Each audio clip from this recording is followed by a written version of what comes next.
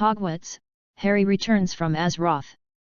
Chapter 1 Concrete, are you also considered an earth element? Prophet? Prophet Harry. Please wake up, we need your guidance. Just like surfacing from the water while diving, the voice of the call seemed to be separated by a layer of expanding bubbles in his ears, so vague, but it reached his ears clearly, making Harry shudder. He opened his eyes suddenly, but the next second, Harry wondered if he had not woken up yet and was still in a dream. The cushion under his body was not soft animal skin, and there was no crackling sound of burning firewood in the brazier in his ears. As for the smell of burning spices that always lingered in the house, there was no more. Instead, there was a musty smell. There was no sunlight, or rather, the only thing that illuminated Harry's vision was the light coming in from the gap of the thin wooden door beside him.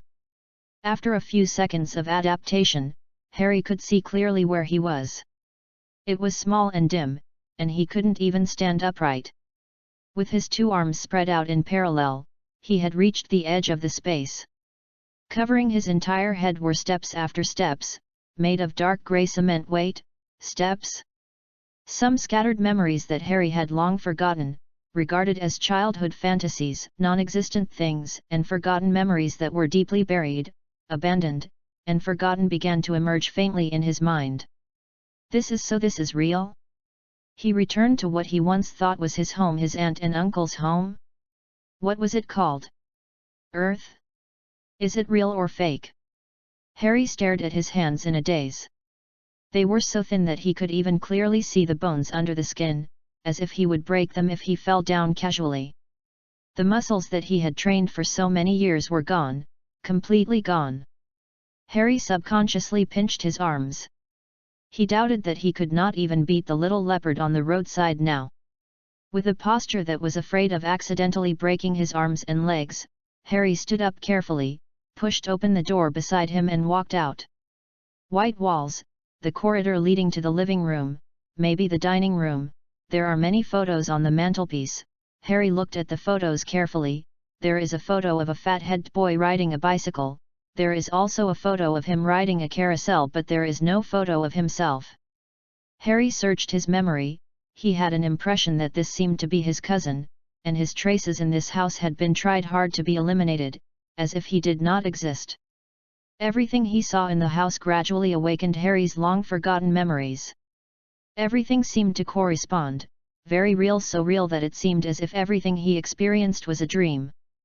The whispers of the elements in his ears, the secrets hidden by the souls, the temptation and howling of the devil, and the blood shed on the battlefield, the shouts of comrades. Are those clear memories, physical pain, and the power in his hands all a dream? An extremely real dream? It was difficult for Harry not to have such doubts. After all, his real body was here, it would hurt if he pinched it, and his consciousness was clear enough, but he was extremely sure that everything he experienced in the world called Azeroth was real. Because Harry raised his hand, and between his open palms, there was a small translucent stream of water entwined, like a snake, nimbly shuttling through his fingertips. Although it was indeed very inactive, as if it was sleeping, the elements of this world still responded to Harry's call. In addition, Harry could still feel the magic in his body, although even Jaina could not help him find the source of this power, but when he invested this magic in the shamanic way, Harry felt that it was quite useful. The elements were quite fond of this. And it was not only such obvious changes, but also the keen sense of smell and insight, the traces left by the elements on his body, and the scars left in the war were all there. Everything was no different from being in another world, except that his age became younger again and his body returned to the time point of 11 years old. I don't remember entering any unstable portal. Harry couldn't help but mutter a few words. In Harry's memory, he basically had no good impression of the portals opened by the mages, especially some mages with bad taste would open the portal on the destroyed Dalaran crater, letting you feel what it means to fall from a high altitude. I can only say that Harry showed his survival instinct that time, and severely punished the wizard afterwards. Considering that the things made by those mages with big brains are often full of surprises, just like a goblin, it doesn't seem surprising that he was inexplicably sent back to this world, and his age became younger. It's just time travel. Harry is already used to it in the network time stream of Azeroth. It's not like he hasn't gone back to the past, and participated in the celebration held by the Bronze Dragon, where he has to stay calm no matter what he encounters. Well, for example, Azeroth is composed entirely of murlocs, and everyone Harry knows can find a corresponding person in Azeroth. Harry nodded. Then the question is, how should he go back? He missed his hut in Thunder Bluff very much, which was built by his father Cairn Bloodhoof and his brother Bane, and it was suitable for his body size, and that was his home. When Harry, who was weak and ignorant, was stranded in Kalimdor, it was Cairn Bloodhoof who adopted him, taught him, took care of him, and taught him how to be a man, the principles of being a cow. Even though Cairn Bloodhoof was a Tauren and Harry was a human, there was no difference in treatment. Compared to humans, Harry was even more willing to believe that he was a special Tauren. He just hadn't grown his own horns yet, and his hair was a little less. So, where should I go to find a wizard to open the door? Harry fell into deep thought for a while. Swish! Just as Harry was thinking, suddenly, a clanging sound came from behind him, sounding like someone fell and hit a series of things. When Harry turned around, he saw a fat middle-aged man trying to crawl up from the ground, his eyes full of panic and fear. Well, there was also rage. Boy! I warned you long ago! The man roared, his face flushed with anger, and he looked bigger. No! You are absolutely not allowed to do this kind of disgusting and evil tricks at home. After holding back several twists and turns in his throat, the man finally came up with an accurate name to describe what he saw. You mean this? Uncle! Harry raised his hand, and the water snake winding between his 5 fingers also swam faster. He had roughly remembered who this man was. It was his uncle, Vernon.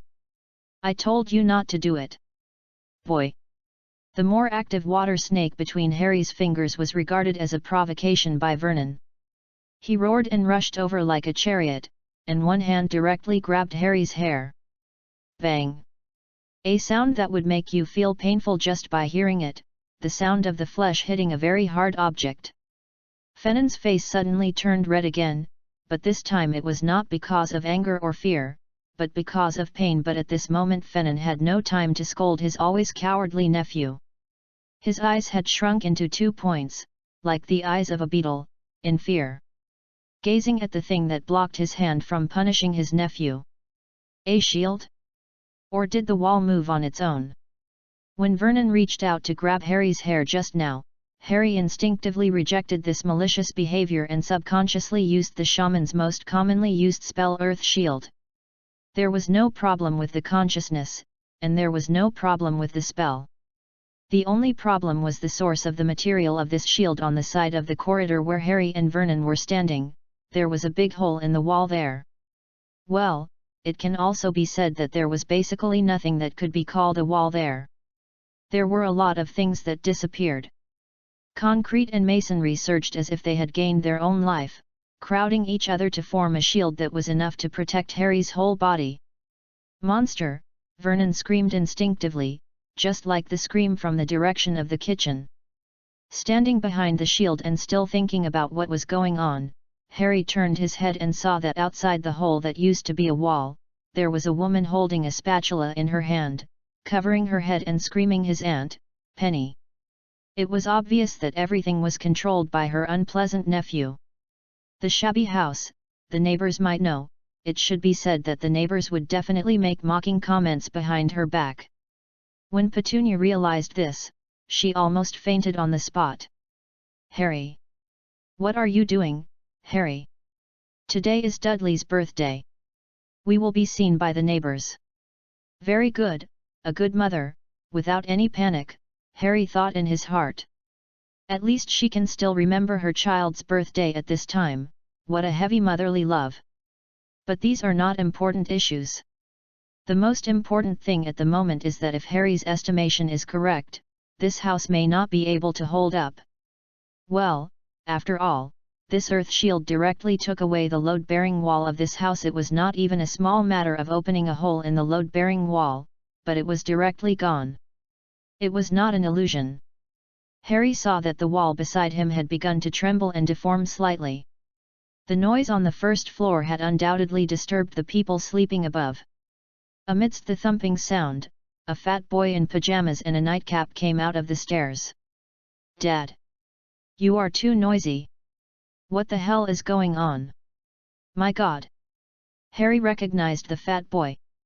The photos he saw just now were all of him. It was his cousin, Dudley, who had bullied him for a long time in those forgotten memories. Dudley stared at everything downstairs in amazement. His home seemed to have become much more spacious. From his angle, he could just see Vernon lying on the ground and Harry standing behind the shield. "So cool!" "Well," Dudley shouted with his eyes shining. "What game is this?" "Obviously, this is not a game," Harry sighed. This bad-tempered and playful cousin was exactly the same as he remembered.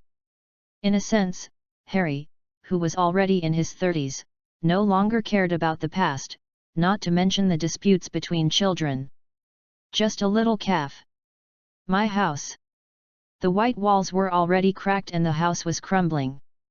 Aunt Petunia's screams, Uncle Vernon's shouts, and Dudley's shouting above his head gave Harry a splitting headache. It had been so many years since he had seen such a noisy environment. The last time he encountered such a situation was when the orcs were having a meeting, and everyone was yelling loudly. But no matter what, we can't let anyone get hurt, right? So in England, Surrey, Little Whinging, number 4 Privet Drive. The grey smoke mixed with dust rushed into the sky, and this small house with a history of more than 10 years fell down in the smoke and dust, turning into a ruin. It can't be said to be a complete ruin. Vernon, Penny, and Dudley propped themselves up before they fell to the ground. At the last moment before the house collapsed, the water pulled them all to Harry's side. Now, they were staring at their nephew, whom they had never looked at before, with their mouths wide open. To be more precise, they were staring at the rock that was like a giant covering the 4 people's heads. House? In short, it was a giant made of broken house fragments mixed with reinforced concrete bricks. If it were placed in Azeroth, this giant would definitely have an appropriate and accurate name: Concrete Earth Element, or Concrete Brick Giant or something, depending on the discoverer's preference. It was this rock giant that blocked the collapsed house with its broad arms and body, so that the 4 people were not hurt in the collapse of the house. "I'm sorry, Uncle Vernon," Harry sighed, and turned to look at the 3 relatives who were still stunned. "I didn't expect that the spells here would directly extract the earth element from the surroundings, rather than from the earth elemental world. I will compensate for the losses caused by this."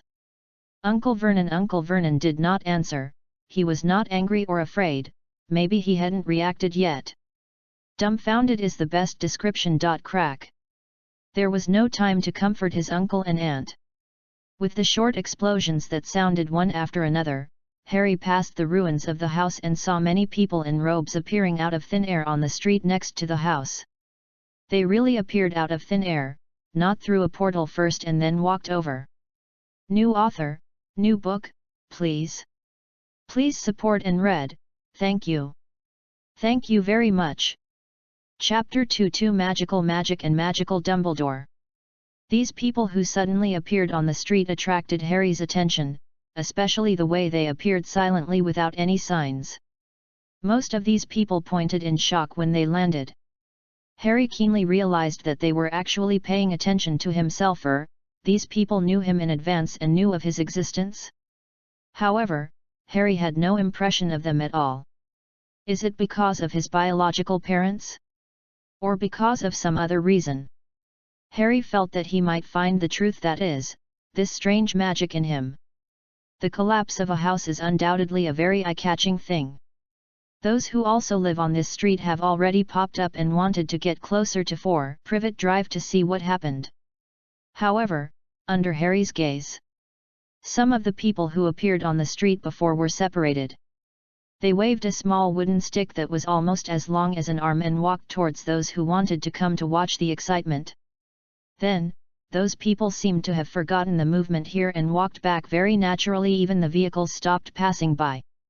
Different from the general clothing of people in this world in Harry's memory, most of these people who suddenly appeared on the street were wearing robes, and some of them wore a pointed hat on their heads, just like the magicians in fairy tales. Harry didn't have much time to observe and think. Soon, an old man with white hair and beard appeared on the street, and his appearance obviously made those around him feel a lot more relaxed. Many of those people looked at Harry with fear in their eyes before, and their nerves were tense. A man wearing a top hat ran towards the old man in small steps, with tension written all over his face. "It's not Obscurus, Dumbledore, luckily it's not.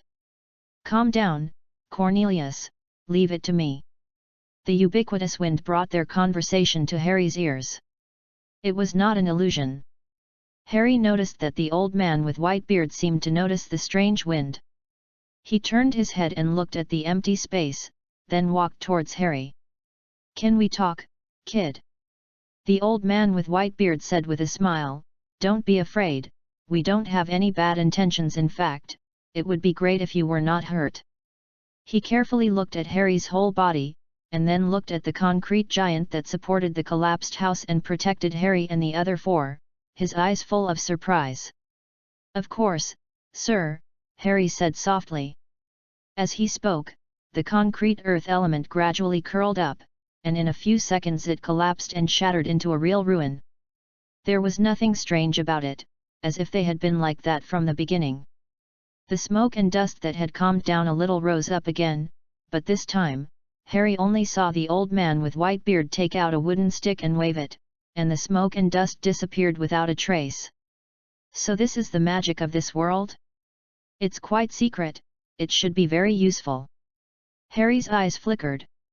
The world he was born in now seems not as peaceful as he remembered, and the power of magic is hidden for unknown reasons. "Amazing magic," the old man with white beard exclaimed. "Please forgive my curiosity, how did you do it?" "I don't know, sir," Harry lied without changing his face, "I didn't expect it to be like this." Well, it can't be said to be a lie, after all. Harry really didn't expect that in this world, shaman spells were not cast from the four elements of wind, fire, earth, and water, but directly from the environment around him. This directly led to the destruction of the Dursleys' house. To be honest, Harry felt quite guilty. "Very wonderful magic, very wonderful," the white-bearded old man smiled kindly, "at least I have never seen such a strange form. Can you please demonstrate it again?" While saying this, he winked playfully. It can be seen that the old man is really good at dealing with children. If an ordinary 11-year-old child is praised like this, he will probably forget his fear and concerns on the spot and can't wait to show himself. It's a pity that Harry is not an ordinary child. "I'm afraid not, sir." Harry lowered his head and looked at his palm. "They can't hear it." This is the truth. The element activity in this world is lower than Harry imagined. Harry's behavior of actively shaping an earth element giant just now seems to have further reduced the element activity in this area. At least it will not appear again in a short time. The element did not tell Harry the reason for this silence. He planned to explore it after training and regaining strength. Now he is too weak and unsafe. "Is that so?" The white-bearded old man sighed with regret. He seemed to believe it completely. "That's really a pity, but life is so long, and it is always a pleasure to see different scenery. Joy, if you monsters." It seems that after such a long period of relaxation, Vernon finally woke up and let out a short scream. "It's gone. My house is gone. The house turned into a monster. The monster also protected me from being hit by the house. Monsters are all monsters." Under excessive shock, Vernon's language ability seemed to have been confused. The words he said were incoherent, and then he stopped abruptly. It was not because Vernon suddenly calmed down, but because the white-bearded old man waved his small wooden stick. Well, it was not just Vernon. Penny and Dudley also fainted in an instant. Without speaking, Harry turned around and measured the breath of several people, and turned around after confirming that they were just asleep. "Don't worry, kid, they just need to relax," the white-bearded old man smiled kindly, and Harry's behavior made him very satisfied. "Don't worry, when they wake up, all the bad things will disappear." "What do you mean?" Harry looked around and sighed. "I don't think my uncle is likely to forgive me, and it will probably take him some time to receive my compensation." Just by looking at the ruins, Harry felt that his uncle and aunt would not be in a good mood, especially Penny. She would faint just thinking about the neighbors' talk behind her back, not to mention the loss of property. "Oh, of course it's not that serious." Hearing what Harry said, the white-bearded old man laughed. "You are relatives with blood ties, and there will be no eternal hatred between relatives. Like I said, things are not yet irreversible. You have shown me a wonderful magic, haven't you?" The white-bearded old man really blinked like a child and said, "And now, it's my turn."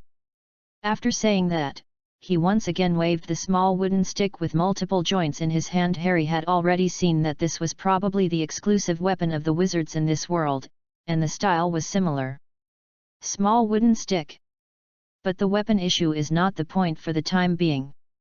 The point is that under Harry's gaze, the surrounding broken walls and ruins moved again, and it was not driven by the power of the elements, but more like they had their own life.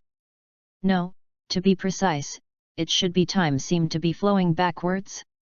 The collapsed wall fragments were reinserted back to their original positions, and the concrete and bricks that were crushed and reshaped into elemental bodies also returned to their original appearance. The walls became white again, and even Dudley's paintings on the walls returned. The slight stains on the walls and the traces of time were the same as before. And the furniture in the room, tables and chairs, broken bowls and chopsticks, and the destroyed TV set's device. Everything in Harry's sight seemed to have been rewound from the broken state back to the previous intact state. In the end, what appeared in front of Harry was a complete and intact house. Everything was no different from what he saw when he stepped out of the cupboard door this morning. People on the street outside could not be seen, the fire in the fireplace was crackling, everything was so normal, nothing happened. It was really nothing. Pa! Pa! Pa! I couldn't help but applaud. To be honest, even in the eyes of Harry, who had adventures in another world, the magic displayed by the white-bearded old man for him was so powerful that it was like magic in magic. If the wizards of Stormwind had this ability, they would not have rebuilt Stormwind, and they would not have owed wages to the Stonemasons Association, which led to a series of things happening to the Brotherhood later. "Awesome," Harry praised while clapping his hands repeatedly, "too awesome." His temperament is much more lively than his appearance. The old man with white beard covered his abdomen with one hand amid Harry's applause, and stretched out his other hand to the sides and bowed in front of him, just like taking a bow amid applause at the end of a play. Thank you, thank you. It's really hard on his old waist." "Okay, Harry," the old man with white beard put away his weapon with a smile, and gestured to the sofa next to him. "Please forgive me for being nosy. The activities just now are a bit beyond the scope of stretching muscles. If you don't mind, why don't we sit down and talk?" Harry found that the old man was somewhat familiar with people, or, at least, he was very familiar with one of his uncles or aunts. As Harry watched, the refrigerator door in the kitchen opened by itself, and a few pieces of desserts that Dudley didn't like flew out. The kettle was filled with water and fell on the stove. It took only a few seconds to boil the water. The teacups danced to the table hand in hand. Tea leaves had been put in them at some point after the hot water was stirred. The sweetness of milk mixed with the fragrance of tea rushed into Harry's nose. Awesome, still Harry's sincere admiration, just this magic, he was more enjoyable than the group of wizards in Dalaran.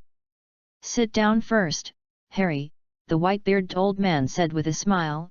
"Oh, don't worry about your relatives, it will be a good day when they wake up, and all the bad memories will disappear, well, just like a nightmare." "Did you tamper with their memories?" Harry frowned. Eyebrows. "No matter where you are, Memory is a sensitive topic. At least Harry would not want others to see his treasured memories, nor would he want others to tamper with his memories. Do you think they want to remember everything today? The white-bearded old man asked back.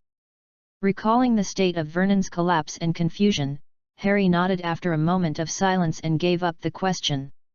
Although it seems a bit late to say this now, I think the most basic process of the first meeting between people is still needed. What do you think, Harry? The white-bearded old man said with a smile. Introduce myself, Albus Dumbledore, the headmaster of Hogwarts School of Witchcraft and Wizardry. Slightly leaning forward, Dumbledore stretched out his hand. Harry Potter, you already know, although a little surprised at the old man's sharpness and the respect far beyond his age, but Harry also responded to the corresponding etiquette. He shook Dumbledore's outstretched hand and said, Magic School. Similar to the original Dalaran? A school that teaches magic? Or the Kirin Tor? Of course, a magic school. Although it sounds a bit too proud to say it directly, I have to say solemnly that Hogwarts is definitely the best magic school in Europe, Dumbledore said with a playful wink after sitting back down. The best in Europe? That means there are other magic schools, that is, they don't have political stances like Dalaran? Harry thought in his heart, but he didn't show anything on the surface. Oh, right, Dumbledore sighed as if he suddenly remembered something, and then he searched around on his body. To be honest, Harry had something to say for a long time. Dumbledore's outfit, a purple-based robe with a lot of silver moon and star patterns on it. Is this the aesthetic of wizards in this world? That's not right. At least the other people who appeared on the street just now were not dressed like this. Aha! Found it. It turns out to be here.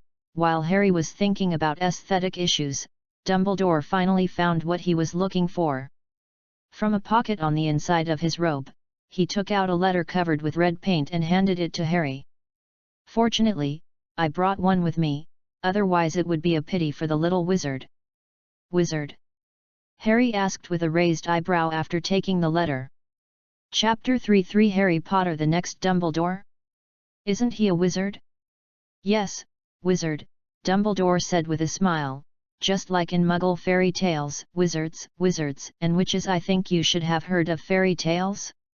By the way, Muggles are what we call people who can't use magic. Maybe, Harry said noncommittally, looking down at the letter in his hand. Surrey, Little Whinging, 4 Privet Drive by the Coffee Table, Indiana. The living room, Mr. Harry Potter. The real-time display of his current location made Harry feel a little uncomfortable evaluating the wizards in this world. Oh, wizards, because a few minutes ago, there was no living room coffee table in 4 Privet Drive. He opened the letter. Hogwarts School of Witchcraft and Wizardry. Principal, Albus Dumbledore. President of the International Federation of Magic, President of the Wizarding Association, First-Class Magician of the Order of Merlin. Dear Mr. Potter, we are pleased to inform you that you have been accepted to study at Hogwarts School of Witchcraft and Wizardry. Enclosed is a list of required books and equipment. The semester is scheduled to start on September 1st, and we will wait for your owl to bring your reply before July 31st. Vice Principal, Female. Minerva McGonagall. Waiting for my owl. Harry looked up and asked, Is this a wizard's messenger? Oh, owls are very spiritual animals. They have been wizards' messengers for a long time. As far as I know, they rarely make mistakes, Dumbledore answered leisurely. Maybe you will want one as a pet in the future, but at least this time, you just need to tell me the answer directly. After all, I am still a headmaster, right? Ha ha ha ha ha ha ha. Dumbledore laughed happily after telling a joke that made him laugh. I thought you would use some more magical messengers. Harry remembered the messengers he had seen in Dalaran, either invisible servants, or arcane servants, or simply messengers that grew wings and flew. Compared to sending letters by owls, it is indeed more magical, reflecting the status of wizards. Indeed, but overly obvious messengers are prohibited by law. Dumbledore shook his head and said, just as you have never heard of the existence of wizards in the past, the Wizarding Society is hidden, and those who violate this will be punished by law. What about me today? Harry thought of the commotion he made today. Oh, you are just a little wizard who has not yet entered school, Harry, Dumbledore said with a smile. No one will punish a little wizard because of you. That's the best, Harry nodded. I'm willing to go to this school, but I have 2 questions that I need your answers to. What are they? Dumbledore picked up the teacup with interest. Well, I'm afraid I need to add some sugar. First, I don't think your school is free to enroll. As you can see, my uncle and aunt are not willing to spend money to let me go to a magic school. Harry gestured to the unconscious family of 3 next to him and said, and they are quite resistant to things like magic. Well, recalling Dudley's previous performance, Harry felt that Dudley at least did not reject it, but at this critical period, even the doting uncle and aunt would not let Dudley make the decision. Oh, of course, don't worry about this kind of thing, Dumbledore waved his hand and said, in order to give you a good experience when exploring the wizarding world, I won't introduce too much to you. You just need to know that wizards have their own currency, and Hogwarts also provides scholarships for Muggle-born wizards, especially those from families in difficulty. His expression became serious. Dumbledore stood up and stared into Harry's eyes and continued. Of course, you don't need these, because you still have a legacy to inherit from your parents' legacy. In any case, the money is enough for your 7 years of study, and even far beyond. My parents' legacy. His eyes were dazed for a moment, and a familiar yet unfamiliar word suddenly appeared in front of Harry, so that he was distracted. Yes, your mother and Miss Petunia are sisters, Dumbledore nodded and said, because of some reasons that are not convenient to tell you for the time being. In short, it is because of this blood connection that you have lived here all these years. Please forgive my confidentiality. After all, some things really shouldn't be told to a child. Seeing that Harry seemed to want to ask more, Dumbledore shook his head in advance and refused. Your parents' inheritance and the key to the vault in Gringotts are now kept with me. Later, I will ask someone to bring it to you and lead you into the real magical world. Before that, let me keep it a little secret, Dumbledore said happily. After all, it is really wrong to destroy a child's fun of exploring the unknown. Okay, Harry nodded and said, not intending to argue with others whether he was mature or not. After all, his current body was that of an 11-year-old child. Then there is another question: does Hogwarts recruit non-human students? Dumbledore's body froze while holding the teacup. What do you mean? He wondered if he had heard it wrong. Hey? For example, werewolves? Giants? Vampires? Or other mushroom people and fungi? Harry tilted his head and asked, will they be discriminated against? Or excluded to the point of not being allowed to enroll? I don't quite understand what you mean, Harry. Dumbledore was really in an unknown confusion. He answered cautiously. If it's a werewolf or a vampire, I don't think Hogwarts will allow such dark magic creatures to enroll. As for mushroom people and fungi, maybe they really exist somewhere in this world, but we haven't discovered them yet. Is that so? Harry showed a disappointed expression on his face. Then I'm afraid I can't enroll. Dumbledore. Even with his experience of more than 100 years, Dumbledore was in a state of confusion. No, what does it mean? I am very sure. As far as I know, your parents are both human, Harry. Dumbledore put down the teacup and said sincerely, human wizards, I am sure. No, I am a minotaur, Harry said very firmly. It's just that my horns haven't grown out yet, and my hair is a little less.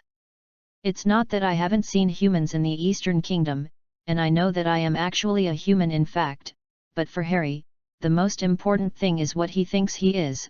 Where is his home and family that can be at ease, and the Minotaur tribe is his home. He chose to become a Minotaur. Dumbledore. Okay, decades of education career made Dumbledore understand what it means not to argue with children. He took a long breath and said, then Minotaurs can enter Hogwarts to study. That would be great, Harry laughed for the first time. Dumbledore didn't chat with Harry too much. After handing Harry the admission letter and promising that someone would take him into the magical world, Dumbledore left for Privet Drive. In his words, "Too many things happened today that needed to be dealt with, and he had to leave first." Harry understood this. After all, if Dumbledore was right, in a society where the statute of secrecy existed and wizards hid their existence, the noise he made today was indeed a bit too big. The most important thing was that Dumbledore's words also concealed a lot. At least he didn't explain to Harry why those wizards who appeared at the beginning all looked familiar with him, and their conversations were full of surprise and amazement. Simple, it was like seeing some rare person. However, Harry was extremely sure that he had not made any name for himself in this world. He could only explore slowly in the following time. After adding a piece of firewood to the fireplace, Harry sat back at the tea table and sipped the teacup. His tense nerves gradually relaxed.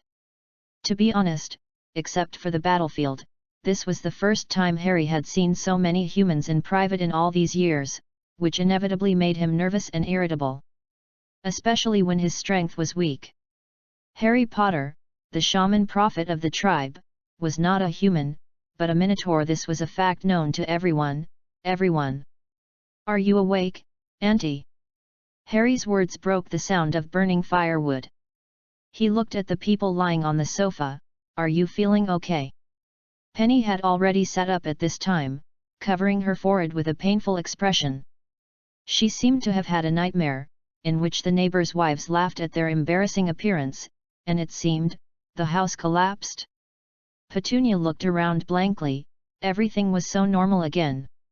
Sure enough, dreams are just dreams after all. Penny kept thinking like this until she saw the envelope next to Harry on the coffee table in front of her. "Oh, no," Petunia groaned subconsciously, covering her eyes, as if she couldn't see the emblem. A shield emblem, with a lion, an eagle, a badger and a snake around the capital H. "Can we talk, Aunt?" Harry said softly, "Everything about my mother." As if she didn't hear Harry's words, Petunia stared at the letter and then at Harry. "You too, I knew it, I knew it." Penny muttered inaudibly, and after a long time, she sighed deeply. "Okay." For Harry, his life temporarily calmed down. No need to be annoyed by the too many humans around him, nor worry about their intentions for his tribe. The word human often means bad words and curses, even swords, and finally bloodshed. Azeroth is like this. The war between the tribe and the alliance has never stopped. No one came to disturb his life after that day, and even after listening to Aunt Petunia's frank confession of her mother's past, in the next few days, even his aunt and uncle's family's attitude towards him inexplicably improved a lot. Even Harry doesn't have to live in that cupboard. Harry wanted to know what kind of changes Dumbledore made to their memories, whether he did anything besides turning the house collapse into a nightmare. But in the end he gave up. At least it's good now, isn't it? Harry's life gradually got better, but outside of Harry, the entire magical world was not peaceful at all in these few days. A large number of howlers were sent to the office of the Minister of Magic by owls, and even the headmaster's office far away in Hogwarts could not escape the fate of being bombarded by howlers, and Dumbledore was also bombarded for not taking good care of Harry Potter. Well, for example, now. It's just that it's not the howlers that are bombarding Dumbledore now, but a man in a black robe with gloomy features. "You promised me, Dumbledore." He slapped a newspaper on the desk of the headmaster's office with a slap, and the saliva of the man in the black robe had already sprayed on Dumbledore's beard. "You promised me. You will take good care of him." "What happened?" "Oh, Severus, calm down. I seem to say this to others often recently. Do you want some sugar pudding? Muggle desserts are also unique." Dumbledore completely ignored the roar of the man in the black robe and even happily pushed a dessert over the table. Then the next second he was swept to the ground by the man in black robe. His anger burned in his chest, unable to be suppressed. Living in the house of mean relatives, dressed like a house elf, skinny, and even almost became an obscurial because of relatives' bullying. Snape, The man called Severus by Dumbledore, almost poked the newspaper in his hand into Dumbledore's nose. Is this what you promised me?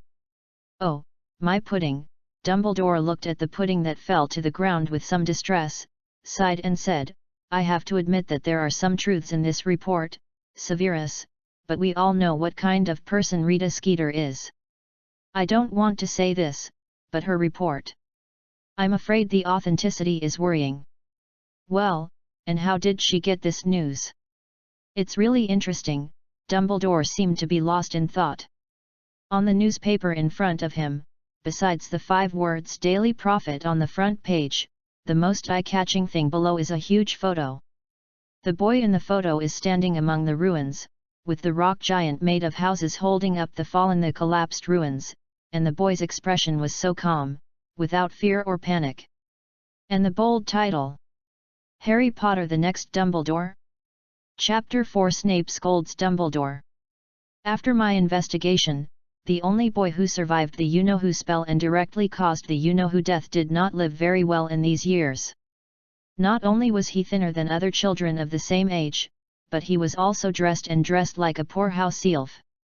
Not only did he have to get up early every morning and stand on a stool to make breakfast for his Muggle relatives since he was very young, but all kinds of chores at home were also piled on this poor child early, and he was even scolded and punished for any reason. The long-term abuse of his Muggle relatives made the boy who survived live in an extremely depressing environment, and in the few days when he was about to turn 11, he finally broke everything out. Of course, from the author's interview with the Ministry of Magic officials, we can know that our little boy did not become an obscure magic riot. At least that's how the Ministry of Magic officials answered, just like every little wizard will burst out to protect himself in a critical moment. As a child who defeated that man at birth, Harry Potter's magic riot is far beyond his peers. I think this is very reasonable. I have to say that the rock giant does look magnificent, and perhaps many adult wizards can't do this. We must reflect on what kind of environment the heroes who brought us this kind of life have lived in for so many years while we have been enjoying a peaceful and stable life. Is it all worth it? In other words, in these 11 years, has the Ministry of Magic taken responsibility after the Potters sacrificed for peace? Has Dumbledore taken responsibility for the boy who lived? This makes people think. I can only say that the whole report seems to be a rational analysis from a neutral and objective perspective, but in fact, there is an excuse for the Ministry of Magic between the lines, a kind of secret inducement. Well, Rita's writing is pretty good, Dumbledore said after a moment of silence. At least the stories she wrote are very attractive. Oh, this photo is also very good, especially when little Harry and I looked at each other across the ruins. I don't know how she took the photo. I don't care what kind of image that woman has created for herself, Dumbledore. What reporter who dares to tell the truth, what uncovering the fog? I don't care. Snape said viciously, I only care about what she said in it. Harry Potter, under the bullying of his Muggle relatives, he is about to become an obscure. If this is the kind of care you promised me to take care of the child, then you should have given him to me 11 years ago. Let me take him to Spinner's End. Spinner's End is Snape's home, which means that he will take care of him. Well, it can be seen that Snape is already furious. The so-called Obscurial, well, it should be said that Obscurial, a unique black magic creature, is born from a young wizard. When a young wizard suffers physical or psychological abuse, has trauma related to the use of magic in his heart, hates and consciously suppresses his own power, Obscurial will be born, and the young wizard who gave birth to Obscurial will be called Obscurial. Obscuriated people will feel extreme pain emotionally, and when they are emotionally broken, they will transform into Obscurial, producing a kind of extremely destructive wind that can even tear everything around them into pieces and be almost invisible. Obscuriated people are not controlled by Obscurial, and their lives are connected. However, Obscurial will continue to plunder the life of Obscurial until it kills the host and kills itself at the same time. Children who become Obscurials rarely live beyond the age of 10, and this is why the Ministry of Magic was so nervous after monitoring the extraordinary magic burst out at 4 Privet Drive. The Ministry of Magic could not accept the future of Harry Potter becoming an obscurial, because 11 years ago, it was the sacrifice of Harry's family that ended the Dark Lord's reign of terror and brought peace back to the British wizarding world.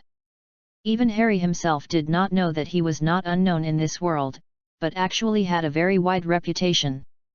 It was this reputation that forced the Ministry of Magic and the Minister of Magic to a tense level, because if Harry really became an obscurial, not only would the Minister of Magic step down, but some people might even be sent to Azkaban in response to the appeals of the majority of wizards. Well, this is why Dumbledore was bombarded by the Howlers. After all, he is really not just a headmaster. Calm down, Severus, Dumbledore repeated again. I have watched little Harry, although life is indeed a bit hard, but it is definitely not to the extent that he may become an obscurial. Harry cannot live in the wizarding world. Those honors and praises are not something a child can bear. He will be spoiled. This is the wisdom of an old man. Likewise, you and I both know that, don't we, Severus? Dumbledore said softly, staring into Snape's eyes. He is not dead yet. Snape's excited movements suddenly froze as if a bucket of cold water was poured on his fiery and passionate emotions. Subconsciously, he covered his left arm. The mark was there, and it had never changed over the years. It just faded, it never disappeared. Rita said in the newspaper that it was the newly born little Harry who defeated Voldemort, Dumbledore continued, but you and I both know that it was actually Lily's magic who defeated Voldemort. Don't mention that name. Snape gritted his teeth and interrupted Dumbledore's words rudely. I don't know which name he didn't want to hear, but anyway, Snape calmed down. Perhaps for him, the excitement just now was abnormal. Okay, Dumbledore nodded slightly and said, in short, it is because of that magic that little Harry needs to live with his blood relatives. You know, many people have escaped the trial, and no one knows what they will do. Besides, we are not qualified to blame the Dursleys, right? I hope you don't do anything in private, especially to Petunia. Dumbledore looked at Snape's face. We sent a child to them without their consent, and did not tell them that this might bring them dangers. You may not know that you have not raised a child, Severus. It is very troublesome to take care of a child from childhood to adulthood, especially during the infant period. Enough. Snape said with a dark face, as far as I know, you don't either. Oh, of course I didn't, Dumbledore shrugged, but I have lived so many years longer than you, and I have seen it all the time. Promise me, okay? Snape took a deep breath. Okay. I can only say that this word good was uttered with gritted teeth. So what did you see this time? Snape snorted from his nose as if to change the subject. That Potter, ha! Just like his father, arrogant, lawless. Wantonly venting his power, Oh? You were not like that just now, Severus, Dumbledore said with a smile. Just now you were very nervous about little Harry's life, and you said that you might as well take him to okay, I won't say it, can you add more sugar to my potion tonight? Dumbledore's words were only half said when Snape's murderous gaze like a cold wind deviated. At any time, it is not a wise thing to offend a potion master, especially when he needs to consume a lot of sweets every day. In fact, little Harry is in much better condition than I thought.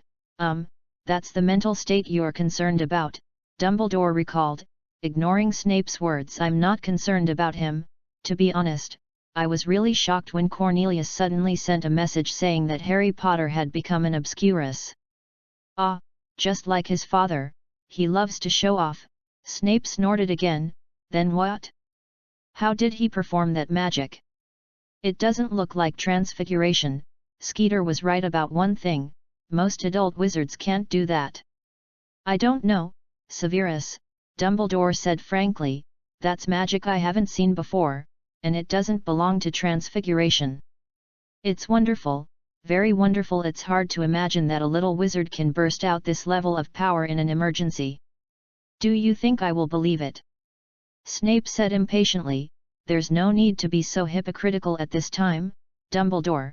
How can there be magic in this world that you don't know? Oh, Severus, You think too highly of me. I am just an old wizard who has lived long enough." Dumbledore waved his hand, and then suddenly laughed. "At least the mushroom people and fungus people that little Harry talked about are people I have never seen or thought about. The world is really interesting, isn't it? You believe this kind of thing?" Snape said sarcastically. If he didn't eat something poisoned, he probably read too many Muggle storybooks and got confused. "Why don't you believe it?" Dumbledore asked back. "Like I said, little Harry is in much better condition than I thought. After getting into trouble, he didn't panic or get scared. I can see that his calmness is not fake, but calm from the bottom of his heart," Dumbledore said seriously. "He has even begun to think about compensating his uncle and aunt, which is basically not something a child would consider. He is calm, has a strong logical thinking, and his words can be logically self-consistent. The most important thing is that he has an extraordinary talent, a very, very outstanding talent." Dumbledore also emphasized it. "At first, I treated little Harry as a child, but his performance quickly made me give up this idea," Dumbledore said, stroking his beard. "It's like talking to a mature soul. I'm good at controlling these subtle changes." "If you don't know, you might think you're talking about the Dark Lord," Snape said after a moment of silence. "Of course not, little Harry still cares about his relatives. He not only pays attention to their safety when accidents happen, but also cares about their spiritual safety," Dumbledore said with a smile. But this time, Snape was completely silent. He was stunned there. Because from Dumbledore's words, Snape was surprised to find that Dumbledore had actually compared Harry Potter and that man, and even came to a better conclusion. "By the way, Severus," Dumbledore said leisurely without paying attention to Snape's stunned state, "have you seen a Minotaur?" Snape. For some reason, he felt a kind of malice from these 3 words, and his back was cold. Is this also the fantasy of that Potter? After really searching his memory, Snape gritted his teeth and said, "If you are not old and confused, then I am very sure that there is no such magical animal in the magic world at present. You'd better not take his crazy words seriously, or have you finally found a lunatic like you?" "Yes," Dumbledore's eyes flickered, and he murmured, with the rationality shown by little Harry, "this shouldn't happen." "Why is this? Do you need me to give you some brain-stimulating medicine?" "Dumbledore," Snape said sarcastically, "no matter how much you think highly of him, he is just a child who has grown up in a Muggle family for 11 years. Since he is a child, it is not strange for him to fantasize about anything. Maybe." Dumbledore shook his head slightly and stopped talking. "Are you interested in becoming the guide for that child to enter the magical world?" Severus. For this invitation, Snape turned around and threw his black robe flying, leaving only one sentence in the principal's office. "I don't care how a little lunatic walks. Don't bother me with such things, Dumbledore." As the door of the principal's office was slammed shut, Dumbledore was the only one left. He waved his wand to make the sugar pudding that had fallen on the ground disappear, then took out another bag of candy from the drawer beside him, and then happily threw one into his mouth. "Well, they are all dishonest children," muttered Dumbledore, looking towards the door. "What do you think?" "Fox." "A phoenix's light cry," answered Dumbledore. Although it was a phoenix, Fox did roll his eyes and then buried his head in his wings. Everything is self-evident. Chapter 5 Hagrid and Birthday. It is impossible for Harry not to be curious about a magical society hidden in a world without supernatural powers. It is just that a mature adventurer can always suppress his curiosity and will never step into a dangerous place before making sufficient preparations. After all, life is your own, and most of the time you only have one chance. Immature adventurers are basically dead. Harry didn't know why he suddenly returned to the world where he was born, and he didn't know why he turned back into the thin body he used to be. The muscles he had worked hard to train for many years were gone, and the elements were so quiet that they could hardly respond. Harry really didn't have a sense of belonging to this world. However, it is meaningless to simply complain about the world. After confirming that there is still a seed of the power he has, he started to train again. For the short-term goal, let's temporarily investigate why the elements of this world are so quiet. As for the long-term goal, if possible, Harry wants to return to Azeroth again, to his home in Thunder Bluff. Well, that day when Uncle Vernon woke up and saw his wife telling Harry about his sister's past, especially about the Potter family, which could not be mentioned in this family in the past, he really didn't have a good temper. However, with the help of Harry, Vernon quickly suppressed his anger after vaguely remembering that something bad happened today related to magic. This was certainly related to Harry's explanation that a professor from Hogwarts came to visit today, but Harry felt that the bigger reason was that he made a promise to Vernon when he inherited the Potter family's inheritance in the future. He would pay a sum of money for his uncle and aunt's support over the years. Harry didn't think that he would suffer any loss. After all, only those who really raised a baby would know how easy it is for a young child to give birth. Sickness, how much trouble it would be. Harry still vaguely remembered that when he first arrived in Azeroth, he was sick all day and night, not knowing whether it was because of his weak body or because of the unfamiliar climate and water. At that time, he was sick all day and night, which made Kane's family very nervous. Even the entire Thunder Bluff was nervous, fearing that this strange kid would die.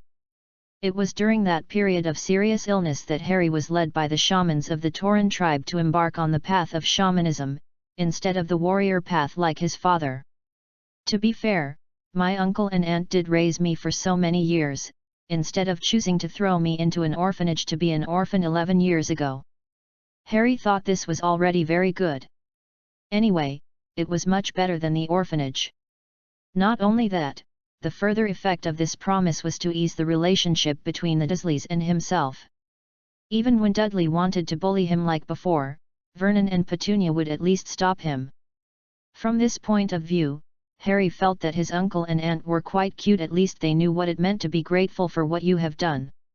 As a result, Harry's food standards have improved a lot in the past few days. Not only do he have enough food to eat, but he also has meat. This is what Harry is most satisfied with. After all, if you want to build strong muscles again, how can you lack meat? It's just that the time is too short now, and the effect of exercise cannot be seen. Having finished today's morning run, Harry just wiped the sweat and replenished water when he heard someone knocking on the door. Go open the door. Boy. If it's a salesman, remember to tell him that we don't need anything and don't bother him again. Well, there was also Uncle Vernon's shouting from the living room. Got it, Harry replied, and walked towards the door. As soon as he opened the door, Harry took a step back urgently.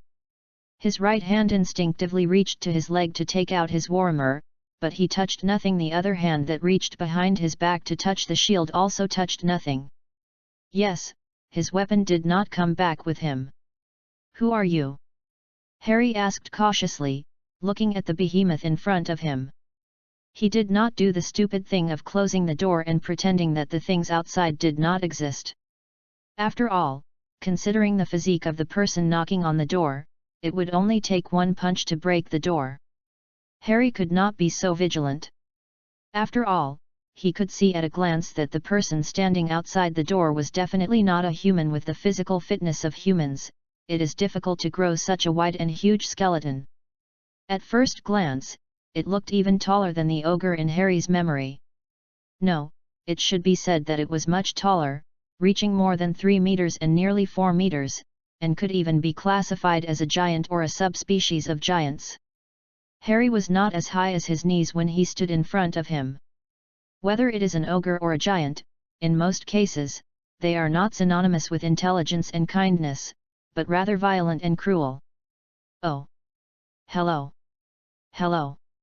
I am sent by Dumbledore, an employee of Hogwarts, and one of Dumbledore's most trusted people, the giant stuttered, but was much smarter than Harry judged at first glance.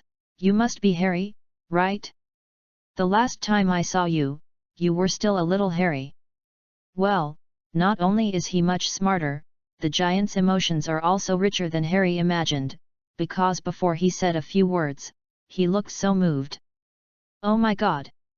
You really look like your father, the giant even choked up a little while speaking, but your eyes are more like your mother. So many years have passed in the blink of an eye, you have grown up, Harry. Thank you, sounds like an old friend of his parents? After determining that the giant was not subjectively harmful, Harry also let down his guard a little. Are you also a professor at Hogwarts? Professor? Oh no, I can't be a professor, the giant said in panic.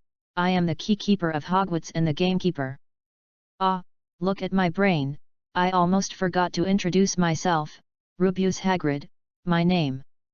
Trying to force a smile, Rubeus Hagrid's face was almost completely covered by messy long hair and tangled thick beard, but his pair of black beetle-like eyes were still trying to send friendly signals. Harry Potter, you already know me, Harry nodded.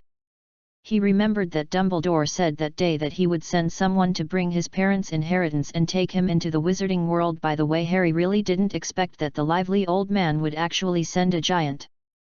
This is really shocking. Boy! Why don't you come in? After a long time without hearing any movement at the door, Vernon's voice floated from the living room, hurry up. Breakfast is ready, don't keep us waiting. Right away, Uncle.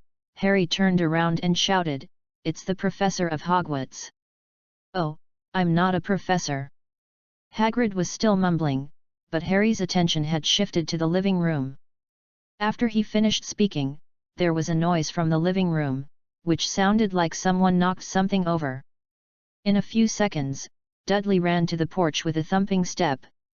Oh my God, he's so big! Looking up at the huge Hagrid, Dudley's eyes were wide open. Vernon ran over immediately. To be honest, Harry could see that when he saw Hagrid for the first time, his uncle wanted to take his shotgun. Fortunately, he finally held back and just muttered something quickly. The Dursleys' wonderful breakfast time was ruined. It took almost every effort for Hagrid to squeeze into the door while ensuring that the door frame of the Dursleys' house was intact. Then, under Aunt Petunia's distressed gaze, he sat on the sofa, which directly caused the sofa to groan in pain and sink down a lot. Aunt Petunia's instinct to follow the rules made her serve a pot of black tea to the guests, but this was the limit of what they could do.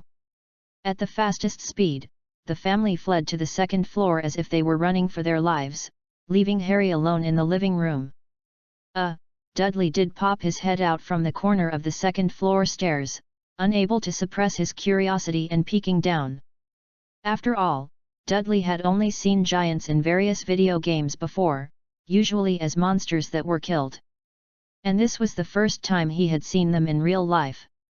Sorry, my uncle and aunt are a little afraid of magic. Harry retracted his gaze and said helplessly, by the way, didn't Dumbledore tell me that Hogwarts doesn't allow dark magic creatures like werewolves and vampires to enroll? Or are giants and minotaurs special cases? Different species in different worlds should be treated differently, and Harry thinks this is fine. Oh! Giant! Even though most of his face was covered by his hair and beard, Hagrid's face suddenly turned red. I'm not a giant. Although I am taller than ordinary people, I am a human. Otherwise, I would not have been admitted to Hogwarts. A real giant is much taller than me. Is that so? Sorry, I misunderstood. Although Harry realized that there was something fishy here from Hagrid's attitude, he just planned to pretend that he didn't know. After all, it was someone else's unspeakable secret, and the kind-hearted bull never embarrassed others. Harry was upright and peaceful, and he always held himself to the high moral standards of the Minotaur. It's okay, it's just a misunderstanding. Wait, what does the Minotaur mean? Hagrid was obviously relieved when he saw Harry didn't pursue the matter, and then he realized what he had just heard. As you can see, I'm a Minotaur, Harry said calmly. He would never shy away from this and would even be happy to tell anyone. I'm glad that Hogwarts allows a non-human like me to enroll. Ah! Hagrid looked more and more confused. His brain was almost overloaded. Non-human. He looked at Harry carefully, and then repeatedly recalled the baby he had held 11 years ago. By the way, Harry, Hagrid tactically skipped this part and took out a wrapped box from his pocket. I haven't wished you a happy birthday yet. This is a cake I made myself, I hope it hasn't been crushed. Birthday? Harry was stunned. To be honest, he had already determined his birthday as the day he appeared in Azeroth, and the birthday of this world, he had long forgotten it. No wonder it took several days for someone from Hogwarts to come, Harry suddenly realized. Of course, your birthday. Hagrid sat up and put the cake on the table and pushed it forward, smiling and saying, I remember it clearly, open it quickly, I hope you like it. A big sticky chocolate cake with green sugar juice written on it, Happy Birthday to Harry. He dipped a little with his finger and put it in his mouth. To be honest, it was a bit too sweet and not very suitable for Harry's taste, but... Thank you, Hagrid, Harry said sincerely, I like it very much. As the saying goes, for the kindness of others, the Taurus will only respond to the same kindness. Oh, that's really great.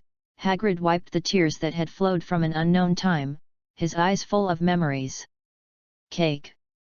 After noticing something on the table below, Dudley rushed down with a shout, and then grabbed a piece with his hand and stuffed it into his mouth. The child is currently being controlled by Vernon and Petunia because of his weight. He hasn't touched sweets for several days. No, he finally caught the time when his parents were away because of avoidance. Eat slowly, cousin. Although he called him cousin, Harry looked at him like he was looking at a naughty child, with a strange kindness in his eyes. At least it was too strange for Hagrid. After hearing Harry's words, Dudley suddenly stopped. He looked at the cake in his hand, looked at Harry, and then looked at the words on the cake. After hesitating for a few seconds, he suddenly rushed up to the second floor like a wild boar, and soon rushed down again. Here you go. Let's exchange. He stuffed the thing in his hand into Harry's arms, and Dudley continued to stuff the cake into his mouth, leaving a slurred sentence because his mouth was full of things. Happy birthday. After a pause, Harry took out the thing that Dudley stuffed into his arms. It was a game cartridge, Wizard's Adventure. Maybe, I have to borrow your game console, Harry chuckled. Dudley was still eating the cake, but Harry thought his meaning was very clear. Probably he agreed. An unexpected birthday, but Harry thought it was pretty good. Chapter 6. Where are my warhammer and shield? Where is my mail? After eating the cake, Hagrid took Harry to London. To be honest, Harry was quite curious. Why, as a member of the same magical world, Hagrid did not appear in another place out of thin air like the people who appeared on the street that day, but could only take him to take the subway like an ordinary person who could not cast spells. Oh, wizards call them muggles. However, when Harry asked this question, Hagrid hesitated again and could not say a complete sentence for a long time. He was really not good at lying. But Harry already understood, Hagrid has difficulties. Since there are difficulties, then don't ask others. So, why do wizards keep all the gold coins with goblins? Harry was carefully looking at an ancient key, which was a relic that Hagrid handed over to his parents. He asked in confusion, from your description, their greed for money is exactly the same as that of goblins. Any normal person would not want to put their money with goblins. It is more difficult to get money back from them than to take their lives even if the money is yours. Banks are not unheard of in Azeroth, but neither the Alliance nor the Horde will choose to let goblins control their banks. From Hagrid's description, the goblins in this world can even be said to have controlled the economy of wizards. Goblins. Hagrid was stunned for a moment, shook his head and said, goblins are not stupid things that will only harm your garden. You know, they have even launched rebellions several times. Well, even handing over their own economy to a race that is not in line with themselves and is very greedy for money. Harry found that he couldn't understand wizards a little bit. Or maybe his understanding of wizard society is not comprehensive enough, and he still needs to be humble. Wizards must have their reasons for doing this.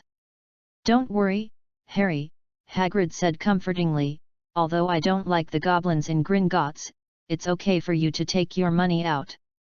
Well, that would be the best. Harry nodded, and he was a little worried. By the way, Hagrid, did my parents leave me much inheritance? I need a handy war hammer and a shield.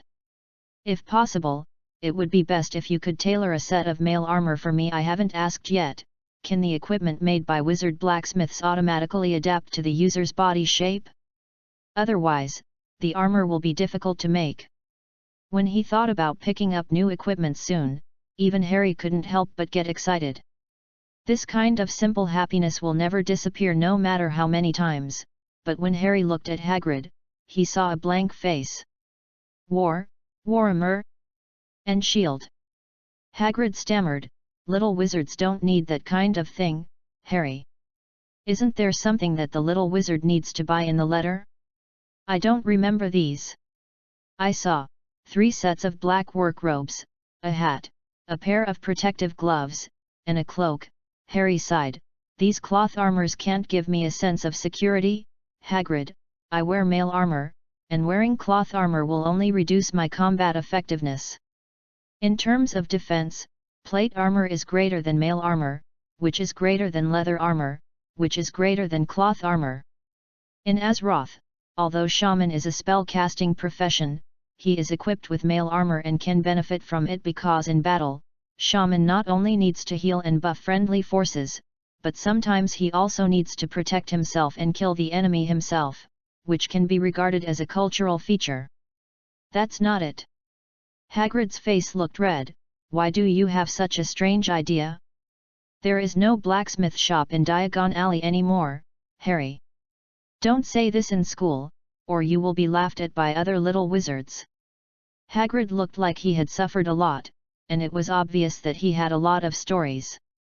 It doesn't matter, Harry said calmly, let them talk, I will only do what I want to do, Mother Earth will protect me. The ridicule of the little wizard. Ha! How could the ridicule of a bunch of children compare to the hardships he had experienced? Although he was a human, he stood firmly in the tribe and became the hero of the tribe, the hero of the Minotaurs. Even though the tribe and the Alliance had cooperated several times to fight against the crisis of destroying the world, Harry was always regarded as a traitor to mankind by the Alliance.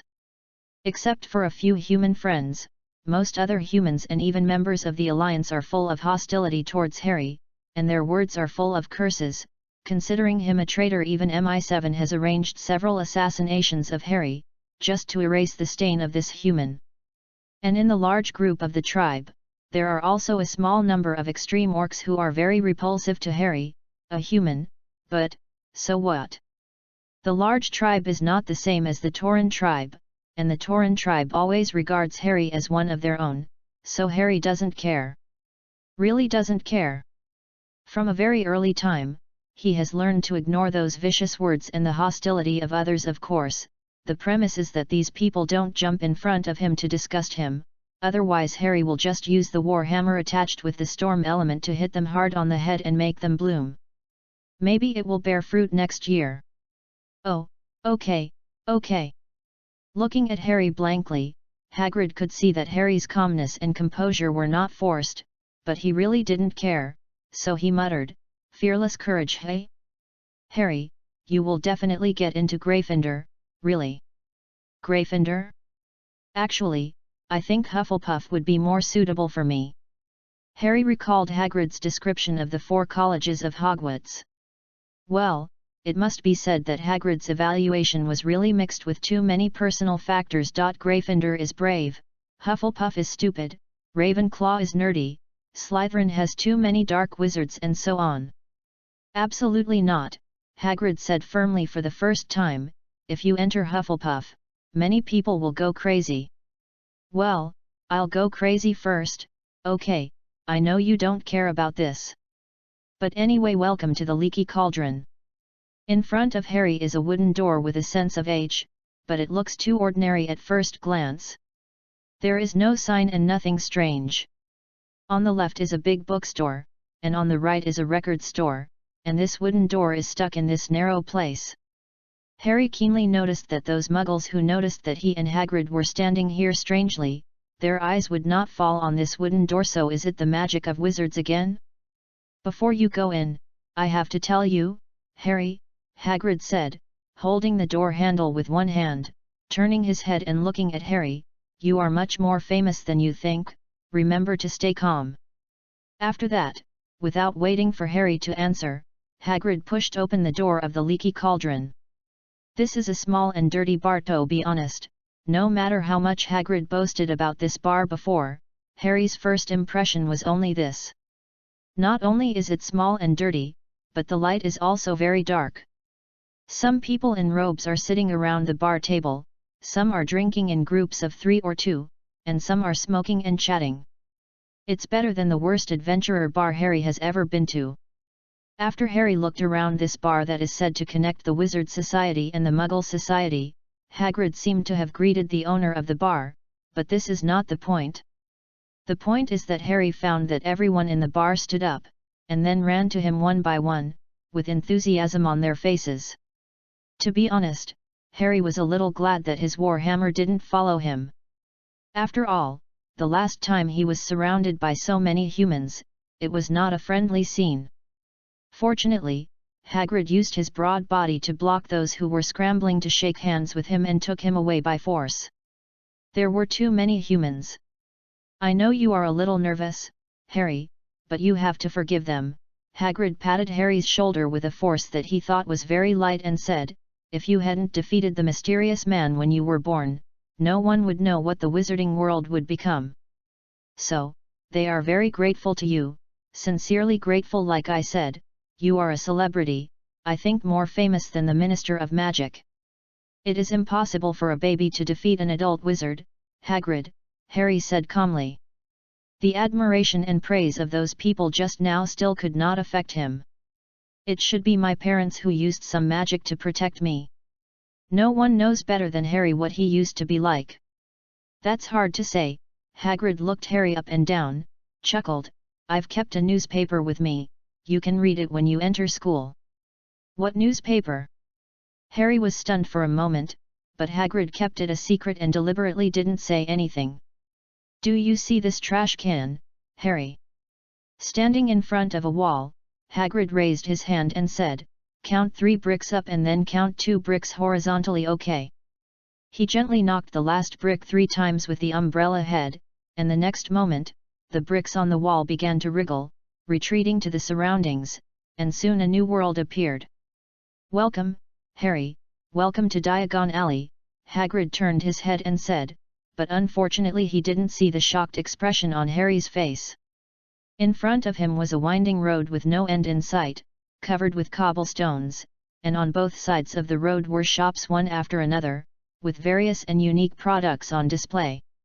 Unlike the Muggle streets outside, most people walking here are dressed in the image of wizards. Dumbledore is right. The first exploration experience of the wizard world for young wizards should not be ruined because even Harry was excited about the exploration of this magical unknown world. Adventure and gain are also one of his hobbies. The magic cauldron that automatically stirs in front of the store, the wizard travel agency that advertises a horror journey that can bring wizards unprecedented experience, the parchment that is constantly rolled up and spread out, and there are feather pens writing and drawing on it. This is a stationery store. Of course, as a Minotaur, the herbal medicine-related store is what Harry can't move away from the most. There were too many kinds of herbs that he couldn't recognize displayed here, such as a mushroom trapped in a box, which was still jumping in the box even after being picked, and a herb with 2 green berries on both sides called aspidistra, because it looked like spider eggs, and the rhizome was directly like a spider. I can only say that Harry has been attracted by these magical herbs. After all, when he was in Azeroth, the 2 majors he studied were herb picking and forging. Herb picking was because he was influenced by the cows, and it also allowed him to have extra gains when he adventured around the world. Well, by the way, he could also make some money for the forging major. After all, Harry liked to forge equipment for himself, thinking that it was more suitable. After urging him to leave several times but to no avail, Hagrid finally even grabbed Harry by the waist and lifted him up to leave the herb shop, and Harry was like a wooden stake, the whole person was straight. He looked at the magical herbs in the store. But even so, Hagrid still had to pay for Harry to take away a batch of sweet mallow and sage because Harry had not yet withdrawn the money from Gringotts. Honestly, Harry, I really believe that Hufflepuff will suit you now. After walking a long distance and making sure that Harry would not run back by himself, Hagrid put him down and said with a sad face, Professor Sprout will definitely like your love for herbs, Buta, okay. It's just a hobby. Harry didn't care at all, but put a wisp of sweet mallow close to his nose and sniffed it. Will the centaurs use it for divination? Do you know the specific process? The reason that prompted Harry to buy this herb was that the clerk introduced that the centaurs would use this herb and sage to burn together to predict the future. According to the clerk's introduction, the centaurs, a magical animal, Hagrid whispered here that the centaurs would not like to hear this, are no different from the image of the centaurs in Harry's memory, except that they seem to be much more peace-loving and weaker than the centaurs in Harry's memory. In Harry's memory, generally speaking, dead centaurs are good centaurs. However, in this world, centaurs are on the wizard's protection list as a magical animal, and their divination has become a skill that will be sought after by wizards, and it is very expensive. If you want to ask a centaur for divination, you not only need to spend a lot of materials, but also have to have connections. But this is not the point. The point is that as a shaman priest, even a shaman priest who has obtained the title of prophet in the Minotaur tribe, Harry also has the ability to predict the future and predict good and bad luck. Some of the prophecies come from the whispers of the elements in his ears, warnings from the elements, and guidance from past ancestors, but some of the prophecies come from Harry himself, an invisible, spiritual omen. This made his predictions more accurate, but also became a thorn in the eyes of many people. Chapter 7 Prediction, Divination and My Fairy Friend. Because most elementals have their own personalities and are unwilling to talk to people other than those who practice shamanism, the past shamans in the Tauren tribe can only interpret and relay what the elementals say to them in their own way. In this way, because there is an extra relayer in the middle, there will occasionally be a situation where the shaman misinterprets the intentions of the elementals, or misinterprets the guidance of the ancestors. There may also be a situation where demons and other enemies pretend to be elements and give wrong guidance, which is how the orcs went astray. And because sometimes the interpreted words sound confusing, other people who can't hear the words of the elements and ancestors lack an intuitive feeling. But Harry is different. Very different. Compared with traditional shamans, Harry can directly relay the whispers of the elements into a sentence that ordinary people can understand. After meeting certain conditions, Harry can even show everyone a brief picture of the future in the form of a water curtain, so that they can clearly see some fragments of the future. This certainly makes some people who are skeptical, well, I'll be frank, this certainly makes some mages suspect that those so-called fragments of the future are illusions woven by Harry with magic. But after a bronze dragon named Chromie came to the door, this suspicion has dissipated a lot. The so-called bronze dragon is the dragon that manages the safety of the time stream in Azeroth, and its dragon king is one of the guardian dragons. It is this unique prophetic ability that distinguishes Harry from other shaman priests, and even defeats competitors to obtain the title of prophet, and truly becomes the one who needs to use the ability of divination and prophecy to guide the tribe's direction of progress for the entire tribe. Harry once didn't know why the power he showed after learning the shamanic way was so different from that of traditional shaman priests, and so special. However, now he has understood that everything comes from his own magic power, a unique magic power from another world. Such a strange magic. Even after an in-depth and detailed discussion with Jaina, Harry also created a unique prophecy magic of his own, making the shaman's prophecy divination become regular. Oh, the centaur divination process. Walking on the streets of Diagon Alley, Hagrid shrugged and said, "You know, I can't use magic. To be honest, even if I can use magic, I can't understand the centaur divination. Not many wizards can understand it. They always talk in a mysterious way, and they always talk about the stars in the sky, too bright and too dim, or simply say something you can't understand at all." Hagrid sighed, "I really don't understand, but many wizards believe in centaur divination." And you don't need to buy these things, Harry. Hagrid glanced at the bag of mallow and sage in Harry's hand and said, there are actually these things in the Forbidden Forest.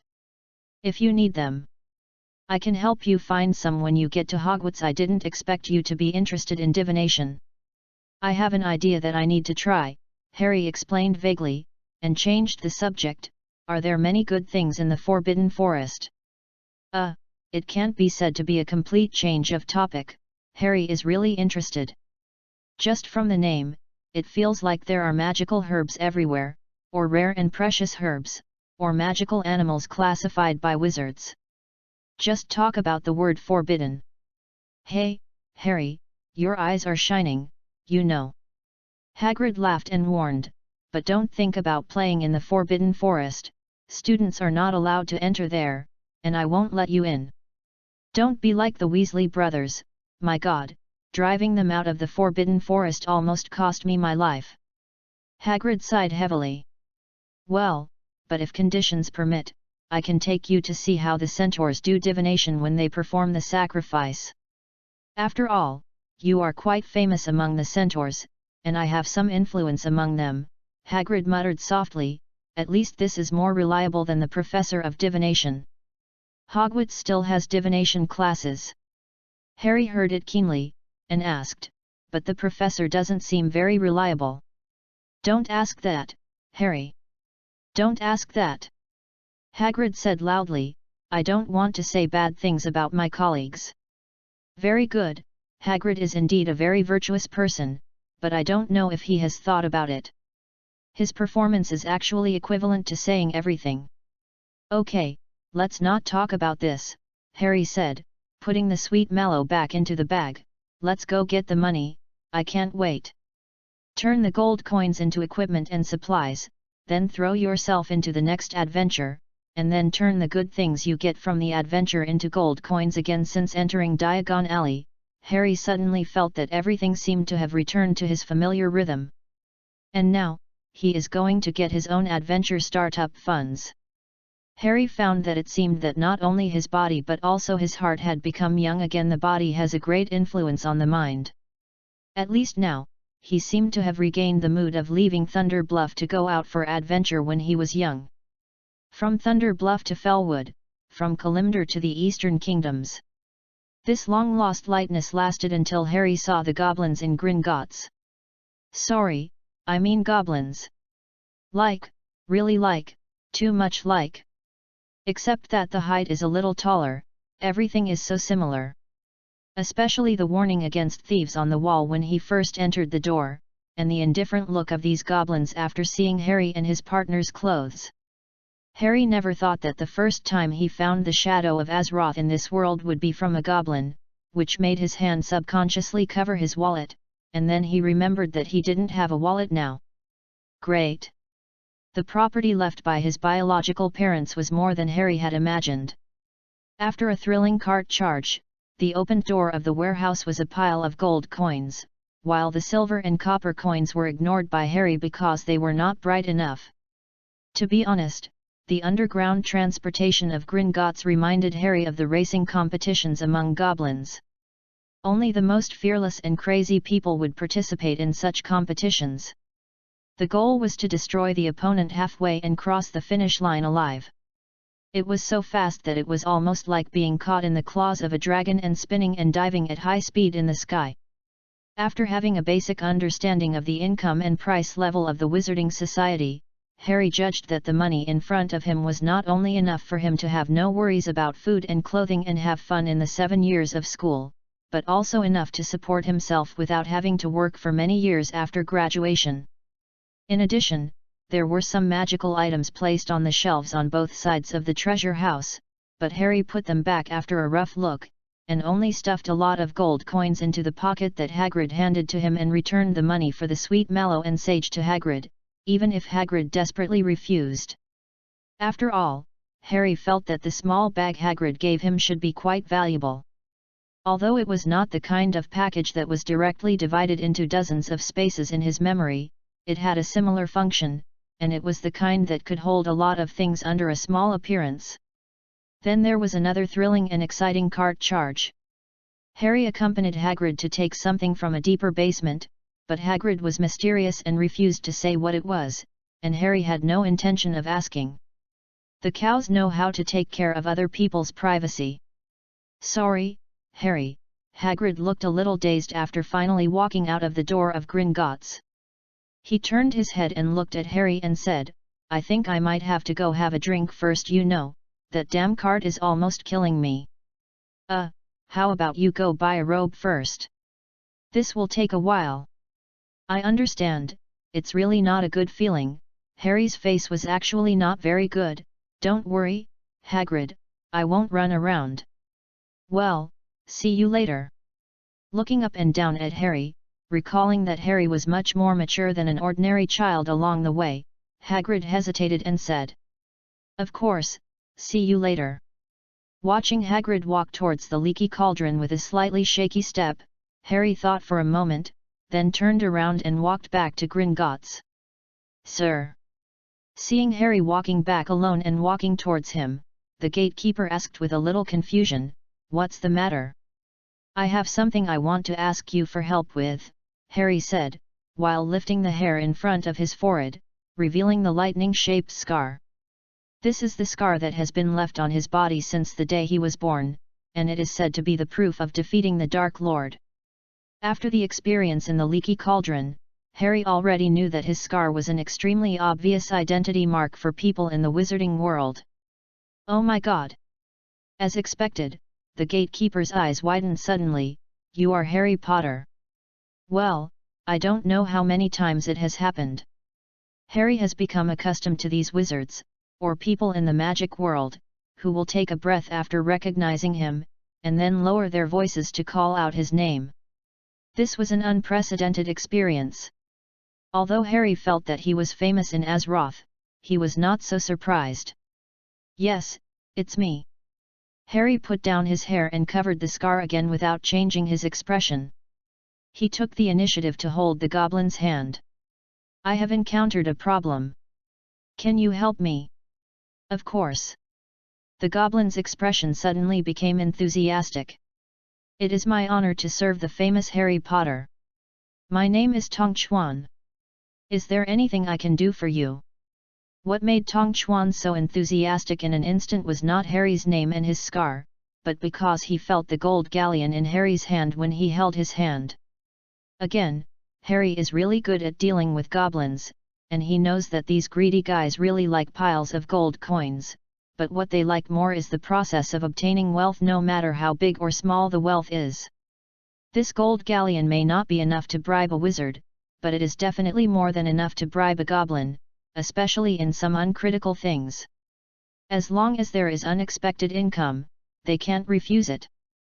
I have heard from my friends that goblins have been the best craftsmen since ancient times, Harry said in a low voice while pulling the copper ring to a secluded place. Do you know where there is a reliable forging master? I need to forge a weapon, and maybe a set of mail. Yes, Harry never gave up the plan to protect himself, he just changed the direction. Although he really wanted to wear the armor made by himself that met his requirements, plus the weapons and shields made by himself, Harry was still very clear about his current situation. Even if his forging experience was still in his head, his body that had not yet grown up and trained made him unable to even swing the hammer for a long time, let alone make a set of epic equipment. And before he could forge by himself, he couldn't be bare all over without protection, right? With this in mind, Harry had already noticed from Hagrid's reaction that wizards disdained melee weapons and armor. There was no blacksmith shop in Diagon Alley any longer. Therefore, after asking around along the way, Harry learned about another way that might still retain this traditional craft that is goblins. Weapons? Mail armor. Tong Chuan looked at Harry in surprise, as if he didn't expect a wizard to make such a request. Of course, said the copper circle with a bright smile, I know the home of a forging master, but well. I will pay, whether it's his or yours, Harry said calmly, but in order not to hurt our friendship, I must remind you, my goblin friend, I am Harry Potter. Think about the Ministry of Magic. Of course, the smile on his face faded a lot in an instant, and the copper circle sighed, "Harry Potter, a big shot, but also a big trouble. Maybe I shouldn't have taken the gold galleon just now. But if it happens again, you will still take it?" "Of course," said the copper circle without hesitation, "why not? That's free money." Harry knew it. In the agreement between Harry and the copper circle, Harry will pay a maximum of 100 gold galleons for a half-body mail and a war hammer with a shield, well, 300 gold galleons cheaper than the monthly salary of the Minister of Magic.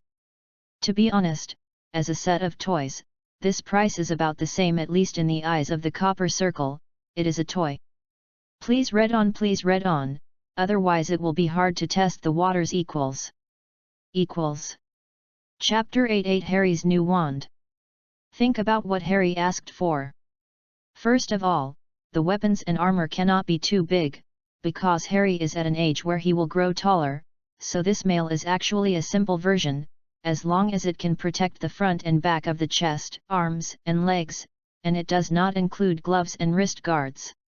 In fact, there are only breastplates and leg armors. And they are the kind of porous structures that can adjust the size according to Harry's needs.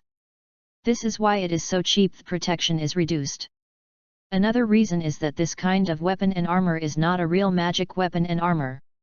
In Azeroth, it can only be regarded as a white equipment at most, which is very ordinary.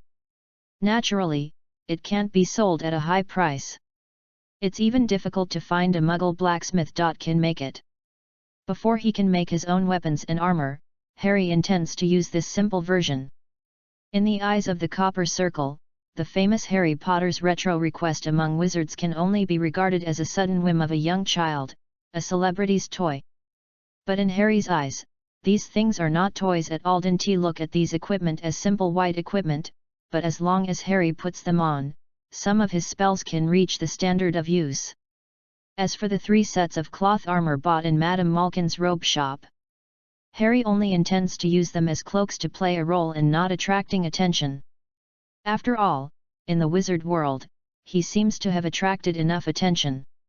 The size of the clothes was measured in a plain way, and there was no twists and turns in the middle, although there was indeed a blonde boy who tried to talk to Harry to relieve his boredom while measuring the size of the clothes, but was ignored by Harry.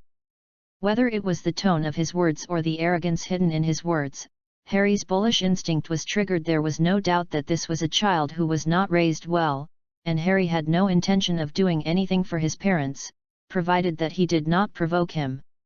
After measuring the size of the clothes, Harry asked Madame Malkin for these physical data, intending to send them to the copper ring through an owl later, so as to create a suitable armor.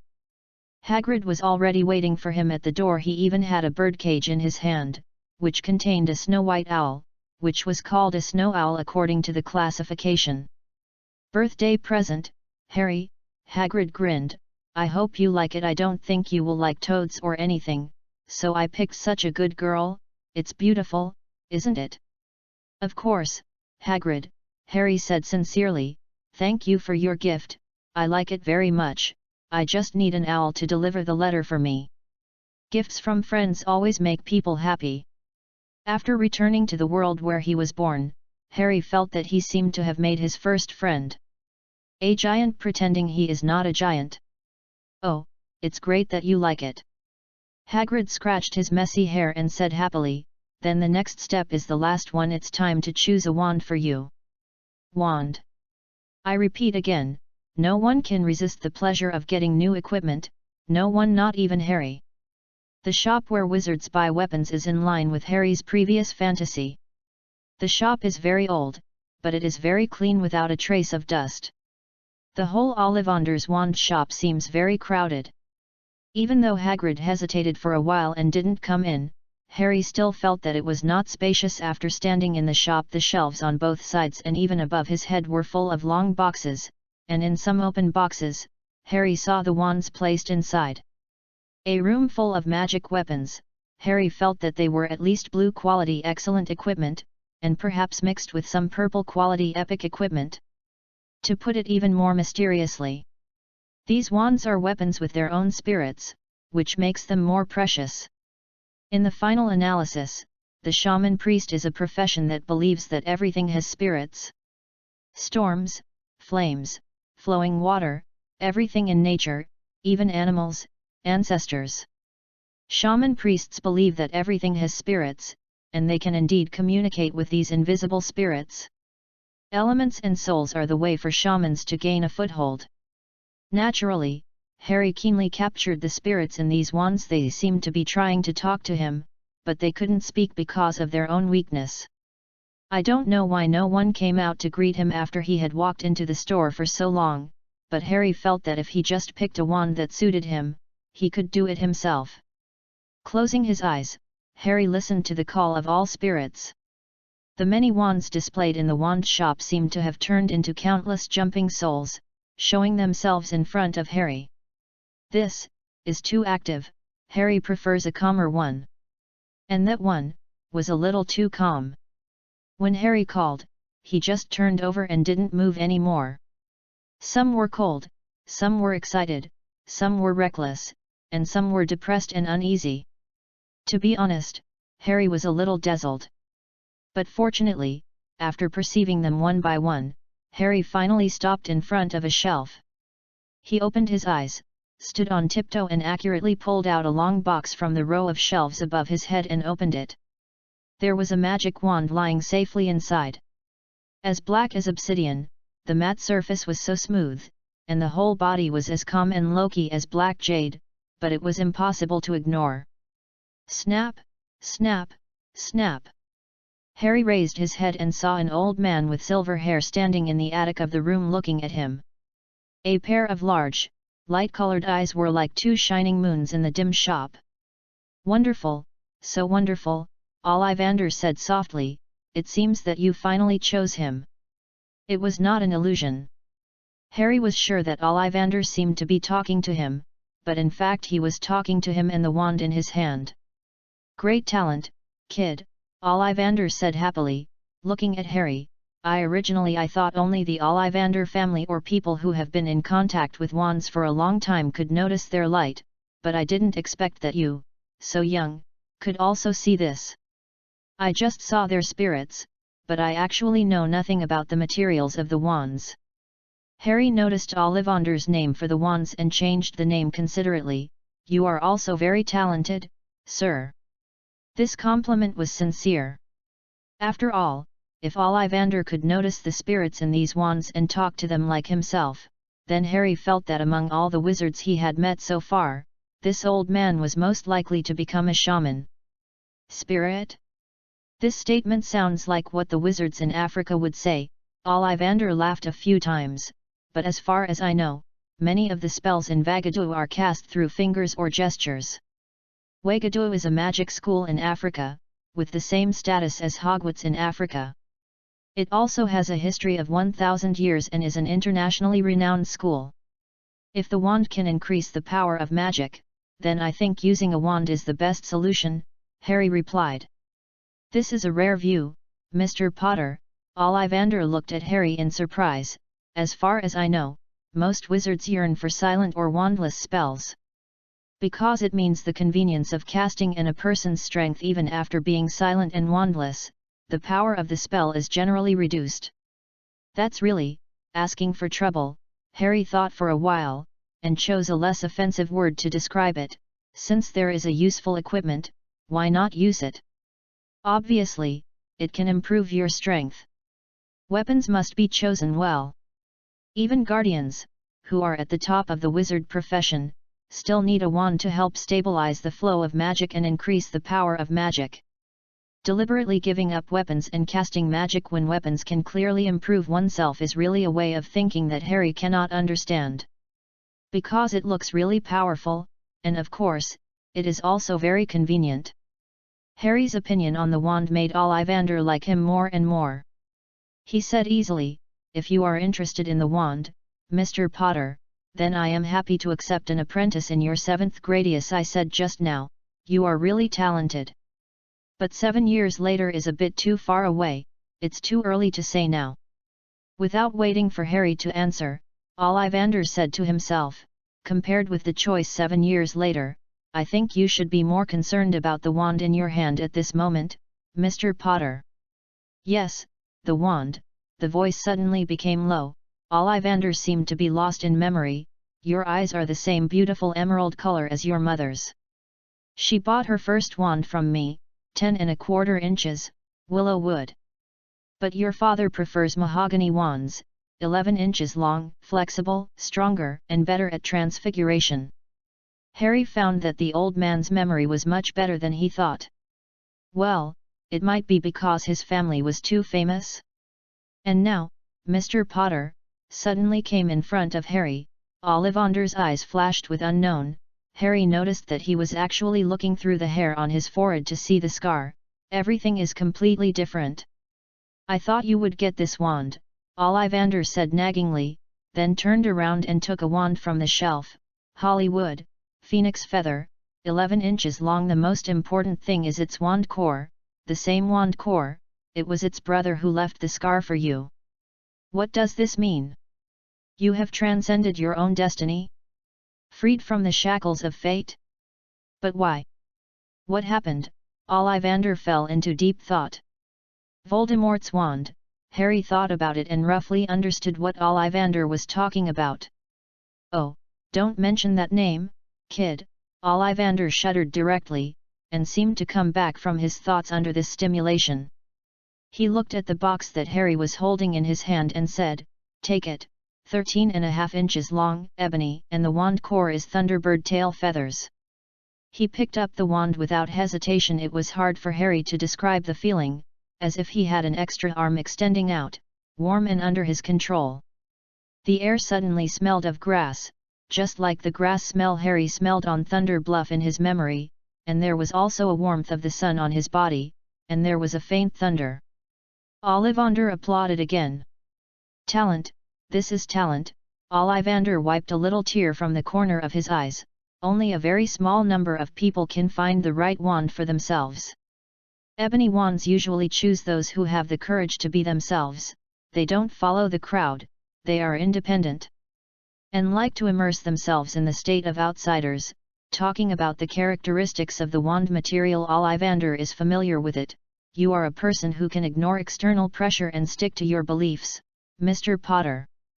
It's amazing, why did I come up with such a wonderful idea at that time? For a fundamentally independent person, a wand with a thunderbird tail feather. Although it does make the wand more powerful, especially in the aspect of transfiguration, it also makes it more difficult to master. To be honest, I thought he would stay here forever. You will do great things, Mr. Potter, great things.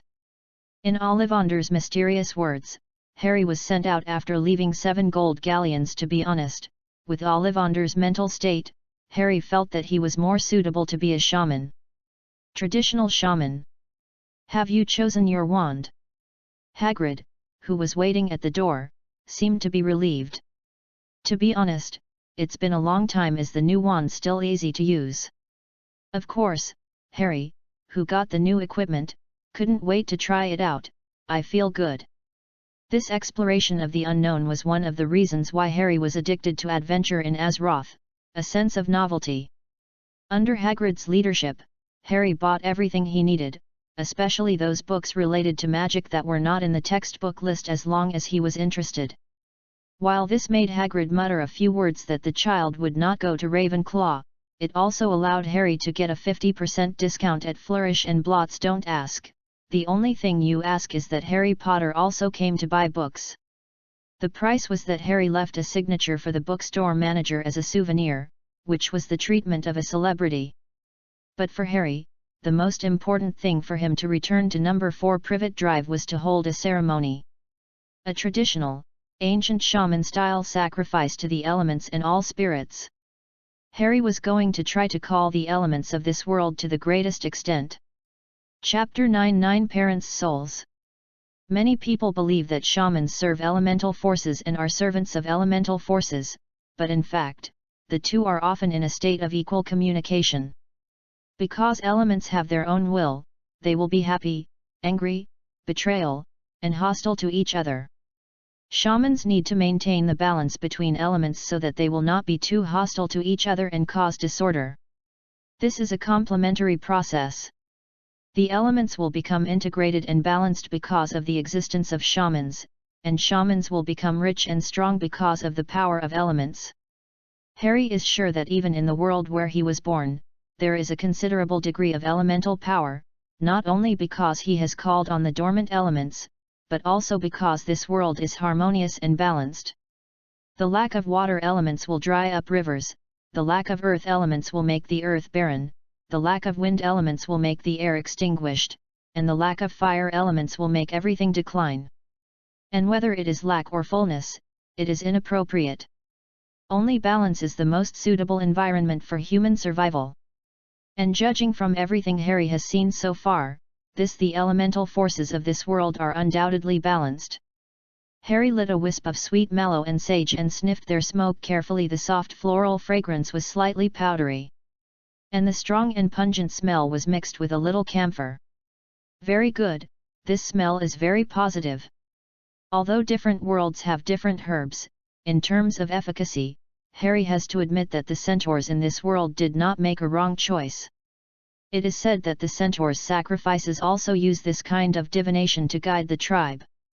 Harry has been a little eager to see his peers in this world. But now let Harry the headache was how to carve the totem for sacrifice. Generally speaking, the totem for battle can be directly condensed with earth element, but the totem for sacrifice often has to be carved by hand to be meaningful and more recognized by the element. After flipping through the magic books he bought, there are indeed spells that can help him do this, but after trying it, Harry had to admit that it was too difficult for him now.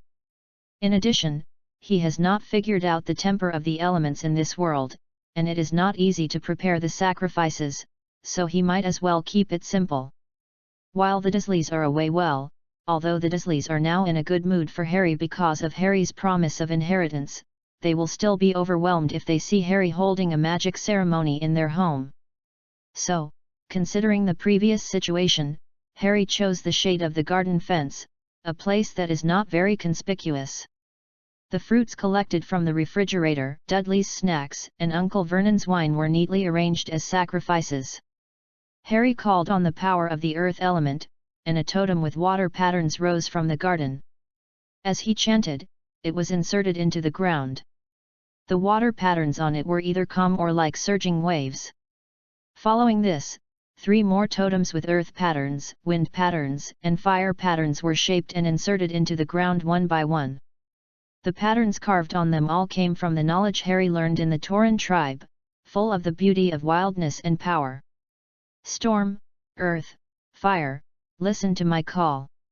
Raising his arms and shouting, suddenly, the sweet mallow and sage in front of Harry burned out of thin air.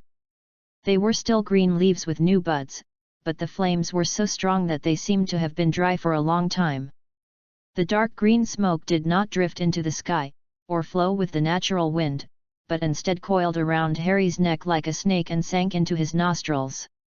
In a trance, Harry's spirit entered a state of ecstasy under the stimulation of this spice.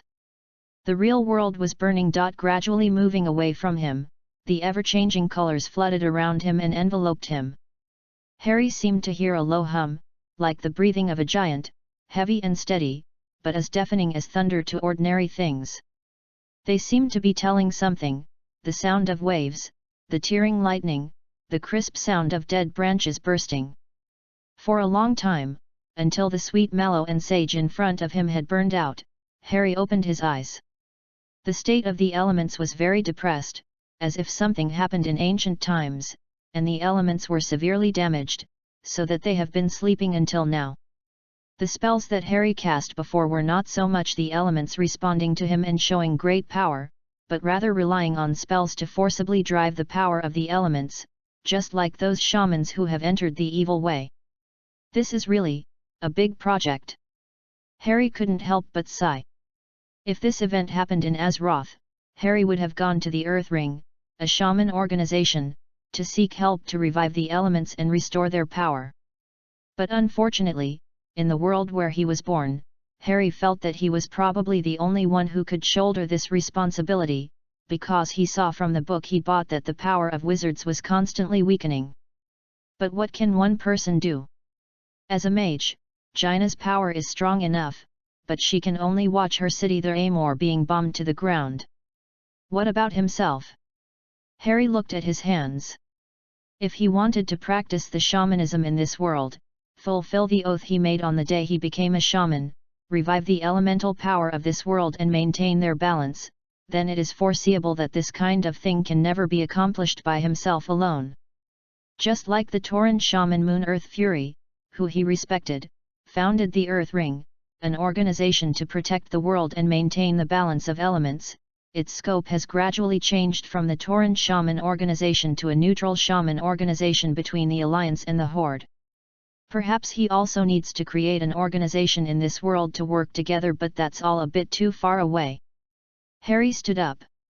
After all, he is still young now, and I'm afraid not many people will be willing to listen to a child, let alone a child's teaching. Maybe I should try another one? Harry, who was originally planning to pack up and leave, suddenly turned around again.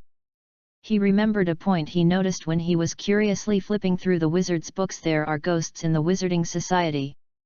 When a wizard dies, if he has enough obsession to let go or is unwilling to give up, then his soul will return to this world in the form of a ghost. Soul in addition to elements, this is another advantage of shamans. Not only can they communicate with souls to gain wisdom, but they can even summon souls to help them work or fight. Then the question came, my parents, should they also be wizards? Parents. Every time Harry touched these two words, his mood was extremely complicated in his life. There were 3 couples who could be called this. But the one he recognized the most was the Bloodhoof couple who raised him, a respectable Minotaur couple who had no blood relationship at all. Waving his hand to disperse the 4 totems symbolizing the 4 elements, Harry recited the spell again, and this time, under his command, there was only one totem formed by the earth element in the totem culture of the Minotaur. The one that represented the worship of ancestors was thicker. The patterns on the totem pole were engraved with the great Minotaur people who sacrificed for the tribe over countless years. Well, although Harry was not calling the ancestors of the Minotaur now, considering his real blood, it should be okay? Closing your eyes and calling for the guidance of the ancestral spirits is the most basic instinct for any shaman. Countless times of calling have already made Harry familiar with it. This time, unlike the previous calling of elements, which was more symbolic, Harry came to a fog in a trance. The dark smoke enveloped everything around him. He seemed to be walking on a road with no visible edge. Except for the road under his feet, he was surrounded by the endless dark blue fog. It seemed that many people were hiding in the fog and peeping at him. With curiosity or greed in their eyes, is this the afterlife that belongs to this world? Harry's spirituality seemed to be aware of something, but for him, all this was not worth fearing. The guidance of the spirit made Harry keep moving forward, following the connection extending from his body, grasping the invisible rope. Finally, Harry saw 2 souls, one male and one female. When Harry in the real world really opened his eyes, he saw the 2 souls floating in front of him, with the same bewilderment on their faces. The translucent blue-green body was different from the pearly white described in wizards' books. It also faintly emitted blue-green smoke. The soul's body made Harry unable to see whether the woman's eyes were the same emerald color as his own, as Hagrid and Ollivander said, but at least he could see the outline of the man's face. With countless people in Azeroth, Harry, the face I saw when I looked in the mirror for the first time was so similar. Oh, maybe I said it the wrong way, I should look like a man. Harry, as if she finally realized what was going on, the woman's voice trembled, she stretched out her arms, you are Harry, right? A hug from a ghost. To be honest, this feeling is not good. The feeling of a ghost passing through the body is like being poured from head to toe by a bucket of ice water naked in the middle of winter. It is a feeling of coldness from body to soul. Harry sighed, he turned around and looked at the woman who was looking at him with a sad face. Not being able to hug her made her look even sadder. Well, it's me, Harry hesitated for a while, and finally shouted those 2 words, Mother. Relieved. When in Azeroth, Harry did resent his biological parents, and wanted to question why they abandoned him, forcing him to live under someone else's roof and grow up under the scolding of his aunt and uncle. It was also this resentment and the love from the Bloodhoof couple that made Harry finally abandon his human identity and choose to grow up as a Tauren in Azeroth. And he was steadfast. However, after getting used to all this and returning to the world of 11 years old, Harry suddenly learned that his biological parents did not intentionally abandon him, but sacrificed as heroes. Something seemed to be solved. Just like those heroes who sacrificed to protect Azeroth. This certainly could not affect Harry's mature values and established self-awareness, but for him, at least he would no longer resent his biological parents. At least they must love him, just like the Bloodhoof family. Of course, there's you, Father. Turn his head, Harry looked at the male soul that floated in front of him helplessly. He was winking at him. Aha! Harry's father, James Potter, turned in the air, finally. I heard my child's voice. Can ghosts have tears? Harry could see tears in his mother, Lily Potter's eyes, her expression full of relief and emotion. There were countless words that could not be said. This was a conversation that transcended life and death, a conversation between dead parents and grown-up children. It's just... crack. It was the slight crackling sound of the apparition, and Harry was already used to it. When he turned around, he saw a man standing on the street facing the garden. Not only that, his neighbor Mrs. Fig was walking towards the man with a nervous look on her face. Both of them were looking at him. No. Harry found that the wizard who appeared by the garden was not looking at him, but rather at the soul beside him, his mother. Lily. The wind brought the man's whisper to Harry's ears. Oh. Harry thought, it seems interesting. Oh. Snot lout, James Potter also noticed the sound and made a disgusted sound as soon as he turned around. Why is it you? Don't talk like that, James, there are children here, not light or heavy. Well, Harry didn't know whether this punch between souls was light or heavy. Anyway, Lily gave James a punch. And the gloomy man seemed to have heard nothing, his eyes still staring at Lily Potter. This kind of look naturally aroused James Potter's dissatisfaction. He stood in front of his wife, but unfortunately his translucent soul body could not stop anything. Hey! Snot! Do you want to be beaten? James said angrily, don't look at Lily like that. I told you not to do that in front of the children. Probably twisting James' waist, Lily floated away from the side, looking at the wizard with a complicated face and said, Severus, are you okay? It was as if he was suddenly struck by lightning. Harry clearly saw that the gloomy-looking man shuddered and shook violently. Please read it, brothers, cute equals. Equals, I can't even test the waters if I don't read enough, sob. Chapter 10 The Past Secrets and Snape's Oath. Ignoring James Potter's ridicule, the gloomy-looking man, or Snape, walked forward excitedly after hearing Lily Potter's call, and even bumped into the fence of the Dursleys' garden because he didn't notice it. Snape looked down irritably, and then operated the kind that only moved half a meter, and went directly into the garden. Is it really you? Snape's lips moved, and then pursed into a line. He seemed to have countless things to say, but he suppressed them forcibly. Harry noticed that Snape's eyes became empty and extremely deep, as if there was nothing there. At the same time, James Potter was already using his soul body to constantly go through Snape's body. He seemed to be planning to use this method to severely punish the man who was staring at his wife. Unfortunately, it didn't work. Snape completely ignored James Potter's existence. The coldness of the body and soul was not worth mentioning to him.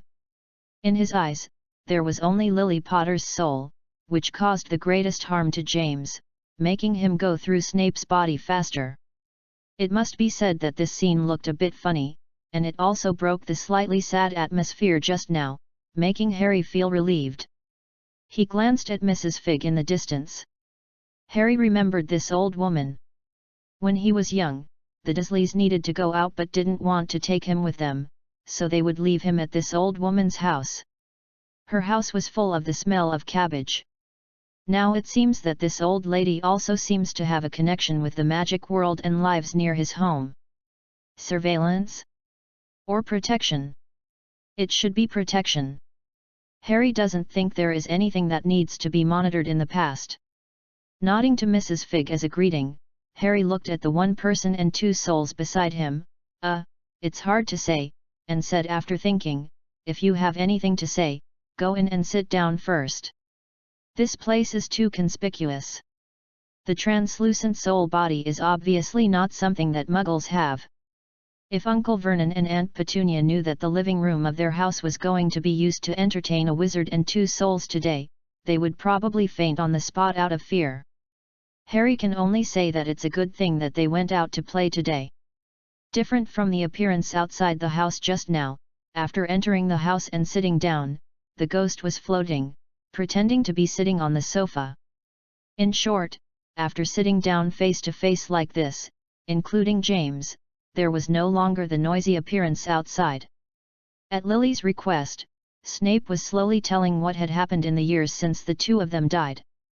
It must be said that this man was really not good at telling stories, or it was particularly difficult for him to express his views on a matter. That's about it. Everything settled down after the Dark Lord disappeared. Over the years, I have always obeyed Dumbledore's orders and became the professor of potions at Hogwarts. Snape ended with such dry words, his eyes always remaining empty. Ha! James immediately made a disdainful sound. Dark Lord, hey? Only you people would call him that. Why would Dumbledore allow a guy like you to become a professor? Who knows what you would do to the children? James. How should I say it? Harry could understand that his mother wanted to keep a serious parental status for his father in front of him, but it was a pity that James Potter's personality was naturally more lively. Even if he wanted to pretend, it wouldn't take long for his true colors to show up. No matter what I am better than a guy who can't protect his wife and children. If you can't do it, then, it was a completely instinctive counterattack, but it stopped abruptly. Snape's hands under his robes clenched into fists. He had to take a deep breath to barely calm himself down. The living room became silent for a while, and even James Potter couldn't say a word. What Snape poked was undoubtedly his biggest pain point and the most guilty point. I trusted the wrong person. James' voice became hoarse. Yes, Gryffindor friendship, Snape said sarcastically. Sirius Black, betrayed Slytherin, and finally betrayed you.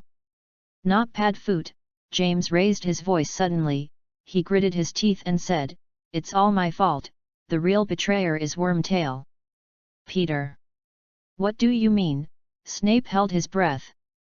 This may be the reason why all detectives hate the existence of supernatural powers the most, because when the deceased can appear in person and identify the murderer, all detection and inference will become meaningless. Sirius is not a betrayer, James shook his head sadly.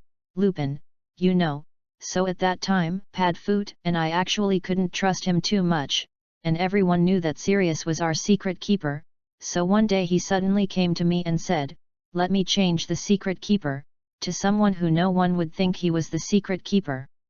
Peter. To be honest, Harry rarely saw a person's expression twisted to this extent. Snape spit out these two words with gritted teeth. Then why did that idiot Black stay in Azkaban for so many years? Why didn't he say a word? Snape felt like he was about to faint. He just blew up a street after you got into trouble. The newspaper said that people only found one of Peter's fingers. Peter is not only a hero, but also won the Order of Merlin. I think it might be because of guilt. Lily said softly, tears flowing again. The most difficult hurdle for people to overcome is often the hurdle in their hearts. Everyone present understood this truth. Can I interrupt you for a moment? Harry tilted his head. Who are you talking about? Oh, my child, all of them have been. It's a thing of the past, you don't need to care about it. Looking at Harry, James forced a smile on his face. I just suddenly thought that if things go well, maybe you don't have to live here. James looked around. If Sirius was still alive, he would be Harry's godfather, and we all know that he was wronged. James looked at Snape with a look that suddenly became so eager that Snape felt goosebumps on his arms. Snape. The voice became sweet in an instant, and James called affectionately, the name of the old man, Severus? The greatest king of Slytherin. Enough, shut up. Snape quickly spit out 2 words from his tight lips, and said dryly, that idiot, the idiot among idiots. After knowing what happened behind the scenes, Snape felt like he was going to explode just by mentioning the name of the man who thought he was so smart. So. In the entire wizarding world, I'm afraid we are the only ones who think he is innocent, Snape said expressionlessly. They need evidence, not just what I say. But you will help, right? Severus, Lily said softly, look at this child, he is so thin, Petunia didn't raise him well, he deserves a better home. Severus. The Dursleys' fireplace was full of photos, but there was no photo of Harry, and Dudley looked so strong in the photo, in sharp contrast to Harry sitting here. I will, Snape promised solemnly, looking at Lily's soul. Excuse me for a moment, Harry said aloud, I don't know much about what happened between you, but in my opinion, I don't need someone to suddenly appear beside me and dictate my affairs. As an elder I have my own plans. Oh, Harry, of course, James looked at his son with a sad face. Sirius is a very good person, you won't treat him as an elder. Yeah, just like a lively stupid dog, jumping around, Snape interrupted and added, Gryffindor is always energetic. Anyway, you really shouldn't live here, considering that he had to ask for help. James pretended not to hear this sentence, he pretended to put his arm around Harry's shoulders and said, you should live in our Potter family's own ancestral home. Believe me, Harry, the good things are there. Without blood verification, other people can't enter our treasure house. You don't think we will put the real good things in Gringotts? That's a goblin. I know, Harry nodded, that's really good. The legacy of an ancient family also answered some of Harry's doubts about goblins. Perhaps the Black family's property should be added. Snape looked at Lily and said, if that stupid dog really comes out, he will spoil the child. It's okay, Severus. Lily looked at her childhood friend gently, you are still here, aren't you? You must have had a hard time over the years. Such gentle words, like the warm sun in winter, shone into Snape's heart, making him subconsciously hold his breath. He looked at Lily, and Lily was looking at him with a distressed face. He looked and looked at this moment. Snape felt as if he had returned to decades ago, to that afternoon, the girl who looked back at him in the sun, her lips kept opening and closing, as if she was saying something to him. But he couldn't hear a word clearly. I will, Lily, Snape emphasized in a hoarse voice, I swear. Knock, knock, knock. Someone is knocking on the door. Harry stood up and opened the door.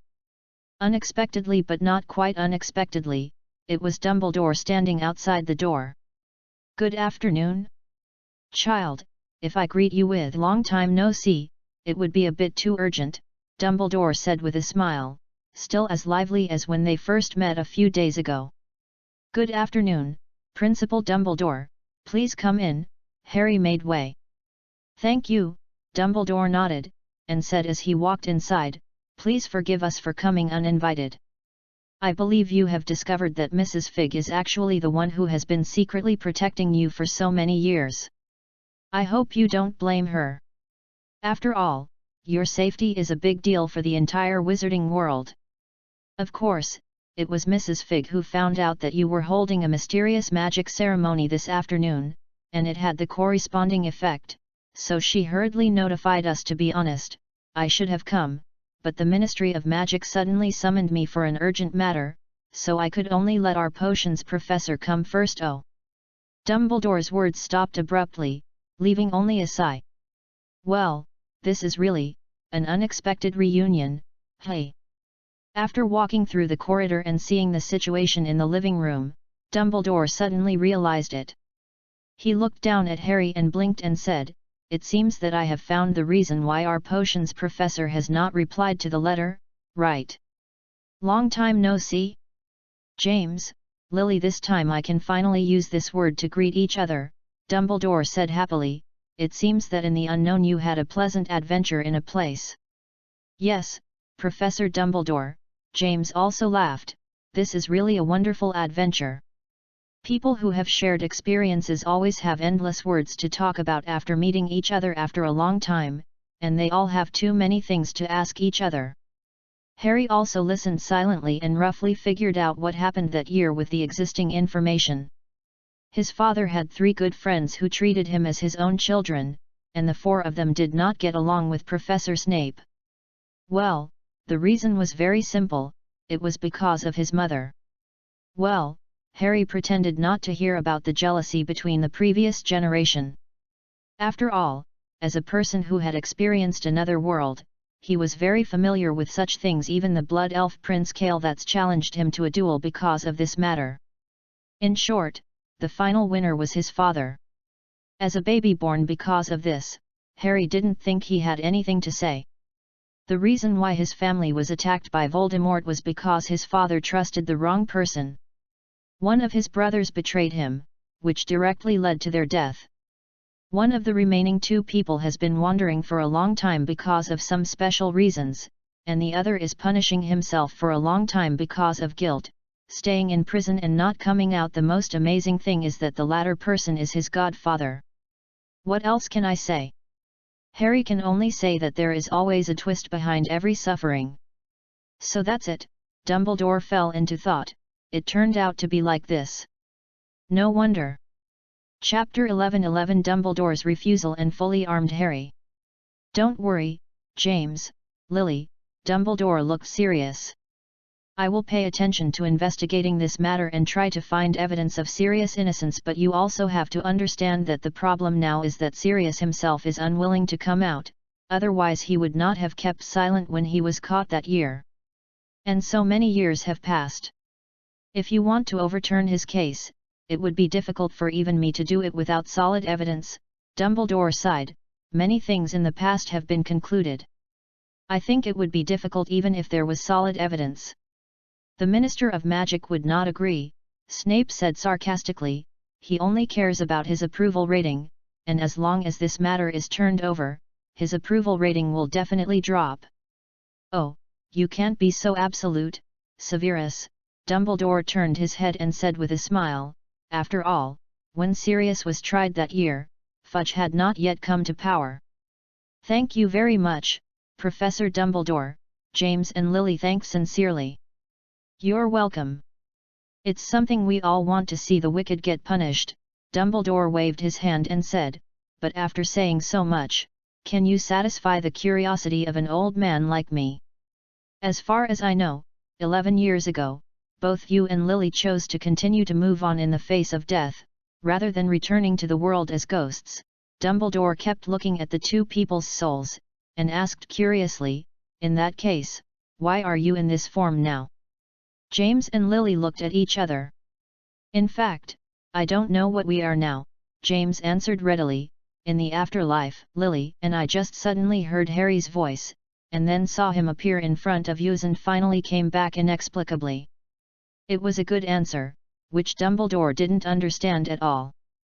Harry's call. Dumbledore turned his head and looked at Harry and said, "Is it the mysterious magic ritual that Mrs. Fig mentioned?" "Just like what I saw a few days ago, as long as you want. You can understand it this way, Principal Dumbledore."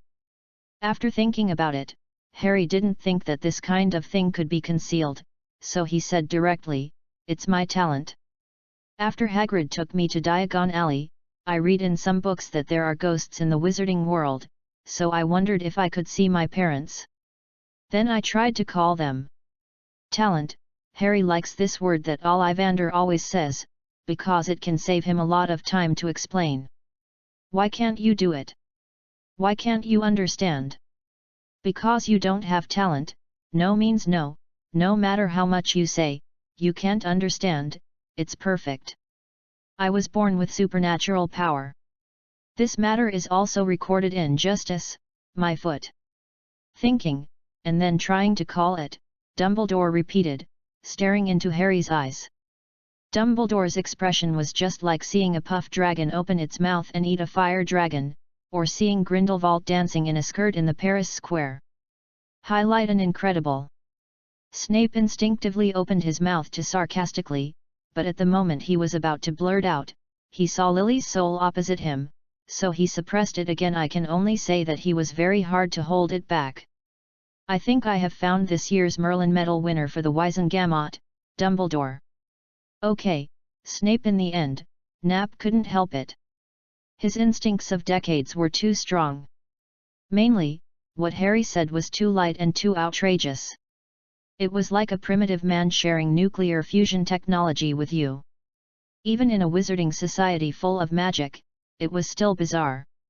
Oh, Severus, perhaps we have underestimated the miracles that little wizards can cause over the years.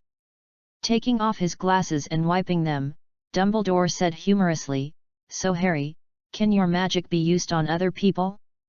I mean, to call back souls for others. With a deep gaze, Dumbledore chose not to delve into it.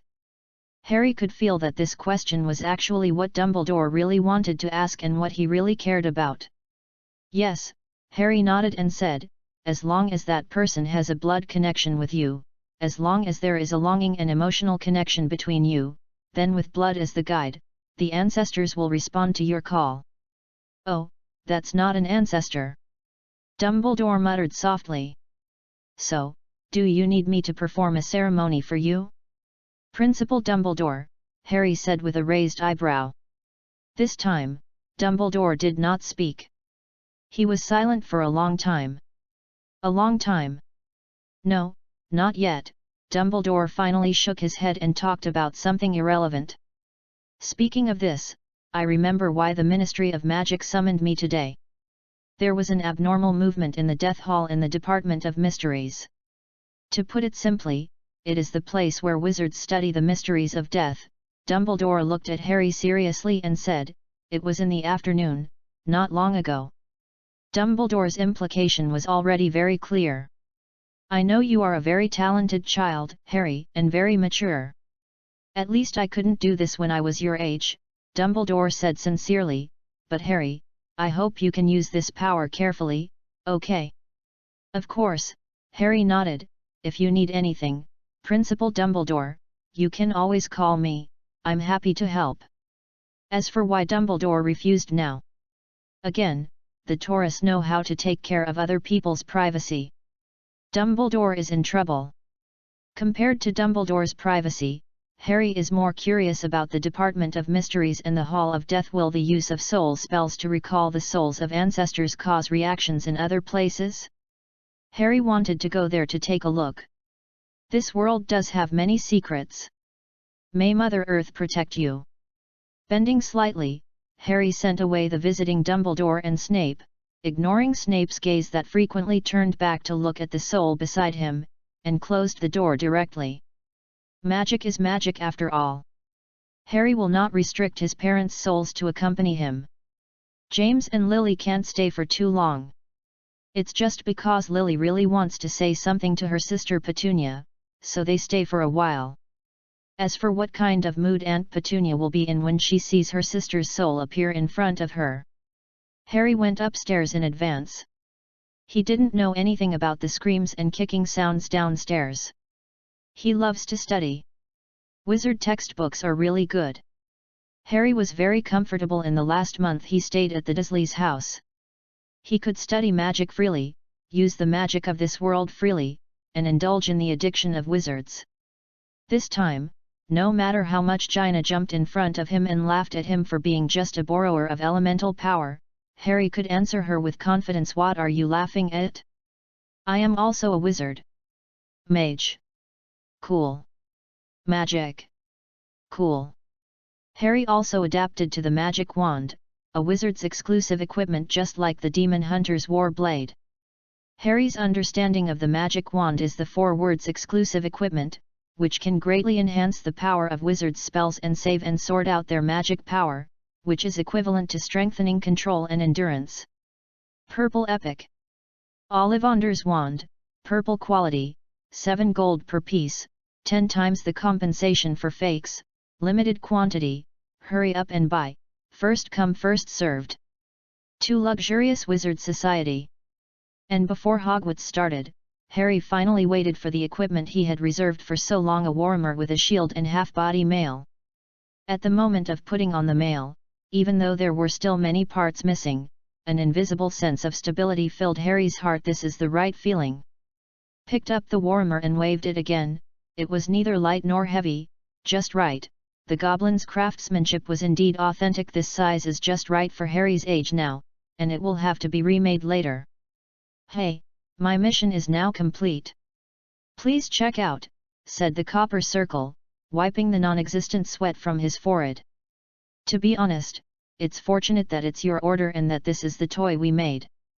Otherwise, we would be in big trouble. What do you mean? Harry looked at the copper circle in surprise. I've read your history. Aren't goblins only required not to use wands? In fact, magic weapons, especially magic armor, are not allowed either. The copper circle waved his hand in disgust. I don't know how the people from the Ministry of Magic got the news and came to us. Fortunately, we didn't violate any rules. This kind of toy can also be made by Muggle blacksmiths. I see, Harry nodded, that makes sense, armor is indeed more important. At least after wearing magic armor, many spells are difficult to cause damage to the target, which is not conducive to the wizard's management of goblins, which have launched many rebellions. After all, Harry has discovered that the physical strength of wizards in this world is mostly weak. Oh!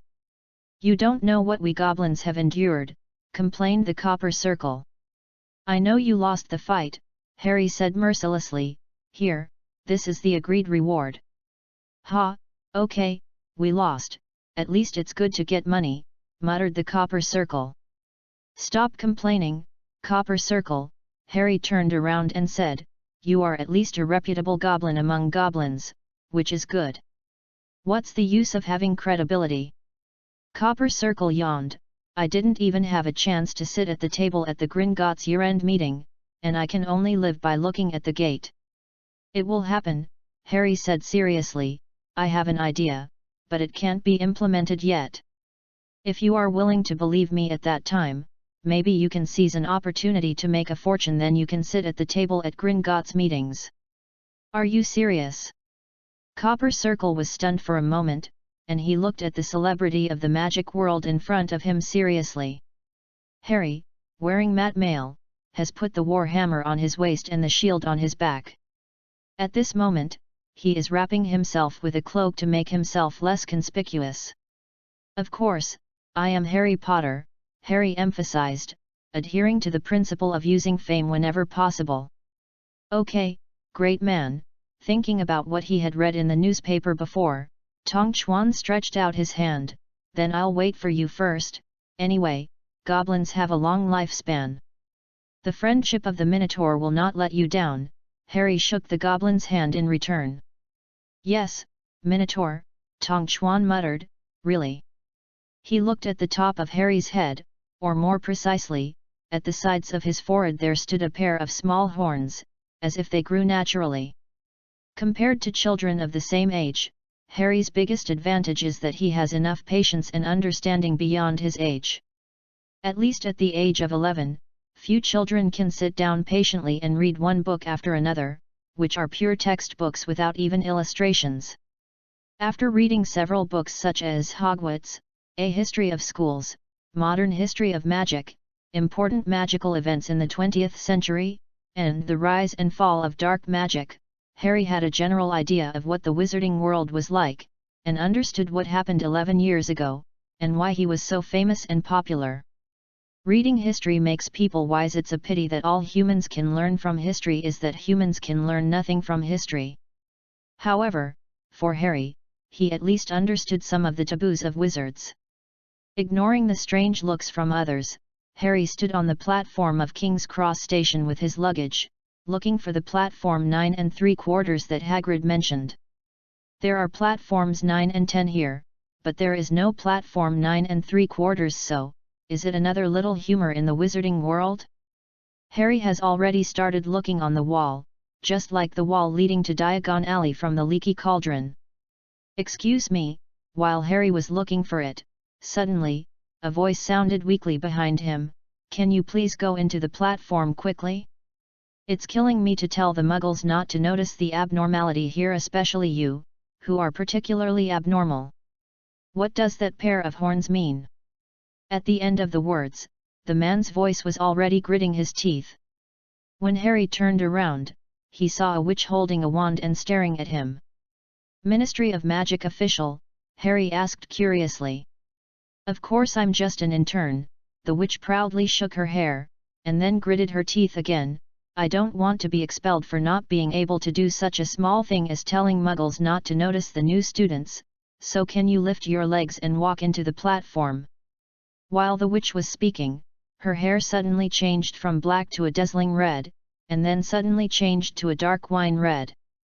Chapter 12 The Weasley Brothers and the Playful Hermione. "Is it amazing? You came alone? Where are your parents?"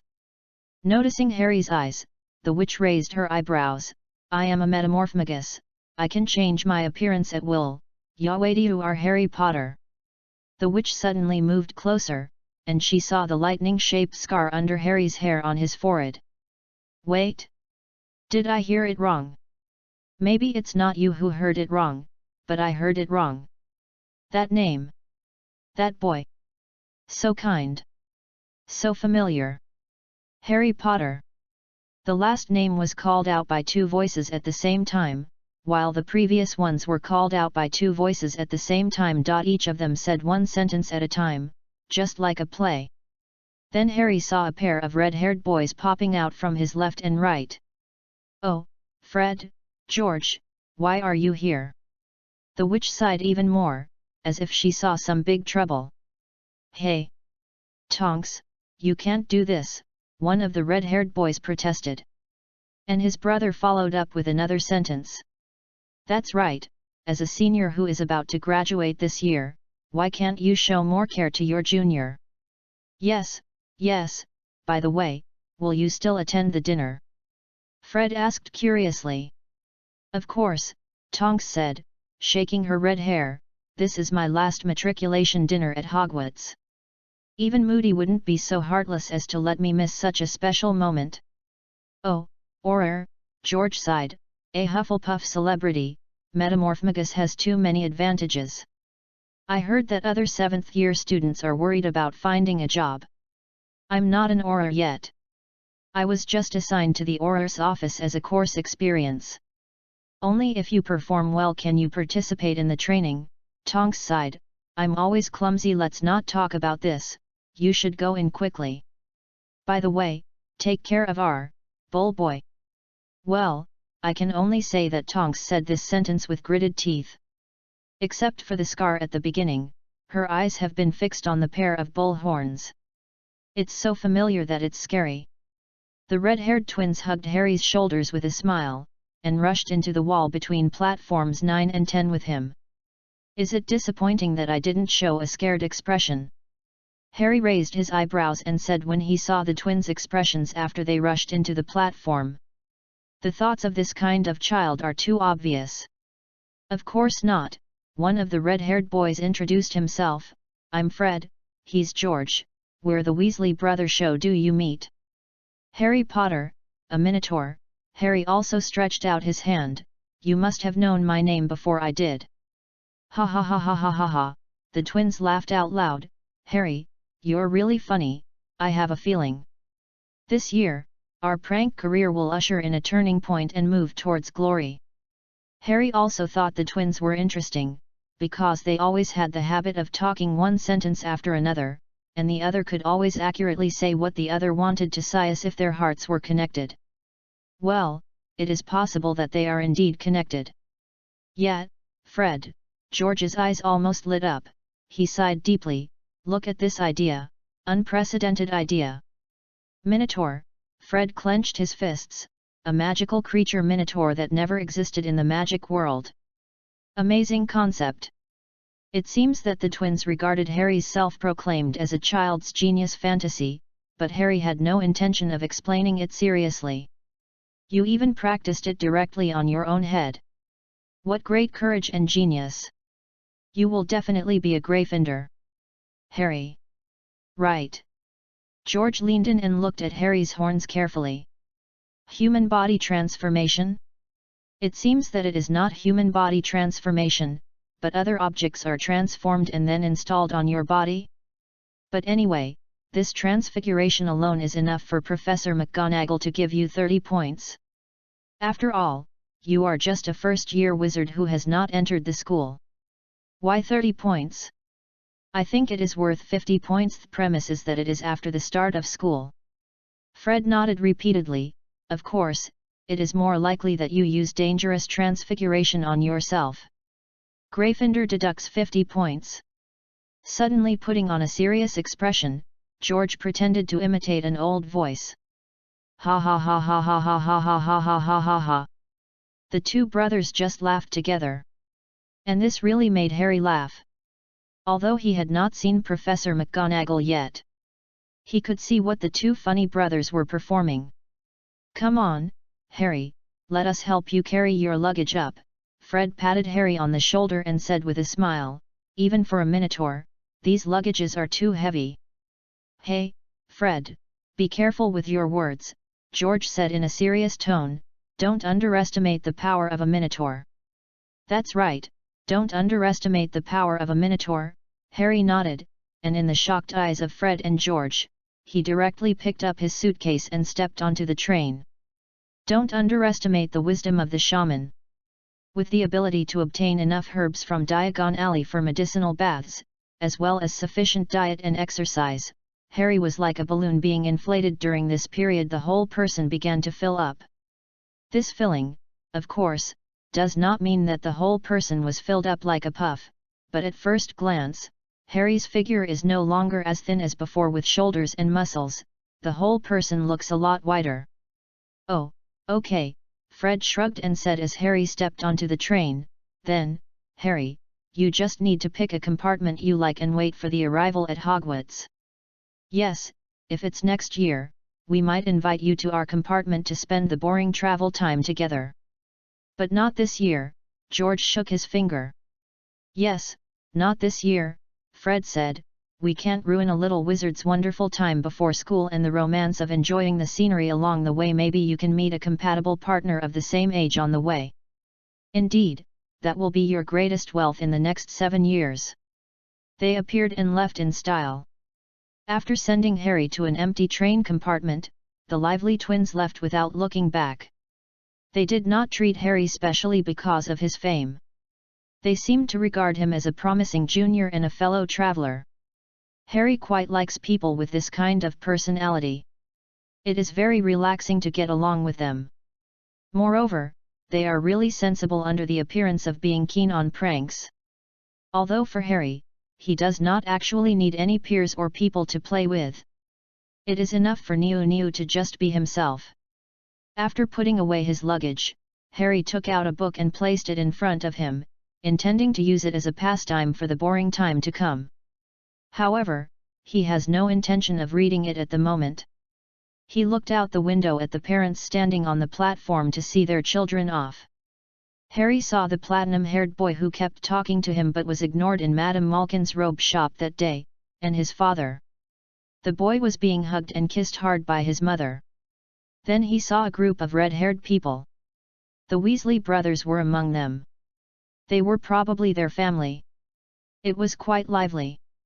Just as Harry silently adapted to the invisible tension brought to him by the sight of humans, suddenly, the door of this compartment was knocked.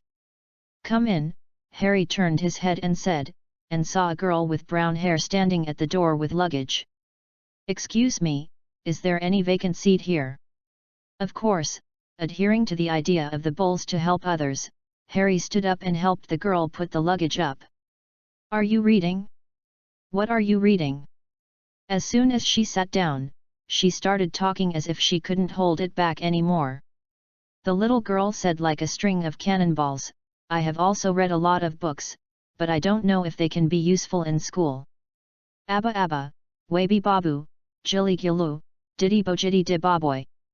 Well, the little girl's next words sounded like this to Harry, like a buzzing sound. He didn't hear a word.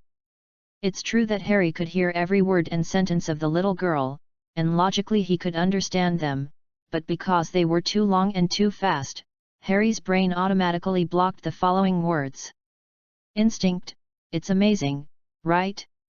Harry is actually quite afraid of such people, because they are really good at talking. When he was in Azeroth, he was often fooled by the goblins' quick sales pitches. When Harry came to his senses, he found that he had inexplicably bought a lot of things that he didn't need at all, such as soap, which was useless except for making big bubbles and absolutely couldn't wash clothes. Damn goblins! Nyuniu is not happy. Hello? Hello? Can you hear me? When Harry came to his senses, he saw the little girl looking at him angrily, her eyes almost spitting fire, and one hand kept waving in front of his eyes. Sorry, you said too fast and too much, I didn't listen. As an honest Minotaur, Harry's philosophy is never to tell lies, even white lies. When it comes to lying, Harry will remain silent. It has been like this since he met Dumbledore before. Harry will not lie, he will only not say, or only say what can be said. So the little girl became even more angry, and her whole face turned red. Yes. Say, every word was squeezed out from the teeth. Ha, what book are you reading? Why do you have horns on your head? I have read the book Encyclopedia of Magical Races, and there is no one with horns in it. And no matter how you look at it, you are a little wizard like me, why are you? Stop, Harry raised his hand, that's enough. Generally speaking, I can't hear the rest of a sentence if it's more than 3 paragraphs. Readers can't read too many paragraphs, which is very reasonable. The girl's fever index is rising continuously. Harry held the book in front of him upright to block the heat rays, and said under the cover of the book, as you can see, I am a Minotaur, you should not be a racist, right? Me? Of course I am not a racist. The little girl suppressed her anger and saw the name of the book Seeing the Future Through the Mist, but are you really a Minotaur? There is no such race in the book. From the bottom of her heart, the little girl would rather classify the boy in front of her into the kind of people her father and mother talked about, people who engage in performance art, artists. There are indeed many artists who have weird behaviors, and equip themselves with chicken wings or horns, or directly put on animal fur to pretend to be animals. Of course it is, Harry said firmly, just because you didn't see it doesn't mean it doesn't exist.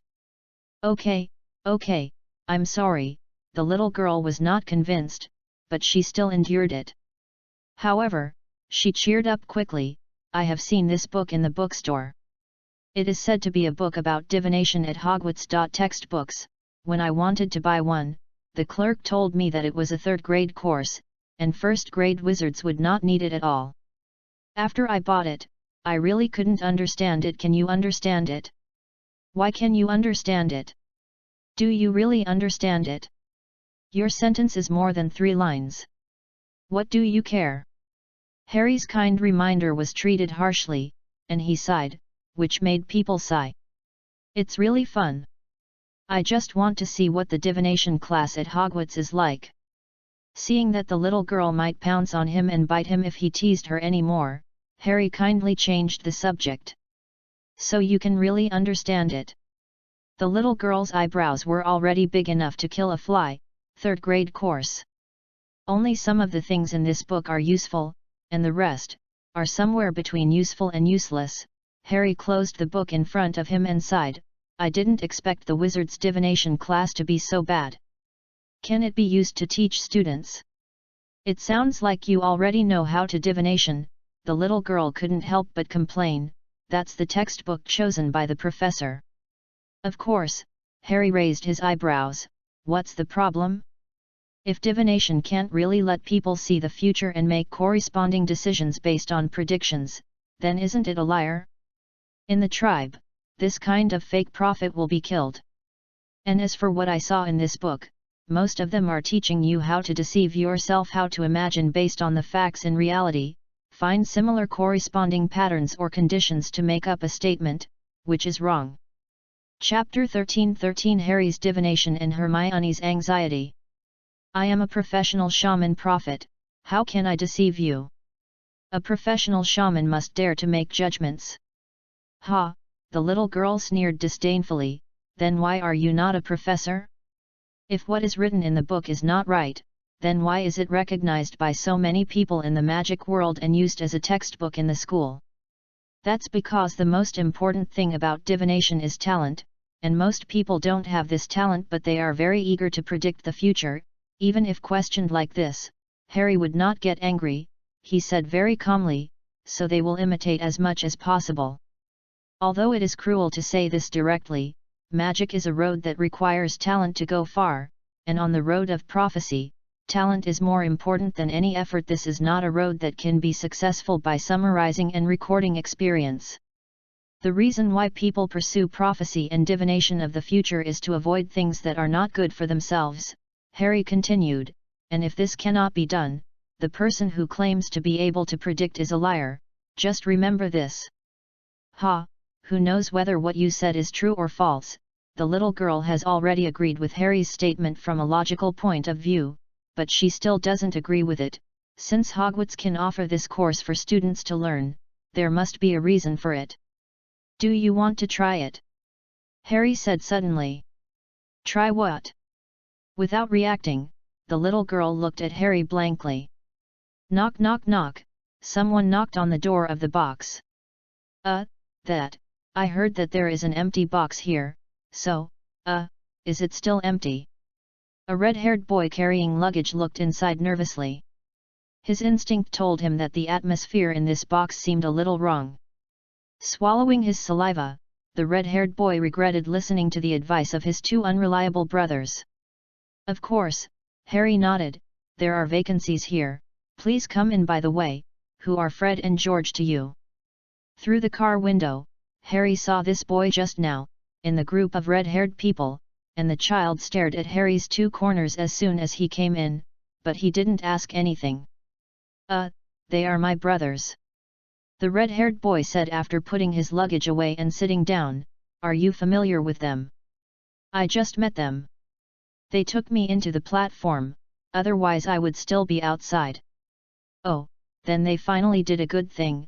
It's not easy, the red-haired boy muttered, then stretched out his hand and said, my name is Ron Weasley, what about you? Looking at his outstretched hand, Harry realized belatedly that he had been teasing this little girl for so long, but he didn't know her name. Harry Potter. Hermione Granger. There was a brief silence in the box. Then two people shouted in unison. Harry Potter. Fred and George didn't say that. Harry sighed, he knew. Are you really Harry Potter? Ron's face was almost as red as his hair. He stared at Harry excitedly, or more precisely, at the scar on his forehead. That. Yes, calm down first, okay. Harry lifted his hair to let the two of them see clearly. There's no need to be so excited. I'm not much different from you.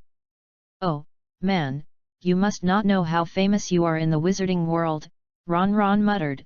We all grew up listening to your stories, and to be honest, the articles about you have not disappeared from the Daily Prophet this month. I heard from my father that if Dumbledore hadn't stopped it, the Daily Prophet would even want to interview you. They are exaggerating, Harry said expressionlessly. Is the wizarding world too quiet? There is rarely any news. That's why a little noise makes a big fuss. A little bit, but I think what it says is right. Ron scratched his head, especially the photo of you a month ago. Ginny even cut it out and posted it in the room. Oh, Ginny is my sister, she admires you very much. Ron gestured with both hands. Anyway, it's that big stone man. I have to say it's really cool, brother. Dad said that many adult wizards can't do that. How did you do it? Harry couldn't hold it back a little. What? Someone took a photo and put it in the newspaper that day? Why didn't he find it? Harry had a vague idea of what the newspaper Hagrid said he would show him when he arrived at Hogwarts was. Be careful of Hagrid. Across from Harry and Ron, within a few words, Hermione's face became worse at a visible speed. You are Harry Potter. Hermione's voice inexplicably carried a hint of tears. So what you just said, is it really true? Hermione was very nervous. Or rather, she had been very nervous since the day she learned about the existence of the magic world a month ago. Hermione was born to be strong and unwilling to admit defeat. As a freshman from a Muggle family, Hermione had a special sense of urgency. In addition to excitement and curiosity about the magic world, she was afraid that she would not be able to catch up with the course progress of other little wizards in school and be laughed at. After all, compared to those children who grew up in a magical environment, children born in Muggle families lack a foundation. That's what Hermione felt. So in the month before school started, she read books, practiced and memorized hard, so as not to be laughed at and fall behind in class. On the first day of school, after saying goodbye to her parents and getting on the train to school, she saw a boy of about her age holding a thick book and reading it. It was even a third-grade textbook, which she had read during the holidays because of yearning and curiosity but could not understand at all. This further increased the little girl's irritability and tension. For both wizards and muggles, predicting the future is something that people yearn for, but Harry just now completely denied the textbooks of Hogwarts, which aroused Hermione's resistance. What is it? Ron, who had just entered, looked confused. Prophecy. Hermione said loudly, he just said that the divination textbooks at Hogwarts are wrong, and the most important thing about magic is talent. Oh, is that so? Unlike the excited Hermione, Ron's reaction was very calm. If it was someone else, I might not believe it, but he is Harry Potter. If you grew up in the magic world, you will know that many wizards believe that Harry Potter was born with powerful magic, otherwise he would not be able to defeat the terrible mysterious man as soon as he was born. Ron glanced at Harry carefully and said in a low voice.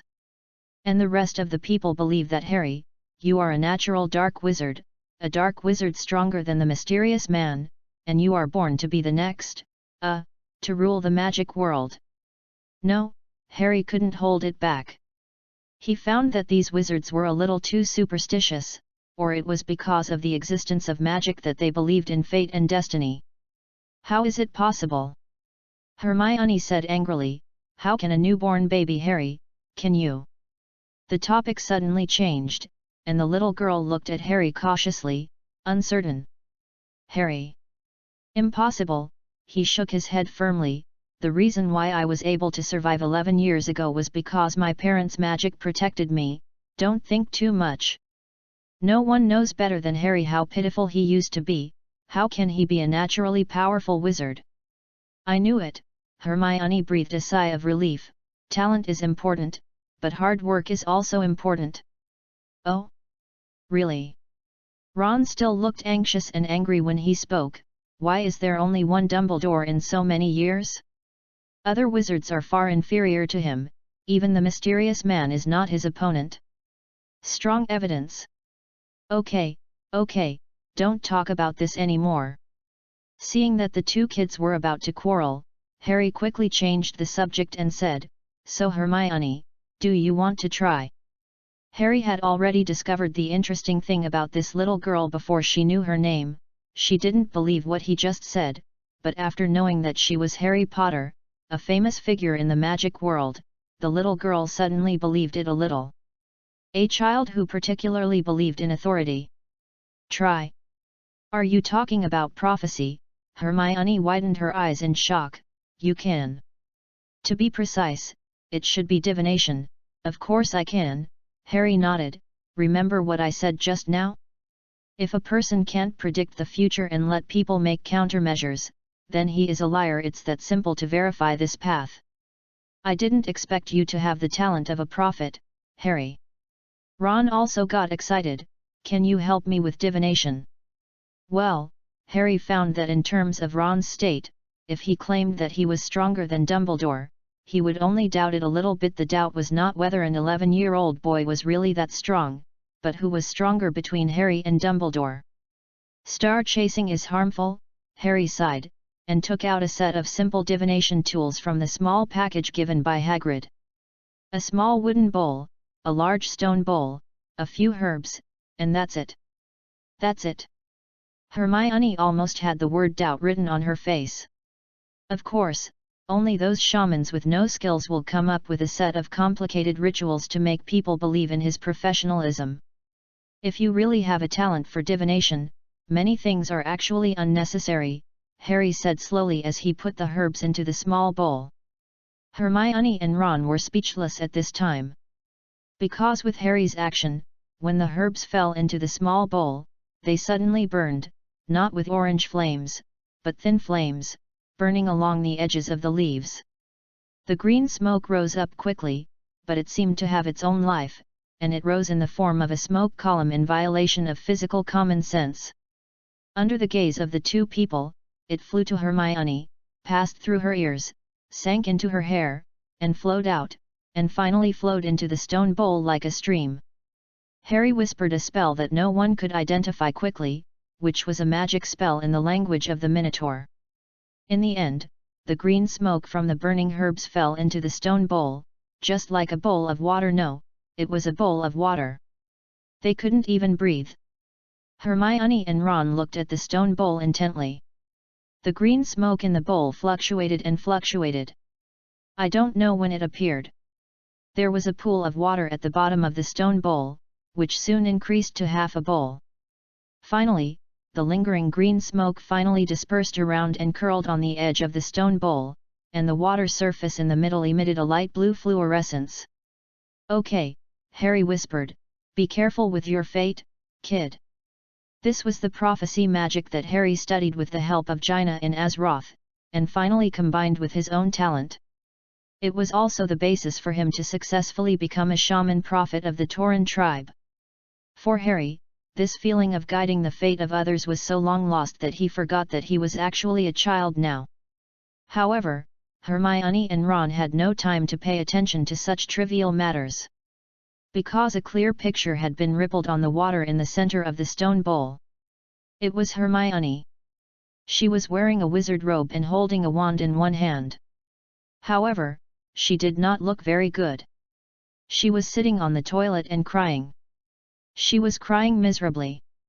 "This is not me," Hermione exclaimed instinctively, and her face was completely red. She slapped the stone bowl with one hand, directly dispersing the smoke and water. But it didn't matter. Like an angry lion, Hermione stood up from the chair, with one hand still in the bowl, looking angrily at the two people opposite, who saw her ugly appearance.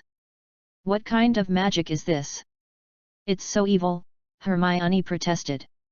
"This is the prophecy you want. You just saw yourself at a certain point in the future. It's not evil at all." Harry refused to accept this accusation. "This is not me at all." Hermione became even more anxious. "I think this is you, right?" Ron scratched his head, "but there is a Gryffindor logo on the chest of your clothes. You were sorted into Gryffindor. This is an illusion. It's an illusion. It's not real," Hermione said anxiously. "I want TCRY." He forced out a big word. "Hey? Really?" Ron changed his hand and scratched his head again, "but this does predict something that hasn't happened yet, right? Just see if you will be sorted into Gryffindor tonight." This child's brain always suddenly lights up. Hermione couldn't speak anymore. She sat back hard, and the whole person looked angry. "Brother, I asked my servants, that is, the day after tomorrow and the day after tomorrow, Monday and Tuesday. The follow-up reading is directly related to whether it can be put on the test water push, so I beg the brothers who think it is good and want to keep reading to the end on Monday and Tuesday, please read it. Thank you very much. I kowtow." Chapter 14 Harry Potter kills Slytherin. Hermione likes Gryffindor very much, because that is the college where Dumbledore, the greatest wizard of the 20th century, came from, and Dumbledore is now the headmaster of Hogwarts, so Gryffindor is good, Gryffindor is great. From this perspective, it is a very pleasing thing to know in advance that you will be assigned to the college of your choice. But thinking of herself crying in the water, Hermione would rather the divination was wrong. So she could only sulk by herself. So embarrassing. Oh, Harry, I knew they were right. You are not born to be an ordinary wizard. After witnessing a divination with his own eyes, Ron became more excited. Can you help me predict it too? It's a divination, and there is no difference between me and ordinary wizards. Calm down, Harry corrected, but it was a pity that the effect didn't seem to be very good. The spices were lit again, and the unique fragrance turned into green smoke passing through Ron and fell into the stone bowl again. The water was rippling and the green smoke was lingering. Ron's figure appeared in the water curtain, and even Hermione, who was still angry on the side, came over. She really couldn't help but be curious. Magical magic. Ron in the picture, didn't look very good. He leaned against the wall, his face was full of frustration and tension, as if he was being scolded by someone. To be honest, the surrounding environment was also quite gloomy, flashing green light. Ha! You're punished by the professor to stand. This time it was Hermione's turn to be excited. Don't worry, the result of the divination is not unchangeable. People pursue divination to avoid the worst future, right? Harry comforted Ron, who was frightened. Oh, I hope the professor won't write to my mother. Ron felt so stressed with his eyebrows and eyes squeezed together. But Harry fell into deep thought in the two divination scenes. Ron and Hermione's appearance did not change much, which means that only their recent events were divined. But in fact, Harry divined the future for them, wanting them to see their future selves. This is very strange. Is it the change brought about by the different worlds? Harry thought, it seems that the magic composition needs to be revised. Harry? Harry. When Harry came to his senses, he found that it was Hermione who was calling him, and the little girl's face was full of excitement. Your divination magic, can I learn it? Hermione almost wrote the word desire on her face. Yes, but not quite.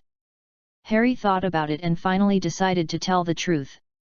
The first one means that you can learn this magic, and the second one means that if you want to use it to become a prophet who can see the long-term future, it is unlikely. Why? Hermione was stunned. Because you don't have the talent. It's better to suffer a short pain than a long pain. Harry said calmly, as I said just now, on the road of prophecy, talent is more important than any effort.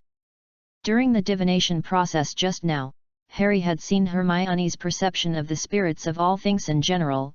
There is a little, but not much. By the way, Ron can be regarded as basically unable to perceive the spirit. It was a bolt from the blue. Hermione was dumbfounded. You know what you said, how much psychological damage it is to a child from a Muggle family who is full of fantasies about magic and predicting the future.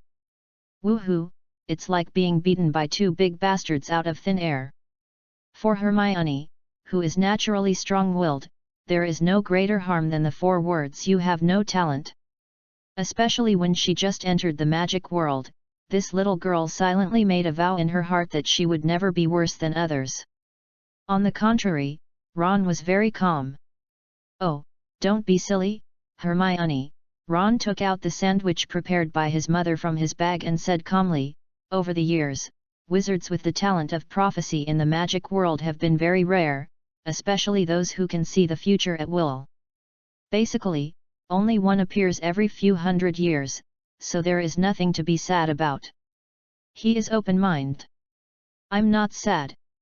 Well, the little girl's voice has a bit of crying. Well, you can't say you have no talent, right? As a kind-hearted bull, and an adult bull, Harry didn't want to really make a little kid cry, so he comforted him. If you study hard, you can still do divination to a certain extent, but you can't see clearly and can't see too far. Well, in fact, most people can only do this after learning. Occasionally, they can see what will happen in the next 1 or 2 days, or at most 1 or 2 weeks, but there are only a few fragments and a few pictures, and the cause and effect are completely unknown.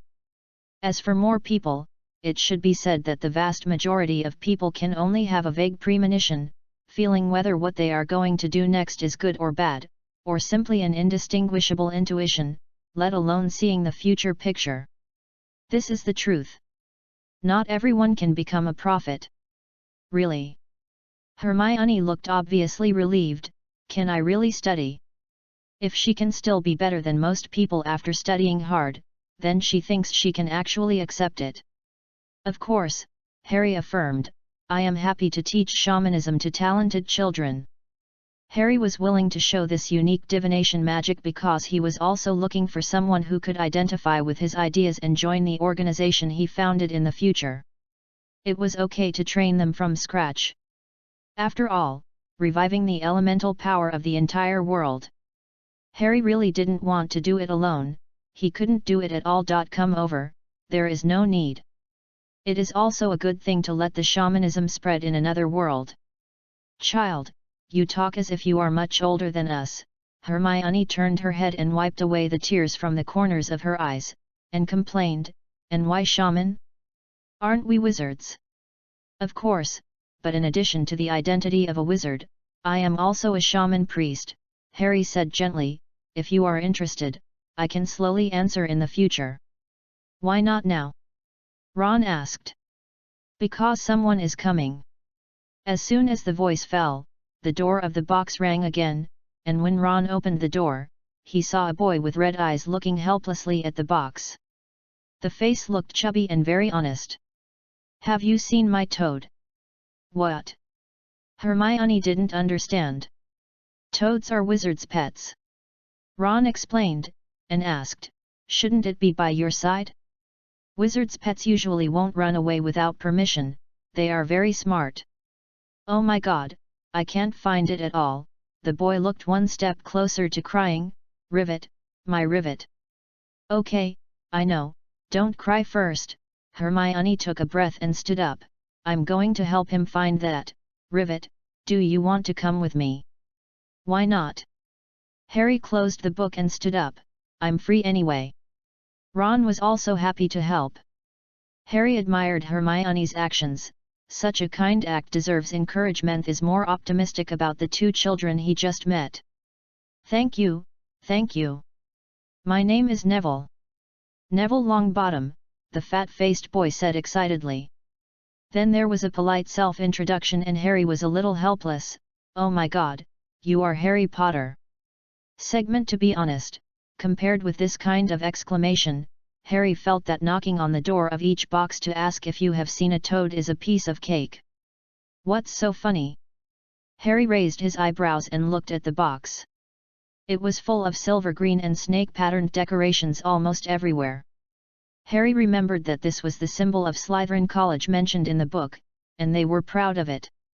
The decoration of this box was obviously more gorgeous and exquisite than other boxes. The size seemed to have been expanded. It was much larger than the average box. The table was filled with exquisite snacks and drinks, which was very luxurious. There were also people of different ages sitting in the box.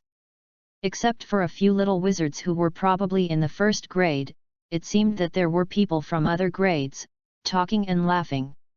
After Hermione knocked on the door and opened the box door to ask if anyone had seen Neville's toad, the people in the box looked at each other first, and then burst into laughter, a laughter that was obviously full of malice, ridicule, and even hostility. Harry quietly stepped forward to protect the little Hermione behind him, and asked the question calmly. No one cares about a toad, you dirty mudblood, get out of our box. A freckled boy bared his teeth at Hermione, but was blocked by Harry. Another burst of laughter. Hey! How dare you say that word? Ron was annoyed for a moment and wanted to rush over, but was stopped by Harry. If it's not a brother, who can you beat with your skinny arms and legs? But your courage is commendable. Apologize, Harry said sternly, sweeping his eyes over everyone in the box, or I will make you pay. Mudblood, Harry had seen this word in a book. It was the most malicious insulting word used by pure-blood wizards to muggle-born wizards. Harry had already put his hand under his robe on the handle of the warmer at his waist, but after a pause he moved it away. It seemed that he was going too far to use a warmer on these brats. Ha! Apologize. A boy in a black robe with the Slytherin logo on his chest laughed. You want us to pay the price? Who do you think you are? That's right. And isn't this the shame of pure-blood Weasley? The annoying blonde boy Harry met that day was also in the laughing crowd. He laughed and said, My father told me right, red hair, freckles all over the face, and too many children to raise. Ha ha ha ha ha ha ha. Another malicious laugh. If Ron hadn't been unable to talk Harry over, he would have rushed up. Hey, wait, someone suddenly stopped laughing. He looked at Harry with a strange face. Look at him, the scar under his forehead. Harry Potter. Apologize. Harry had no intention of repeating the fan meeting scene. He was ready for battle. Puff, a disdainful sneer. Is this our savior? Just like that. So you that day, the platinum-haired boy blushed. You ignored me on purpose. How dare you ignore Malfoy? Yes, that's right. Harry nodded. You're too noisy, and I don't like what you say. I usually only compare the bloodlines of livestock to see which one is purer, produces more milk or meat. How dare you insult the noble pure blood? Harry's words were like throwing a piece of like a stone. A splash of water exploded, but in this box, it was a Slytherin. Mixed with dirty mudbloods, and with your ridiculous horns. Woe do you think you are? What a bastard! Good, no need for words. The conflict broke out when no one expected it, and it was even Harry who started it, when his side was far weaker than the other side in terms of numbers, age, and physique. All three of you hide, roaring. Harry punched the man who dared to laugh at his proud horns in the face, for the tribe. This punch hit the nose directly, causing blood to spurt out, and the nose was crooked on one side, but it was like a sauce shop, and salty, sour, and spicy things rolled out. He actually dared to attack. Beat him! Beat him! Lecter Augur! Win or die! It was hard to believe that such a deafening battle cry could be emitted from this seemingly thin body. Harry roared, and the sound even shocked those who were close to him. What is older or stronger is not the most important thing. Fighting is not such a simple numerical comparison. What is most needed for victory is actually a fighting heart. Harry will never lack a heart. The fists swung by the Slytherins hit Harry's body and made a clanging metal sound. The pain from their hands made their faces green. When they wanted to retreat, it was too late. Harry only beat the fallen dog and showed no mercy. One punch. One punch. Another trademark punch. Every punch made these little guys scream in pain. This is definitely not the power that ordinary children can have. For those junior Slytherins, the magic spells they mastered at this time might not be as useful as their fists, but for senior students, their magic was much more useful than fists. But it didn't matter, Harry had been prepared. Even in the siege, Harry always paid attention to the group of senior students next to him in the box. And when one of the burly boys drew his wand and pointed it at him, Harry did not hesitate to pull out the warmer from his waist. The warmer flew. Chapter 15 Seeking follow-up. Reading Blood Sacrifice. Glory, Head Sacrifice. Harry absolutely can't let senior students use magic, otherwise Harry knows that he must use magic to defend, and he hasn't mastered much magic in this world, but if he uses the magic of Azeroth, the lethality is a bit too strong, even if it is defensive magic. The scene of Uncle Vernon's house being destroyed by a shield of the earth is still vivid, but now he is on a speeding train. After all, in Azeroth, where crises are constantly spreading, spells are mostly used in war. So for the senior Slytherins, Harry thought it would be better to take out the warmer. As long as he didn't enchant the flame weapon and the wind fury weapon, it would still be safe. Well, it was indeed safe. Harry could see that the arm of the senior Slytherin boy holding the wand was bent at a strange angle, and the whole person was obviously bent over with a distorted face because of the pain. It was also safe to withdraw from this battle in advance. Flint! The girl screamed, and the intensity of the battle not only did not decline because of the boy's screams and the girl's screams, but even became more intense.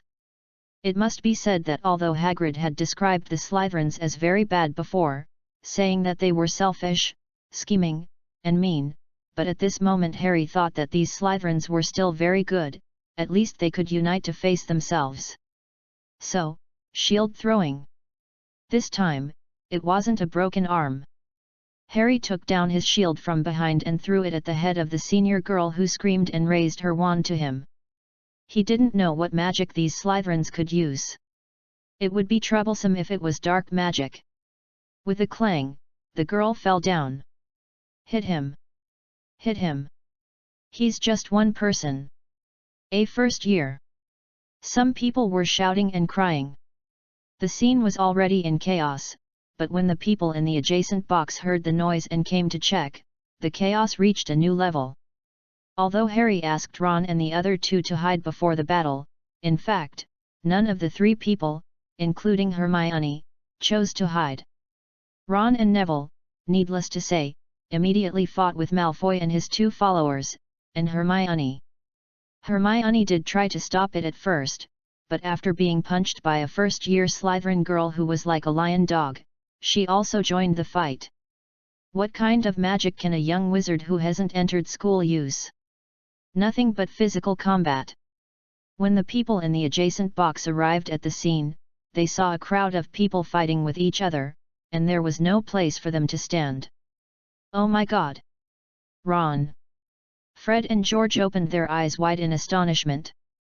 They never thought that their brother, who was always stupid, would be in the middle of school. On the first day of school, he even fought with someone on the Hogwarts train. It was unbelievable. Then what followed was excitement and pride. The youngest brother fought with Slytherin on the first day of school. What kind of spirit is this? This is the purest Gryffindor spirit. I'll help you. If you are a friend, join us. The whole car of Gryffindors is grateful.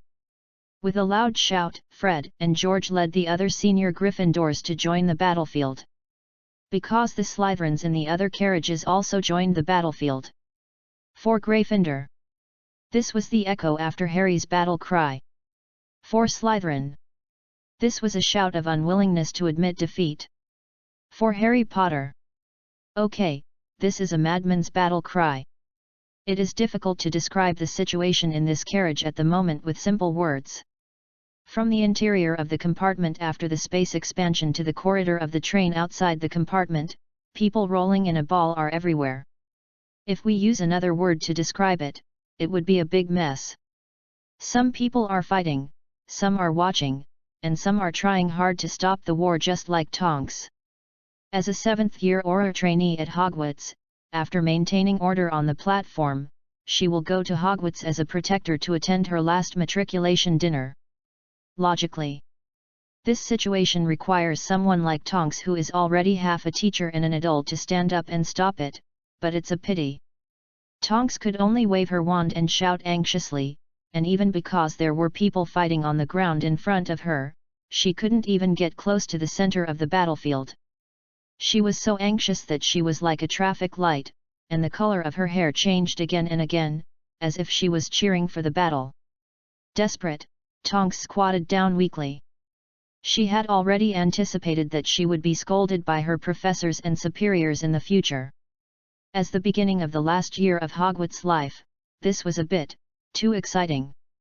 Every year's enrollment season, especially the welcome dinner on the first day of enrollment, is a very important day for the entire Hogwarts faculty and staff. The house elves in the kitchen will carefully prepare each dish, Filch will clean the entire castle, and many other professors will make certain arrangements for the castle. Especially this year is the year when the legendary boy, Harry Potter, who saved the entire wizarding world 11 years ago, will enroll, which makes people more motivated to prepare seriously. Everything is proceeding in an orderly manner, just as it has been for decades in the past. The only difference may be a small corner of the hall. Compared to other places, especially the kitchen, this corner of the hall is now, a storm is blowing. Never has there been such a bad thing. Freshmen who have not yet enrolled. Fighting with seniors who have already enrolled on the train. Nearly half of the students in both colleges were involved, and the remaining ones who did not participate were not because they followed the school rules, but because they could not reach the front and could not meet each other. Lawless. Audacious. Simply, there is not even an accurate word to describe it. In the corner of the auditorium, Professor McGonagall roared in anger. "Oh, calm down, Minerva, I don't think things are that bad." Hearing the battle report from the front, Dumbledore was not panicked at all, but very calm. He even comforted the vice president who was roaring like an angry lioness. Dumbledore is worthy of being called Dumbledore. He has experienced many storms. Calm down? How can you ask me to calm down? Professor McGonagall's lips were pursed into a line like a blade, looking murderous. You can't imagine what I saw when I went there after I got the news. That child, he was standing on a pile of people who were knocked to the ground and wailing. He was the only one standing in the box. He was even wearing mail. There was blood on the mail. Do you know that I almost fainted when I saw it for the first time? What does he think Hogwarts is? Why would he wear that kind of thing? Oh, I think our little Harry may have some Muggle-like fantasies about Hogwarts, Minerva, Dumbledore said with a smile. There is a kind of innocent beauty of children, isn't it? Dumbledore seemed to want to say something else, but he quietly shut up in the murderous eyes of the vice principal. I don't think we need to be so nervous, Professor McGonagall. Even though his college was one of the two major colleges involved in the melee, Snape, as the dean, was not panicked at all. Or he was panicked at first, but he stopped panicking after learning some information. First of all, the incident happened on the train, and school hasn't officially started yet, right? It's still during the holidays, and we don't have much power to punish them, Snape said slowly. Secondly, it's just a fight between students, which is not uncommon between Gryffindor and Slytherin. It's just a fight between students, he repeated. Professor McGonagall stared at Snape with wide eyes, as if she saw a smarthy giant monster. I never thought I could hear such words from you, Professor Snape. I thought you would say something like expulsion or something. I fully agree with what Professor Dumbledore said. It is a good thing for students to be energetic, even if some of them need to be more energetic. His face was a little stiff, but this sentence was indeed spoken from Snape's mouth. It was not an illusion. Professor McGonagall was already wondering if her colleague had been secretly cast the Imperious Curse. After all, this year is indeed a special year. But after taking a look at Dumbledore, who was still smiling as if he was watching the fun, Professor McGonagall gave up this idea. And Dumbledore, he was stuffing dessert into his mouth. It looks good, I love it. No matter what. We have to let them know the seriousness of the matter. Professor McGonagall took a deep breath and decided to skip some abnormalities, especially Harry Potter. Otherwise, I can't imagine what good he will do after he adapts to the new semester. Of course, I agree with this, Snape nodded, but Professor McGonagall, we must pay attention to the fact that for students who make mistakes, education should be the main focus, not punishment. As for Harry Potter, he has great leadership, doesn't he? Professor McGonagall couldn't listen anymore. She looked at Snape deeply and left without looking back, and seemed to be mumbling something unbelievable, crazy, God, etc. I think Professor McGonagall probably meant that I was right. After all, Gryffindor likes such leaders. Facing the gazes of Dumbledore and the other two deans, Snape said calmly, I have to prepare in advance. Excuse me. Snape left with his black robe, leaving only Professor Sprout, the Dean of Hufflepuff, and Professor Felive, the Dean of Ravenclaw, in the corner of the hall. Although they were reluctant to admit it, the fact was that there were students from their two colleges involved in this big mix. Is Professor Snape in love? After watching Snape leave, Felive looked at Dumbledore and said something shocking. Cough cough cough cough. Professor Sprout on the side was choked immediately, and couldn't help laughing while coughing. Really? Albus.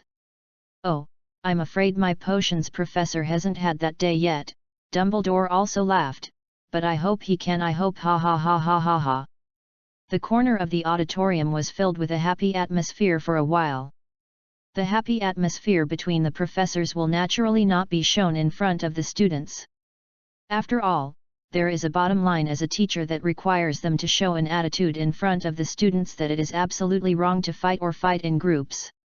Similarly, at this age, students are always extremely afraid of teachers. The big chaos on the train was forcibly stopped by Professor McGonagall, who apparate directly to the train after Tonks sent the message to Hogwarts as soon as possible. It's like Moses parting the Red Sea. Except that Professor McGonagall separated the people who were piled together. In front of the vice principal, the Gryffindor lioness, who was so angry that she seemed to explode at any time, the jumping children would squat in the corner obediently.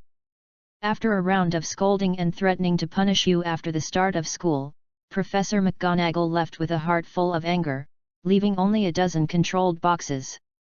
Well, it's hard to say what's going on in these boxes. I can only say that when you open the door and walk in, you can see a dense crowd of students tied together at first glance, just like a prison escort car. When you think about what's waiting for you when the train arrives at Hogwarts, even the most lively students can't be happy. Punishment, confinement. But children are children after all, and this feeling of loss actually didn't last too long. Not long after, the group of boys became lively again, and everyone was bragging about how many people they had knocked down just now and how they beat up those annoying guys. Especially in the carriage where Harry was, although he was still tied up by the ropes created by Professor McGonagall, the cheers for Harry were still one wave higher than the other. Even though they couldn't see Harry because he was tied up, there were still people cheering in Harry's direction, praising him and boasting about him. "You should have hidden," Harry said helplessly to Ron and the other two. "There are a lot of them, and they are much older than you, and they are stronger." "Don't say that, Harry." Ron's face was swollen, and only his unclear voice could be heard. "We are the same age, you are on top, how can we hide behind I am Ron Weasley? It's only today and tomorrow, please read it." Kowtow to the old brothers, bang bang bang. Chapter 16 Please read it. Professor McGonagall suddenly felt bad. The future was bleak dark. The name of Weasley requires us to never take a step back in front of the surname Malfoy. The glory of Weasley is on my shoulders. Even though his face was swollen like a pig's head, it was still difficult to conceal Ron's excitement at the moment. This was a passionate experience he had never had before, and it was also an unprecedented moment of attention for him. Not only Fred and George, the two guys, praised him just now, but also many Gryffindors he didn't know also praised his bravery. His bravery. Ron Weasley's bravery. It has nothing to do with his brothers. This feeling of being noticed and praised was something Ron had never experienced before. You know, he was usually not paid much attention to at home. But it was different now. How to say confidence? Confidence. Ron even felt that he could savor this feeling until he was 80 years old. "That's right, Harry, don't say that," Neville also said vaguely. Shaking his head, Harry didn't know what to say. But he had to say that he was actually quite relieved. These kids are all pretty good. The bulls are indeed kind to others, but the brave bulls are not afraid of trouble. I dared to take action because I knew how strong I was, and Ron and the other two followed suit simply because they were loyal and could not stand injustice. Because of the word Mudblood, because Harry went first. As the first three people to meet the enemy, Ron and Neville were actually beaten badly. After all, 2 fists can't beat 4 hands. Even Hermione was beaten badly. But it was just because she was an 11-year-old girl that others held back. Speaking of Hermione, we will definitely be expelled. Expelled on the first day of school. God, my magic dream, it's over. It's all over, woo woo woo. Well, this child can't stop crying. I clearly shouted that I would never cry during the divination before, but now I cry and forget everything I said before. I've never fought before. It's over, the professors will definitely write to my father and mother and ask them to take me back, weev. Don't worry, Hermione, Ron said with a swollen face and a vague voice, if your parents are muggles, they can't come to Hogwarts to take you away. Is this the point? Hermione screamed, we should be calmer. No matter what, we shouldn't fight. I'm very grateful to you. Although I don't know what mudblood means, I know they were scolding me at that time. You were all implicated by me. Now we have to drop out of school together. The little girl cried even harder. Crying like a storm. Yes, fighting is really not right. A man twisted his buttocks while being tied up and moved over from the ground. He also had red hair and said indignantly, the most important thing is that he didn't even listen to the prefect's words. I asked everyone to get out of the way. Someone actually attacked the prefect. This man had been introduced to Harry and others by Ron when he was just tied up in the box. He was also one of his brothers, named Percy Weasley, and was the Gryffindor prefect this year. To be honest, when Percy came from the prefect's box at the beginning of this big mix, he did try hard to separate the crowd, but after his glasses were knocked off by a fist, he was forced to join the battlefield. To be honest, Percy always felt that the first person who punched him seemed to be a Gryffindor. Maybe it was his younger brother, to be precise, it should be George, or maybe Fred. The scene was too chaotic to remember clearly. It is impossible for a Gryffindor to punch its own prefect, but it seems a bit possible for a Gryffindor to punch its own prefect. This is why Percy is so unhappy and angry now. After all, he didn't find the murderer, and was scolded by Professor McGonagall for not fulfilling his responsibilities as a prefect and joining the chaos. He was also tied up here. Don't worry, we won't be expelled, kid. He put on an elder's attitude. Although the bruises on Percy's face damaged his image, he still comforted Hermione, it's just a fight, and so many people are fighting. Hogwarts will not expel so many students. Yes, that's it, a Gryffindor student next to him interrupted nonchalantly, and last year, the battle between the 6th and 7th graders in the corridor was much more intense than this. It was a spell shooting. There were not enough beds in the school infirmary. Professor McGonagall almost went crazy. Is Hogwarts so chaotic? Hermione looked like she was going to be stupid. Oh, little girl, the Gryffindor laughed, you have to know that there are always things that are more important than house points and detention. That's right. That's the glory of Gryffindor. Fred also twisted his hips and moved over and shouted excitedly, we won this time. Those stupid snakes were beaten up. If it weren't for Professor McGonagall's sudden arrival, they wouldn't even have a single one standing. Yeah, Hermione, don't worry about these little things. Let's have fun together. Ron also said excitedly, you don't know how dirty the word they called you is. Even in front of the professor, they were the ones who started the war. And it's not just that word, they even dared to insult my character, this is racial discrimination. Harry also comforted the frightened little girl, you know, right? Racial discrimination is too much. Looking at the horns on Harry's head, Hermione didn't want to speak. That's right. Fred, or George, anyway, the other twin, he shouted excitedly, those stupid snakes dared to insult our great minotaurs. Harry. You are a natural Gryffindor. The word courage is specially used to describe you. You will become the future Lion King. Hey? Wait, why not the Minotaur Lion King? The Minotaur Lion King? Great George, what a wonderful word. The Minotaur Lion King. The Minotaur Lion King. The scene suddenly became heated. At first, only Fred and George were shouting, but later the whole box was shouting. When the sound spread out, it became a common roar in several boxes. A roar that would make Professor McGonagall faint. Student days are indeed the most energetic, youthful, and beautiful time of a person. As for the punishment and confinement, let's talk about it after we get to school. The ropes on the bodies of the people to be punished were removed when they got off the train. I can only say that Professor McGonagall did this reluctantly, and in view of the fact that the first-year students needed to take a boat to reach the castle, she finally sternly warned Harry and the other four not to make trouble on the boat.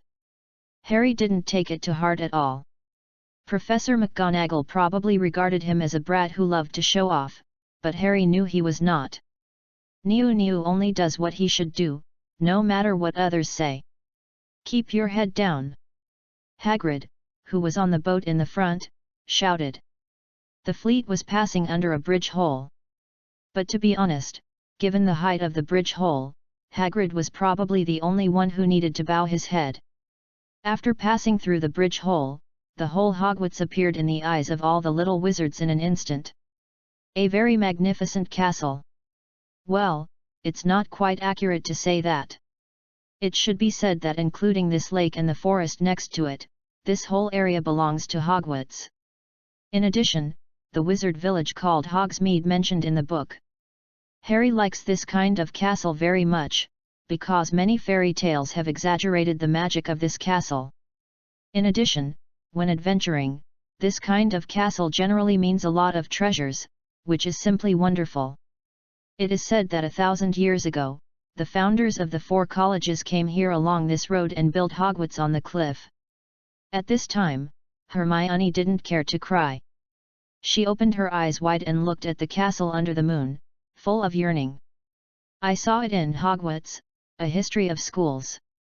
This should be part of a magic, Harry said, looking at his palm. From just now, there has been an invisible magic shrouding us. What does that mean? Ron asked blankly. It means that we are walking along this road following the footsteps of the founders of the school thousands of years ago, which is itself a ritual magic. I guess the effect will probably be safety protection, exorcism of curses, etc. After all, this is a school for training young wizards. Harry thought for a while and said, besides, isn't there a sorting ceremony later? Ah, that's right, Ron nodded, but no matter who it is, they won't tell me how the sorting is done. Fred said it hurt us a lot. It's really scary. Neville, what about you? Do you have any news? No, Neville shook his head and said with some fear, Grandma won't tell me anything, just let me be careful. To be honest, I may be the first young wizard to be sent home because I can't pass the sorting ceremony. Oh, that's impossible, Neville, Ron comforted, don't forget your record today, you are definitely a brave Gryffindor. Ron's words made Neville look much calmer. And Hermione, she was already reciting the knowledge points. After getting off the boat, she followed Hagrid all the way to the gate of the castle. Professor McGonagall was already waiting here in advance. She waited, she came straight to Harry. You did a big thing, Mr. Potter. Professor McGonagall's eyes were like a knife. Before you, there has never been a freshman who has not yet entered school to make such a big thing. To be honest, I really should break your wand and send you back. Maybe only in this way can you learn what is cautious and what is quiet. Sorry, Professor. If you want to expel someone, expel me. It's all because of me. Before Harry could say anything, Hermione broke down and started crying. The little girl always believed that the fight was caused by the swearing she received. It's not Hermione's fault. They provoked me first, Professor. I don't think we should be punished. Harry, who would not be scared by such words, said calmly, they first insulted Hermione as a mudblood, and then racially discriminated against me and insulted my character. If you really want to expel them, please expel all the Slytherins in that box first, otherwise I will write to the Daily Prophet, and there will be wizards to speak for me. Professor McGonagall took a deep breath. It's not your fault, Miss Granger. Professor McGonagall was still very gentle to such a genuine good student. Don't be afraid, you will not be expelled. What I want to talk about now is Mr. Potter's affairs. She had heard from Dumbledore before that the boy who survived insisted that he was a Minotaur, and she was mentally prepared. But there was always something that made it difficult for her to hold back. "Mr. Potter," Professor McGonagall's voice suddenly became low, "I have to remind you that human body deformation is a very, very dangerous thing, and it is easy to cause irreparable damage. Especially for a little wizard like you who doesn't have enough knowledge and whose body magic is not fully developed. You are lucky." A kind warning. Professor McGonagall could see that Harry's horns were not the result of human body deformation, but other things turned into horns, and then glued together with his forehead skin. But even so, for a first-year student, this is also very advanced content. "I don't know what you are talking about, Professor," Harry said sincerely. "We Minotaurs are like this, and it is very normal to have horns." Professor McGonagall closed her eyes. She felt that she would have troubles starting this year, and they would be great troubles. The torture brought by the problem students, the mysterious disappearance of the house points, and the loss of appetite and hair due to anger. House cup, my house cup. She had even reserved a place in Gryffindor for the person in front of her. Even so, who would believe you if you said you would not go to Gryffindor? Professor McGonagall kept repeating in her heart that geniuses always have quirks, geniuses always have quirks, just like many of Albus Dumbledore's quirks were considered crazy behavior by others, and based on everything she had seen so far, this boy who survived a disaster was indeed a magical genius. Then she opened her eyes again. "Give me your hammer and shield, Mr. Potter." Professor McGonagall endured very hard. "Hogwarts does not need such weapons." "Okay, Professor," Harry handed it over obediently. Then Professor McGonagall took the hammer and shield and walked 2 steps, just 2 steps, then walked back at a faster speed and stuffed the hammer and shield back into Harry's arms. "Absolutely. You are absolutely not allowed to point weapons at your classmates again. Do you understand, Mr. Potter?" Professor McGonagall said angrily, "Otherwise I will really expel you." Harry agreed too quickly. The more Professor McGonagall walked, the more she felt something was wrong, because according to her decades of teaching experience, students who confessed their mistakes at the speed of light after making mistakes are often the ones who will never learn from their mistakes and will definitely make the same mistake again. The kind who never change after repeated teachings. The kind who don't listen to others. Chapter 17 Snape wants to care about the sorting ceremony. The most important thing is that with Harry's talent for transfiguration, he can use transfiguration to create weapons for himself anytime and anywhere, and use them whenever he wants, so what's the point of confiscating them? So Professor McGonagall simply returned the things to Harry angrily and turned to a more severe warning. "I promise you, Professor, unless it is necessary," Harry, who can understand Professor McGonagall's concerns, also agreed seriously. "You'd better." Professor McGonagall looked at Harry deeply. "By the way, don't think you can escape punishment. Your detention has been arranged, starting from the 3rd week after enrollment." Leaving such a sentence, Professor McGonagall was about to push open the door and return to the hall, but she paused for a moment before entering. "Good transfiguration." Harry heard the faint praise. With a clang, the castle gate was closed. "Amazing, Harry," Ron, who had been protecting Harry in front of him since just now, quietly poked his head out and said after seeing Professor McGonagall leave, "I almost stopped breathing when Professor McGonagall spoke, and you can talk to her so naturally." "A very good professor," Harry explained to Ron. "She has her own responsibilities to fulfill. After all, the safety of students is really important. I can understand her, but I also have my own persistence and things that must be done, so there will be some small conflicts. It will get better slowly in the future. Now it's just that she doesn't know us well, and we don't know her well. If she behaves too kindly, she won't be able to control the children." Harry saw it very clearly. "Hey, you're just a kid, Harry," Hermione couldn't help but complain. "Lucky for you, Potter." Before Harry could reply, Another cold snort came from the first-year team.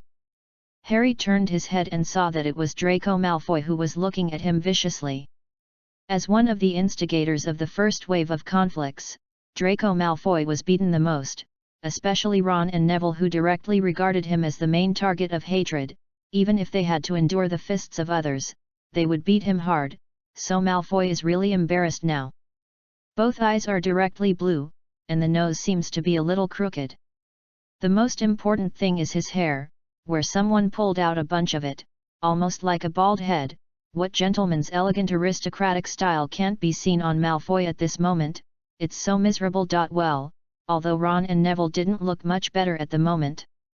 Probably to teach the boys a lesson, Professor McGonagall sent those who had broken bones after the exercise to the school infirmary, and ignored those who were only slightly injured with bruises and swollen faces, probably to let these people spend the entire opening dinner in a messy state as a lesson.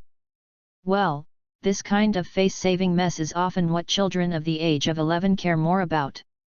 I can only say that the hatred is too big. Wait for death. Potter. Draco Malfoy said viciously, even if Professor McGonagall doesn't expel you, I will let my father expel you. My father is a member of the school board. You can go back to your Muggle relatives and continue to be a house elf. Harry wanted to laugh when he heard the words that were not threatening and full of childish innocence. But Ron and Neville next to him couldn't stand such words. What did you say? Malfoy. You dare to say it again? Draco Malfoy immediately shrank behind his two followers Crabbe and Goyle, and Crabbe and Goyle also stepped forward as if they were ready to fight. Unfortunately, after Harry took a step closer, the three of them shrank back at the same time. There was no way, after all, in that compartment on the train, Harry was the only one standing and becoming the winner, his body covered with the blood of the loser, just like a crazy barbarian. For Malfoy and the other two, that scene was really too terrifying. Coward, knowing how to hurt these brats the most, Harry snorted disdainfully. The sound was not loud but enough for everyone to hear, and the mocking expression came from the true teachings of the orcs. Orcs are really good at mocking cowards. Malfoy's face suddenly turned red, because he even heard laughter from the pure-blood team next to him. Even if he entered Slytherin, he was embarrassed. Draco Malfoy couldn't stand the family motto for many years, and when he was about to say something, the gate of the castle opened again, and a man walked out from inside, a man in a black robe. Sir! Malfoy's eyes lit up, as if he saw a ray of light in the darkness. The person who came was the Tiga in his heart, Snape. What are you doing? Snape said faintly, maybe Professor McGonagall's punishment on you is a little too light, making you feel that you can do whatever you want here without being punished. Sir, it's all their fault, Malfoy immediately started to complain, they are provoking me. I told you, Draco, interrupting Malfoy's words, Snape said faintly in his usual, magnetic voice, in school, you have to call me by my title, call me Professor. Yes, Professor, holding his breath, Draco Malfoy shut up in frustration. But then his eyes lit up again, because he saw Snape coming to Harry. Is the big one coming? Malfoy is looking forward to it. Put your hand out. Snape said expressionlessly. Harry also obediently stretched out his hand, and then he felt something was put into his hand. The night in the castle is colder than you think. Snape turned and left after leaving such unclear words. Only a heartbroken Malfoy was left, and now he felt like dying, very much. What is that, Harry? Neville asked in a low voice after Snape left. Chocolate. Harry broke off a piece and stuffed it into his mouth. It is indeed chocolate. So, he came here just to give you a piece of chocolate. Ron opened his mouth and said blankly, and what does that sentence mean? I think he probably meant for me to wear something thicker so as not to catch a cold. Harry thought about it and felt that this was the only explanation. Oh my God, look at Malfoy's look as if he saw a savior just now, and look at him now, it's like he was punched in the face again. Ron's mouth was almost unable to close, and he was stunned. Remember what Fred told us on the train? The matter of the Slytherin Dean, this is completely different from what they said. Seeing is believing, Ron, Harry shrugged. In Fred's description, the Dean of Slytherin is an old bat who always wears a black robe, with greasy hair that is never washed.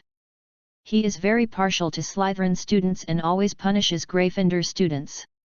He is a big bad guy, and this obvious image also makes Ron identify Snape as soon as he appears.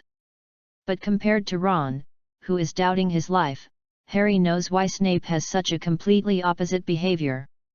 It's all because of the promise Snape made in front of his mother's soul a month ago, and the oath he made. However, it was obvious that this man was not very good at expressing himself. Harry could see the struggle in Snape's heart. In addition, because he looked very much like his father, Snape was even more awkward when expressing himself. After all, his father had stolen someone's love. Harry understood, he understood too well. At this moment, the gate of the castle finally opened. Even if it was placed in the history of Hogwarts's admissions night in the banquet, today's dinner is also worthy of being recorded. Unprecedentedly, 2 long tables were not even full, and most of them were empty. Even the other 2 colleges had many empty seats. Because many Hufflepuffs and Ravenclaws tried to take the opportunity to take revenge when Gryffindor fought Slytherin, but they were unexpectedly dragged into the depths of the battlefield and could not escape. The faces of the 4 deans did not look very good, or in other words, their faces could not look good in front of the students. Until the dinner officially started, the old students who had been scolded and punished trotted back to the long tables of their colleges in dejection, except for those who had broken bones or were seriously injured. Those people could only spend the night drinking medicine in the school hospital. When Harry and other first-year freshmen entered the restaurant under the leadership of Professor McGonagall, the restaurant was already full of people. Although everyone looked rather embarrassed, when these people saw the dark circles and swollen faces of the people around Harry, laughter inevitably appeared, and it became louder and louder, and finally became a big laugh covering the entire restaurant. Laughing at these children, and also laughing at their own current appearance. Thousands of candles floating in the air were also shaking with laughter. Harry looked at the sky above his head. The place that should have been the ceiling now showed the appearance of a starry sky. The sky outside was projected by magic. It was very interesting. But what happened next was not very interesting. Harry only saw Professor McGonagall take out a hat, and that hat would determine which college the little wizards would live in for the next 7 years. Harry didn't remember what happened after that. He only remembered that the hat suddenly started singing, but the specific singing became a buzzing sound and didn't enter his mind. It was 10 or even 9 points unpleasant. In the end, only Professor McGonagall's voice was left. Hannah Abbott. The sorting ceremony began. "Don't go to Hufflepuff, don't go to Hufflepuff." Harry could hear Neville praying with his eyes closed. Is it that scary? Harry quite likes the Hufflepuff mentioned in the book. Actually, the sorting will not affect our courses, Neville, Harry whispered, as long as it does not affect what department of magic you study, it doesn't matter which college you go to. It's not about sorting into fire, frost, arcane, and other magic departments that will affect your life development. The sorting of Hogwarts only determines where you will live next.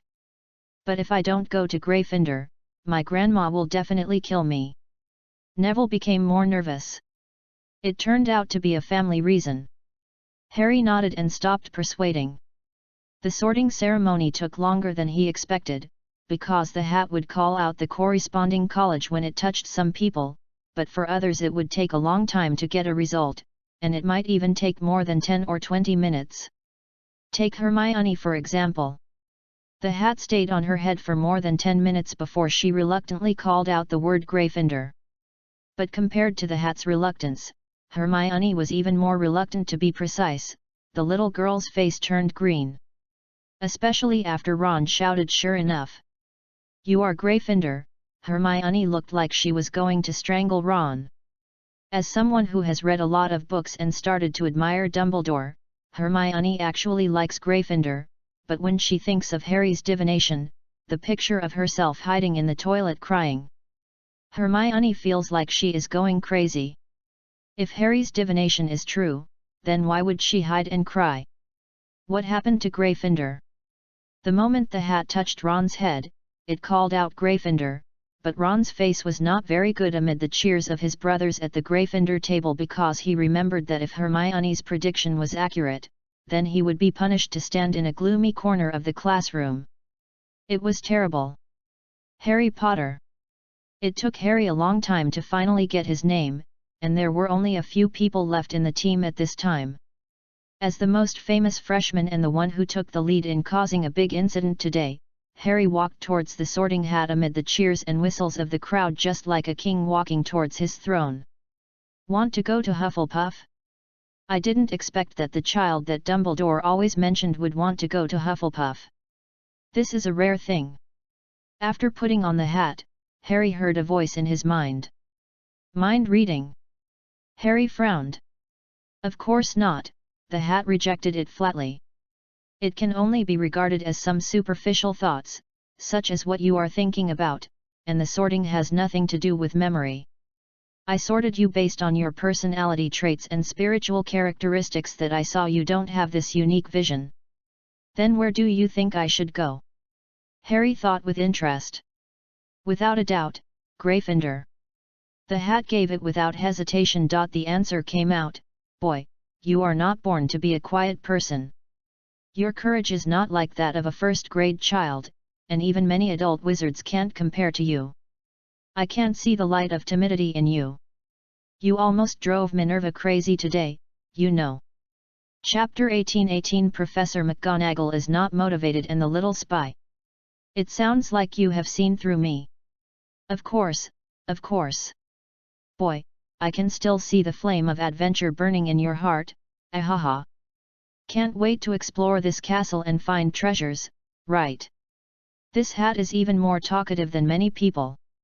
Many children have the same idea as you. After all, it is an old castle with so many years of history. I guarantee that even Albus would not dare to say that he knows all the secrets of Hogwarts. The most important thing is that many students will leave puzzles when they graduate, waiting for the younger generation to solve them. That's great, Harry couldn't help laughing. What will they use as treasure? Galleons? Or some precious magic items? The kind that can make me rich. Oh, you kid, the hat's voice suddenly lowered, and it muttered, the important thing should be the adventure process. You don't act like a child at all. Well, but treasure is indeed important. Gryffindor also likes treasure? Harry asked. He loves it so much. As a hat that Gryffindor had used before, the hat gave the answer without hesitation without even needing to recall it. Gryffindor loves treasure hunting. Oh. No, no, no. Don't go to the Forbidden Forest, kid, I've seen it all, don't go to the Forbidden Forest, there's no treasure in the Forbidden Forest, really. If Minerva knew that you got the inspiration from me and wanted to go on an adventure in the Forbidden Forest, she would definitely tear off the thread of the poor old hat. You have a plan already, right? That's fine, I mean, be safe. Boy! Don't go to the Forbidden Forest. The conversation with the hat was much more pleasant than Harry had imagined. As an old hat with a 1,000-year history, it did provide a lot of suggestions for Harry's planned adventure. It even gave a few clues and urged Harry to look for it. After the word Gryffindor was shouted above his head, Harry stood up with a little reluctance and put the hat back. If time was not limited, he really wanted to talk more. The magic items in this world are really amazing, just like a real person, able to think and talk. Harry looked up and saw that the red-haired twins had stood up beside the long table belonging to Gryffindor, slapping the table with one hand and howling. We have a Minotaur. Oh oh oh oh oh oh oh oh oh oh oh oh oh oh. After a big mix-up on the train, Harry's horns and his self-proclaimed name became a well-known thing. In the eyes of these little wizards, this persistence is not a problem at all, event cool. Powerful wizards are always accompanied by unique hobbies, so the powerful Harry is naturally more eccentric than anyone else, which is very reasonable. We wizards are like this. Minotaur! Minotaur! Minotaur! The cheers at the Gryffindor table had turned into a uniform shout, one after another. In the end, it was not limited to Gryffindor, even some people from the nearby Hufflepuffs and Ravenclaws joined in the shouting, very rhythmic. Except for Slytherin, only the Slytherin table was silent. Everyone had a stern face, as if someone had died. Harry turned his head to look at Professor McGonagall beside him. This serious professor looked like he was going to eat the leading Gryffindors alive, and the ones who shouted the loudest and were the most enthusiastic had murderous eyes. I might as well put it more clearly, that is, Professor McGonagall wanted to kill Fred and George. The twins did sense this murderous intention, but now they don't care. At least before dying, let's have fun first. The great Harry Potter has arrived at his most loyal Gryffindor. As soon as Harry approached the Gryffindor table, Fred shouted and made way. Oh! My great Minotaur King, please come over here, we have reserved your throne for you. George bowed on the other side. The two brothers were flattering and full of airs, and they were definitely treacherous ministers. And the other students in Gryffindor were also very cooperative. They stood up and lined up to welcome Harry. It must be said that today's battle really made many people convinced of this boy who survived a disaster. The savior is worthy of being the savior, born to be a Gryffindor. It's perfect. This feeling of being a child king made Harry speechless. He was sent to the middle of the Gryffindor table surrounded by the twins. Harry tried to struggle, but then found that if he didn't intend to hurt these two people, he couldn't struggle away, so he could only be carried like this. When he sat down, the whole restaurant burst into applause again, except for Slytherin.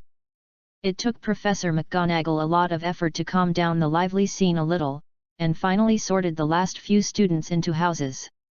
As the headmaster of Hogwarts, Dumbledore is really good. He is good because he doesn't talk long. After a few simple welcome remarks, the meal was served. The food at Hogwarts was quite good. Harry found that there were not many British dishes, but more French ones, which was a good thing. The people in Gryffindor were also very enthusiastic, constantly talking to Harry, introducing which dishes were more delicious, and how to pass on the message to the house elves if he wanted more. While the students below started eating after being hungry for so long, the professors in the restaurant were not idle either, eating and chatting. "Cheer up, Minerva," Professor Felive said cheerfully, "you are now the headmaster of the boy who lived. This is such a great honor. Maybe it will be recorded in the history of magic in the future." "Really?" "Phileas," Professor McGonagall looked at the old man next to her expressionlessly, "how about we exchange?" "Ahaha, then no need," Professor Felive laughed dryly a few times. "Hogwarts has never allowed students who have been sorted to transfer houses for so many years. This is not good, not good. They are all old friends for many years. Who doesn't know who's thinking?" Professor Felive was teasing Professor McGonagall, congratulating her Gryffindor for accepting a student who can make a lot of noise. As a Ravenclaw, Professor Felive just wants to live a quiet life and not get involved in the disputes outside. It can be foreseen that Professor McGonagall will have a headache for the next 7 years. See, she is already sighing. "I'm afraid it will be hard for me to see the House Cup again, Phileas," Professor McGonagall sighed deeply and said sadly. "Ah, the House Cup." At this point, Professor Felive couldn't laugh anymore. If possible, who would want to see Slytherin win the House Cup for 6 consecutive years? So much so that the two of them felt a little ashamed every time in front of Snape, and felt that their level as professors had fallen behind. Few people could give points to students of their own college without any scruples like Snape. Speaking of this. By the way, Professor Snape. Suddenly remembering something, Professor McGonagall turned her head and looked at Snape on the other side. "As the Vice Principal of Hogwarts, if possible, I hope you can be as fair and just as possible in your future teaching life." Of course, putting down his knife and fork, Snape turned his head and stared into Professor McGonagall's eyes, and replied calmly, "Always like this." It's not good to continue talking, that's not good for the relationship between colleagues. Professor McGonagall sighed again. She felt that she was probably going to sigh out all the anger this year today. Don't look at Snape's promise now so readily, but to be honest, considering this man's past deeds, Professor McGonagall thinks it's difficult for him to do it. The previous Slytherin relied on Snape's biased extra points and deductions from other colleges to win the College Cup for 6 consecutive years. Honestly, Professor McGonagall might be a little unhappy about this behavior, but she would never deduct points from Slytherin in the same way even if it weren't for the special circumstances this year. Professor McGonagall would not have said that to Professor Snape. Don't get me wrong, Professor McGonagall is not afraid that Professor Snape will deduct points from Gryffindor because of her past and Harry's being in Gryffindor. What she is afraid of is that Snape will give Gryffindor crazy points. Harry was very satisfied with his first dinner in the wizarding world. It was very lively, like a bonfire party in Thunder Bluff. The only thing that made him a little regretful was that the food was not magical enough. After seeing the magic of this world, Harry was looking forward to seeing some magical food, such as talking cakes or food that changes taste automatically. Well, just like the snacks from the wizarding world that he ate on the Hogwarts train, the chocolate frogs, which were very unique. It's a pity that in the end, they only had mashed potatoes and stewed meat. This is too muggle. After everyone had eaten, Dumbledore clapped his hands, and the table became clean in an instant. As concise as his first speech, Dumbledore humorously emphasized the things to pay attention to when studying at Hogwarts. For example, many people advised Harry to be careful of the Forbidden Forest, and not to cast spells in the corridors at will, etc. Another thing that was emphasized was the corridor on the right side of the 4th floor. When Dumbledore said this, Harry was sure that the lively old man was looking at him. What does it mean? Is this an invitation? Harry's adventurer soul was burning. For children who have not yet grown up, it should be said that for everyone, the more you emphasize not to press a button, the more people will want to press it. Dumbledore's final emphasis seemed to Harry to mean this. He was a little unsure. Following the prefect Percy all the way to the Gryffindor common room, there were 5 people in one dormitory, including Harry, Ron, Neville, and 2 new kids, Dean Thomas and Seamus Finnegan. To be honest, there were too many people, and the space for himself was too small, so Harry was not used to it. As a shaman, Harry has too many things to buy, such as totems, offerings to elements and ancestors, or herbs, magic items, and the like. It is inconvenient to live with so many people at the same time. Maybe I can apply to Headmaster Dumbledore later and ask him to approve me to build a wooden house by the Forbidden Forest. With this thought in mind, Harry fell into a deep sleep. Some people slept, while others could not, because he had the world in his heart. His thinking is indeed mature and energetic. I see fearless courage in him, Albus. True courage is not recklessness.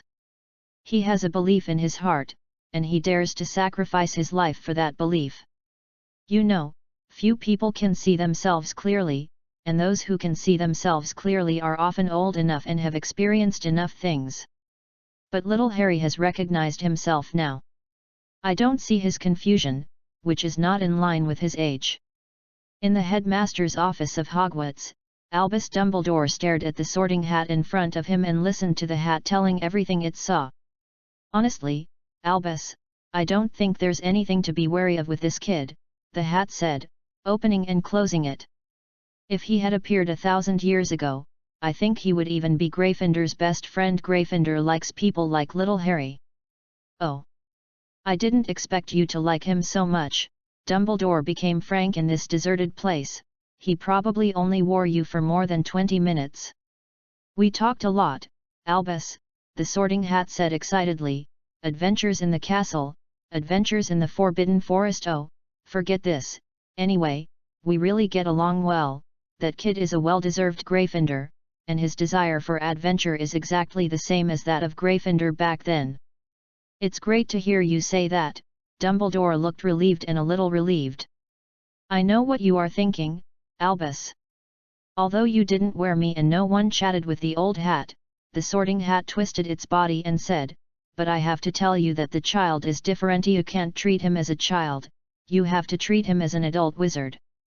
If you treat him the way you treat a child, I don't think you will get along very well. Of course, I have discovered this, Dumbledore nodded and said, thank you, Sorting Hat, your information is very helpful. Ah, I actually hope to chat with more people. After all, you know, I can only stay here for a whole year, facing this bird. The Sorting Hat was still mumbling something, but after Dumbledore waved his finger, it floated up and finally landed on the cabinet next to it. Chapter 1919 Hagrid's Rejection and the Fun of the Wizard. Don't blame Dumbledore for being so careful with a child. After all, Harry is very talented, and in this world of magic, once a very talented wizard goes astray, it will cause very terrible consequences, which is much more terrible than the mistakes of mediocre people. Strong and superior strength may even make it impossible for others to resist his will. Many people's families are broken up, many tragedies.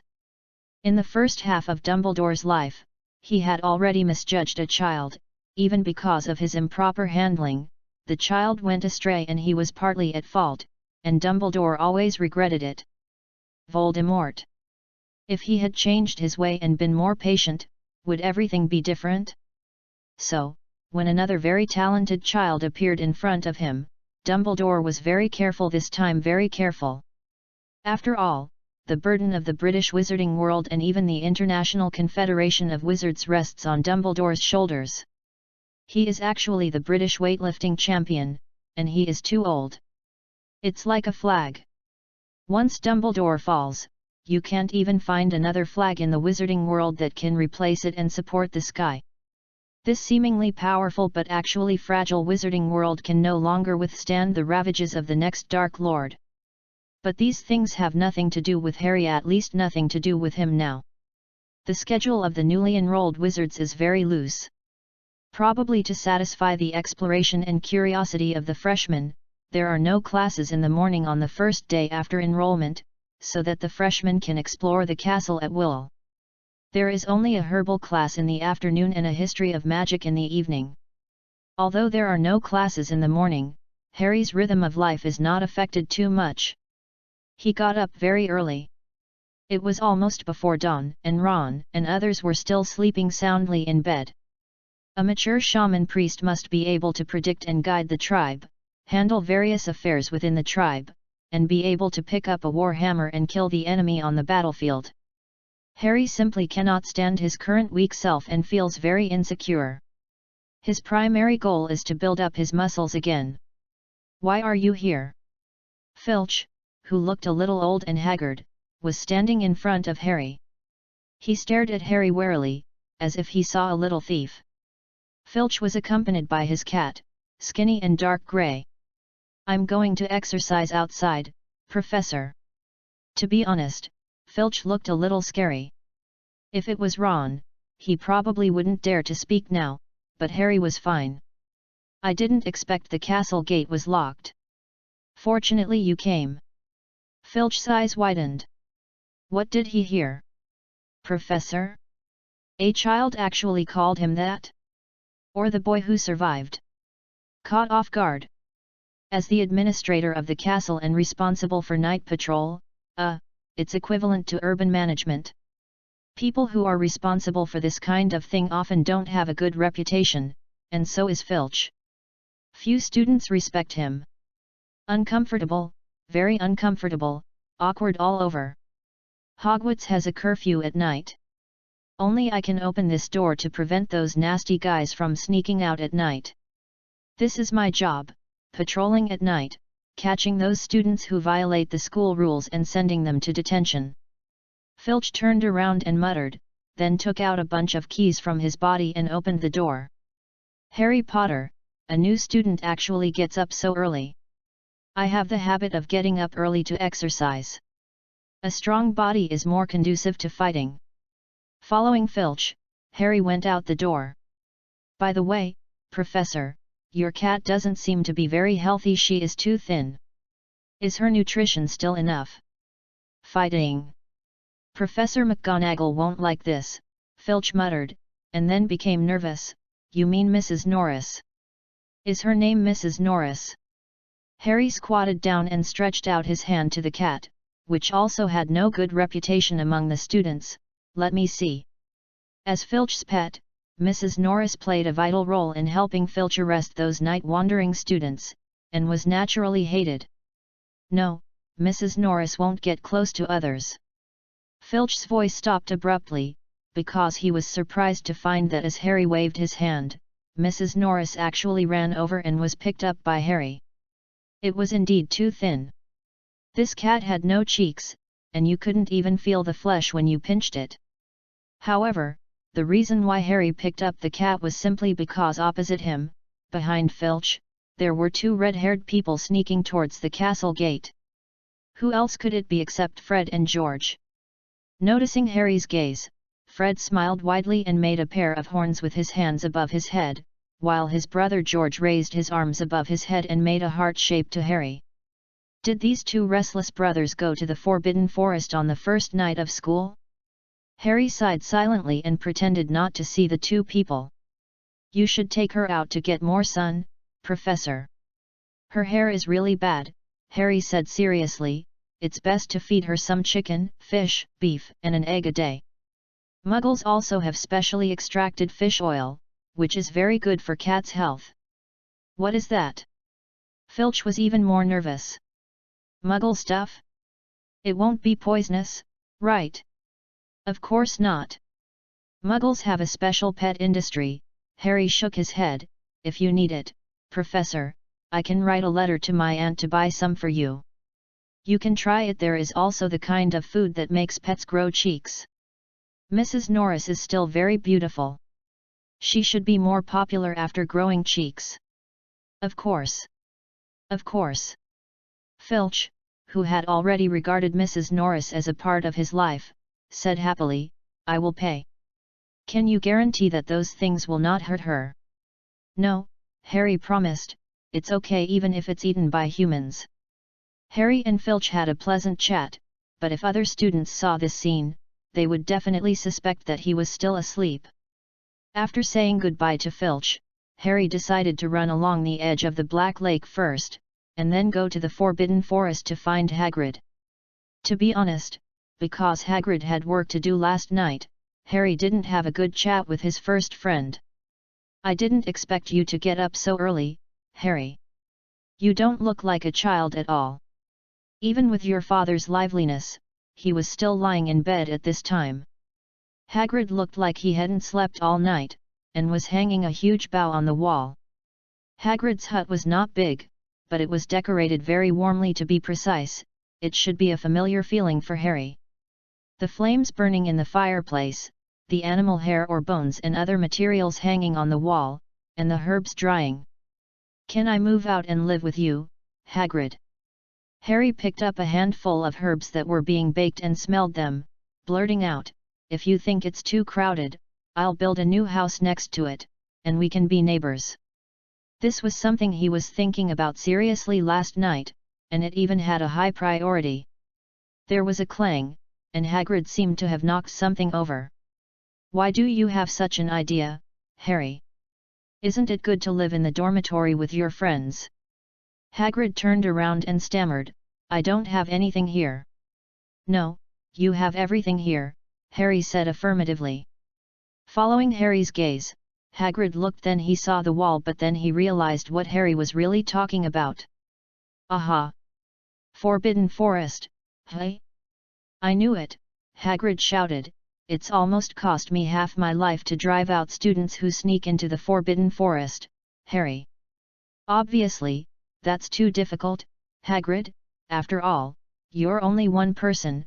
Harry shrugged and said, I just saw Fred and George sneaking back from the direction of the Forbidden Forest. Really? I knew it. I knew it. Someone really sneaked into the Forbidden Forest last night. Hagrid seemed to be even angrier. Oh my God! You won't even take a break on the first day of school? I could have replaced the word students with the twins in my previous sentence. Maybe it's because they've been holding it in for the entire holiday. Harry said something that wasn't a comfort at all. Like I said, Hagrid, you can't handle it all by yourself, but it would be different if someone could help. Oh, you don't mean to say that person is you, Harry? Hagrid chuckled. You're still young, Harry, and the Forbidden Forest isn't a place you can go to. Forget it. I won't agree, Professor Dumbledore won't agree, and Professor McGonagall won't agree either. What does that mean? Why put Professor McGonagall behind Headmaster Dumbledore? Hagrid, what do you want to do? No matter what Harry said, Hagrid didn't agree. No matter what he said, he couldn't get around Headmaster Dumbledore and Professor McGonagall, even if Harry said that he was actually a shaman and needed his own space to serve the elements and ancestral spirits well. Let's find one. Harry decided to talk to Dumbledore about this problem. He believed that the open-minded old man would understand. Harry's first class at Hogwarts was his favorite herbology class. The teacher of this class was Professor Sprout, the head of Hufflepuff College. A person with real talent and knowledge, or as a professor of the only magic college in the UK, the teachers here are all really talented and knowledgeable. It's a pity that as a freshman, Harry and others will not see those dangerous magical plants, which makes him quite regretful. The history of magic class in the evening made Harry enjoy a fine sleep. He didn't understand why Professor Bin's voice could make people sleep so much, to be honest. When he learned that the teacher of this class was a 1,000-year-old ghost, Harry was quite looking forward to it. I expected this ghost to tell the secrets of history in the tone of his own experience, but he fell asleep while talking to the cow. It was not until Tuesday afternoon that Harry waited for another class. He was looking forward to Transfiguration. The magic in this world is very interesting. It not only covers all aspects of life, but also has a magical sense in its manifestations, a magical sense that can exist even in Azeroth. The most typical one is Transfiguration. Harry didn't know what category this spell should be placed in. After all, he was not one of the wizards in Dalaran who specialized in studying magic. It can make an object freely transform into another object, and even make an inanimate object become a living creature that can roar, move, and roar, just like a dream. Probably to open the eyes of some restless little wizards and to shock them, Professor McGonagall, who taught this course, waved her wand and turned the desk into a pig that ran and jumped in the classroom and snorted, and then warned that anyone who disobeyed would be turned into a pig. Well, Harry naturally couldn't believe such words to scare children. What bothered him was that before the class started, Professor McGonagall squatted on the podium in the form of a cat, and then suddenly turned into a human when everyone arrived. Druid? Harry was confused. Doesn't this mean that every wizard who has mastered Transfiguration is equivalent to a potential druid? You can change into anything you want? It's really hard to be a wizard, you always want to get to the bottom of it. This doubt enveloped Harry's entire class, and no matter how hard he thought, he couldn't find a satisfactory answer. He could only point his wand at the needle in front of him and cast a spell. According to Professor McGonagall, this is their teaching tool for this week, or maybe a few weeks, using the Transfiguration spell to change the needle. It's not difficult for Harry. The needle seemed to be made of mud. It changed randomly under Harry's command, turning into a blade of grass, a ribbon, a hemp rope in the next second. Harry couldn't understand how the needle turned into something else, and he didn't know where the materials filled in it came from, because from a visual point of view, even if there were 50 more needles, they would not be as thick as the hemp rope. It really became like that simply because Harry thought and changed according to the description in the book and Professor McGonagall's teachings. Harry, immersed in thinking, could understand why Gina would fall into a special frenzy at some point.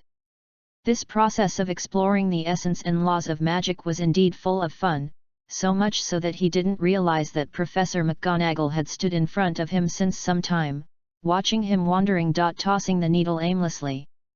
The editor said it was time for a test run. Thank you all for your support, I bow my head. Then I should prepare to put up the manuscripts for the explosive update. Based on the experience of Harry in my writing, I believe you can also see that he will not go to school peacefully for 7 years. The plot in the future will only deviate from the original book more and more, which is absolutely beyond the brothers' expectations. I have to deduce it carefully. During the test run, I still ask for follow-up reading on Mondays and Tuesdays. Brothers who support the book, please also skip those 2 days. Thank you very much. If you have any opinions, you can raise them at the end of each chapter. I will change what can be changed. Thank you very much. Chapter 20 Harry's Troubles and Hermione's Pressure. The needle is like a ball of amorphous clay, without even a second of pause, constantly changing its appearance, but it does not have the texture and color unique to clay. Instead, it is metal at one moment and wood at another, with many changes. This feeling of casting a spell is quite unfamiliar to Harry, because in the orthodox shaman system, spells are generally based on communication and requests with elements and ancestors.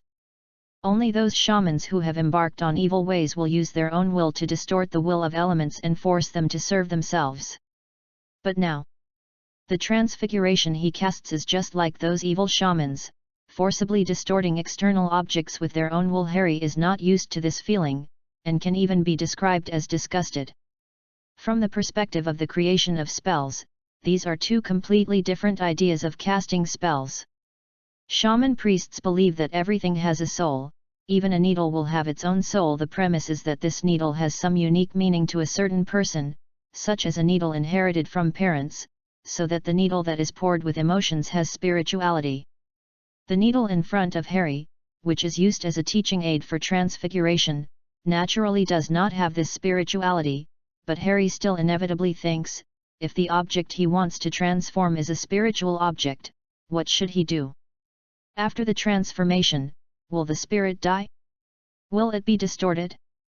Will it be annihilated? In magic, a mysterious power with a strong idealistic color, such subjective cognition is very important. Harry cannot fool around with it, otherwise it will only plant disasters for himself in the future. If he transforms a spiritual object from a dead object known to ordinary people into a cat, does it mean that he has given the spirit a body? Let it have life? Harry's thoughts were endless, and the needle in front of him, the ball of things that used to be needles, was also changing with it, faintly showing the image of a cat. It has limbs and facial features, but it seems to be covered with a layer of mud and will rot at any time. Professor McGonagall's face became more and more happy, and he even prepared words of praise, but the cat broke and turned into something unknown on the desk. Excellent transfiguration, 20 points for Gryffindor. Professor McGonagall praised again and said, "You almost succeeded, Mr. Potter. Perhaps the rest of you don't know what happened just now. I can explain it to you briefly." Professor McGonagall turned around and explained to the other young wizards, "In the first and second years, you only need to transform living things into dead things at most. Although it is difficult, the difficulty is very low. And what Mr. Potter just tried was to transform a dead thing into a living thing, which is something that needs to be learned in the third year, and it is very difficult." For what actually happened, even with the seriousness of Professor McGonagall, she would not be stingy with words of praise. "I'm sure most of you will need to learn this by the end of the third year." "But I failed, Professor." Harry was still savoring the feeling just now, staring at the pile of things on the table that he didn't know what it was. "That's because you are resisting it, Mr. Potter," Professor McGonagall said quite softly. It seems that after Harry showed his talent in transfiguration, Professor McGonagall has put aside some of her opinions about this brat causing so many troubles before the start of school. No teacher will dislike a student with good grades, no matter where they are. Professor McGonagall saw clearly that the cat was about to transform successfully, but it trembled violently at the last moment and then broke, becoming an example of failed transformation. "Yes, I am resisting it," Harry sighed. "I have a lot of questions I want to ask you." "Of course there is no problem, that is my duty," Professor McGonagall said happily, "but I have to wait until after class." "And the class is still mainly about teaching content?" Harry naturally had no opinion, and when he turned his head, he saw Hermione pointing her wand at the needle in front of her with an angry look as if she was going to poke the needle to death with the wand. To be honest, Harry felt that if Hermione pushed the wand harder, the needle would indeed be transformed. Bending it would also be considered a transformation. This directly caused Neville to be so scared that he dared not say a word, fearing that he would say something wrong and detonate the bomb. "What's wrong with her?" Harry asked Ron with a confused look on his face. "Oh, you finally noticed it, brother," Ron complained. "She was almost going crazy when you kept tossing the needle just now. I'm so afraid of her. Put the wand in my nostrils." "I didn't," even though she tried her best to lower her voice. Hermione's volume was still out of control, which attracted Professor McGonagall's stern gaze. I just. After being stuck for a long time and unable to speak, Hermione felt that no matter what she said, it was not right. This time, not only did she blush, but her eyes also glowed. This is a very strong child, Harry had seen it on the train before. "Keep calm, child," Harry already understood, this is the first transfiguration class. According to Professor McGonagall, it would be good if you can change the color of the needle a little bit by the end of the get out of class. "I have to remind you, Mr. Harry Potter." Every word was squeezed out from the teeth in a low voice. Hermione gritted her teeth and said, "Your age is no different from ours, we are both 11 years old. So don't call me a child. We are both learning magic, why can't I compare with you? This shouldn't be. Fighting spirit, start." In Hermione's opinion, it is understandable to lag behind students of the same age, but it is totally unacceptable to lag behind so much the third grade course. "Oh my God!" Harry opened his mouth. He couldn't explain to Hermione and the others that his soul was not just an 11-year-old child.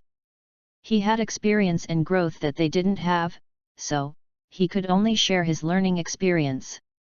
"You need to focus more, Hermione," Harry said readily. "The key to transfiguration lies in your determination. You want to distort the target with a commanding attitude. This process must be resolute for children, the process of focusing is the most difficult. For many people, the more they think about emptying their brains and focusing, the more various things will pop up in their heads, and this is especially obvious in lively children." "Oh, yes, focus," Hermione said angrily, "it's too easy to say, why did you do it so easily?" "Because I am Harry Potter." Harry actually doesn't like the feeling of being noticed, but he has to admit that this statement is really useful when he can't explain something. The name Harry Potter is really equivalent to the 4 words natural power in the eyes of many wizards in the magic world, and it is difficult for people from the Muggle world to imagine. So Hermione was even more angry. On the other hand, Ron and Neville, the 2 brothers, Neville was a little nervous, but Ron was very carefree anyway.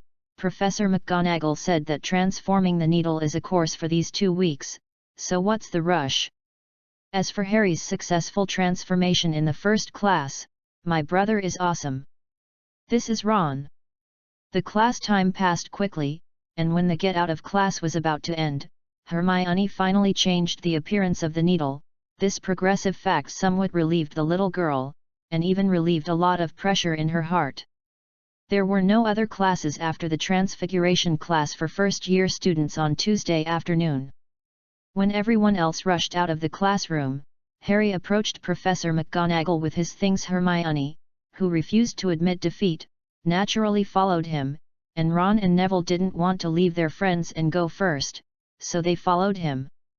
"Before you tell me your doubts, please tell me about your current progress in the transfiguration class, Mr. Potter."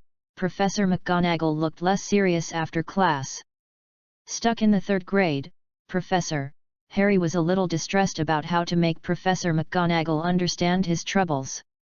After all, wizards are not shamans and don't believe in animism.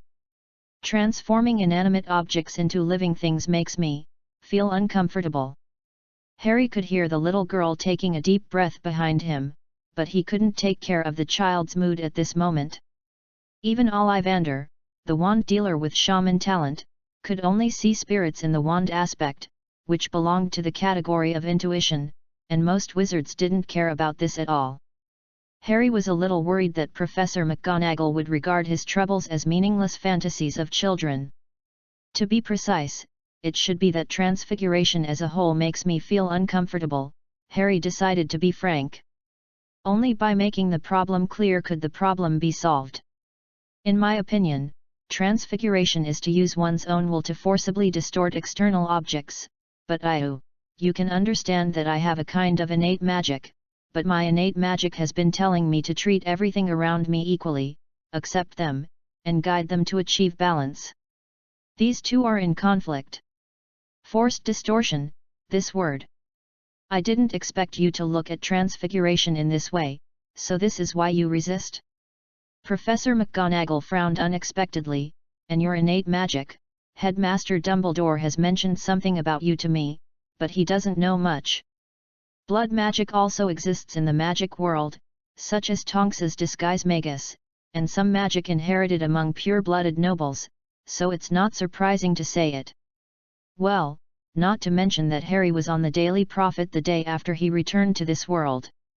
I can't answer you rashly without knowing much, especially when it comes to your innate magic, Mr. Potter. That would be irresponsible to you, Professor McGonagall said rigorously. Maybe I have to invite you to join my Transfiguration Club in advance. There are various clubs in Hogwarts. For example, Ron has joined the Gobstone Club, which is a board game between wizards.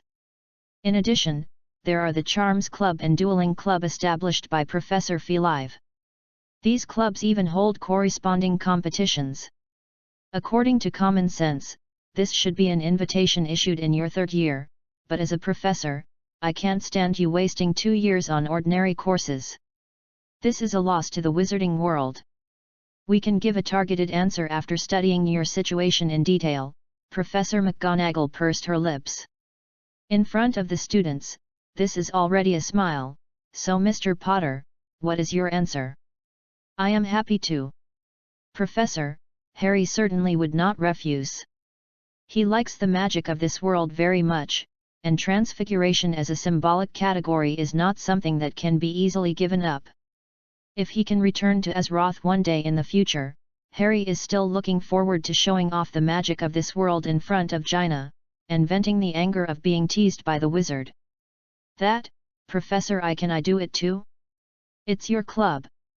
Seeing Harry join Professor McGonagall's advanced transfiguration class, that's what it means in the eyes of Muggle students, Hermione was immediately anxious. He's already behind schedule, and Harry has joined the Transfiguration Club. Isn't that even more behind schedule? Oh, Miss Granger, Professor McGonagall smiled encouragingly. Actually, it's not a good thing for junior students to join such a club too early. We'd rather see you focus on your year's courses and enjoy campus life. Don't rush it. And Mr. Potter, obviously, his situation is a little special, nodded. Professor McGonagall picked up her things and was about to leave. I have courses for other years, and someone will send you a club invitation later, Mr. Potter. Look forward to your arrival. Professor McGonagall left in a very cool manner, leaving only Hermione with red eyes. She didn't even leave with the other friends. Hermione left angrily with a book in her arms. Aha, she really wants to improve herself. Ron sighed as he watched Hermione push open the door and leave. To be honest, I don't want to go to the Transfiguration Club even if it's in front of me. I didn't expect her to be so angry. Hermione is not a bad person, really, Neville stammered. Of course I know this, Ron shrugged and said. After the fight on the train, she still wanted to take all the responsibility on herself. I just think she is simply torturing herself and torturing us by the way, which is quite annoying. It was because of the deep friendship formed in the battle on the train that Ron regarded Hermione as his own, otherwise he would have been fed up with Hermione's attitude. Ron, a man who occasionally has great wisdom. Chapter 21 The Amazing Wisdom of the Genius Twins. Hermione is just very competitive, Ron could see that he had some opinions about Hermione, so Harry comforted her. After all, she was born in a Muggle family, and she has always been worried that she will not be able to catch up with the Hogwarts courses and be laughed at. "Come on, Harry," Ron complained, "you are the only 2 people in the whole class who changed the broken needle. Even Neville and I, who grew up in the magic world, can't do it. The Ravenclaw who took classes with us couldn't do it either. I don't know why she is dissatisfied with this result." Ron saw it clearly. "Admit it, she just wants to be better than you, Harry." Ron shrugged and said, "Oh my God, you are Harry Potter, the savior of the wizarding world." "I am just an ordinary person, Ron, you are exaggerating." Harry shook his head slightly. "Can an ordinary little wizard defeat the you-know-who? Can an ordinary little wizard summon a stone giant bigger than a house?" Ron asked back. "Hermione just refuses to admit it. Anyway, I will not compete with you, there is no need at all. When the gap between each other is too big, even jealousy can't arise." There was no such thought from the beginning. Ron couldn't be more satisfied with his current situation. The Weasley family has 7 children. Ron's parents love every child, but because there are too many children, there are always children who feel less love and are more likely to be ignored. At least at home, Ron is the one who is easily ignored. After all, under him is the youngest and only daughter of the Weasley family, Ginny. But now it's different. He did a great thing on the first day of entering Hogwarts. Not only was he praised by so many Gryffindor seniors, but even Fred and George, the 2 hateful guys, patted him on the shoulder and praised him for doing a good job. In the end, he became a friend of the savior Harry Potter. To be honest, Ron always felt that his life during this period was as beautiful as a dream. It would be even better if he didn't have to complete the professor's homework. At the dinner table, Ron has told countless stories about how he punched Malfoy's ugly face with his fist. The most important thing is that there are always people willing to listen, especially when a Slytherin passes by the table. It would be even better if Malfoy himself passed by. "Oh my God, listen Fred, listen, what is this? Isn't this our favorite little brother, little Ronnie?" Ron, who was telling his legendary story, was suddenly held up by 2 people from behind. The people who came were his 2 good brothers, Fred and George. "Let me think, what has the story become? Did little Ronnie beat Malfoy and his 2 followers alone?" No, George, your version is outdated, there should be at least 2. Wait, maybe 3. 4, I think. Okay, let's take a step back, then 5 senior Slytherin students. Oh my God! I haven't heard the story of little Ronnie's great power for 3 minutes. That's right. I feel like something is crawling all over my body. Enough. Shut up. Fred. George, his whole face flushed. Ron wanted to kill his 2 brothers with the fork in his hand. Can you eat well? In the absence of threats, Ron was very sure that his 2 brothers were his biggest threats. The atmosphere at the table became more lively for a while, and everyone laughed.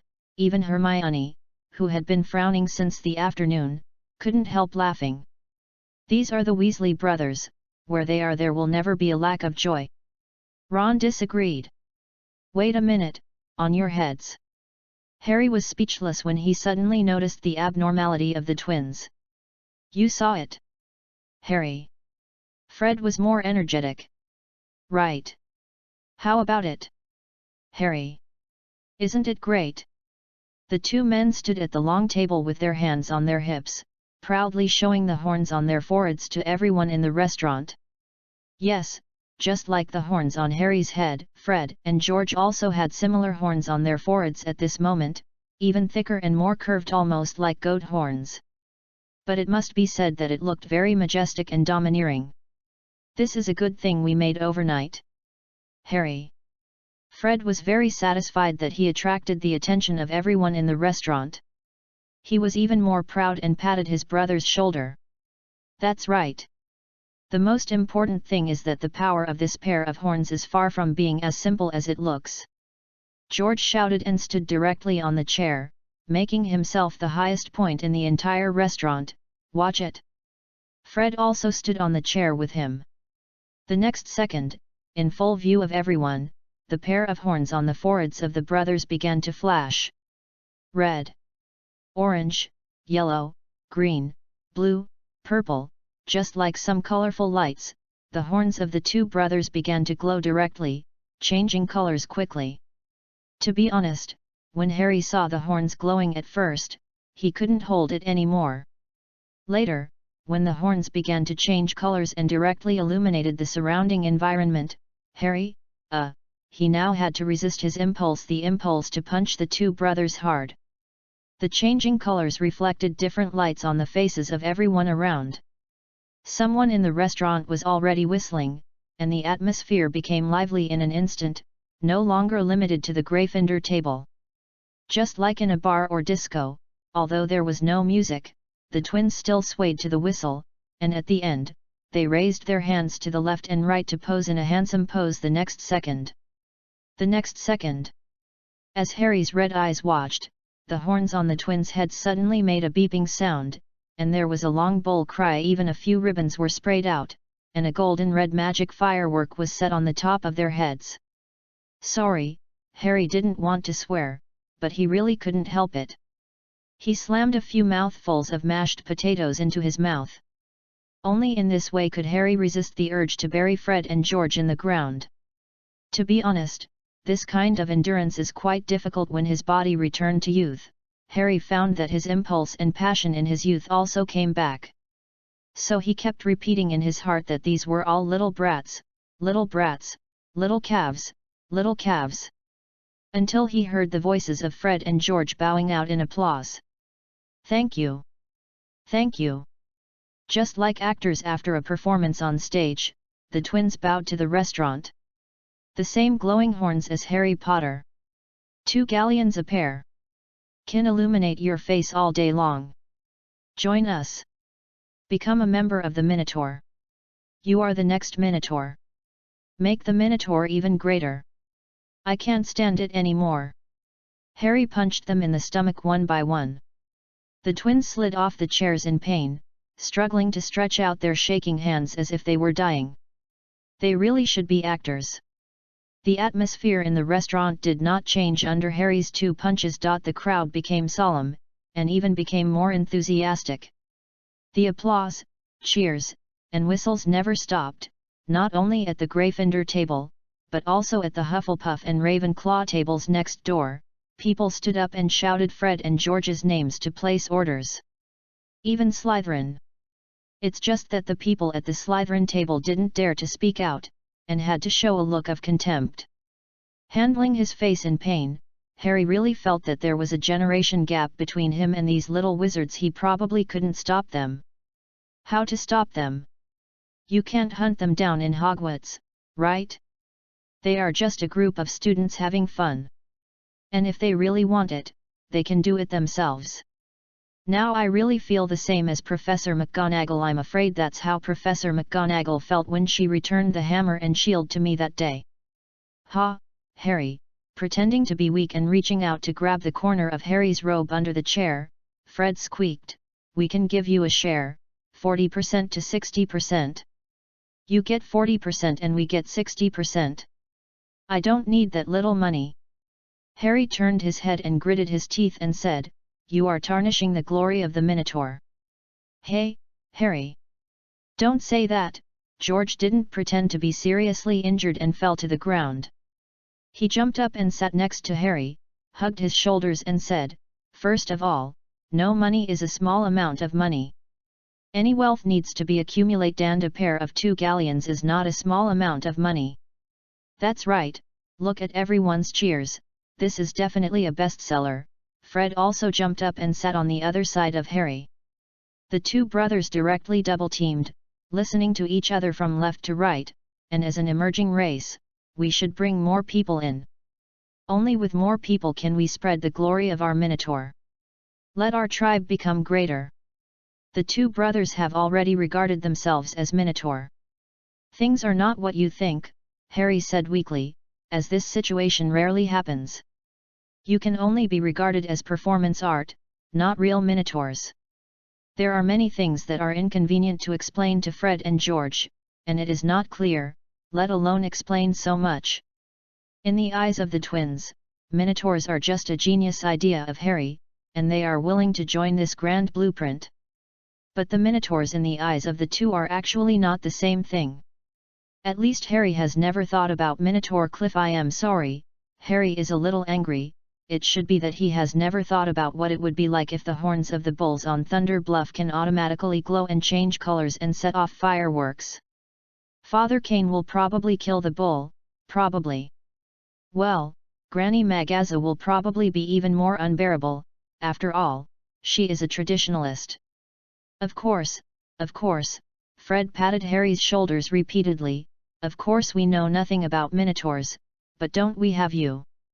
That's right, it's precisely because we know nothing about minotaurs that we need you to teach us the glory of minotaurs, George said with a smile, having completely gotten used to it, our minotaurs' culture, our minotaurs' customs. This is so cool. At the end of the conversation, the twins shouted in unison. You two's eyes are simply glowing, borrowed a sentence Hagrid said before. Harry couldn't help but complain. He supported himself on the table with one hand, feeling very tired. But to be honest, considering what he will promote in this world in the future, such as spreading the shamanic way and reviving elements around the world, it seems that there is no problem in connecting with minotaurs. Using the characteristics of the minotaur as the symbol of this road can also enhance the organization's sense of identity. By the way, it can also spread some minotaur-style customs and things in Harry's memory, so that he can find familiar scenes in this world and relieve homesickness. It seems pretty good. Harry is trying to comfort himself. He is really trying, otherwise there may be bloodshed in the Hogwarts restaurant today. After all, this is not Azeroth, and there must be another way to do things. Yes, that's it. That's right. The premise is that the horns must not be colorful and changeable. They must not glow. And they must not make strange noises and set off fireworks. Absolutely not. This is Harry's bottom line. Panting, not at all like he always has the ease he usually has, Harry's breath is a little off at this moment. Isn't this good? Hermione, who had been laughing non-stop since just now, said with a smile. I'm afraid that when you were on the Hogwarts Express before, you never thought that one day you would say the word performance art to others. Harry. He found that this little girl not only had a good memory, but also held a grudge. She still remembered the teasing on the train. How can it be the same? Harry sighed and held his forehead. This is too far away. Yeah, you go and tell them. Ha ha ha ha ha ha ha. Hermione pointed at those who were shouting to order a pair of horns. She wanted to be serious, but in the end she couldn't help but giggle. At this moment, Hermione didn't feel the pressure and mood that exploded in the afternoon at all, and the whole person looked very happy. Okay, laugh, laugh. Harry glanced at his friends who were trying to hold back their laughter, and sighed, if you can be happy, it would be great. To make the kid happy, Niu won't care about these things, grit his teeth. Ha ha ha ha ha ha ha ha ha ha ha ha ha ha ha ha ha. Then the laughter got louder. Chapter 22 Harry accepts reality and Professor Quirrell's abnormality. I have to say, your two wonderful ideas really broke my imagination. Harry said the word wonderful ideas with gritted teeth. You went to the Forbidden Forest the night before yesterday for this. Oh, speaking of this, we haven't thanked you yet, Harry, Fred said, hugging Harry affectionately. Of course we won't forget, especially those who helped us, George also said with a smile. Thanks to you for attracting the attention of old Filch, otherwise we might have been caught. Wait, George, I have a little objection here. I think even if Harry didn't help, we wouldn't be caught if it doesn't work. We can throw dung bombs to divert Filch's attention. Come on, Fred, we don't have many dung bombs anymore, we have to use them sparingly. That's true, good things are always used up quickly. Dung bombs are a kind of prank props in the wizarding world. They will leave a pool of feces smell but not feces at the place where they explode. The smell is long-lasting and fragrant, penetrating into the skin. But this is not the point. Harry doesn't want to listen to the twins' exchange of economical pranks at all. So your way of thanking me is to make a bunch of glowing horns and sell them? Harry said with empty eyes, I don't want this way of thanking at all. Not only do they not want it, if a goblin in Azeroth made a pair of horns that could flash, change colors and set off fireworks, the Tauren would definitely challenge him to an honor duel. Wait, will this horn sell well? Yes, will it? At least it won't be a publicly circulated item, it will probably only appear on the black market as contraband. Harry didn't dare to think about it anymore. After all, the hobbies of Azeroth adventurers have always been unique. That's it. No, Harry, thank you for the share. Fred's face rarely became serious. You can see how popular this thing is. To be honest, even little Ronnie can't get this share ratio from us. Ron protested, but no one paid attention to him. That's right, George nodded. We know you may not be short of money, Harry, but money is something you never have too little of, and who knows when you'll need it. Harry sighed. He couldn't deny this. When he was still young in the world of Azeroth, almost when he left Thunder Bluff to go out for adventure, Harry had experienced countless times what it meant to be a copper coin that stumped an adventurer. This certainly added a lot of different colors to his adventures, and also allowed Harry to participate in events that could affect the fate of Azeroth by chance, but to be honest, Harry really didn't miss those days when he couldn't stay in an inn in winter because he had no money and could only spend the night in the barn. To be fair, the share offered by the twins was indeed quite high, a price that the goblins would never offer. Even at this moment when several people were talking, Fred and George had to turn around to respond to those who wanted to place orders. In addition, considering the future of the organization. Okay, Harry said helplessly, but I also have a request, that is, you must not sell this kind of glowing horns anymore, you can only sell horns that look like horns. Damn, what am I talking about? Oh no. Harry. That will make a lot less money. The twins exclaimed, everyone wants those super cool horns. Absolutely not, directly killing the twins' fantasy, Harry said seriously, this is my bottom line, I would rather make less money, and I can't stand the existence of that kind of inexplicable stuff. Harry is actually a traditional Minotaur, but he is relatively open-minded among the traditionalists. He has devoted his life to reconciling the conflicts between the real traditional Minotaurs in the tribe and the Kane clan. After all, the teacher who led Harry to the shamanic path, her name is Magaza Horror Totem. To put it simply, this Magaza Horror Totem is the clan leader of those traditional Minotaurs that Harry needs to reconcile the most. Fortunately, he did a good job and was Magaza's favorite disciple. There had been no problems for so many years. Oh my God! Harry, you are so serious that you are just like Professor McGonagall, the twins lamented, but finally agreed, okay, then we have a deal, have a good meal. The twins were about to leave with laughter. They had to explain the changes in the product status to those like-minded customers, hoping to get their understanding. Wait, Fred, George, Ron stopped his two brothers, I think we need to talk. Now Ron looked like a little adult. He didn't know who he was imitating. He looked serious. We need to talk. Fred and George looked at each other, and they tried to hold back their laughter. You know what? Little Ronnie, you don't imitate your dad at all. Don't call me that. Ron said angrily, and then suddenly laughed, Dad and Mom. They probably don't want to know that you sneaked into the Forbidden Forest on the first day of school? Or you relied on Harry to cover you up? So? Fred raised his eyebrows. Give me a pair of horns, and I will become a Minotaur too. Ron was so proud that he stretched out his hand and said confidently, otherwise I will write a letter to Mom. Control.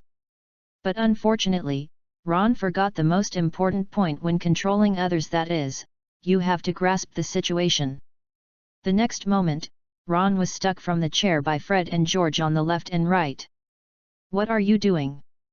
Let me go." "Hey! Harry! Neville! Hermione! Save me!" The smug look just now disappeared completely. Ron kicked his legs in panic, trying to struggle out of the restraints of his two brothers. Unfortunately, for Fred and George, who were already in the 3rd grade, Ron's struggle was almost ineffective. "I think we may have something to talk about with our brothers," George said to Harry, holding Ron's arm. "Oh, go ahead," Harry nodded kindly. "There are no classes in the evening, you can talk as long as you want. Just don't be too harsh." "Harry," Ron didn't even struggle, staring at his friend with wide eyes, his voice full of disbelief, "you can't do this. Aren't we friends? Blackmail is wrong, Ron." Hermione was already smiling with her eyebrows curved. "That's right, especially since the person you are blackmailing is your brother." Harry has already started to spread butter on the bread. He can't bear to see Ron's departure. It's sad. Ron was taken away like this. When he returned to the table, his face was red, his clothes were a little messy, and he looked very embarrassed. "Hey! You guys are so mean!" Ron complained as he sat back in his seat. "You didn't even help me." "After all, they are your brothers, Ron," Neville whispered, "they won't really hurt you. And you got what you wanted, didn't you?" Hermione looked at Ron's forehead curiously, where a pair of horns stood. "How did they do it? I mean, it doesn't look like something a student can make." "I would rather they really hurt me," Ron sighed heavily and muttered, "who knows? They are really talented in pranks, they always come up with a lot of weird things, they are mysterious throughout the holidays, and I don't know what they do in the room every day." Harry stared at the horns on Ron's head, thinking about how to destroy this glowing version without hurting Ron. If it doesn't work, the latter restriction can be removed as appropriate. "Hey! Harry, you can't do this." Ron, who was extremely perceptive at this time, quickly covered his horn and said, "Fred has wiped off its light-emitting function. Now it can't even spray ribbons." "You definitely don't know how treacherous Fred and George are. Those ribbons need to be added by yourself, and if you buy them from them, you have to pay." Harry looked away. "That's great," Neville said with envy, but then he found that Harry's eyes moved to him, and quickly said, "I mean, it's great that it can't emit light or spray ribbons. Can you sell me one too?" "Ron, I want to be a Minotaur too. This is the desire to survive. Of course, I should be able to give you a preferential price. Harry Potter exclusive certification or something." Ron was happy to help. A storm is about to blow at Hogwarts, the storm of Minotaurs, and Harry has seen the prototype of this storm brewing, but he can't stop it. "I hope Professor McGonagall won't be angry." What Harry didn't know was that even though he had strictly asked Fred and George not to sell their original colorful glowing horns, you know, the more something is forbidden, the more people will pursue it. In a place Harry didn't know, the colorful horns secretly became the most popular thing among students, even Slytherin. It's just that no one would let the horns glow in front of Harry. Once again, Harry deeply felt the helplessness of Professor McGonagall. After all, he really couldn't control what others were doing behind their backs. As a rich adventure place, an ancient castle with a 1,000-year history, Hogwarts has too many places to explore, especially since most of the students who have lived here for thousands of years are energetic students, who have left more puzzles for the castle. Normally, even if a student stays here for 7 years, it is impossible to explore all the secrets of the castle. Even Dumbledore, who has been the headmaster for so many years, doesn't say that he fully understands the castle. Harry was very satisfied with this. His adventurous spirit from his youth had been rekindled. Each class was full of novelties, allowing Harry to fully experience the fun of being a wizard. After class, he would wander around the castle, looking for and discovering those unknown secrets. But now, Harry had to take back what he said a few days ago. Hogwarts professors are all really talented. I was talking about the Defense Against the Dark Arts class. Harry had read the textbooks for Defense Against the Dark Arts. This class was mainly designed to teach young wizards how to deal with various dangerous situations in the wizarding world, such as dangerous dark magic creatures in the wild or spells from dark wizards. No matter how you think about it, this class should be full of fun. To deal with dark magic creatures and dark wizards with real swords and guns, how could you miss actual combat? But Harry was wrong. After the whole class, Harry felt the most that he was smoked, like a piece of bacon. In order to see the professor's demonstration clearly, he even picked a seat in the first row. But throughout the class, Professor Quirrell did not perform any magic demonstrations. He did not even show off his magic skills like Professor McGonagall to attract students' attention. He just read the textbook in an orderly manner. This professor seemed to have been soaked in garlic paste for several days. The excessive garlic smell almost made Harry faint. According to him, it was because he was entangled by a Romanian vampire during the holiday, and he was afraid that it would come to him again. I even think he may not be your opponent, Harry, Ron said quietly. I don't know, but you go first. Harry rubbed his sore eyes. No need to wait for me, I need to consult the professor for some questions. Aha! Studying secretly again. And you are not allowed to audit. Leaving such a sentence, Hermione left angrily. Although Ron and Neville wanted to wait for Harry, they were severely rejected by Harry. In the end, only Harry and Professor Quirrell were left in the whole classroom. Professor Quirrell stood behind the desk, and Harry sat in the first row of the classroom. From the perspective of the astral world, your soul light is very dim, Professor. Staring at Professor Quirrell, Harry whispered, it's like a candle in the cold wind, swaying, as if it will go out at any time. This is exactly why Harry wants to drive Hermione and others away in advance and not let them wait, no matter how mediocre Professor Quirrell's performance is, no matter how pungent the garlic smell is. As a shaman, Harry likes to observe everything around him from a detached perspective and perceive the spirit of all things. This is a kind of astral perspective. The so-called astral world is an outer area higher than the real world, just like a layer of frosting that wraps the real world and connects to the unknown world. Only shamans who are proficient in soul spells and highly skilled wizards can travel in the astral world, travel to far away or even another world through this borderless area, or observe the real world through the bizarre astral world and study those wonderful creatures that live in the astral world.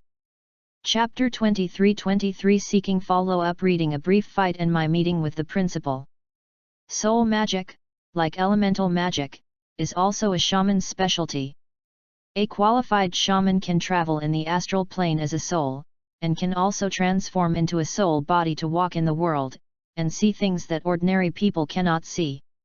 Some Zandalari troll shamans even directly abandon their bodies and exist in the world as pure souls, constantly transferring between multiple bodies such as the soulbinder Garia. In the world of Azeroth, Harry has traveled through the astral plane countless times, and has also reduced the damage he suffered in battle by temporarily transferring his body to the astral plane. In today's world, when Harry tried to summon the souls of his ancestors, he discovered that there was a world that belonged only to the dead in this world. Later, in some books in the magic world, Harry saw the wizards' exploration of that world, which they called the Mirage. Many wizards believe that a person's death is not the end, but the beginning of a new journey. The place where they travel is in the Twilight Zone. Since his act of summoning the souls of his ancestors had caused the Hall of Death in the Department of Mysteries of the Ministry of Magic, Harry did not plan to explore the Twilight Zone again before ensuring safety. Then he continued to try the suitability of the spells he mastered in this world. To be honest, Harry thought that there was no astral world in this world, because the wizards' books did not mention the exploration of places similar to the astral world.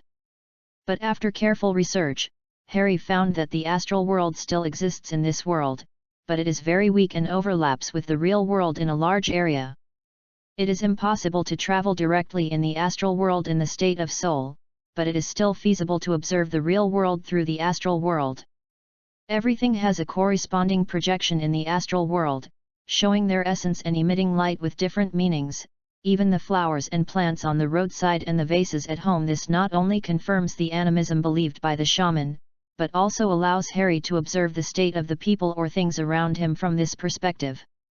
For example, if a person's projection in the astral world emits red light, it means that his emotions are excited or enthusiastic, and it may also mean that his physical condition is full of vitality and his motor function is very healthy.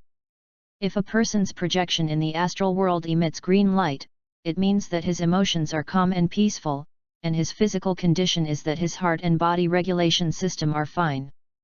Such as this astral perspective is also used by shamans or witch doctors in the tribe to treat people in the tribe, and then supplemented with their own experience, combined with potions, witchcraft, magic essences, and even magic rituals for treatment. But if a person's projection is very dim and the light emitted gives people a feeling of weakness, then this person is no longer unhealthy or has problems, he is really dying. For example, the professor in front of him, in Harry's opinion, Professor Quirrell now looks like he is about to die, even though he is very young, only in his 20s or 30s, which is extremely young considering the general age of wizards who can live to 100 or 200 years old at most. It was faint, gradually flickering towards dimness, emitting what could be said to be the weakest soul light in the entire Hogwarts. Even Filch, who was overtired from staying up late at night to hunt down students who wandered around at night and cleaning the castle during the day, had a more active aura than Professor Quirrell's. Well, from Harry's perspective, the purple light emitted from Professor Quirrell's astral body had never diminished since he faced him alone, and even after he said this, it became even stronger. This purple light meant that Professor Quirrell was now very alert, very rational and calm, and rejected Harry in his heart. "I have no ill intentions, Professor," Harry said sincerely, "I just saw a dying person, and I happened to be able to help him, so I wanted to help. You are a professor at Hogwarts, I am a student at Hogwarts, this is a school, and there is no basis for hostility between us. How could a good professor look like he was going to die before he had imparted some unique knowledge?" Harry was a little helpless. I don't think there's anything wrong with me," Professor Quirrell stammered. He looked like he wanted to pick up his books and run away, but he stood there forcibly. "I'm healthy. Mr. Potter, very healthy." His voice sounded full of energy, and his movements were very agile and his fingers were strong, which was completely opposite to the dim and weak astral body Harry had seen. "But your soul is dying, Professor," Harry decided to tell him frankly, adhering to the principle that there should be no concealment in curing diseases and saving lives. "If you believe me, I can use my family magic to diagnose you. We can do all this under the supervision of Headmaster Dumbledore, and there will be no danger." Harry had seen many people like Professor Quirrell. Before he really fell ill, he never thought he had any problems. But in fact, many diseases cannot be seen in the early stages, and it is not good to hide the disease and avoid treatment. As a kind-hearted man, Harry couldn't sit by and watch a person who had done nothing wrong go to death. Indeed, this professor only read from the textbook in class, and he still smelled of garlic, but this was not enough to make him die to apologize. The purple light emitted from Professor Quirrell's astral projection at this moment almost covered him completely, mixed with calm blue, and even negative hostile grey and black. These colors mixed together, like a scribbled oil painting, unable to distinguish more. "Professor." Harry was already alert, his hand holding his warmer under his robe. Things seemed to be wrong. Originally, he just wanted to save people with a kind heart. Harry had a good impression of Hogwarts and the professors here. He let Ron and Neville go first because the matter of soul decay was not suitable for children to know. After all, this was Professor Quirrell's privacy. But now, Harry didn't know why he suddenly felt a kind of omen of danger. Did I poke at the professor's unspeakable secret? There are only a few professors in the whole Hogwarts. Theoretically, they are all the top wizards in the UK. If you want to join the school, you have to go through layers of screening. There shouldn't be any dangerous people sneaking in, right? Harry felt that Professor McGonagall was quite responsible as the vice president. "So how are you going to cure me, Potter?" Professor Quirrell lowered his eyes and asked softly without any further response. "Professor, I think your soul may be infected with some disease, or some kind of plague, because your body has not decayed, but your soul has begun to die." Naturally, he would not be scared. Harry said calmly, "I think I may need to hold a ceremony for you, so that I can see what is wrong with your soul." Unless Professor Quirrell appears in the astral world or the real world in the form of a soul body, Harry cannot directly see the souls of others, but can only see the spiritual light that is emitted. "Soul," Professor Quirrell repeated softly, "what a wonderful, what a magical word it actually came out of your mouth.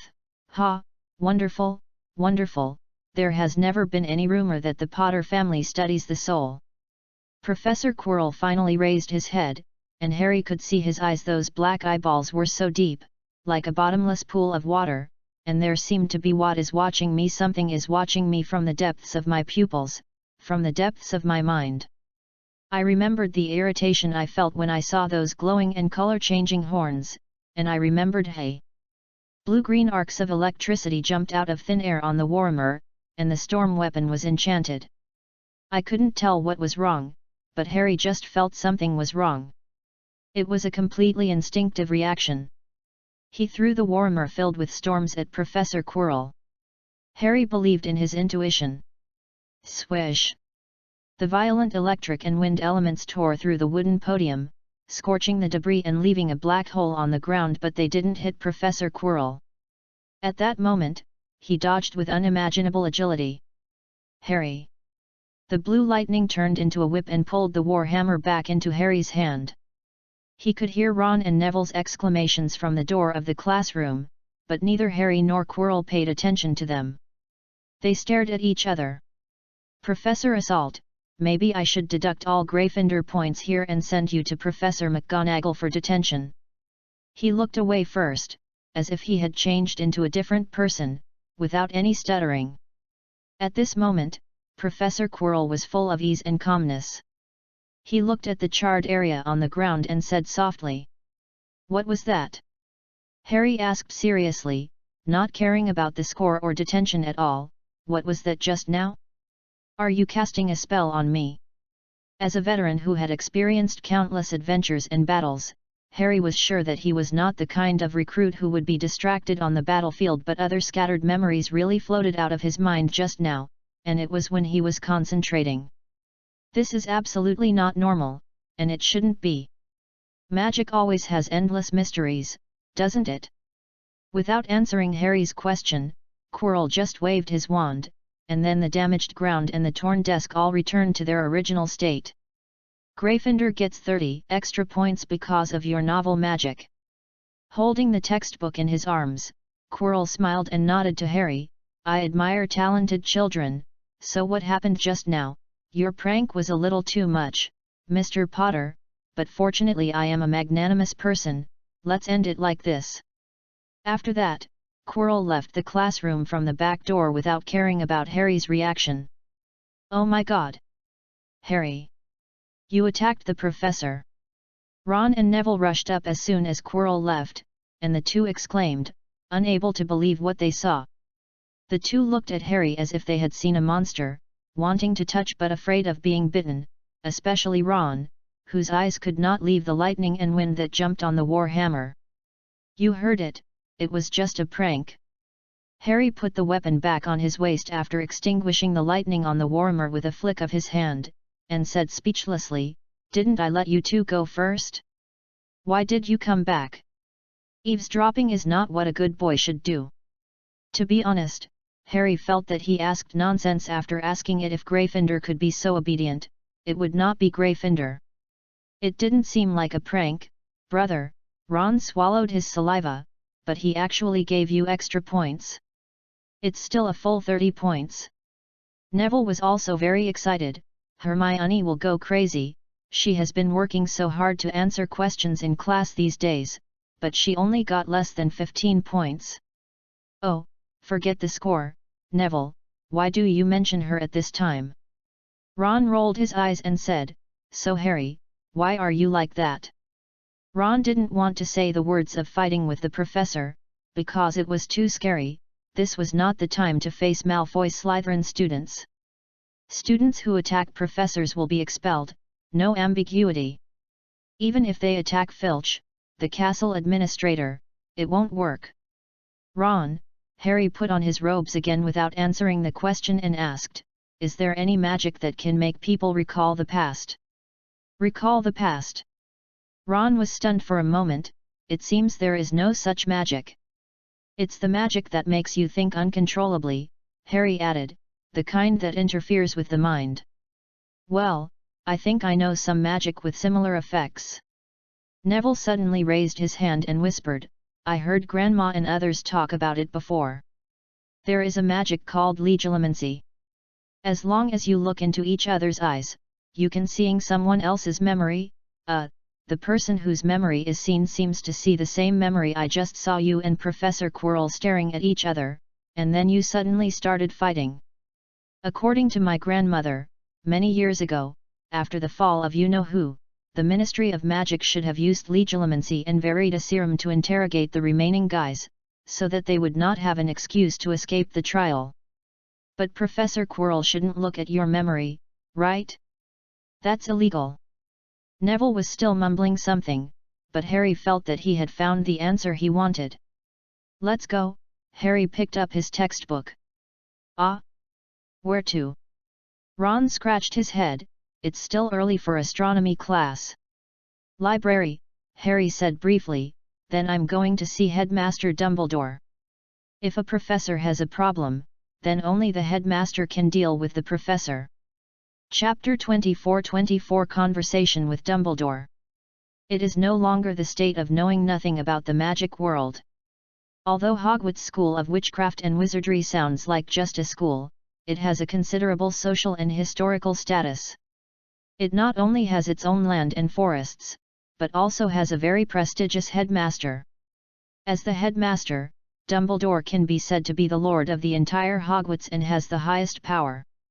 Harry knows very well that he is just a student who will study here for 7 years. There is no need to take over the Lord's job to deal with problems. After all, the Lord has not even issued a task. A professor who is physically healthy but whose soul is about to die casts an unknown magic on students.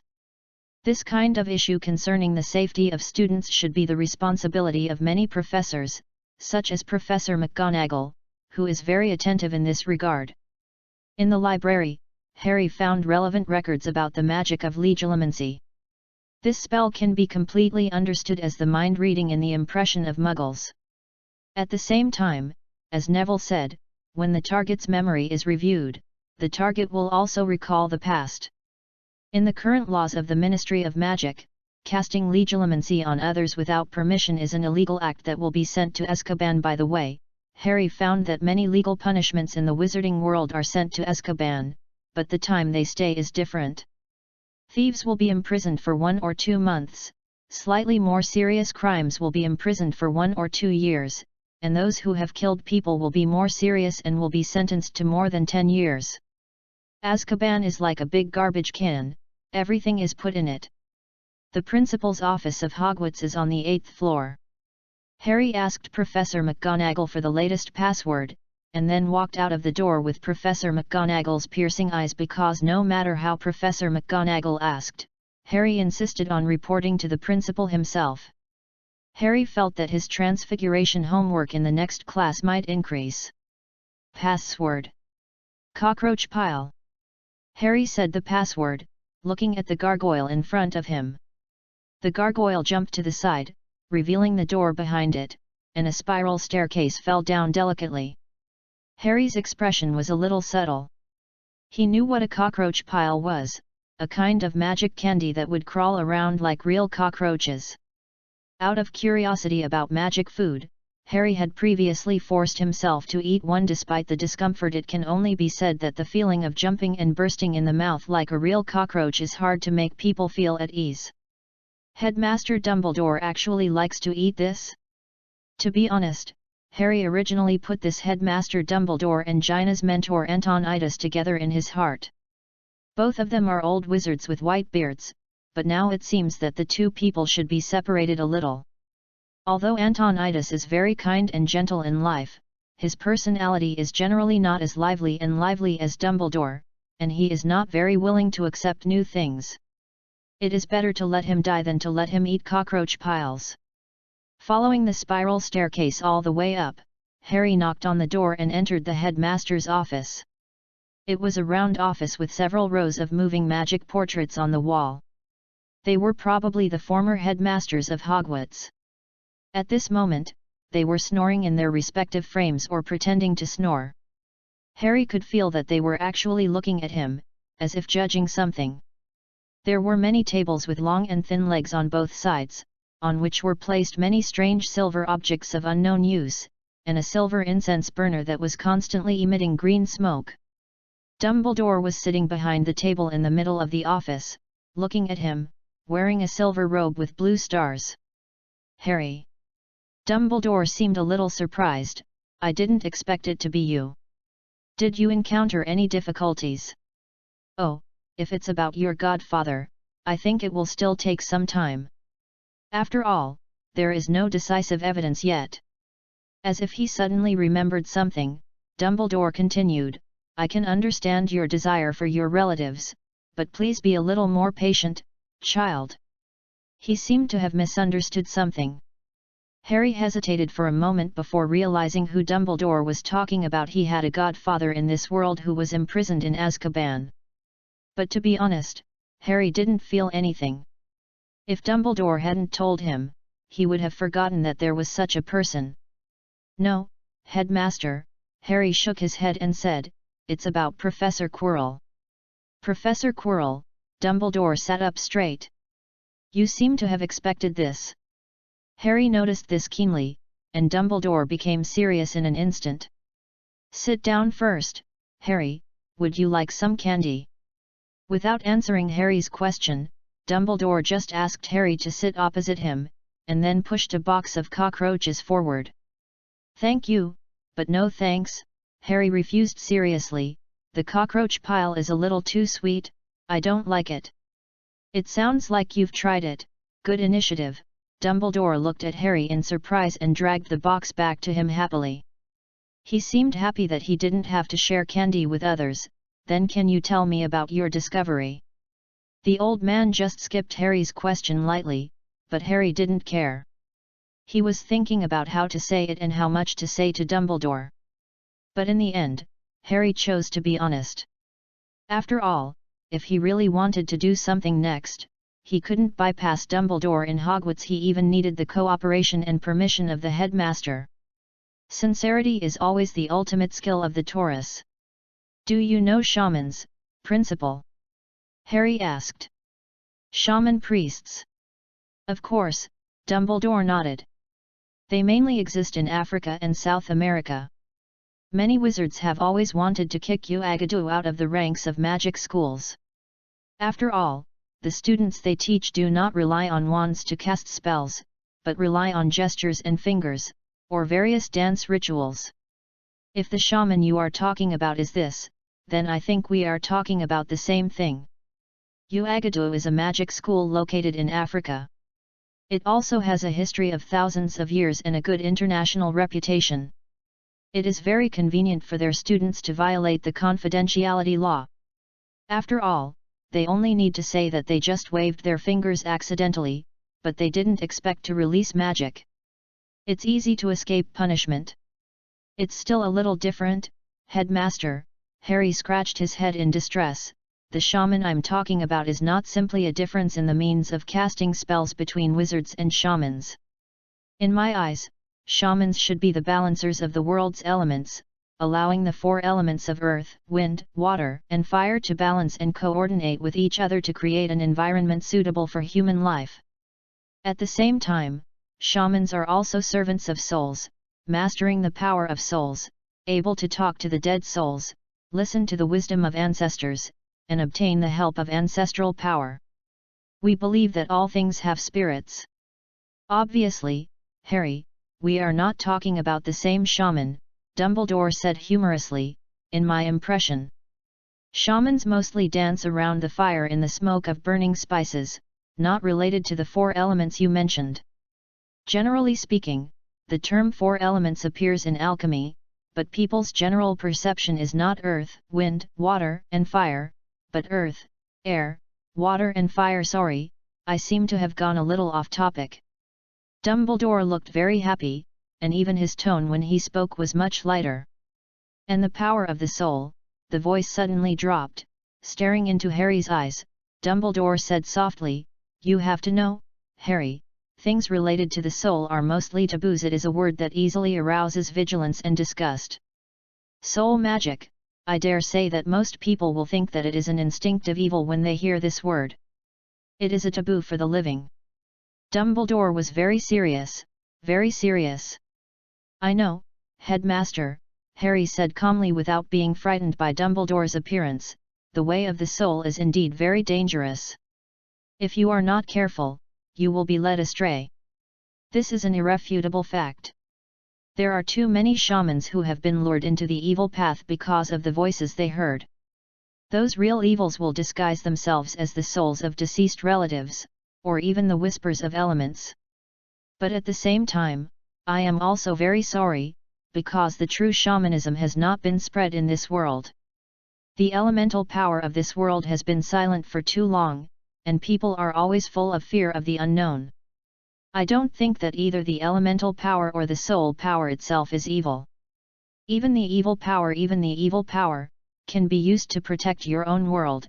Harry recalled the warlocks he knew who lived in the sewers, and said firmly, "What kind of consequences the power will cause depends only on the user, and if the user has malicious intent, then even the holy light is evil." "Oh, Harry, you have to be considerate of me, 100-year-old man." Dumbledore leaned back in his chair and laughed. "You said too many words I haven't heard of. You have to consider the acceptance of an elderly person, but I have to say, I am very relieved. It seems that I have been allowed to touch your secrets, right?" Dumbledore winked playfully, like an old child. "The rock giant? And the souls of Lily and James?" Dumbledore is really happy now. "I never thought these things needed to be kept secret, Headmaster," Harry said frankly. "I'm not a naive child who would hold all the good things he saw in his arms, fearing that others would snatch them away. After all, the power of one person is limited. If you want to go further, you must work together with like-minded people." "Pa, pa, pa, pa." Applause rang out in the headmaster's office for a while, not only Dumbledore's applause, but after Harry's voice fell, the portraits of the past headmasters hanging on the wall stopped pretending to be asleep and applauded. "Well said, child!" a female headmaster shouted loudly. Harry saw a headmaster who was wearing a dark green coat, with very mean features and hair neatly attached to his scalp. He seemed to want to say something, but was covered by the mouth of several other headmasters who rushed into his frame and pressed to the ground. Well, these deceased headmasters were more active than Harry thought. "Don't worry, kid," a principal wearing a black hat appeared in front of the portrait to block the violence behind it, and said cheerfully, "Very few children know. It should be said that even many adults find it difficult to have the same idea as you. You will have a brilliant future. Yes, I'm looking forward to you hanging here with us," the headmistress at the beginning also said with a smile. "We will definitely have a lot to talk about." "Oh, dealies, it's a bit too early to say this now," Dumbledore complained. "I think I'm still young, at least I can work for another 10 years, well, maybe 20 years. "Come on, Albus," the headmaster in another picture frame said mercilessly, "look at you like this. If there are really 10 or 20 years, I think you should find a way to hold a grandson, at least don't leave any regrets before you die." Dumbledore began to pretend not to hear. "Okay, everyone, let's keep quiet first, Harry still has a lot of things to say," looking left and right but not looking at the headmaster who was talking. "Dumbledore sometimes doesn't fight against the wind. Although you have a very broad mind, Harry, I won't ask you to tell me all your secrets. Everyone has their own privacy, right?" Dumbledore looked at Harry gently and said, you just need to pick out some things you can tell me. Well, so, you have become a shaman now, different from the traditional one. Yes, Headmaster, Harry nodded. I will devote my life to maintaining the balance between elements and reviving the dormant elemental spirits in this world. At the same time, I will serve the spirits of the dead and guide those who are confused. It sounds like you have decided on your future, Dumbledore said. It will be a difficult process, but I think I have enough perseverance, Harry said frankly. I have to admit that everything you said today is something I have never known before, Harry. Dumbledore thought for a while and said, I am willing to believe that what you said is true, but if the elemental spirits you said are revived, what will happen to the world? Will the power that wizards can control increase? Harry thought for a while.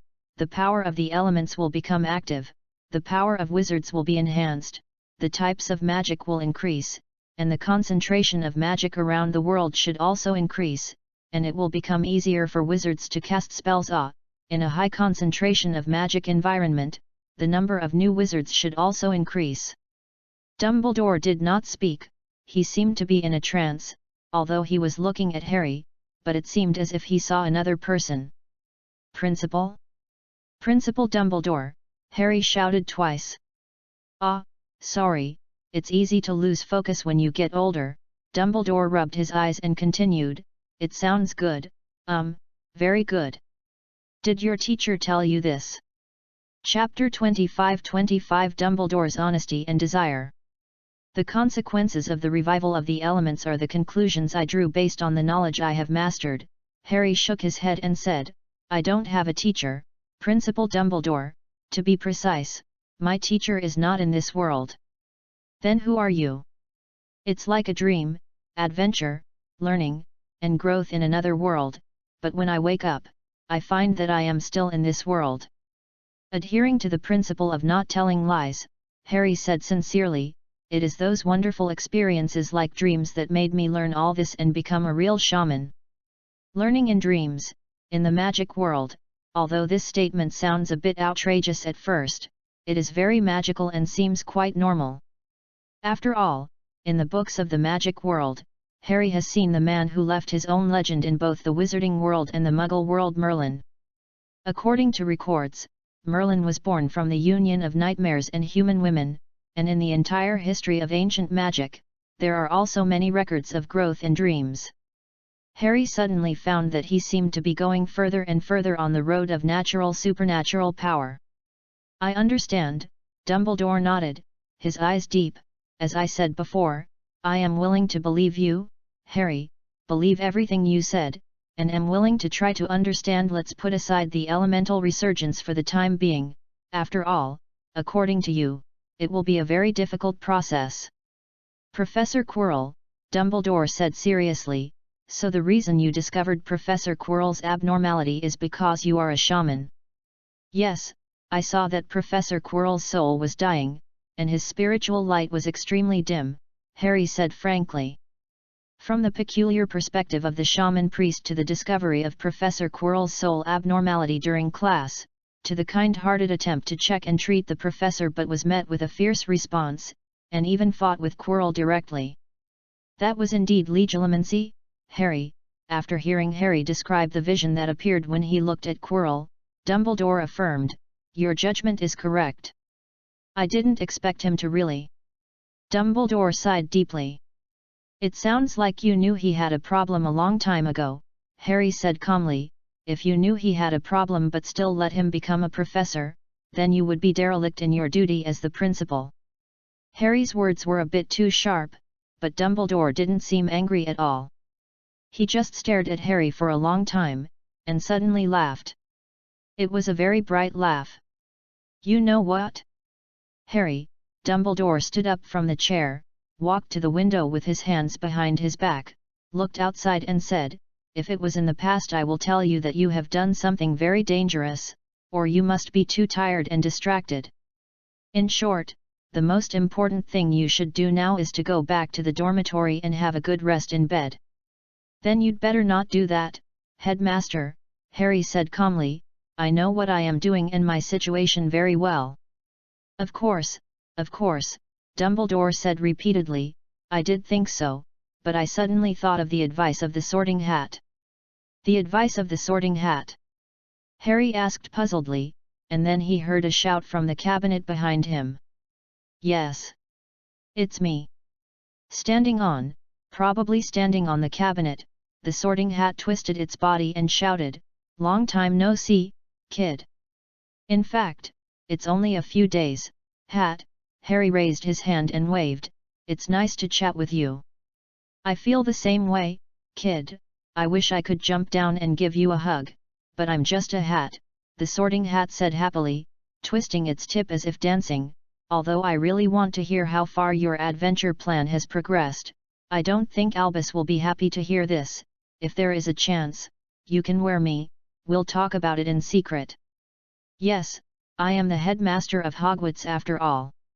"Well, even if I am facing accusations of dereliction of duty now, I still can't sit back and watch a child talk about his Forbidden Forest adventure plan in front of me. I'm afraid I will regretfully deduct Gryffindor's points." Dumbledore turned around and said humorously.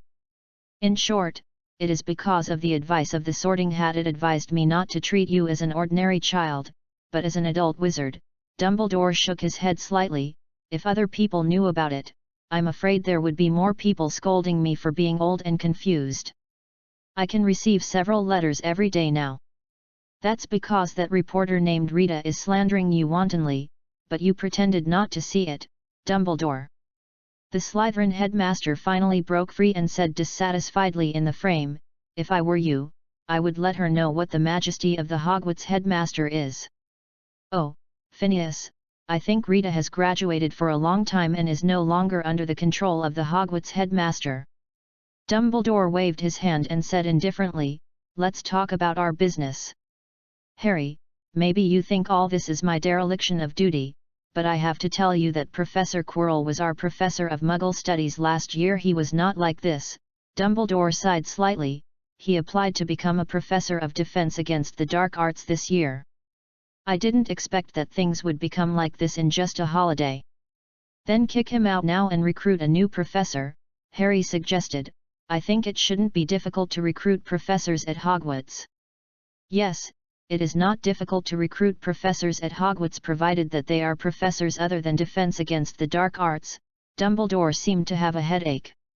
"There is a fact that is not officially recognized but known to everyone, that is, this course is cursed, Harry. No professor can be re-elected for 2 years on this course. Most of them will encounter various accidents after teaching for 1 year and cannot continue to serve. So every year I have to find some people who are full of courage to serve as professors of this course. Obviously, this is getting more and more difficult," Dumbledore joked. "You must not know how much I worry about this every year, Harry." There was a sound of burning flames in the room. Harry turned around and saw a bird nesting at the place where he just entered the door, looking at him. "That's the Phoenix, Fox," Dumbledore introduced. "It seems that she has come back after eating." The Phoenix chirped as a greeting, and Harry nodded in return. "It's not pretty. At least not as pretty as the Phoenix in his memory. Not only does it not burn, it doesn't even glow. A mount that doesn't glow is garbage.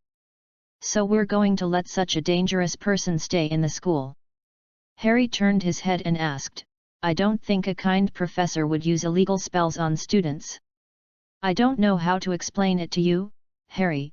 Dumbledore looked a little tired, "but actually I think he's not dead yet." "He? Voldemort," Dumbledore said briefly, "although many people in the wizarding world think he's dead, I have reliable evidence that he's still alive." "That's great," Harry said briskly. "I can avenge my biological parents with my own hands, right? Along with all the suffering I've suffered over the years."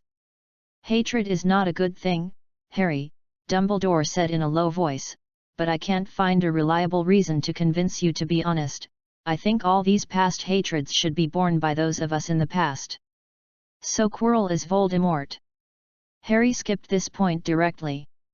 "Things that have been decided do not need to be discussed again. Stay rational, Harry." Dumbledore shook his head and said after taking a deep look at Harry, Don't forget what I said just now.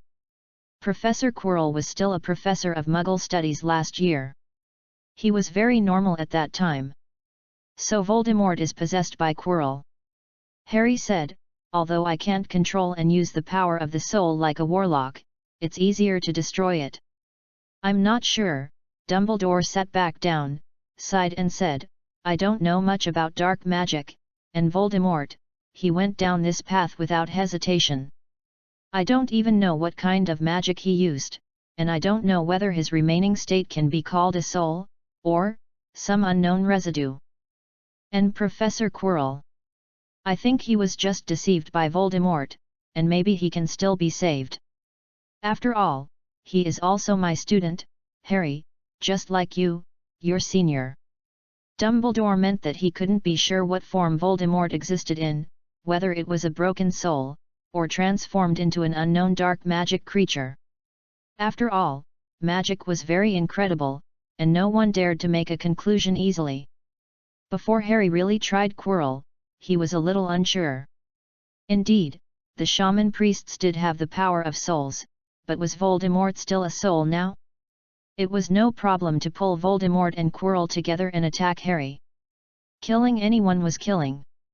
Before, Harry could only see Quirrell's astral projection in the astral world. It was a chaotic oil painting with unclear colors. Now that he thought about it, it should be the astral projections of Voldemort and Quirrell overlapping and unable to separate each other, showing chaos. Before pulling Quirrell's soul out of his body, Harry could not see what Quirrell's soul looked like at the moment, or what form Voldemort existed in Quirrell. Direct possession? Fusion? Or some magic item? After all, shamans are not warlocks. Shaman priests' control of the soul is more about summoning the soul to appear and using the power of ancestors. They are just summoners and intermediaries, not as good as those guys who eat soul fragments as candy. Amplification, curse, twist, extract, split, fusion, those warlocks are the ones who play with souls. There is a reason why they can only stay in the sewers and not show up after protecting Azeroth for so many times. Just looking at them makes them look evil, and there are always a few soul fragments floating around them. Harry has to be vigilant every time he communicates with them. No one knows when these warlocks will cross the bottom line and truly fall. In comparison, the shaman priests are much kinder and more conservative in their use of soul power. After all, the souls summoned are the souls of ancestors or relatives, who dares to do anything reckless. Shake people. Shake people. This situation made Harry difficult for a while, but he could also understand what Dumbledore's concerns were and what he wanted to do. So the corridor on the right side of the 4th floor. Harry thought for a moment and continued, and the small bag that Hagrid took out from Gringotts? He proudly told me that he was the person Dumbledore trusted the most and was sent to do this. Oh, Hagrid is indeed trustworthy, isn't he? Dumbledore blinked. As you guessed, I need to confirm his condition and see what he can do now. Because you are Dumbledore, because you have defeated the Dark Lord twice, and because you think you are the only one in the entire wizarding world who can fight him, Harry continued Dumbledore's words. Harry felt that he had almost understood the thoughts of this old man who was famous throughout the wizarding world. It was very straightforward. Dumbledore set a trap. Don't worry, Harry, Dumbledore said sincerely, staring into Harry's eyes. As the headmaster of Hogwarts, I have many powers that you can't imagine. Nothing will happen to anyone. It's better this way. Harry stood up. I will also help keep an eye on it. I hope you can fulfill your responsibilities, Headmaster Dumbledore. Of course. After leaving this sentence, Harry turned around and left the headmaster's office. Harry. Dumbledore suddenly called Harry and said softly, you said that shamans can summon the souls of ancestors and talk to deceased relatives. Is this true?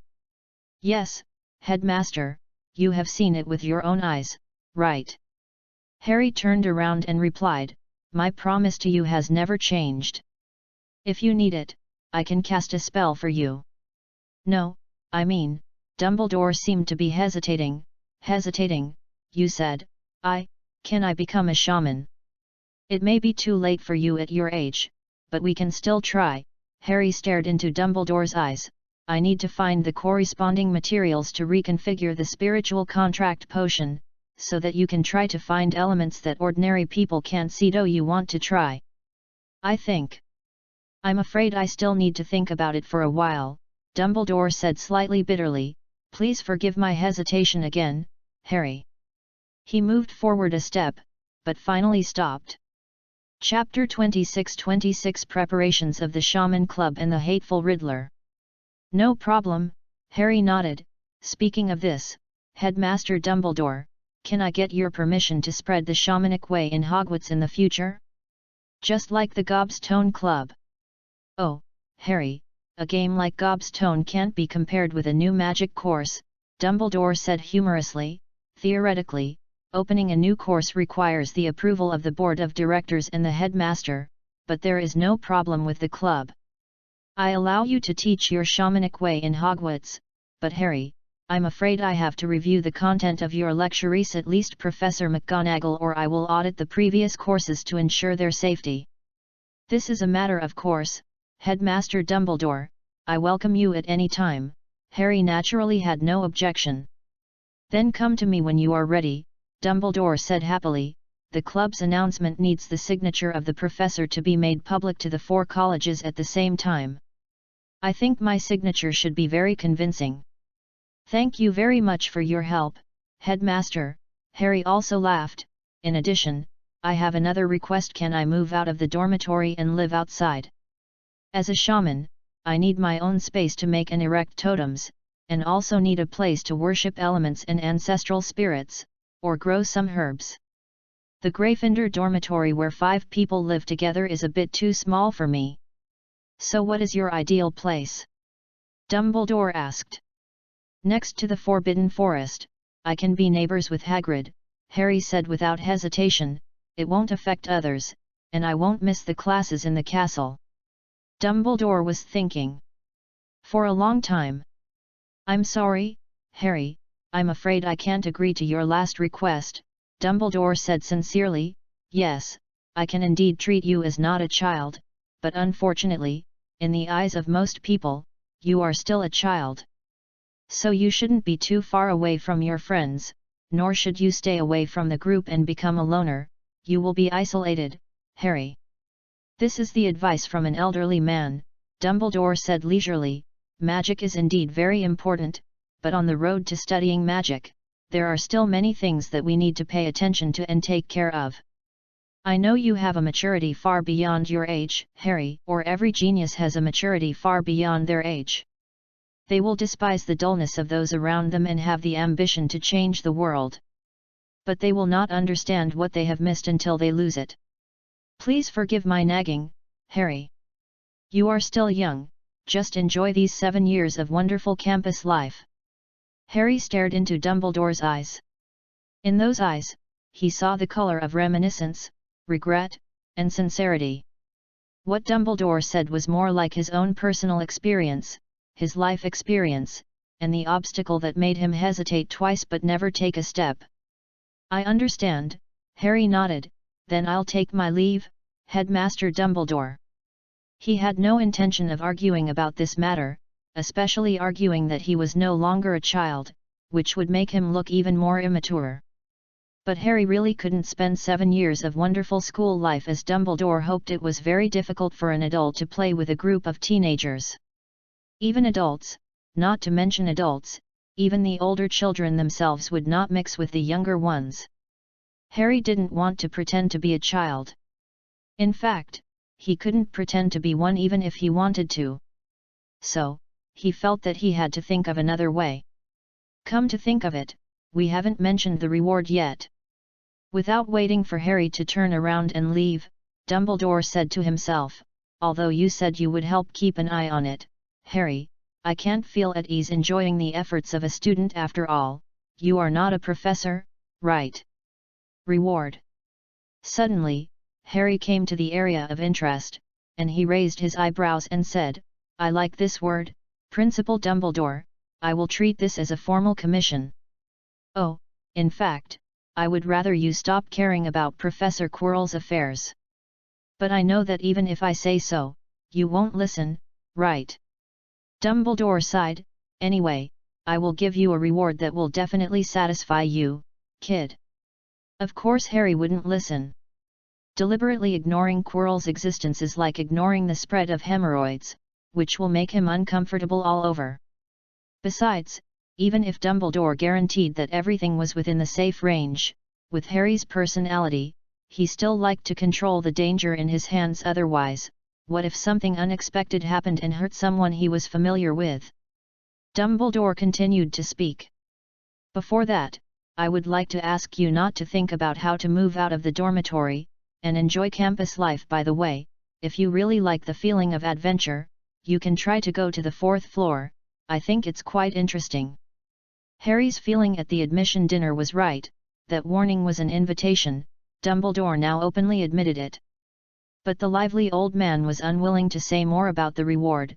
Just let Harry wait and look forward to it. It was obvious that he was deliberately keeping people on suspense. It was really disgusting. Harry was disgusted. He hated people who only said half of what they said and people who kept people on suspense. Finally, he left the principal's office with resentment. It is foreseeable that this resentment will accompany Harry for a long time. Behind Harry, Dumbledore stared at Harry's back as he disappeared on the spiral staircase. He looked very heavy now, not as lively as before. Do you really think what he said is true? Dumbledore. Phineas has already yelled, in my opinion, he is the crazy one. He is hallucinating. If it were me, I would punish him to the dungeon and hang him up to let him wake up. Who does he think he is? Merlin. I have to remind you, Phineas. Hogwarts will no longer punish students in that way, the headmaster named Armando said seriously. You are saying something impossible. But Albus, do you really think he is reliable? In the office where only the headmaster exists, everyone no longer hides their true thoughts. You said he summoned the souls of his parents. I find it hard to imagine that a wizard can do this, especially a first-year wizard. Another headmaster portrait continued, perhaps those ancient wizards and ancient magic can do this, but it has been lost now. Ah, yes, I find it hard to believe, but I saw it with my own eyes. Dumbledore nodded slightly. Dealies? Do you think those souls who have gone to the Misty Fantasy can still affect our world? Dumbledore doubted whether Harry was caught in a conspiracy from the ancient dead.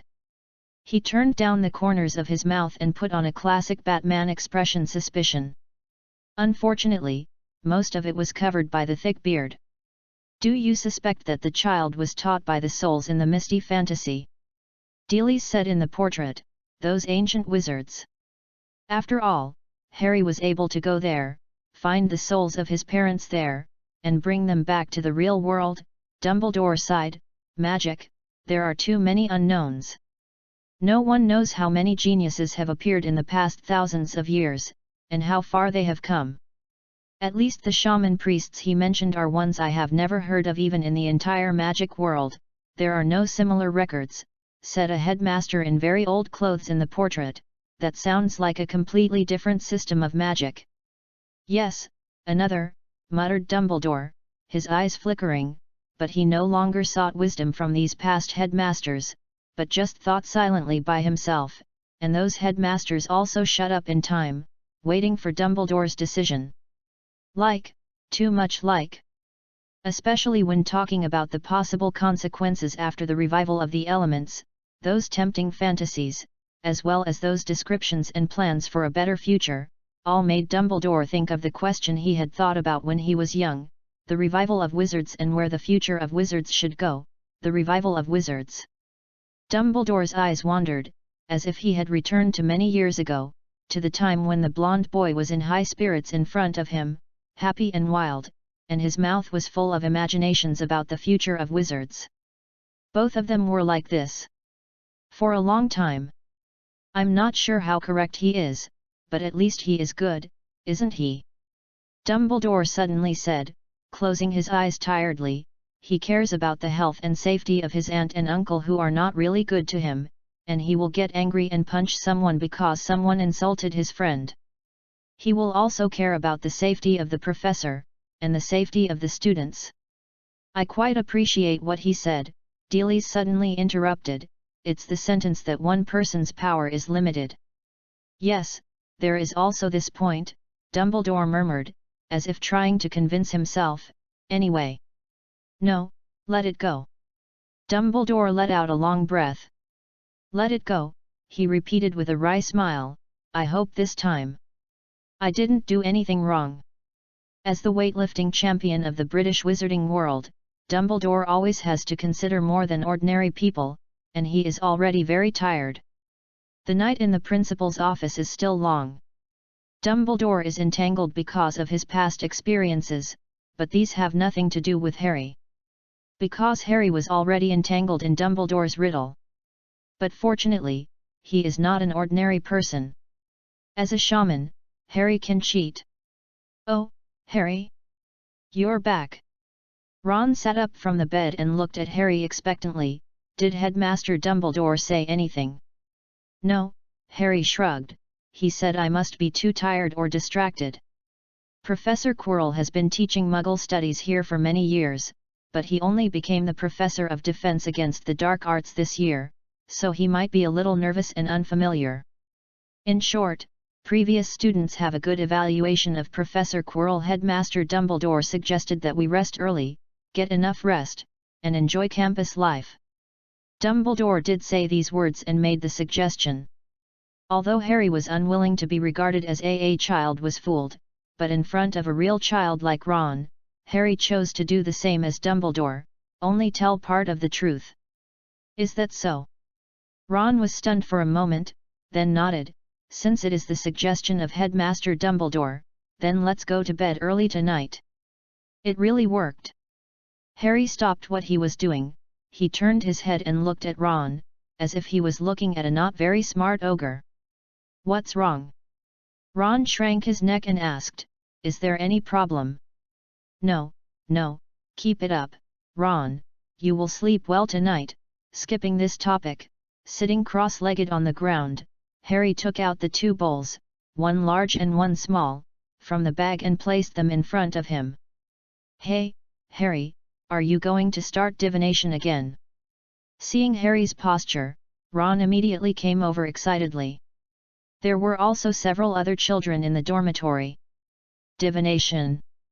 Seamus came over excitedly. Is it the kind of divination I imagined? Harry, you can actually do divination? Is it the kind that gypsies do? Tarot cards? Or playing cards? Oh. You have to stay away, Seamus.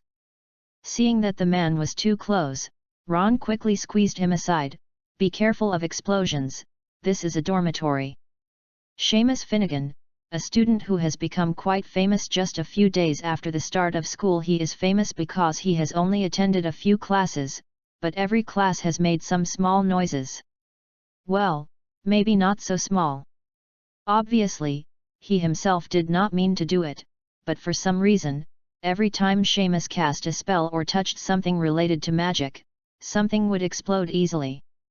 That's right, Seamus, be careful with my bowls, they are very fragile. Harry also made a joke. Hey! You guys are going too far. I've already said that those were just accidents. Once I master them, nothing will happen again, Seamus protested. Let's not worry about that for now. So Harry, can you really tell fortunes? Dean Thomas also came over with great interest. Chapter 27 The End of the Riddler and Convenient Divination. Of course it's true. Ron confirmed it for him without even needing Harry to speak.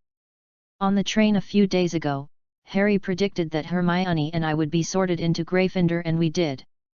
Seamus and Dean looked at each other. I think, with your personalities, being sorted into Gryffindor shouldn't be a hard thing to guess, Seamus said, scratching his head. You don't understand at all. Ron said unconvincedly. Harry's divination is a kind of magic. Do you understand? Forget it, you will understand soon. He will understand soon, because Harry has already started to cast a spell. Mallow and sage mixed with rosemary were ignited in the small wooden bowl, but strangely there was no trace of burnt black in the bowl. The blue-grey smoke rose, enveloped Harry like a snake, and sank into his nose. Harry let the pungent fragrance soak into his body, and then pulled a touch of spirituality out of his body and fell into the stone bowl. Just as Ron had seen before, when the smoke retreated to the surroundings, the center of the stone bowl was covered by a rippling water curtain, showing a suitcase. "What is this?" Dean was a little confused. "Harry, what are you fortune-telling? Is it this year's Christmas present? A box?" Like a detective, Seamus touched his chin and pretended to be old-fashioned and said, "It's still a very old-fashioned box. To be honest, it's a bit too old-fashioned. It looks like something my grandparents would use. I think." "Harry," Ron looked at Harry and said hesitantly, "if you know what the Christmas present is in advance, you will lose the fun of opening the present. What do you think?" "But it's not a present," Harry sighed. "The world has been suffering from riddlers for a long time." After being deliberately teased by Dumbledore, the lively old man, Harry's first reaction after returning was not even to fortune-tell about Quirrell, but what the reward for the mysterious task was. There was no way, Harry just couldn't stand this. Just thinking about it made him anxious. A reward that would definitely satisfy him, and he was specifically told not to think about moving out and enjoy school life. So, the reward that would satisfy him was a suitcase? Pressing his hands on both sides of the stone bowl, Harry poured more magic power into it, wanting to see more.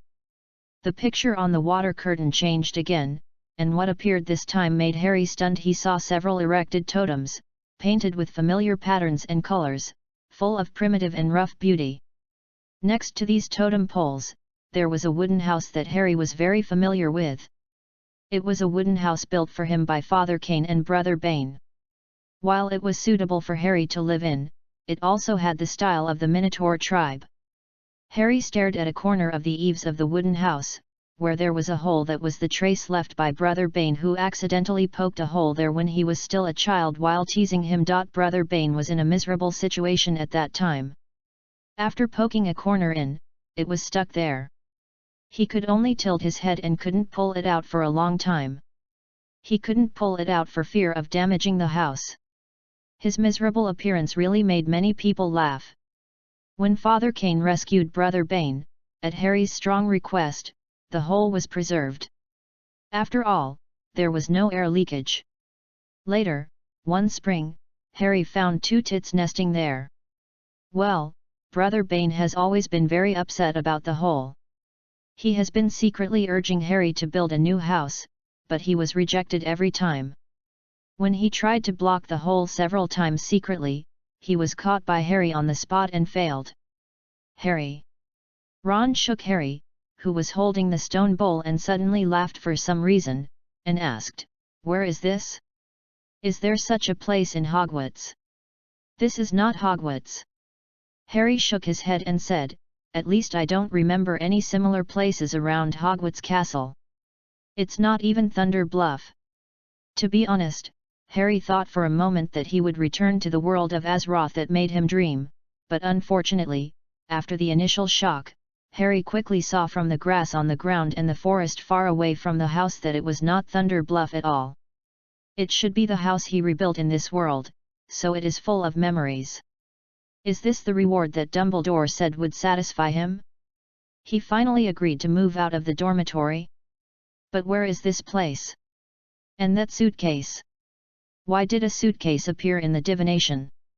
Harry was already looking forward to the task reward that Dumbledore would issue. It's better to say that he was full of energy at this moment. After Dumbledore confirms what form and state Voldemort is in now, he can go to collect the task reward, right? Before that, he just needs to help pay attention to the students in the castle so that they will not be harmed. To be honest, Harry wanted to cheer up Quirrell and Voldemort, and let them step on Dumbledore's trap quickly so that he could get the task reward earlier. Hey? Disappeared. Dean was still curiously observing the strange wooden house presented by the water curtain. Suddenly, the whole picture rippled, like a stone falling into the lake, and nothing could be seen clearly. "Is it over?" Looking up, Seamus looked at Harry stupidly. "I don't understand anything. Is this divination?" "It seems that there is no problem." Dean looked at Seamus and said, "Think about it carefully.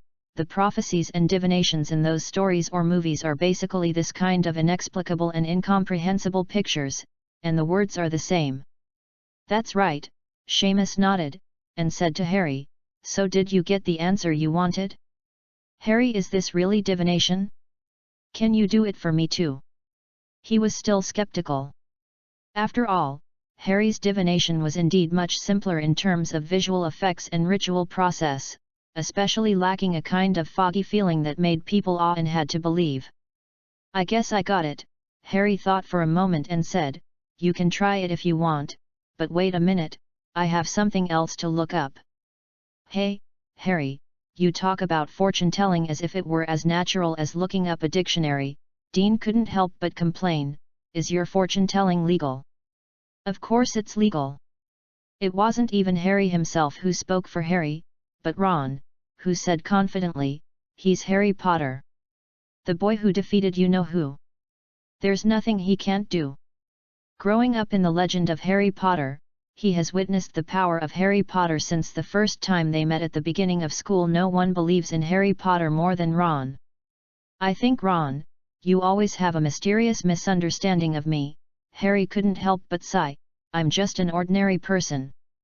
"Forget it." No longer speaking, Harry lit the fire again, and the thick green smoke dispersed in the stone bowl, revealing the scene inside. It was Professor Quirrell, and the 4 people in the room recognized him at the first time. However, Professor Quirrell's condition did not seem to be very good. His head and body occupied most of the entire picture. There was blood flowing from the corners of his mouth. He was lying on the stone floor and gasping for breath. Under the reflection of the dancing flames around him, his face was full of fear. The water curtain fluctuated violently again. Harry quickly injected more magic power to stabilize it, but it only aggravated the fluctuation. With a splash, the water curtain suddenly exploded, and the splashing water fell on Ron and the others. However, at this time, no one would care about such a small matter, but just looked at each other. Professor Quirrell was injured. Seamus said first. "There is danger in the castle." Dean reacted quickly. "What should we do, Harry?" Ron turned his head and asked Harry, "What are you fortune-telling this time?" "Why did it appear, Professor Quirrell?" He seemed to be hesitant to speak. "This is really unexpected." Harry fell into deep thought. After a long while, he said to Ron and the other 2 expectantly, "Don't worry about it. Divination is just a reference after all.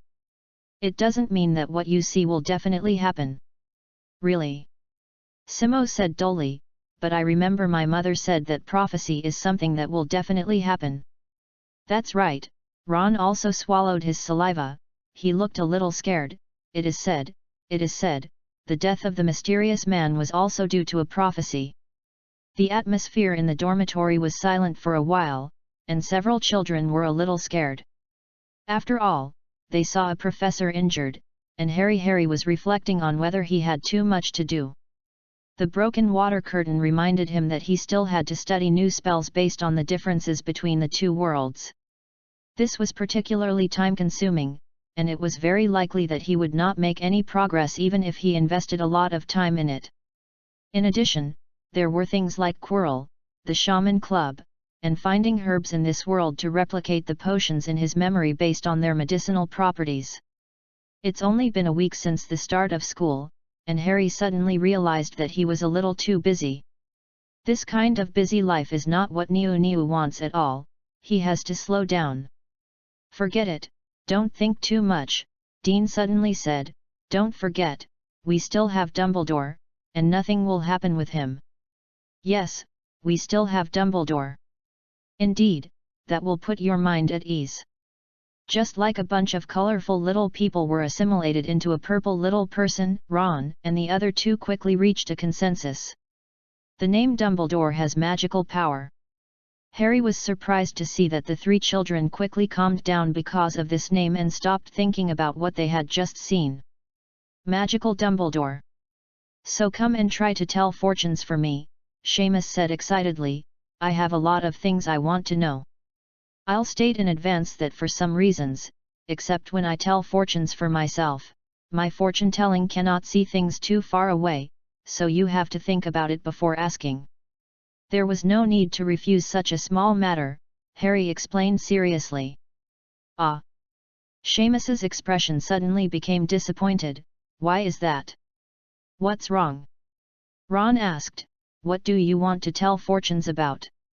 Just as Seamus was about to answer, he was suddenly interrupted by the movement behind Harry. The dormitory door was opened, and a brown-haired girl stood at the door, and her slightly sharp voice. Harry? I want to borrow your transfiguration homework for reference. You. Hermione's voice stopped abruptly, and quickly changed to a low voice like a thief. Are you fortune-telling again? Indeed, like a thief, the little girl quickly entered the door. Then closed the door with her backhand and locked it directly. A set of movements was smooth and flowing, just like returning to her own dormitory, which shocked Ron and the other two. Oh, I hate this rule, Ron complained. Why can girls enter the boys' dormitory freely, but boys can't enter the girls' dormitory freely? This is unfair. Why are you all looking at me like this? Halfway through his words, Ron realized that the other people were looking at him intently. Their eyes were quite complicated, and he couldn't help but ask stupidly. No, buddy, Seamus patted Ron on the shoulder and said, I just think you are so right, really so right. It's just a little bit bold, Dean said, trying to hold back his laughter. Think about it with your scallion brain, Ron. If boys can enter and leave the girls' dormitory at will, isn't it very dangerous for girls? Squeezing a seat next to Harry and sitting down, Hermione rolled her eyes and said unhappily, so what are you fortune-telling about? Harry just finished fortune-telling for himself. To be honest, we don't understand what he is fortune-telling about, Dean shrugged and said, the only thing we can understand is that Professor Quirrell seems to be in trouble, but there is nothing to worry about with Dumbledore here. That's right, Seamus continued, so now it's my turn to tell fortunes. Well, I actually wanted Harry to tell me about the final exam questions, or to see if I passed. After the words fell, Harry could clearly see Ron and Dean's eyes begin to light up, and the anger of the girl next to him was growing rapidly. You are cheating! Hermione growled angrily, even putting aside her curiosity about Professor Quirrell's death. Exams are just a means to test our own learning results. Cheating is meaningless. And it's not fair. Don't worry, Hermione, I won't tell fortunes about the content of the exam, Harry comforted the anxious girl. You're right, you really shouldn't cheat in exams, that's irresponsible to yourself. Good news. It has been confirmed that we have entered the second round. Please, brothers, go to the end on Tuesday and add more reading. I want to see the scenery of the third round. Chapter 28 Next time, Malfoy dies. In the end, Seamus only divined what the lunch party would be like tomorrow, and Dean didn't divine at all because he saw Seamus's anxious look after the divination, so he gave up after thinking about it. In Dean's words, he didn't want to. The result of the divination is always on hold, and you won't be able to sleep well at night. Well, if it's about the answer to the final exam, Dean can still have some ideas, but Hermione's preaching is a bit too annoying, so forget it. Are you sure we can learn divination too? At the end, Seamus looked at Harry expectantly and said. Not sure, Harry didn't dare to boast. I can teach you to try it when the time comes. If you have talent, you can naturally predict the future. If you don't have talent, don't even think about it, right? Hermione snorted coldly and said unhappily. That's what magic is like, Hermione, Harry said with a smile, and the little girl's unconvinced look is quite cute. If hard work is really the decisive factor, then it's not Azeroth fighting the Burning Legion, but the Burning Legion fighting Azeroth after all. There is no shortage of hard-working people no matter where they are. Azeroth invaded our world, and my noble Eridar became a refugee. How could I have such a dream? Harry's divination was confirmed at noon the next day. Amid Seamus' exclamation, his favorite roast beef, steak, and kidney pudding, and marshmallows and pancakes appeared in front of him. Everything was exactly the same as Harry's divination yesterday. It's true. Harry. With a pair of dark circles under his eyes, Seamus excitedly grabbed Harry's arm and shouted in a low voice, "Your divination is true." Last night, Seamus tossed and turned in bed all night and basically didn't sleep much. His mind was full of divination, so much so that he was sleepy in the first spell class in the morning and accidentally blew up the table in front of him. Wait, is this really related to sleepiness? Anyway, Seamus insisted that he blew up the table because he was sleepy, and then he made up for it in the second class of magic history.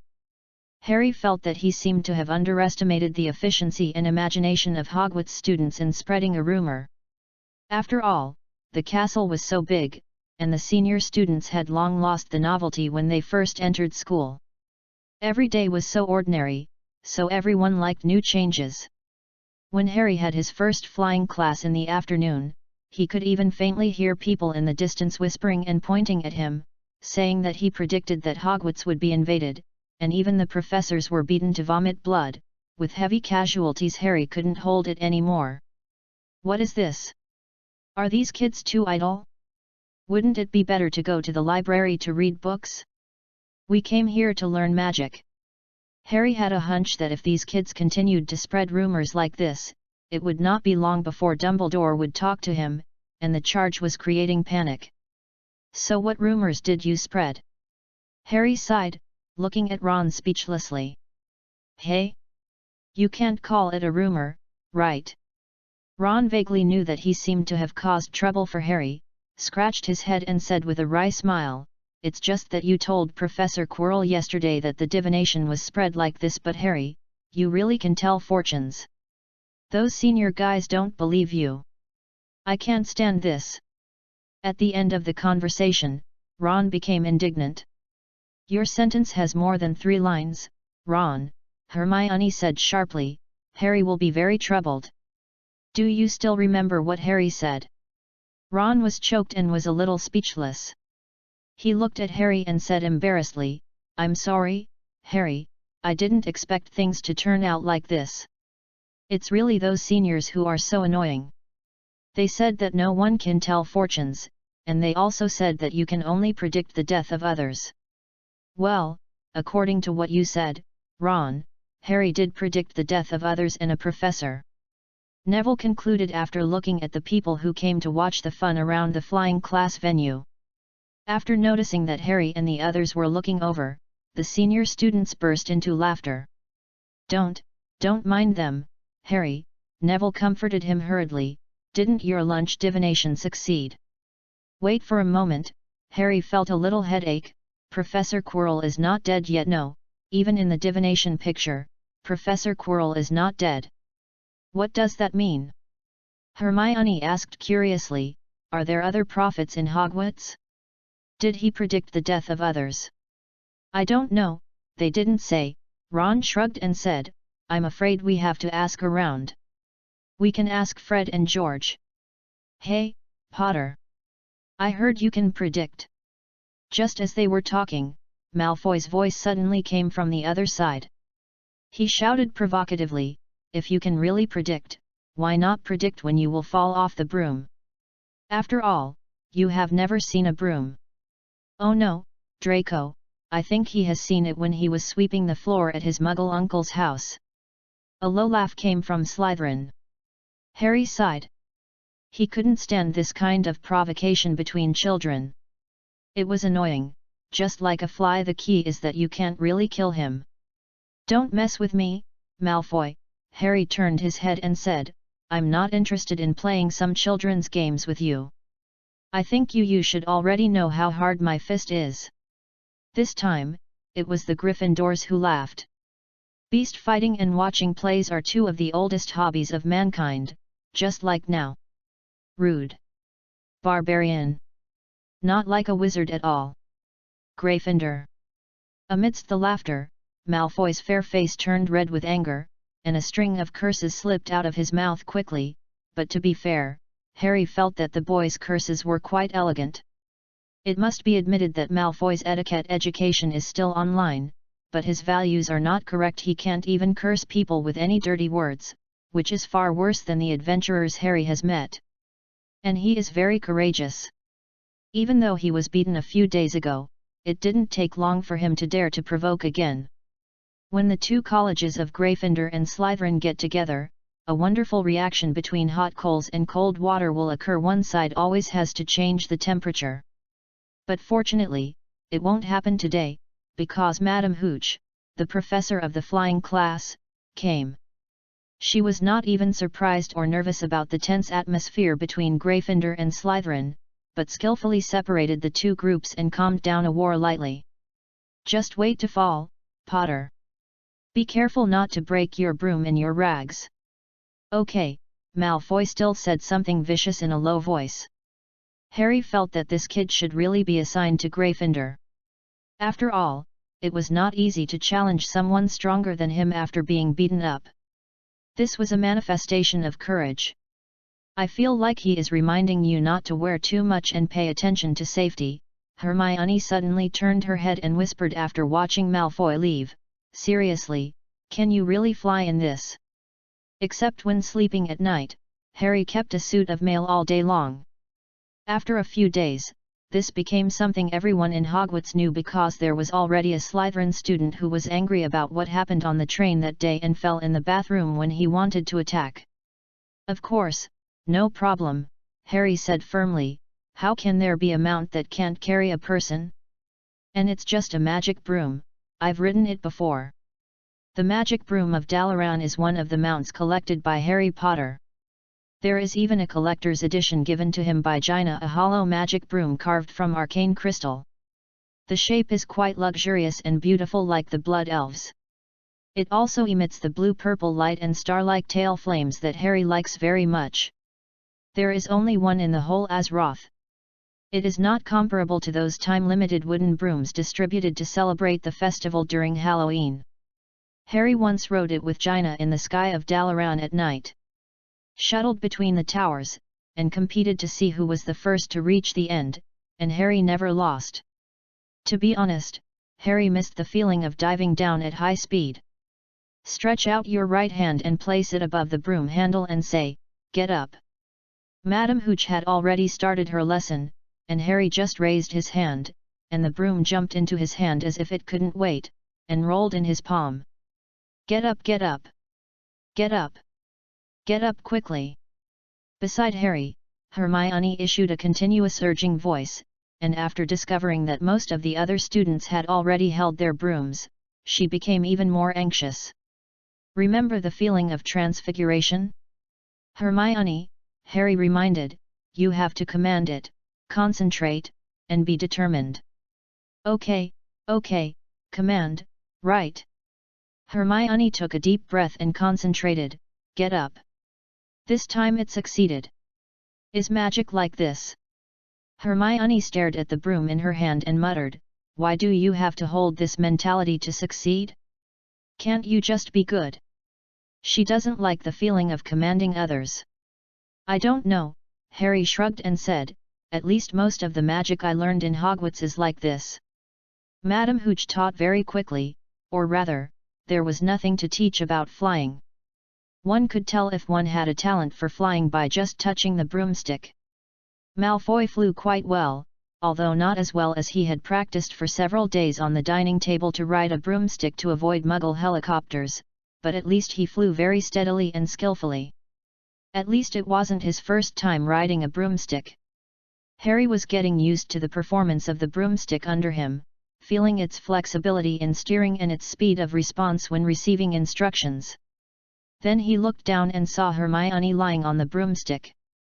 Hermione was floating about 2 meters above the ground, like a koala, wishing she had 2 more hands to hold the broomstick. This funny look made Harry laugh out loud. Don't laugh. Although she was extremely nervous, Hermione still keenly caught Harry's laughter and screamed.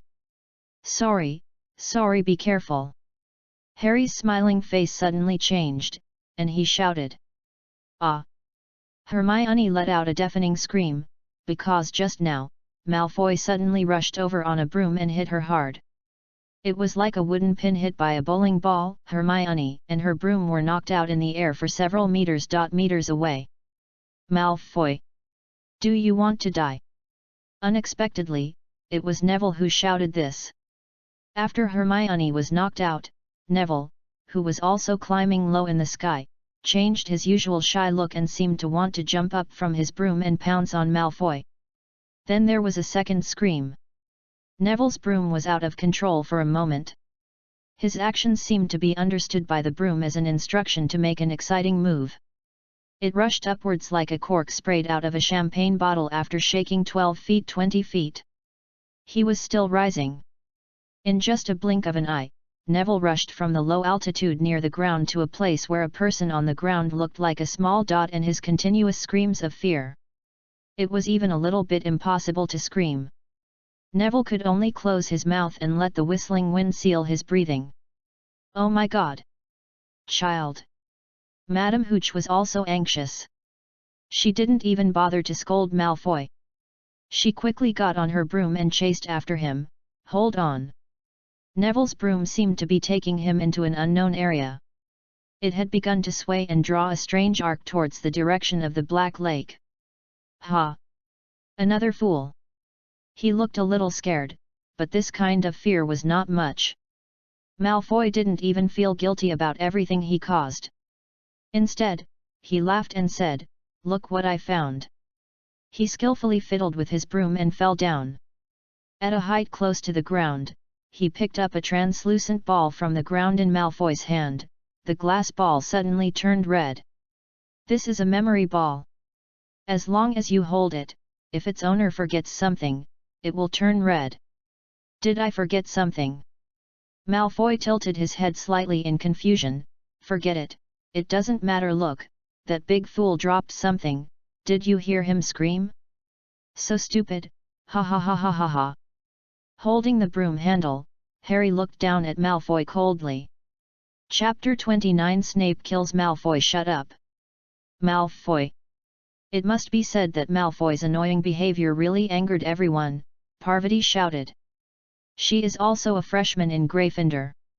Ha! Protecting Longbottom. Pansy Parkinson laughed loudly. I didn't expect you to like that chubby one. Be careful. Draco. Draco was too late to be careful, because when he heard Pansy's scream, he felt as if he was hit by a running carriage, and the whole person flew out, and half of his body was in pain because of the violent impact. Ah! His face turned pale in an instant, and Malfoy couldn't help but scream in panic. Under this sudden impact, he didn't even have time to hold the handle of his broom, and the whole person fell to the side. This was in the air a few meters away from the ground. It's true that he won't die, but if he really falls like this, wouldn't he be as embarrassed as that idiot Longbottom? Instinctively stretched out his hand to grab something, but Malfoy found desperately that he could only grab the air, and his body had begun to fall down, falling suddenly, being grabbed by the waist. But this feeling of saving his life was not good at all, because Malfoy felt that the lunch he had eaten was almost squeezed out by this force. There is no doubt that the person who knocked Malfoy off the broom was naturally Harry. He was wearing a suit of mail and was like a big metal ingot, which Malfoy could not resist at all. But for Harry, simply knocking down the broom was not enough to vent his anger. Harry directly blocked Malfoy's waist and his legs, and suddenly raised the broom handle, which was a signal to sprint upwards. The next second, Harry's broom flew directly into the sky. To be fair, the brooms provided in the school classroom were not enough to accelerate to this extent, but fortunately Harry knew magic bluish-white wind enveloped him, making the speed of this broom reach a level that it might never reach in its life. Then, it began to dive. If Malfoy still had the energy to scream during the rise of the broom, then he didn't even have the energy to scream during the dive. He could only hold everything around him tightly, for fear of being thrown off. He wanted to close his eyes, but for some reason, Malfoy was horrified to find that he couldn't close his eyes at all. Something was pulling his eyelids. It was Potter. Potter cast a spell on him. There were already shouts and screams on the grass, but even if everyone's voices were added together, they couldn't be as loud as Malfoy's at the moment. Harry just swooped down with him to the place closest to the ground, and even when Malfoy thought his head was about to hit the ground and smash, he suddenly turned over and slid rapidly along the ground. He took Malfoy on the most thrilling journey he could think of. When Harry finally stopped, Malfoy almost lost the strength to hold Harry's legs, let alone scream. Harry let go of his hand and then had to punch Malfoy in the back to make him let go of his hand. Thigh, and Malfoy couldn't even say a harsh word after landing, and he just fell to the ground and vomited. Harry Potter! An old professor roared, and Harry could tell whose voice it was without turning back. Professor McGonagall!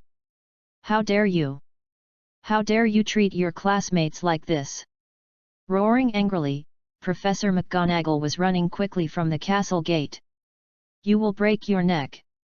Ignoring Professor McGonagall's anger, Harry just looked coldly at Malfoy, who was still vomiting on the ground, and said, "Don't let me see you bullying my friends again, Malfoy. You should really be glad that you are still a child, and this is a school, otherwise." To be honest, Malfoy is just an untaught brat in Harry's eyes, and it is his own face that will be lost if he is taken seriously. But this does not mean that Harry will tolerate Malfoy bullying his friends, and will not say that it is just a fight between children after such a thing happens, and it is not necessary to take it seriously. Because Dumbledore was right. In any case, in the eyes of most people in this world, Harry himself is also a child. So, just teach him a lesson at once. Harry Potter!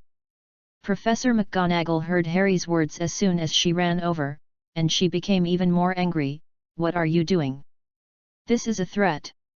It's intimidation. Maybe you should listen to what others say, Professor McGonagall. Harry turned around and said calmly. At this time, he didn't look angry at all. Malfoy did something unforgivable first, and I must let him know the consequences of doing so. At this time, other people also gathered around. That's right. Professor McGonagall. Parvati followed up and said, Malfoy hit Hermione on the broom first, almost knocking her off, and he also insulted Neville. Yes, yes. The Gryffindor students accused Malfoy of his bad behavior one after another. As for the Slytherin students, when Malfoy was still kneeling on the ground and vomiting, no one dared to speak when Harry's eyes swept over them one by one. Okay. Stop. Be quiet. Professor McGonagall's eyes looked like a knife. She first stopped those who argued for Harry, and then said, Let's go, Mr. Potter, and you, Mr. Malfoy, can you still walk? Mr. Potter, go help him, come with me. Can I refuse? Professor, Harry said without hesitation, I don't want to help my enemy, and he peed his pants, it smells bad. The Gryffindor students laughed even louder. That's not your enemy. Mr. Potter. Professor McGonagall said sternly, that's your classmate. When he bullied my friend, we were already enemies, Harry said calmly, and I warned him that I was not interested in playing some childish games with him, but he obviously didn't listen. So you taught him a lesson. Professor McGonagall began to have a headache. You are just a student, Mr. Potter, you have no right to punish your classmates. If there was a professor who could appear in time and punish Malfoy when he hit Hermione on his broom and when he laughed at Neville, then nothing would have happened. Harry's meaning was very clear, the professor did not appear at that time. I'm sorry, Professor, it's all because of me. Hermione's eyes were red and she looked like she would cry at any time. It was not an illusion, Professor McGonagall always felt that she seemed to have heard similar words recently. Enough, shut up, Mr. Potter, and you, Miss Granger, this is not your fault. Professor McGonagall took a deep breath and turned around. Mr. Crabbe? You can help Mr. Malfoy, all of you follow me. He signaled his Gryffindor friends not to worry with his eyes. Even in the face of the angry Professor McGonagall, Harry never felt any panic and walked steadily. Professor McGonagall led the three people into the castle and went straight to the basement. Then he knocked on a door at one end of the corridor. Not long after, the door opened, but only a crack, and Snape stood there in a black robe. Professor Snape! Professor McGonagall flashed and revealed the three children behind her. If you are free, I think there are some things that need you to deal with. After all, you are the head of Slytherin House. Of course I am free. Snape opened the door completely and stared at the three children. What happened? You can never imagine what happened. Professor McGonagall's anger has not subsided until now. She lowered her voice and quickly recounted everything she saw.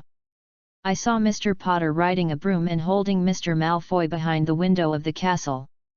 He quickly rose and dived, and finally even sliding close to the ground, Mr. Malfoy's face was less than 10 centimeters from the ground. In any case, Mr. Potter's counterattack exceeded the limit, and they almost broke their necks together. Professor McGonagall became more and more angry. According to the students, the cause of the incident was that Mr. Malfoy hit Miss Granger on his broom and laughed at Mr. Longbottom. Mr. Potter was because of his friend. I will definitely let my father expel you. The sudden roar interrupted Professor McGonagall's words. It was not known whether it was because he saw the dean of his college or because he finally recovered from the Lyphian death race just now. After catching his breath, Malfoy's face was no longer pale, but flushed with anger. You lunatic! Potter! You almost killed me. This time I will definitely let my father expel you. Just wait.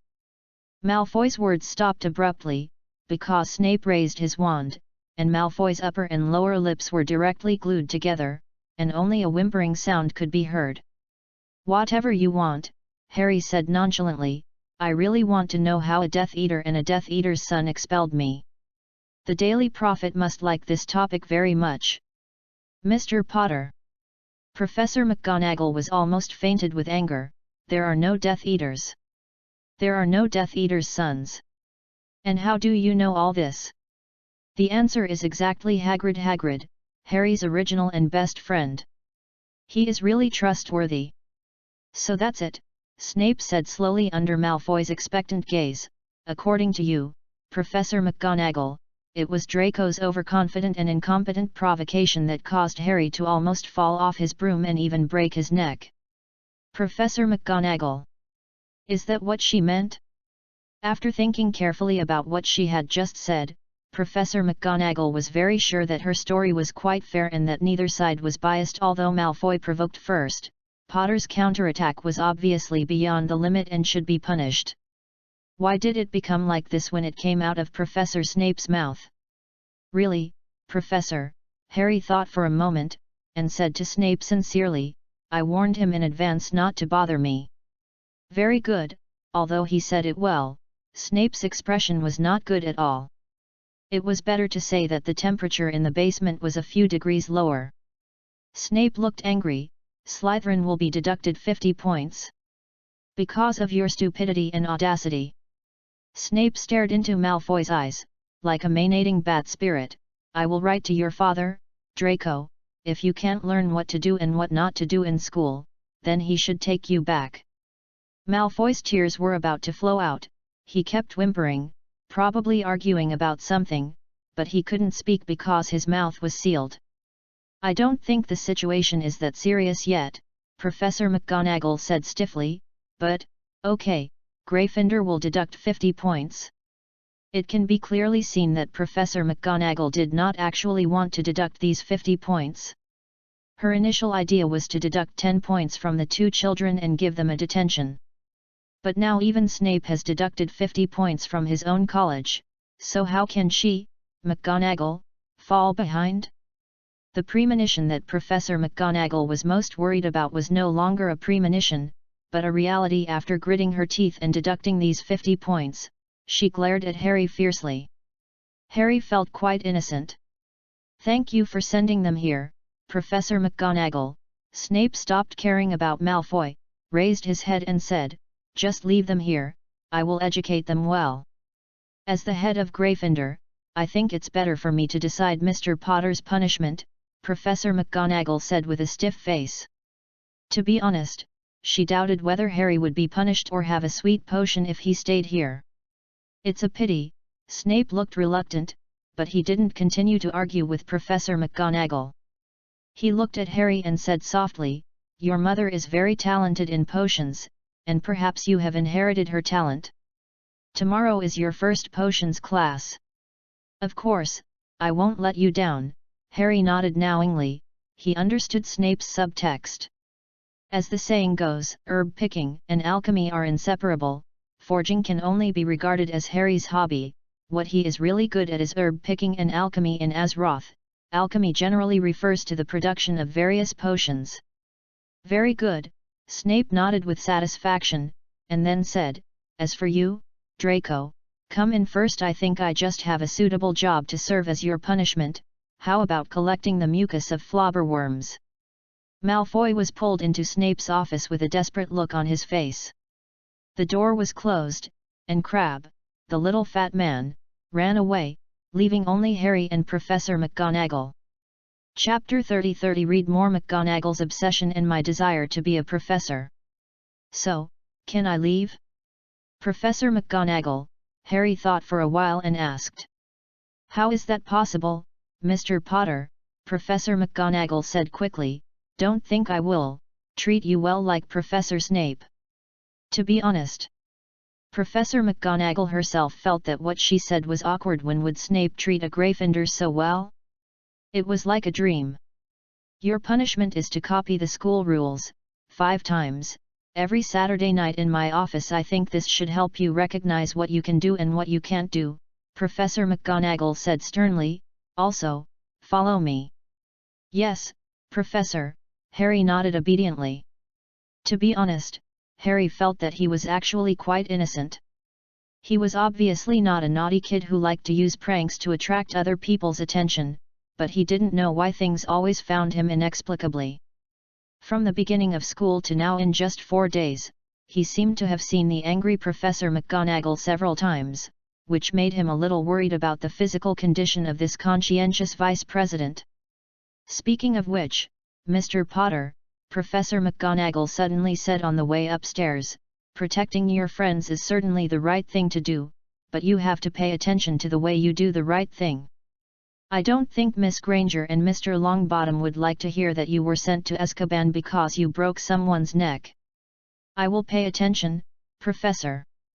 In fact, there would be no danger in giving Malfoy a memorable lesson." Everything was under Harry's control, but there was no need to argue with the professor on such matters. Professor McGonagall's warning was well-intentioned. Looking at Professor McGonagall's back, Harry felt that if the words just now were spoken by this serious and old-fashioned old professor, could they be understood as some kind of implicit praise and encouragement? After all, Professor McGonagall was not only the vice principal of Hogwarts, but also the head of Gryffindor. There was no more extra words along the way. Professor McGonagall was going to a long way. She took Harry up several stairs, through corridors and doors, and finally handed him over to a tall and strong senior Gryffindor student. "Take him, Wood," Professor McGonagall said this with a bit of gritted teeth, "and make sure to win this year's Quidditch Cup for Gryffindor." "Hey!" The senior Gryffindor looked confused. "This kid is just like a flying broom that has become a spirit." Professor McGonagall took a deep breath and recalled, he held a Slytherin student in one hand and flew to a height of more than 50 feet and then dived down. When he was about to hit the ground, he made an emergency lift to stabilize the height, and even flew several feet close to the ground without any scratches on his flesh. "Potter, is this your first time riding a flying broom?" Yes, Harry seemed to understand what Professor McGonagall wanted him to do, but to be honest, compared with copying the school rules, this was not a punishment. He had read about Quidditch, the most popular sport among wizards, in books. The senior student named Wood's eyes had begun to shine. He looked at Harry as if he saw a naked beauty. "Really? Professor McGonagall! Wood shouted happily. Of course, I saw it with my own eyes, Professor McGonagall said simply. Even Charlie Weasley couldn't do this, right? Wood nodded repeatedly, circling around Harry, constantly looking him up and down. This made Harry a little uncomfortable. When he was still a young adventurer, he was sold to the arena because of his lack of experience. That's how the slave owners selected slaves. And they would rudely open their mouths to check the condition of their teeth. Professor. Harry couldn't help but raise his hand and said, if it's a punishment, can you change it? I'd rather spend my free time learning magic. After all, I can only stay in Hogwarts for 7 years. Shut up, Potter, Professor McGonagall glared at Harry sternly.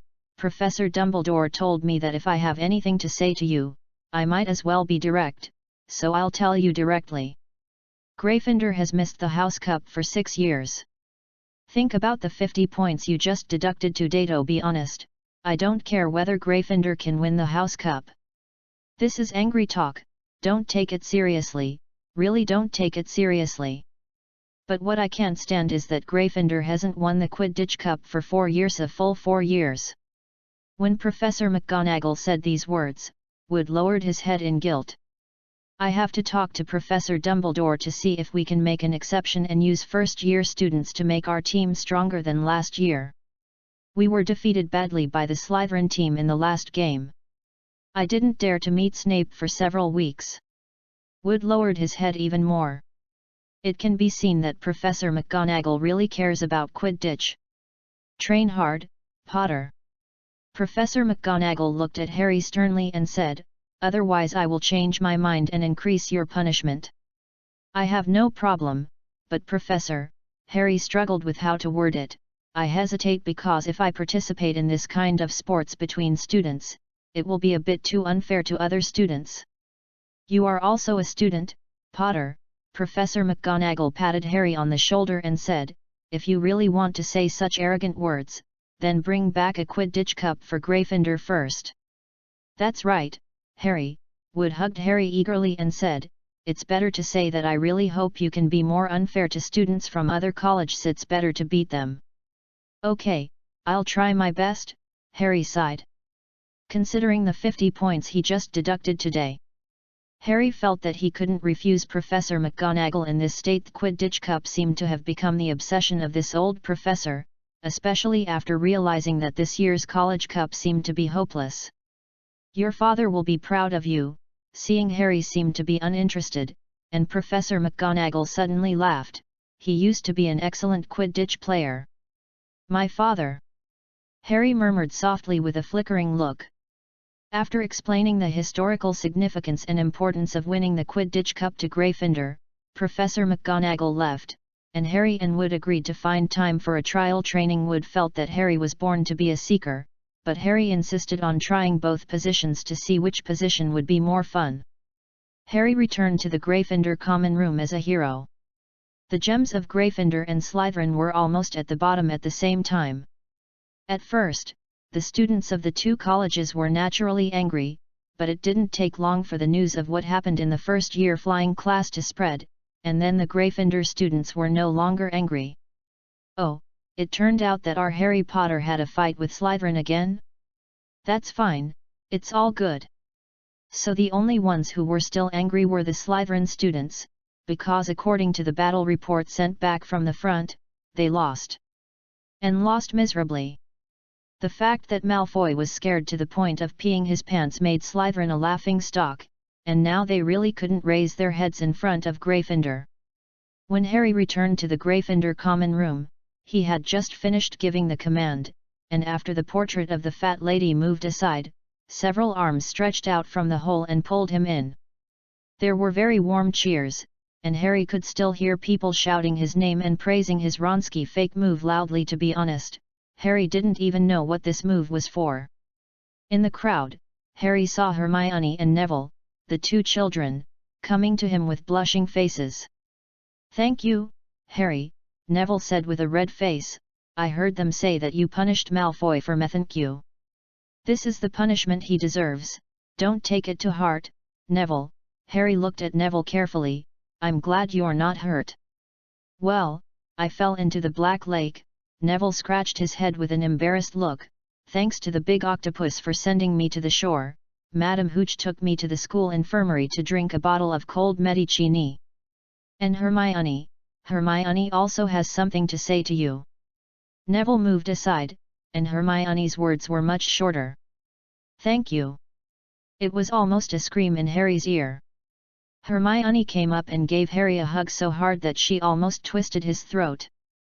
Then the little girl lowered her head, covered her face, and ran out of the crowd, heading straight for the girls' dormitory. At this time, the cheers in the Gryffindor lounge were even louder, accompanied by continuous whistles. After moving his neck, Harry smiled helplessly. If he thought about it carefully, in the eyes of these kids, he did help Malfoy today because he bullied Hermione and Neville. The drama of a hero saving a beautiful girl seems to be popular at any time and at any age. I just feel sorry for Neville. Under the deliberate neglect of the good people, Neville's proportion in this story has been artificially reduced. But to be honest, Harry really didn't think about it in that way. In his eyes, these are just a bunch of children. Who would have a different idea about a child? If there is, Harry will smash the head of such a person with his warhammer. He was just making a fuss and joining in the fun. The celebration continued, and people kept joining in. The senior students got butter beer from somewhere, saying that it was to celebrate another victory of Gryffindor Minotaur, and Harry also got a glass. The taste is quite good. Although it is called beer, it is actually a non-intoxicating drink.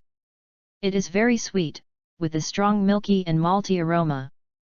Harry can give this drink a full score. It has now been included in the list of special drinks for Minotaurs.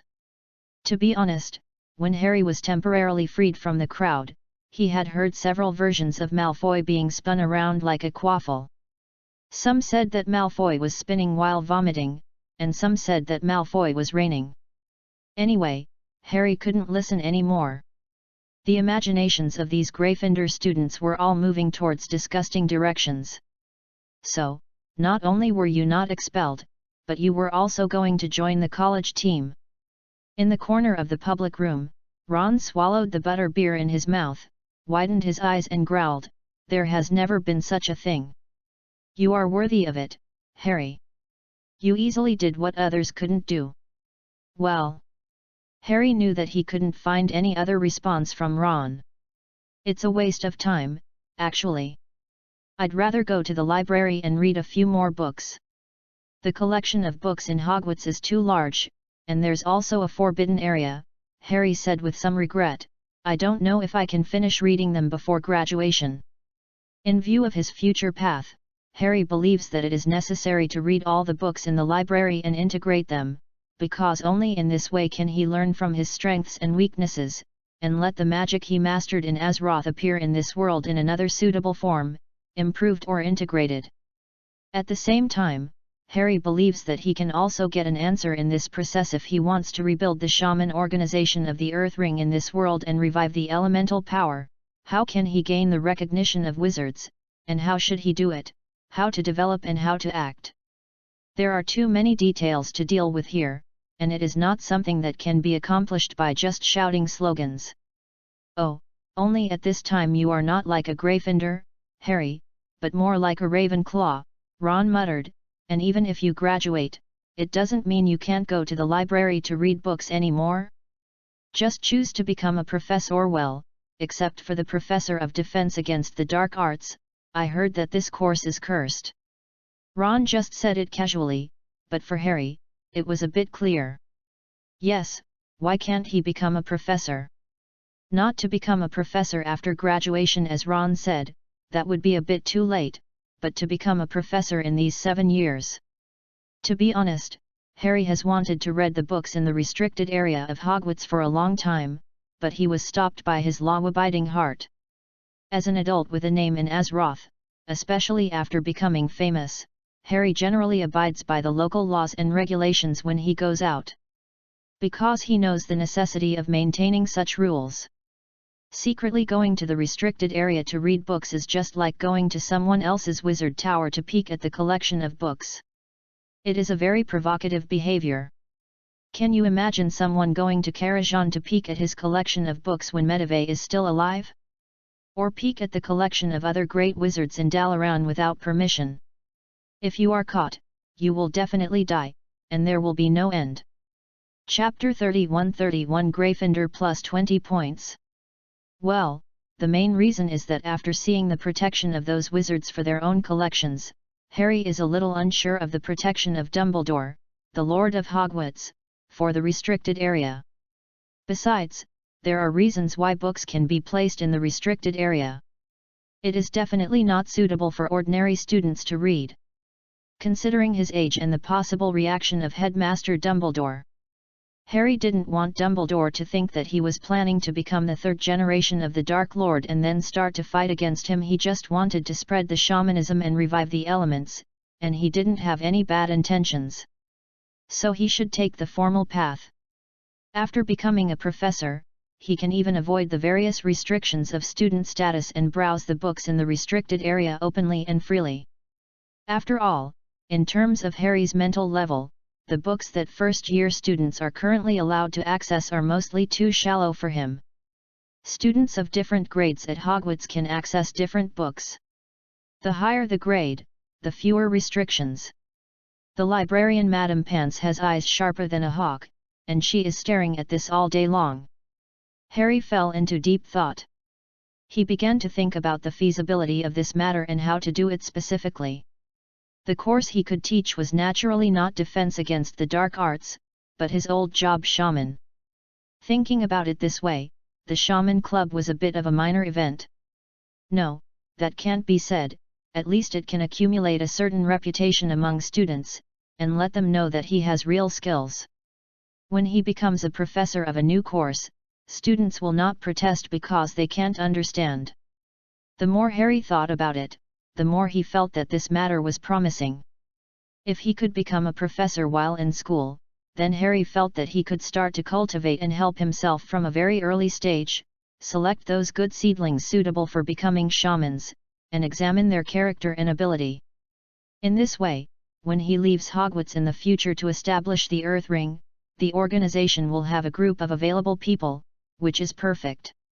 To be fair, if this kind of thing happened to someone else, Harry would still think it was unlikely, but if it happened to him, then he really had a broad reputation foundation. It's still the same reason. The name Harry Potter is really convincing among wizards. The existence of magic makes this group stand out as superstitious. So what Harry has to do is actually very simple, that is to continue to expand this persuasiveness, so that the wizards will have a feeling that what they once believed in is right, and there is no need to break the barrier. It's almost that kind of awe. You see, it's true, right? Harry Potter is just as I said, he is not born to be an ordinary person, this feeling. Harry has completely understood. This is not cunning or utilitarian, nor is it playing with people's hearts or something. After all, even a Minotaur with a peaceful personality will do his best when working hard for his ideals and career. Minotaurs are not bad people, and taking things as they come has never been the creed of Minotaur. Anyway, Niu has no bad intentions. Previously, Harry came to Hogwarts simply to learn the magic of this world, so he was not interested in participating in the activities between those children, but now it is different. If Harry originally participated in the Quidditch game because of Professor McGonagall's favor, then now he participates in the Quidditch game to accumulate reputation more quickly. He will not use magic to cheat outside the rules, but other than that, Harry has decided to go all out. It's normal to go for reputation. In general, the goal is to make other people's first reaction to seeing you similar to Ron's. Thinking of this, Harry glanced at Ron. The kid stuffed his mouth with pastries and took a gulp of butter beer. "What's wrong, Harry?" Ron said vaguely and blankly. "To be honest, you look quite strange right now. How come you look like a Slytherin?" This kid is quite perceptive sometimes. First-year students only have 2 potion classes a week, which take up the entire Friday morning. At the same time, they only have these 2 classes on this day. I don't know if it is to facilitate the potion professor to keep those children who do not perform well and let them continue to brew potions in the afternoon and evening. Potions class is held in a basement classroom in Hogwarts. Unfortunately, this class is also taught by Gryffindor and Slytherin together. What happened in the flying class yesterday is still vivid in my mind, as are the deducted house points for Gryffindor and Slytherin. To be honest, at the celebration party in the Gryffindor common room last night, the senior students had already told the first-year students what they would encounter today. For example, Snape's difficulties, Snape's sarcasm, Snape's extremely hurtful words. He just wants to anger you, and then he can deduct your points with satisfaction. Snape is like this. As the head of Slytherin, he is a disgusting and hateful old bat spirit to Gryffindor. Especially since Slytherin lost face yesterday, the old bat must be very angry and will definitely take revenge on you twice as much today. In short, those senior students talked a lot about Snape's great achievements, which really scared the first-year students. To be honest, they all came to class today with a determination to die, and swore that they would not be afraid no matter what Snape said. Although Harry wanted to say something for Snape, the senior student's many years of personal experience were too convincing, and he had no choice. Well, as the main force of yesterday's conflict, Harry was the one who was told to be prepared and relaxed and not to get angry the most. Actually, before the class started, there was already a smell of gunpowder in the potions classroom, perhaps because they felt that they were finally at home today. The Slytherin students, although they did not make any obvious moves, were constantly provoking the Gryffindor side. Except Malfoy. Perhaps he knew something? Or realized that Snape's attitude towards Harry was different from that towards ordinary Gryffindors. In short, unlike those Slytherins who thought that Snape would vent their anger yesterday, Malfoy did not look excited or expectant at all, but just sat there expressionlessly, and everything around him had nothing to do with him. It can be clearly seen that Malfoy seemed to be isolated, with only Crabbe and Goyle sitting at the table with him. Snape entered the potions classroom on time. Today, he not only wore a new robe, although it was still black, but his hair seemed to have been groomed to a certain extent, becoming much neater and cleaner. This confused some first-year students, because according to what the seniors said yesterday, Snape always looked greasy and hadn't washed his hair. But today, when Snape walked into the classroom with his robe rolled up, the students who were close to him seemed to smell a faint scent of soapy water, which was not pungent, but made people feel simple and comfortable. Like Professor Flitwick, Snape started the class with roll call. He called the roll quickly and put the roster aside after confirming that no one was absent. "You are here to learn the precise science and strict process of potion preparation," Snape said quickly and lowly.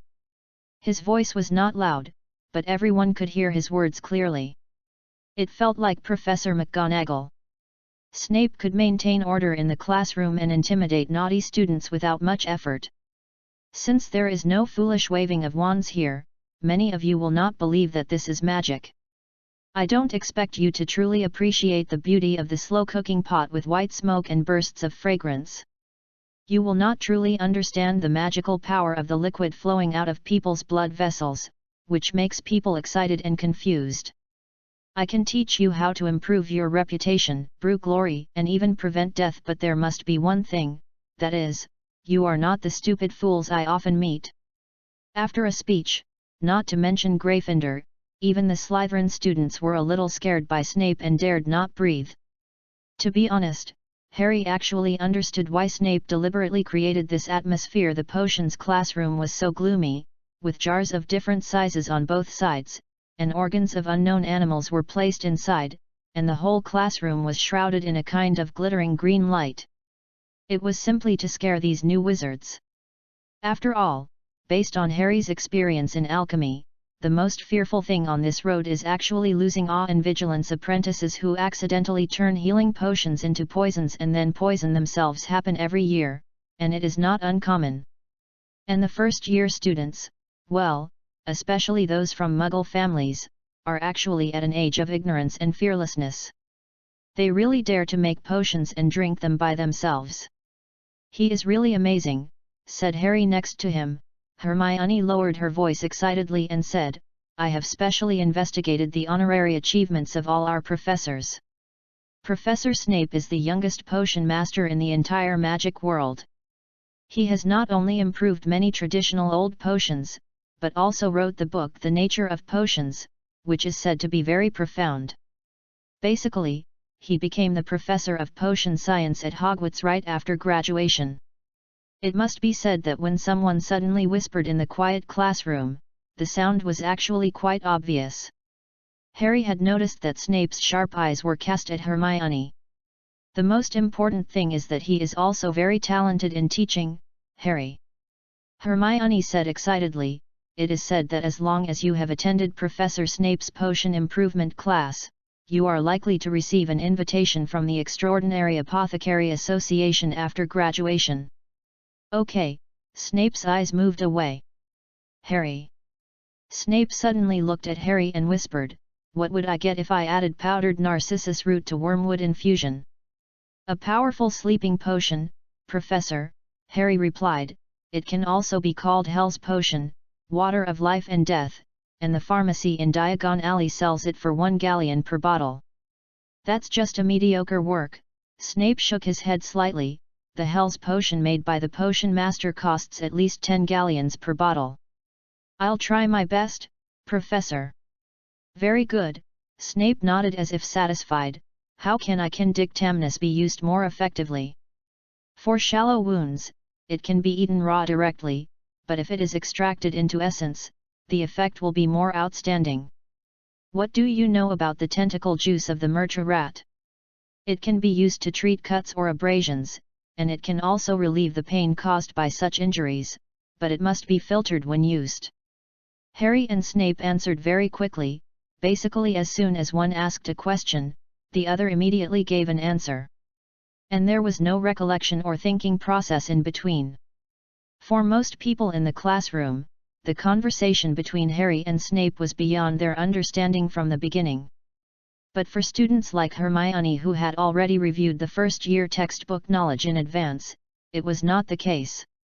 Hermione could still find the corresponding knowledge points in her head for the first 2 questions, but Snape's questions jumped very quickly, and in a few seconds he had jumped to a place that Hermione had never seen before. In the end, it even became a question like what are the consequences of drinking too much truth serum? As for the treatment and symptom relief methods, I don't know, Professor. Harry shook his head and said, the knowledge I have learned so far can only let me know what kind of condition it will show on the victim's body. That's enough. No matter how reluctant the Slytherin students were, they had to admit that the expression on Snape's face at this moment should be called joy, a very light kind of joy, and then it was quickly suppressed by pursing his lips. Gryffindor plus 20 points for your pre-mastered knowledge, Snape said regretfully. I wanted to give you more points, but Professor McGonagall didn't seem to be very happy to see me do this. Why didn't you write down everything we just said? Is it because you have mastered it?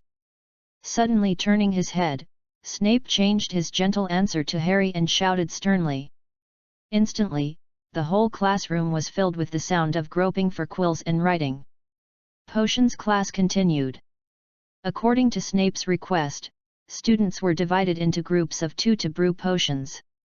As the first class for freshmen, today we have to make a simple potion for treating scabies. To be honest, it is quite useful. After all, most people living in Hogwarts are students, and children are the high-risk group for scabies. It will probably not take long before these potions can return to these freshmen in another form. Well, the premise is that the potion has not failed to be made and still has medicinal power. Chapter 32 Felix Felicis and Favoring You. Potionology, this is a subject that mediocre people cannot enter even if they try their best. Snape's words echoed in the classroom. I can say responsibly that most of you will not be able to enter my advanced potion class in the senior year. It is difficult for me to show you the mystery and beauty of potions with simple words, but fortunately. Harry. Snape suddenly stopped and took out a small bottle of potion from his pocket and displayed it in the air so that everyone could see it. Tell me its name." The golden liquid swayed in the bottle, dotted with stars, like melted gold, plus the conditions of preciousness and beauty. There are actually few in the entire potion collection that meet the conditions. "It's Felix Felicis, Professor." Harry stared at the potion that was said to bring people luck. To be honest, he wanted to try it the first time he saw the description of this potion in the book before school started, but it was a pity that the difficulty was too high. Not only are the ingredients required for the preparation very expensive, many of them are not sold directly in Diagon Alley, and the production process is also very cumbersome. It takes a full 6 months to brew, and no mistakes can be made in the middle, otherwise it will fail completely and become poison. Only a true potion master can make this kind of potion. "Yes, Felix Felicis, 2 points for Gryffindor," Snape said softly. "This small bottle is enough to make everything go smoothly for you in a day. I think, for those of you with poor brains for example, it may help you understand the magic of potions a little bit. When today's class is over, I will give this bottle of Felix Felicis as a reward to the person who brews the most perfect scabies potion." Harry felt that Snape was watching him finish his speech. The bottle of golden Felix Felicis floated in the middle of the classroom, and the little wizards were all very motivated, even grinding materials a few points faster. In this warm learning atmosphere, Snape patrolled around the classroom. And this time, the little wizards were blessed. "Stupid! Is your head a troll? Or has the soul of a troll entered your body? Grinding snake teeth! I think even your brain, which is not much bigger than a walnut kernel, should understand what grinding is." "Understand, understand." Ron's hands were shaking, and he said tremblingly. "Understand?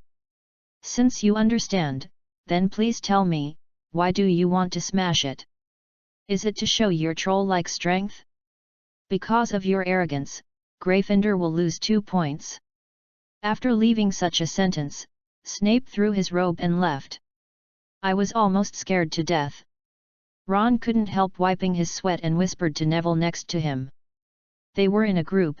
"Merlin's stockings, I feel that my underwear is a little wet with sweat now." Don't talk, Ron." Neville's nerves were obviously tense to the extreme, his hands were shaking, and he was fiddling with the slugs on the plate. "If you are found, you will lose points again." After half of the class, the Gryffindor students clearly understood one thing: Harry is Harry, and they are them.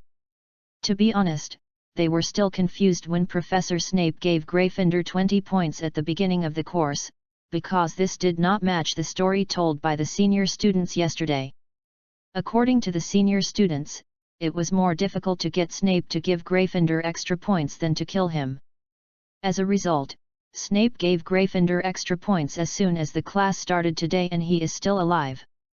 This made many Gryffindor students feel relieved, and they sighed that they really scared themselves. Snape was not as scary as those seniors said. This simple understanding until Snape began his stormy verbal baptism. To be honest, before hearing it with their own ears, it was hard for these Gryffindor students to imagine that someone could say so many sarcastic words in a roundabout way. No, even the Slytherin students did not escape this disaster, and were still scolded by Snape for their mistakes. He didn't even use a single curse word. But he easily made a student's eyes red and his mentality exploded, and he was about to cry. The Felix Felicis was like a carrot tied in front of a donkey, hanging a room of students with red eyes and gritted teeth rushing forward, even though Snape brought them heavy pressure. Except one person, only one person. "Wait! Harry!" Hermione suddenly lowered her voice and exclaimed, "Why did you cut off the antennae of the slug? We should have steamed these 4 slugs directly." "Don't worry, Hermione," Harry comforted, "the efficacy of the medicine will not be a problem." "How could there not be any problems?" Hermione suddenly became more anxious. "You didn't do it according to the book. This is the end, we will be scolded to death." Hermione was so anxious that she was about to jump up and down.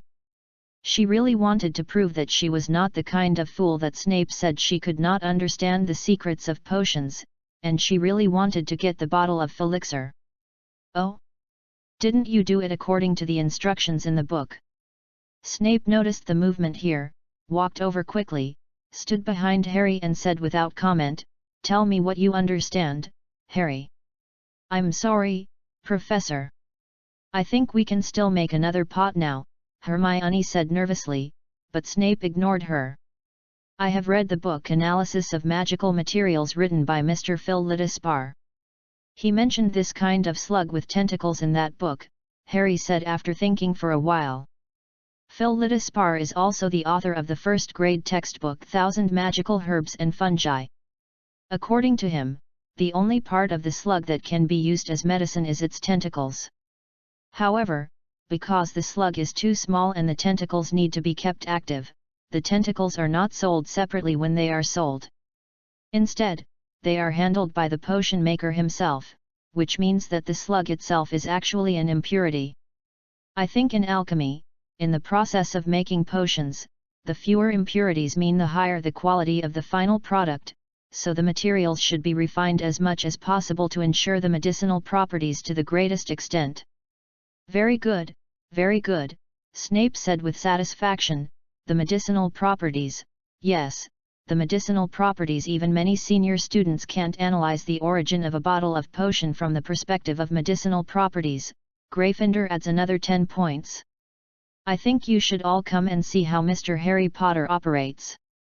I don't expect you to be as perfect as him, but at least you won't get slug mucus everywhere in front of you. Yes, as I said at the beginning of this class, when you are still foolishly following the contents of the textbook, those who are truly talented have already started thinking they have their own understanding. Are you okay? Hermione. Harry couldn't help but care about the little girl. After all, Hermione looked, well, really bad. Like a piece of wood struck by lightning, especially when she heard Snape's words, "a truly gifted person," Hermione shivered all over. "I'm fine, Harry," Hermione said to Harry in a hoarse voice. "Let's continue, the potion is not yet finished."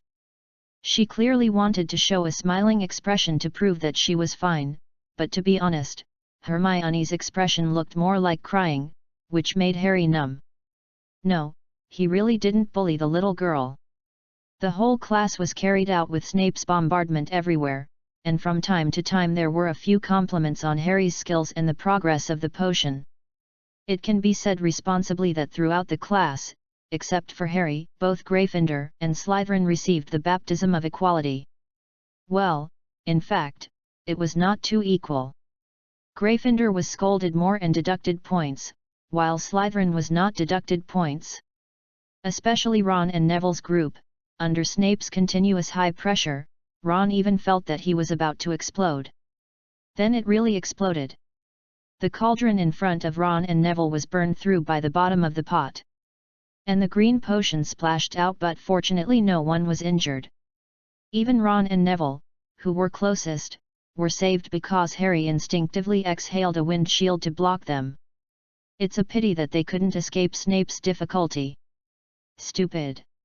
Idiot. You must remove the crucible from the fire before adding porcupine quills. Why can you make mistakes even if you follow the steps in the book? Are all your heads filled with trolls? It was just like two boats swaying in a storm. Neville and Ron stood by the wall, shrinking their heads and wishing they could get into the floor. As for you, Harry, it was a very timely magic, because you protected your classmates Gryffindor plus 10 points, Snape turned his head and said with relief. The remaining time was not enough to brew it again.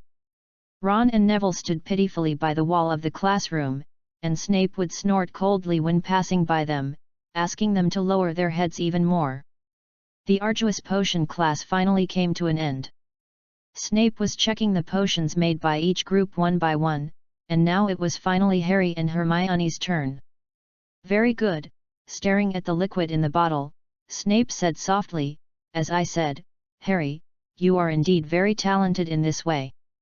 You have lived up to your mother. This is very good. According to the agreement, this bottle of Felix Felicis is yours, Harry." Reaching out his hand to summon the bottle of golden potion, Snape placed it in Harry's hand. "Use it with caution." "Thank you, I will," Professor. Harry nodded. As a potion, Felix Felicis certainly has side effects. Excessive use can make people become reckless and arrogant, and mentally abnormal. I'll find a bottle and give you half when we get back. After Snape left, Harry shook the Felix Felicis in his hand and said to Hermione, "After all, the two of us are a group, and this pot of potion is the result of our joint efforts. No need." Hermione's voice was a little choked, but she still said with force, "That's what you deserve, I didn't help at all." Without waiting for Harry to reply, Hermione rushed out of the classroom with her books in her arms, blending into the crowd that fled the potions classroom like they were fleeing. "This kid." Harry sighed. "She's too competitive to be honest."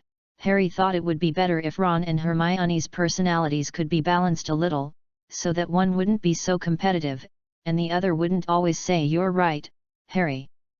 Harry looked at Snape, only to find that Snape was also looking at him. The professor seemed to have something to say, but it seemed to be just Harry's illusion. There were only two of them left in the classroom. "Honestly, Professor, I'm afraid it's not good for you to favor me like this." After thinking about it, Harry walked over to Snape and said, "Other students will have opinions. This is not a good thing for both you and me. Lee. Your mother asked me to take good care of you, Harry." Snape's eyes became empty, and his voice was erratic. "I swore to her, you saw it with your own eyes." Maybe it was because of his past experience. Or maybe it was because he saw someone he thought he would never see again. In short, Harry found that Professor Snape had some problems, or his understanding of love was a bit problematized in Snape's eyes. The so-called care and concern was favoritism. It was unreasoned favoritism. Unscrupulous favoritism that did not need to be hidden, and he did not care about other people's thoughts. In Snape's world, there were only two kinds of people, those who cared and those who did not care, and he did not care about the latter at all. This kind of favoritism used to be unscrupulous favoritism for Slytherin students, and arbitrary additions and deductions of points regardless of other people's gossip, but now it has all been transferred to Harry. Snape only knows this kind of love, and his experience has taught him this. Very clumsy, even if he wants to express it, he can't say it out loud. At least Harry is sure that what Snape wants to say to him most is not these, but whether he can see his mother's soul again. But Snape showed no such desire, as if nothing happened. "This kind of care is too much for me to hate," Harry couldn't help but complain. "Besides, I have made it very clear that day, Professor, I have a complete plan for my future, and I don't need someone to point fingers at me as an elder, even in the name of care." Looking at Harry's face, Snape's eyebrows jumped. He seemed to want to say something such as "arrogant Potter," but he finally held back. Unlike his incompetent father, he has witnessed that Lily's child has power far beyond ordinary wizards. "That's not meddling," Snape whispered.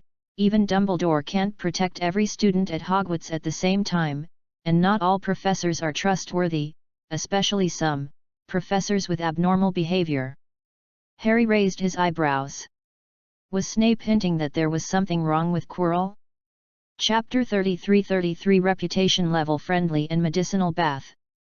After all, there are only a few professors in the entire Hogwarts. It seems that Headmaster Dumbledore didn't tell Snape about his conversation with him that day. But that's right, there's really no need to publicize this kind of thing. "Take it, Harry." Snape put a beautifully decorated small leather bag in Harry's hand, stared into his eyes and said, "Don't do anything dangerous like those stupid, reckless, and ignorant Gryffindors, especially those around you. Don't waste your life. The life your mother sacrificed herself to bring you." "I will, Professor." The small leather bag that Snape handed to him was embroidered with a beautiful silver snake, but Harry was not a Gryffindor fanatic, so this kind of decoration naturally didn't matter. The key point was what was inside. There was no doubt that the space inside was expanded by the traceless extension spell. Harry just glanced inside and saw densely packed glass bottles, which were filled with potions. Snape also carefully classified them with labels. The potions here were used for bleeding and other injuries, and the potions over there were used for tearing wounds or broken bones. In addition to these potions for treating common diseases and injuries, there were also potions specially placed in another area marked for resisting unknown curses, strong toxins, and coma, and many other potions. There are many types and wide uses. They are all essential medicines for home travel, murder, and arson.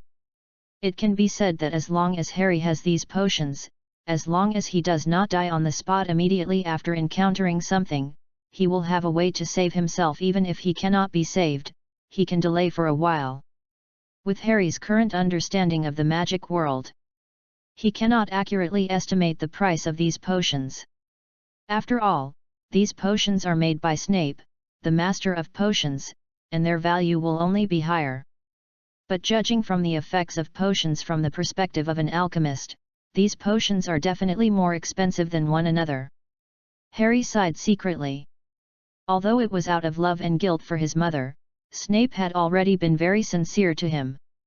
He would not take this kind of contribution for granted, and would repay it later. Ron? Neville. Harry saw the two men squatting on the ground when he walked out of the door. Are you okay? They looked exhausted, and one hand was still pinching his leg. No, Harry, not at all. Ron stood up dejectedly. I feel like my legs are about to break. Since the cauldron exploded, these two unlucky kids have been punished by Snape to stand by the wall of the potions classroom. Although it's just standing there, anyone who has stood there knows the feeling of standing for a long time. Ron and Neville had never experienced such a scene before, and their legs were completely broken. Merlin's lace panties. Ron couldn't help but shout, "Did you notice, Harry? He seems to like to turn around next to me and Neville. Neville can't even hold the knife steadily. And I don't know why, Harry, I always feel that he is targeting me. He must hate me very much. But why?" Ron held his head with both hands and screamed in despair, puzzled, "I didn't provoke him." And Harry? Harry silently said sorry to Ron in his heart. If his judgment is correct, combined with what Snape said before, Ron probably took on some of Snape's anger for him. After all, Harry is still aware of his appearance, which is very similar to James. Snape didn't want to give up his oath to Lily, nor did he want to give up his hatred for James Potter, so he found Ron, who was closest to Harry and always regarded himself as Harry's friend in school. Ron Weasley took on everything silently. If Harry felt that Snape spoke softly, it was not because Snape had changed his personality and become a saint, but because someone was carrying the burden for him. "Do you want any snacks?" Harry patted Ron's shoulder. "I'll treat you, it's just right. Gina hasn't exercised for so long, I think she's a little fat." Don't get me wrong, this Gina is the white snowflake that Hagrid gave Harry as a birthday gift. Harry saw that she was a girl and very smart and understood what people said, so he happily picked a familiar name for her. "Thanks, brother, you're still good." Ron sighed, but he immediately became excited again. "But Harry, you know, your divination came true again. You did a divination for me and Hermione when we were on the train, didn't you?" Seeing that Harry didn't remember it, Ron hurriedly said, "I was just talking to Neville about this, and the divination you gave me has been completely realized. Remember what we saw at that time? The dark classroom, there was a strange green light flashing at any time, and then I stood there." Alan Ewell, "In fact, most of them were right, only this one didn't match." Ron scratched his head. "In your divination, I should be the only one standing there and being scolded, but today it's Neville and I standing there together, so it's not right again, right, right. Divination is just a peek into what might happen in the future, Ron." Harry shook his head and said, "If you regard the result of divination as something that will definitely happen, then you will suffer a lot." "Is that so?" Ron was a little disappointed. "Wait, Ron," Neville seemed to have recovered a little, and he interrupted, "We didn't stand there together, did we? I remember you stood there first." "Right. That's right. Snapping his fingers, Ron said excitedly, "The divination is right. It just saw a fragment. Harry, you are worthy of it." "Yes, yes, I am worthy of it," Harry said with a wooden face. "Don't spread any outrageous rumors this time." "Don't worry, it won't happen," Ron smiled confidently. "Is it certain that it won't?" "Of course it will." At the lunch table, Ron frantically told the story that he had confirmed the result of the divination. Harry didn't know how he could keep telling such a simple picture, and the content was gradually becoming outrageous. "The most important thing is that there are really many people who like to listen, not only those at the Gryffindor table, but also Hufflepuff and Ravenclaw students." In the end, someone even came to Harry to ask if he could do a divination for him. He could pay, but Harry declined on the grounds that the materials were not enough and it would take some time to prepare, but he did not deny that he could do divination for others. Then the discussion in the whole restaurant became more heated in an instant. "Hermione, don't feel any pressure," Harry comforted the little girl beside him. "Divination does not mean that it will definitely happen. In fact, Ron's situation today is different from the original divination result. He just didn't say it, so don't think too much." The more Ron boasted about how accurate Harry's divination was, and the more he said that everything that happened today corresponded to the divination results of that day, the more pressure Hermione felt she would never forget what she saw that day, hiding in the bathroom and crying secretly. "Impossible. Absolutely impossible. Thank you, Harry, I'm fine." Hermione showed a very far-fetched smile. "By the way, can I borrow your potion homework later? I want to check it out." "Of course, no problem, I'll give it to you after I finish it." Harry nodded. "Thank you."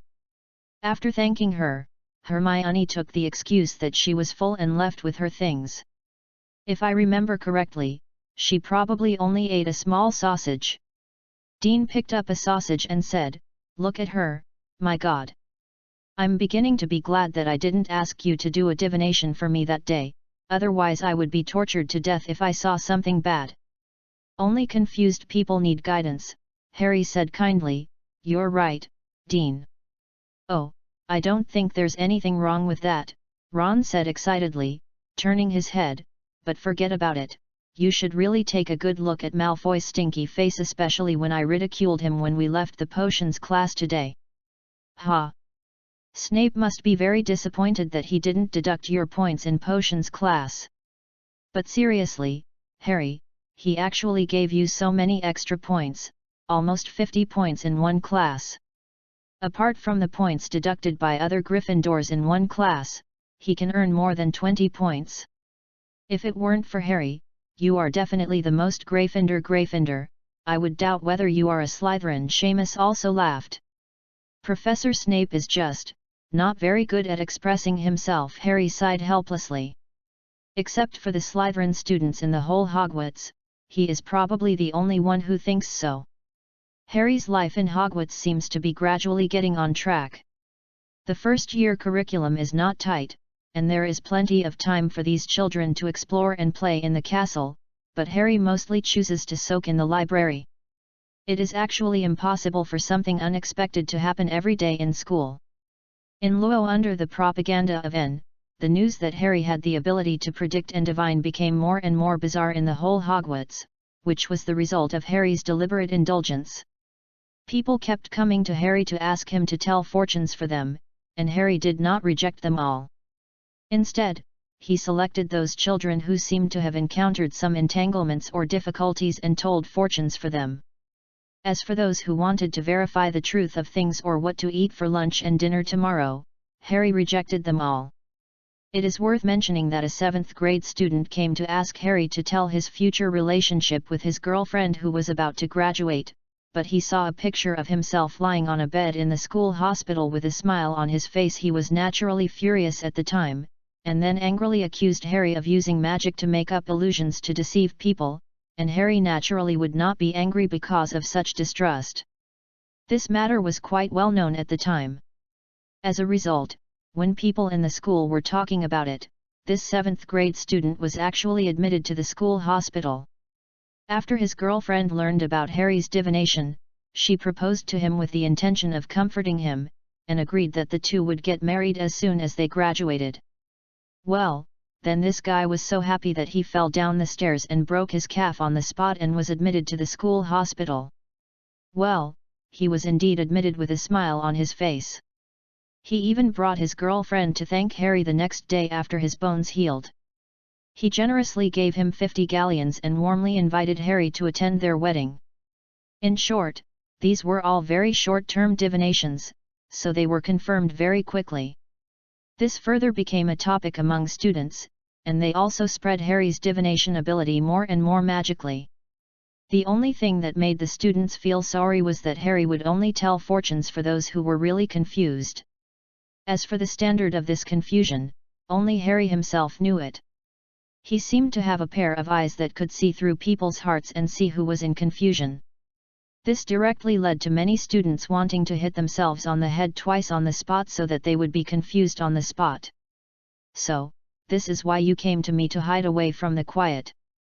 Hagrid said speechlessly, pouring a bucket of hot water into the big wooden barrel where Harry was. "Hey! Thank you, Hagrid." Soaking in the liquid medicine comfortably, Harry squinted his eyes and said, "It can't be said to be hiding from the quiet. After all, you know, 5 people live together in the Gryffindor dormitory. It's too crowded there, and it's inconvenient to do anything. Although it sounds like he has to hide from people if he wants to do something bad, in fact, Harry is just taking a medicinal bath here at Hagrid. To make up for the physical deficit in childhood, provide nutrition for the growth of the body, and make the muscles more powerful, strong, and agile. That's about it. The materials are specially configured by Harry based on his own experience and the medicinal properties of the herbs unique to this world.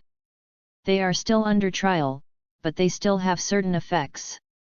I always feel that things are not that simple. Have you not given up the idea of living here?" As he said this, Hagrid walked over and poured a bottle of red liquid into the barrel. "Okay, add the blood of the salamander you want. Fortunately, Professor Kettleben always keeps some salamanders in his fireplace, otherwise I really don't know where to get it for you. The blood of the salamander has the characteristics of healing and restoring vitality, and can also be used to make strengthening potions. To be honest, I regret agreeing to you now, Harry." Hagrid looked at the liquid in the barrel with a somewhat weird color with a worried look, and his eyebrows were almost wrinkled. "Are you sure your formula is correct? It's the 3rd round. Kowtow to the brothers. Bang bang bang. Thanks for the support, brothers. Those who want to read the book can just read it on Monday and Tuesday. I don't know if there is a chance to publish it on Sanjiang. Now the new book period is 4K words per day, and 8K words per day after it is on the shelves, with a guaranteed 4K. I am saving up the manuscripts and waiting for the release of the book, but I have not saved up these 2 days. Brothers, take care of your health. I found that masks are still necessary." Chapter 34 Witch Doctor's Tricks and Ron's Death. Joratox, I Bokum, Faristo, Gin Alka Sens Wutless. Reciting the spells passed down by witch doctors in troll language, Harry stopped stirring the liquid medicine and watched the dark green halo spread outward along the liquid medicine, dripping from his fingertips and precipitated downwards. "Trust me, Hagrid, I'm Harry Potter."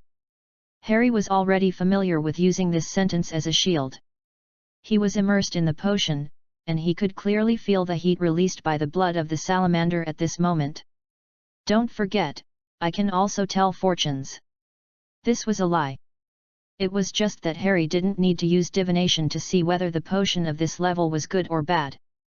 To be honest, the potion he prepared could not even be considered a product of alchemy, AZEROTH version, nor could it be considered a potion. It should be classified as a troll's witchcraft. Compared with conventional potions, the characteristics of troll witchcraft are that the materials and processes are weird, and the production process requires the help of some weird magic rituals. Harry once learned a few tricks from Vol'jin, the son of Sen'jin, in the Dark Spear tribe out of curiosity. Although the troll witch doctors and the Tauren shamans are quite different, if we really want to classify them, they are indeed all under the general category of shamans. Harry can only learn a little bit roughly, and he can't bear more. The troll witch doctors focus more on the way of souls, all spirits, especially those Loa gods, animal demigods, and their witch medicine materials. This is what Harry can't help. The trolls are really barbaric. The dark spear trolls are even considered to be more civilized among the trolls. At least they don't eat people, but even so, some of their living habits and rituals still make Harry uncomfortable. Especially their witch medicine. What dead toads, dead bats, wild beast hearts, snake blood. In short, these are things that ordinary people will feel numb when they see them. In this world, they are the standard configuration of witches in Muggle fairy tales, which are very evil. Many witch medicines and even finished products are poisonous in themselves, which will cause another kind of damage during the treatment process, which is really fatal. But then again, witchcraft can sometimes produce an effect that other potions can't achieve. Even the witch doctor himself can't explain how it does it. For example, after the magic ceremony, the second-hand witch doctor Harry didn't know how this barrel of potion was made, but it was indeed made. Ah, yes, you can see the future. I really didn't expect you to have the talent of a prophet, Harry. Hagrid sniffed, and the strange smell in the room made him feel a little uncomfortable in his stomach. Do you mind if I open the window, Harry? Please. Hagrid's hut is currently filled with a strong smell of rust, which is the smell of blood. Thanks to Hagrid's help, otherwise it would be quite troublesome for Harry to collect all these materials. In addition, there is an indescribable fishy and stinky smell, even the fragrance of herbs is covered up. After taking a few deep breaths of fresh air by the window, Hagrid walked back again, pulled a chair and sat by the wooden barrel to chat. Well, although he was sitting down, Hagrid was still much taller than Harry at this moment. He frowned, looking at the slightly solidified liquid in the bucket, which had even turned into a dark brown color. He was hesitant to speak, and his facial features were squeezed together. If you have anything to say, just say it, Hagrid. Turning his head and seeing Hagrid's rather funny expression, Harry couldn't help but laughed and said, "It's not suitable for you to hold it back like this." Okay, Hagrid shook his head and muttered, really sharp, "Hey?" To be honest, Harry, neither James nor Lily has any talent as a prophet. Lily has learned potions very well, and James, his talent is definitely in mischief. Maybe the ancestor of the Potter family married a prophet. Closing his eyes, Harry guessed casually. He could clearly feel that the medicinal power of this bucket of liquid medicine was being absorbed by his body, making up for the lack of nutrition in his body and strengthening his body. That's right. The Potters are a family with a long history anyway. Hagrid was relieved. He stood up and said, "But no matter what, this bucket of potion of yours makes me feel uncomfortable. Damn, I remember what I added to it. I must have been crazy to agree to your request." Ha, don't be like this, Hagrid. Harry looked at this half-giant with a lovely personality and said with a smile, "In addition to being a wizard, I am also a shaman. Headmaster Dumbledore has approved my application for the Shaman Club. I can start as soon as I am ready." Shaman. This word. I know that there are shamans among the centaurs in the Forbidden Forest. They are the patriarchs of their tribes. Hagrid walked around and sat back with a bottle of wine. You talk nonsense. How did you become a shaman? Oh, Harry, you don't mind if I have a drink? This tastes a bit uncomfortable. He shook the golden liquid in the cup in his hand. Of course, you can do whatever you want, this is your home. Harry nodded. And then mead flies over.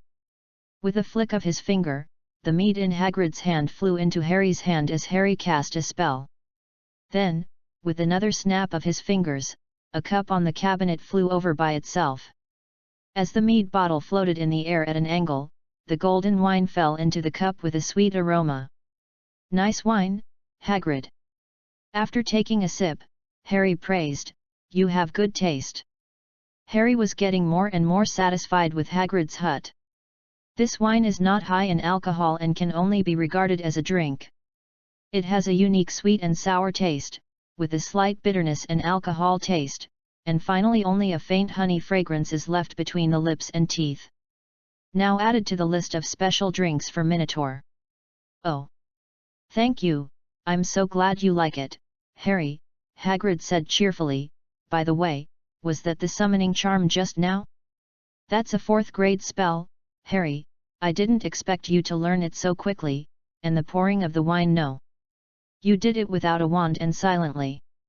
Hagrid's eyes widened, and he realized it belatedly. "It's still audible," Harry said regretfully. "Is the summoning charm a 4th grade spell?" "I don't know, I saw it in the book The 100 Most Common Spells, and I have to say it's really useful." No longer the person who first entered the magical world and didn't know anything about wizards, Harry now has to take back what he once said, that is, this world is full of magic and magic. Why do wizards in the world think that giving up the magic wand, which can improve their own weapons, is powerful? In the Battle of Azeroth, the enemy either has high armor, or has high magic resistance, or has a fast recovery speed. In short, under this series of factors, the spell-casting profession in Azeroth must increase the power of their spells as much as possible. In simple terms, it is necessary to deal the highest damage in the shortest time. Only in this way can the enemy be killed. In this case, a staff that can help sort out and increase its own magic power, and even guide the magic power in the surrounding environment to enhance the power of spells is very necessary. But it is different in this world. No matter who you are in this world, you are an ordinary human being. If you are scratched by a knife, your skin will bleed, and if you pierce the vitals, you will die on the spot. Therefore, in this situation where you can cause effective damage to the enemy no matter what spell you cast, how to cast faster and more covertly than the enemy becomes a more important thing. For this reason, even if the power of the spell is reduced, it is worth it. After all, as long as the enemy's spell does not hit you, and you can cast the spell faster and more covertly, then you have the first move, and the enemy cannot judge your attack intention and what spell you are going to release. Harry has been reading the book Wizards and Duels these days. He found that wizards were actually obsessed with chanting spells and then casting more powerful spells at the beginning, but they were defeated by those who could cast spells more quickly and accurately, so that this kind of spells were gradually eliminated over the long years. Without demand, there will be no evolution. In the end, it became the spells that Harry saw now just need to quickly draw a gesture with the wand, and then guide the magic to release, which is very convenient. When the magic power is improved or the understanding and proficiency of the spell are improved, the gesture of drawing the wand can be simplified, and even the spell can be omitted. It is indeed difficult, requiring superb willpower and magic control to do it, but fortunately Harry does not lack these 2 points. "Okay, is this genius? Hey!" In a joking tone, Hagrid slapped a newspaper on the edge of the barrel. "Here, this is what I promised to show you in Diagon Alley." Glancing at the newspaper, Harry immediately saw the photo of himself standing in the ruins of the house and looking at Dumbledore, plus the top line of the large and bold title, "Harry Potter the Next Dumbledore?" With a rustle, Harry crumpled the newspaper into a ball and threw it aside. "Ha ha ha ha ha ha ha ha ha ha ha ha ha." Seeing Harry's reaction, Hagrid burst into laughter, and his loud laughter even shook the roof. "Oh, Harry, don't do this to it, I want to keep it, maybe you can show it to your children in the future." Hagrid moved over and carefully unfolded the crumpled newspaper, and happily put it back on the cabinet. "Why should we preserve this kind of stuff? Besides, are all wizard journalists so exaggerated?" Recalling the few lines of text he had just accidentally seen, Harry really regretted reading too fast. Exaggerated? Hagrid let out a heavy breath. "You really should have read the articles that woman had written before. That's what exaggeration is. If there is a true word in it, I will eat my slippers." Hagrid suddenly got angry and mumbled a lot of bad things about the reporter named Rita, and Harry didn't hear it clearly. Forget it. Forget it, let's not talk about them. Hagrid got angrier and angrier. He obviously couldn't get enough of the mead. He took out a bottle of brandy from the corner of the hut and gulped it down. He said unhappily, "So where are your friends, Harry? I thought you would bring them to play with me." "Are you awake, Hagrid?" Harry said speechlessly, "I came to your place for a medicinal bath." "Aha, look at my brain." He slapped his head with a crisp sound. Hagrid suddenly pointed at the window of the house and asked, "If that's the case, then, they came here by themselves." Harry turned his head and saw 3 heads stuffed in the window. Who else could it be besides Ron, Neville, and Hermione? The hospitable Hagrid naturally opened the door to welcome his 3 new friends. "Harry's friends are his friends," that's what Hagrid said. Sitting on the chair, Hermione still had an embarrassed and nervous smile on her face, not to mention Neville. On the contrary, Ron was the one who showed the most courage. At this time, he was curiously observing what was in Hagrid's hut. "How did you know I was here?" Harry asked curiously. "It was the Bloody Baron who told us that you went this way," Ron said cheerfully. "Do you remember him?" "He is the ghost of Slytherin. To be honest, I thought the ghost of Slytherin would not help us, or would simply tell us a false news." "Hey, Hogwarts ghosts won't do such things," Hagrid quickly defended the ghost. "Although the little wizards will be sorted, the ghosts in the castle are obliged to help every little wizard. Well, if you get lost in class, you can find a ghost to ask." "The Bloody Baron?" Harry frowned. He thought about it and remembered that it was the resident ghost of Slytherin. Ghost, with hollow eyes, thin face, and even mottled silver bloodstains on the robe. It was the kind of ghost that the little wizards feared the most. It was not a good ghost at first glance. "Don't worry about the ghost, Harry." Covering his nose, Ron came to the barrel excitedly and asked, "What are you doing?" "It stinks." "Ugh! So disgusting." It must be stated that after Harry was immersed in the liquid medicine, his whole body was covered by the strange black-brown liquid medicine, with only his head exposed. "Medicinal bath, just think of it as me curing the disease. It's not convenient to do this in the dormitory, so I asked Hagrid for help." Seeing Ron's excitement due to curiosity, Harry suddenly had a bad taste of teasing children. "Do you want to try it, Ron?" While saying this, Harry casually picked up the raw materials of the witch medicine from the wooden barrel. A swollen spider corpse soaked in the liquid, even bigger than Harry's entire palm, just lying softly in his hand. The next second. Ah! Chapter 35 Horrible Hermione and the Crazy Dean. It was hard to imagine how such a scream could come out of a child's throat. Harry's head was buzzing for a moment, especially Ron's, who was too close to him. Harry couldn't help laughing out loud, but unfortunately his laughter stopped before it lasted for 2 times. In Harry's unbelievable eyes, Ron fell to the ground softly. He fainted. "Ron!" Hagrid was still quick-witted and grabbed the red-haired boy and lifted him up, then shook him like a champagne bottle. Still didn't wake up. "He really fainted. I can swear to Mother Earth that I really don't have any bad intentions. It's just a joke. Why would someone be so afraid of spiders?" Facing the condemning eyes of Hermione and Neville, Harry said quickly, "Normal people are afraid of spiders and snakes. Mr. Harry Potter." Hermione looked like she was going to eat someone. She called Harry by his full name and said angrily, "You are so mean."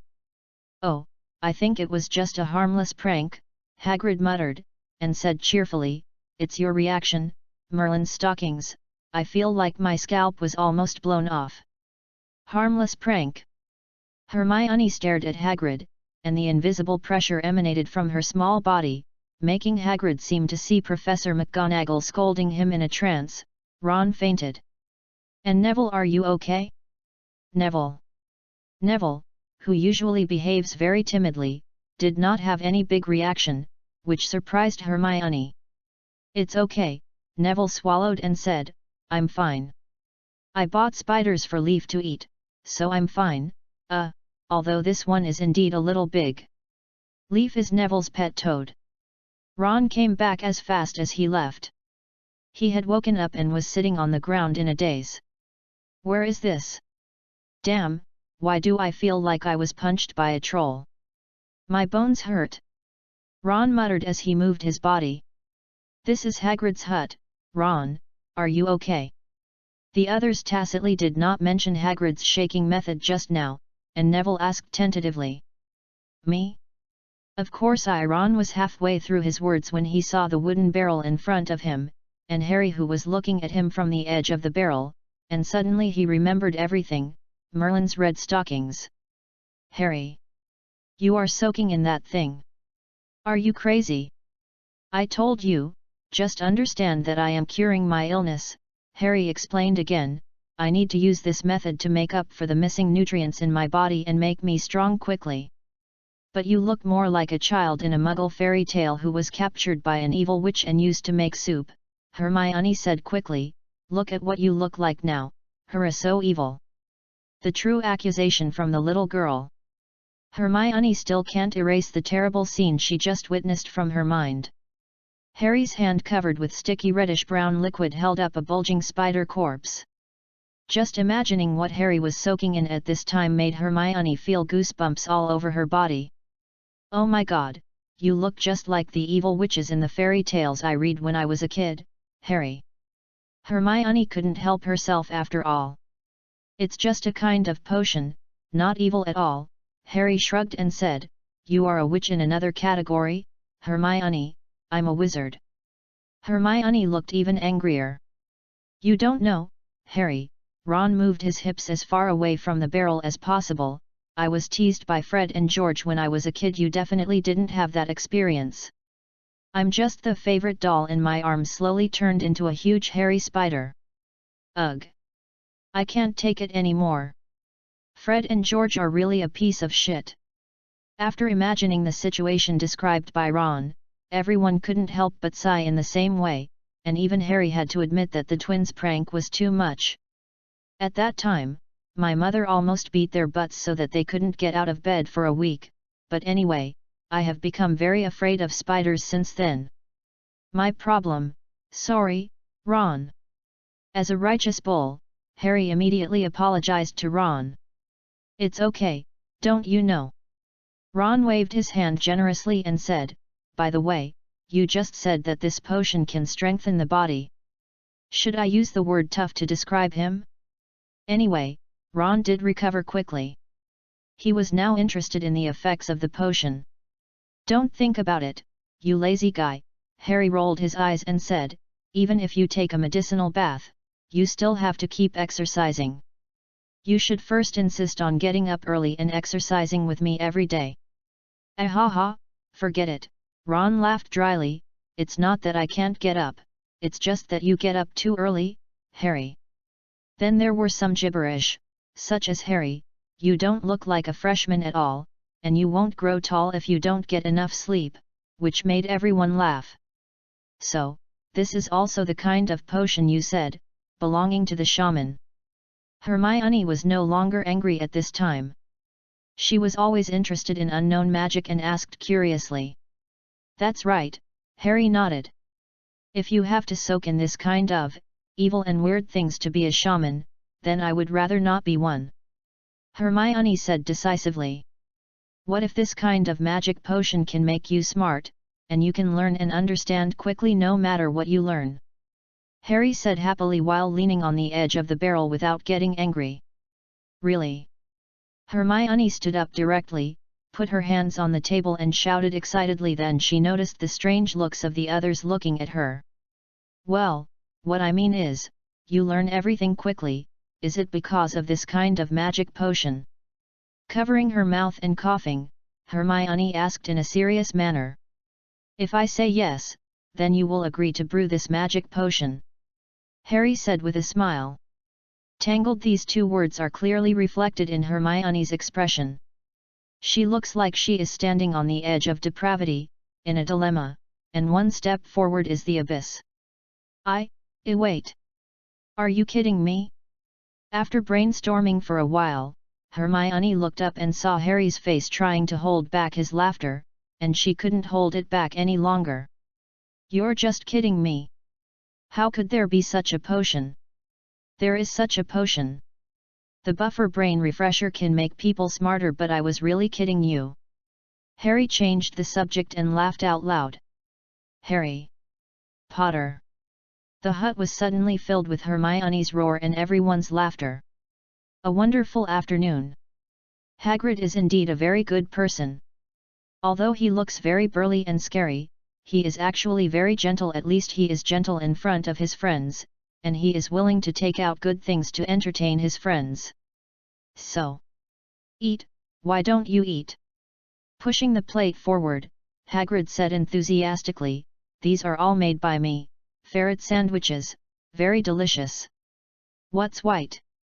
Hermione didn't react for a moment. Stoat, Hagrid repeated, it's a kind of mouse, probably. Hermione's face turned green, along with Ron and Neville's. But Hagrid's enthusiastic greeting made it even better. There was no choice but for the three of them to finally pick up the big sandwich in front of them and take a bite. The meat tasted a bit sour, especially when they thought about what kind of animal's meat it was. Their stomachs were even more uncomfortable. How is it? Hagrid looked at them expectantly. Not bad, not bad. Hermione forced a smile, then saw Harry, who was trying to hold back his laughter behind Hagrid, and turned into a gritting his teeth. Why don't you let Mr. Potter have a taste too? If words can be turned into knives, then Hermione dares to swear that the man sitting in the bucket opposite has been stabbed into a sieve by her. Look, Harry has become Mr. Potter. Those who don't know would think it was Malfoy who shouted. Hagrid turned around and looked at Harry with a look of sudden realization. You know me, Hagrid. Facing the expectant eyes of his friend, Harry pulled his hand out of the potion and gestured, look, I can't eat anything now. Oh, okay, Hagrid turned back with a disappointed look. It's okay. Hagrid, I'll help him. Standing up from the chair with a bang, Hermione picked up the sandwich in one hand and grinned. Sorry, only this word is the most appropriate. She grinned and approached Harry. Come on, please open your mouth, Mr. Potter. Hey! Hermione! Wait a minute!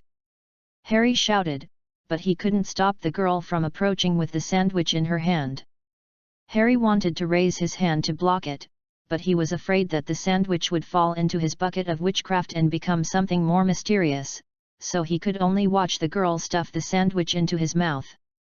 The room suddenly became Hermione grinning and spinning the sandwich into Harry's mouth to fill it more. A more horrible scene, leaving only Ron and Neville shivering on the sofa at the back. I'm afraid it's too scary. Hermione is too scary. Hey? Wait a minute. It seemed like a small light bulb suddenly lit up above Ron's head, and he suddenly thought of something. Isn't Harry taking a bath? Hermione, does that mean he is actually naked now? Hermione's movements suddenly froze. To be honest, you can't see anything down the viscous and opaque reddish-brown liquid, you can only see Harry's head exposed, but Hermione's face suddenly turned red. And Ron continued. If you regard Hagrid's hut as a male dormitory, then Harry is taking a bath here, so Hermione, are you considered to have broken into the male dormitory to watch Harry taking a bath? Ron's mind has never been so agile, jumping like lightning.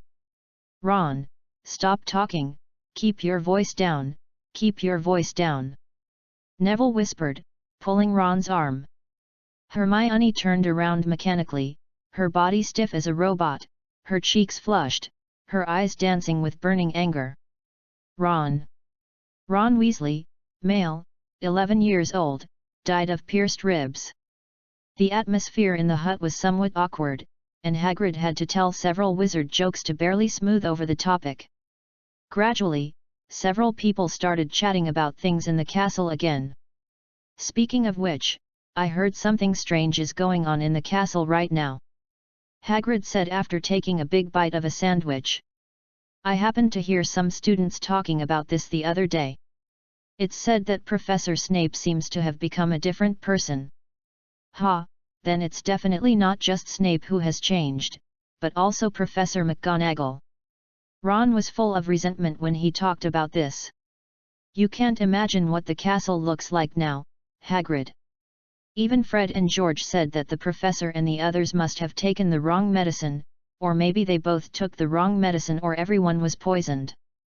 Snape is now giving Harry points in various ways every day, like helping classmates and getting 2 points, obeying school rules and getting 1 point, or even saying hello to the professor and getting 1 point.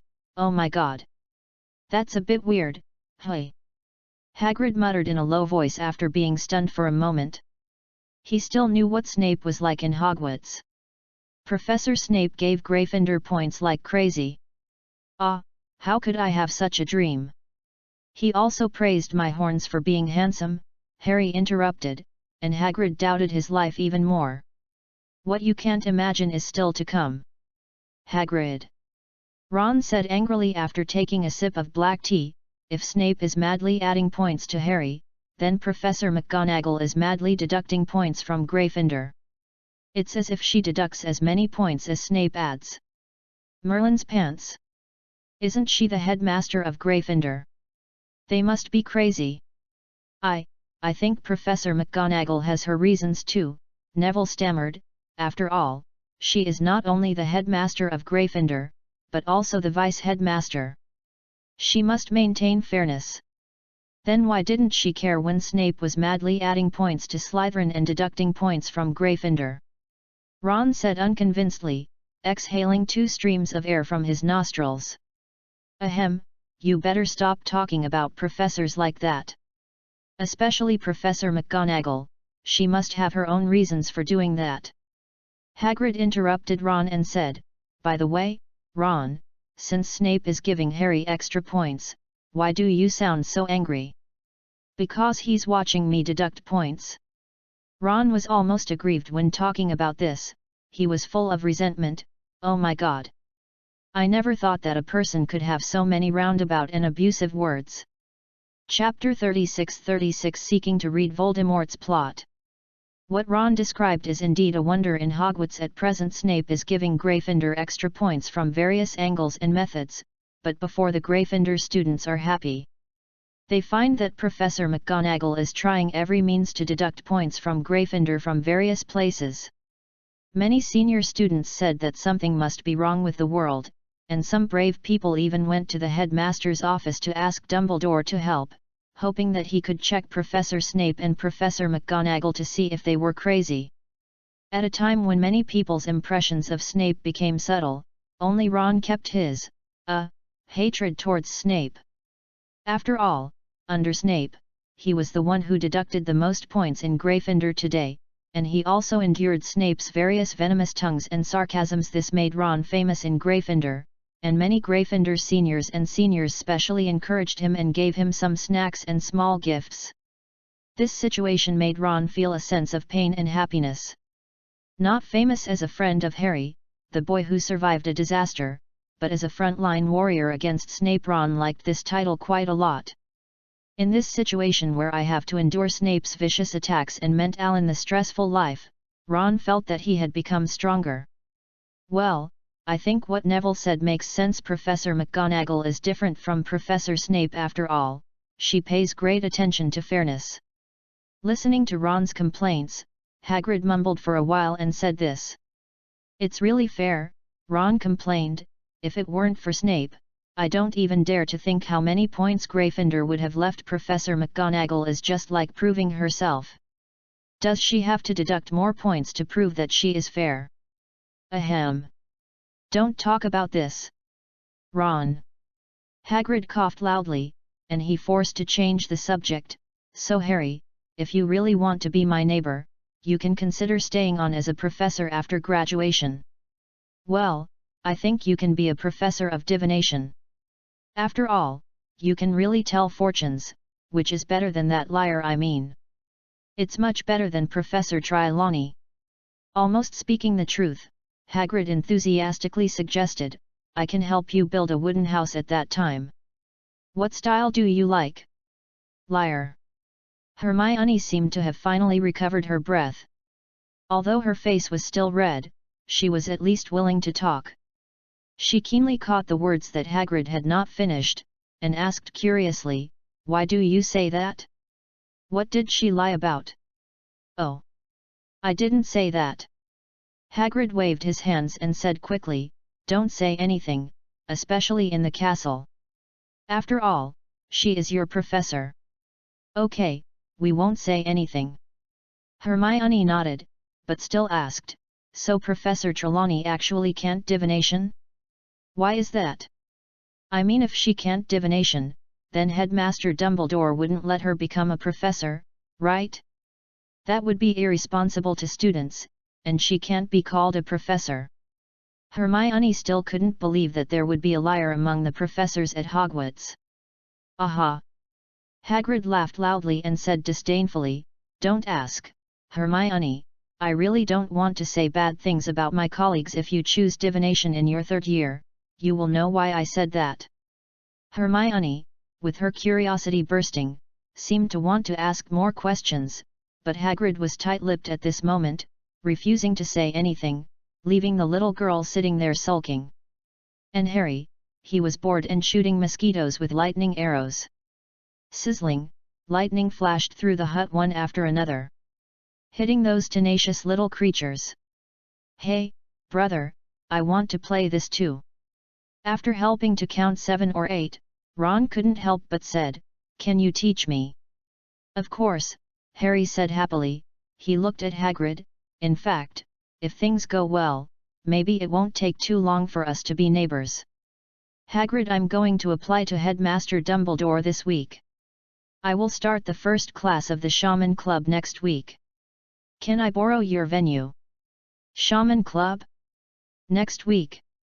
Hagrid was stunned for a moment, and then agreed, "Of course. Harry. Can I try it if you don't mind?" "No problem at all." Harry has already tried to reproduce the original version of the spiritual contract potion needed to open the shaman way in this world. Although the taste and effect are a little different from what he drank in the world of Azeroth, after trying it himself, Harry is sure that this potion can also achieve the results he wants. This is how alchemy works. Raw materials are constantly appearing or disappearing. It is impossible to give up a potion just because some materials have disappeared. You can only try new formulas based on the properties of the medicine. Therefore, the properties of the medicine are the key. Several people spent a pleasant afternoon in Hagrid's hut. Well, a little girl may disagree with this, but it is not a big problem. Hagrid's invitation for dinner was declined. When Harry and his friends returned to the castle, it was already a little dark. It was a bit of a coincidence that the 4 people actually ran into Professor Quirrell in the corridor on the first floor. "Come on, Professor Quirrell! You will definitely defeat the vampires." Ron suddenly raised his hand and shouted, sincerely encouraging the young professor who seemed to be in a worse state. The evidence is that the garlic smell on his body seems to be stronger, and his movements on weekdays are more neurotic. Not only Ron, Hermione, and Neville also showed encouraging smiles to Professor Quirrell. As Harry's divinations for others were confirmed to be successful one after another, the students spread the story that Professor Quirrell, who was lying on the ground with blood on his face, which he had predicted, more and more outrageously. What vampires attacked Hogwarts just to find the man they loved, Professor Quirrell, or the reason why Professor Quirrell was so miserable in the prophecy was because he smeared garlic essence on himself all day and angered the Garlic King, who beat him seriously. Well, the students of Hogwarts have a rich imagination. And I don't know since when, the reputation of Quirrell among the students has become strange. There are fewer complaints about him only reading textbooks in class, and more encouragement for him. He is very sunny and full of positive energy. Even Harry smiled at Quirrell and made a cheering gesture. Harry did encourage Quirrell with a sincere heart, but what he encouraged Quirrell to do in his heart might be different from the inner thoughts of other students encouraging Quirrell. The appearance is different. He was expecting Quirrell to step on the trap on the 4th floor. As long as Quirrell stepped on the trap set by Headmaster Dumbledore, then Headmaster Dumbledore would not need to keep this unstable element, and then he could settle the task reward for himself. Perfect logic. Harry really wanted to know how Dumbledore achieved the scene in the divination screen for him. And what the suitcase was. He was so curious that he felt like a cat was scratching his heart. Harry and his 4 companions left just like that, and Quirrell was staring at them from behind, watching their backs disappear, and then he quickly ran to his office. "What should I do? What should I do? What should I do? Master!" He must have known it. As soon as he entered the door, he ran straight to the mirror. Quirrell put his hands on the cabinet, stared at the mirror in front of him and muttered to himself, his voice full of panic, without the calmness and composure Harry saw that day. "Shut up!" Another voice suddenly sounded in this office where only Quirrell should be alone. It was very harsh and hoarse, with undisguised weakness. "Look at how ridiculous you look now. There is no doubt that who else could this voice be except Voldemort? Master!" Quirrell almost knelt down, tears appeared in the corners of his eyes, and his voice trembled, but Dumbledore, that boy must have told Dumbledore. "Quiet!" The voice became more severe, but suddenly became gentle in the next second. "Ah, yes, Dumbledore. My poor servant, he has been scared by Dumbledore." "No, no, no, I didn't, Master, I didn't." Quirrell's body trembled with fear. "Even if it's Dumbledore, so what?" Voldemort said impatiently, his voice became wild. "Even Dumbledore can't kill me. No one can kill Voldemort." "Yes, Master, no one can kill you." Quirrell knelt humbly on the ground and murmured, "But your plan is not yet complete. You need to revive, you need the Philosopher's Stone." "Ah, yes, my plan," Voldemort said with satisfaction. "I'm glad you still remember my plan, my servant. Don't be afraid. Dumbledore is just hiding in Hogwarts and lingering on. He can't do anything even if he knows, so what? He knows he can't kill me," Voldemort said happily, "so he can only watch me regain my power, watch me get everything I want. This is his incompetence." "Your great power makes me tremble, Master," Quirrell praised the occasion. "The room on the 4th floor is a trap," Voldemort suddenly said.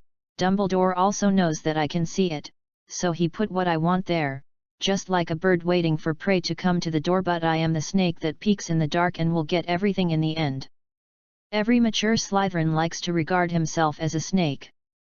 The ignorant magic road of wizards begins from labeling themselves at the age of 11. "Then Master, should we no hurry?" Voldemort interrupted Quirrell's words and said leisurely, "I seem to have found a good child, just like you once were. Remember when you appeared in front of me?" Voldemort's voice became more and more gentle, "Crawling in front of me, telling me your desire in your heart.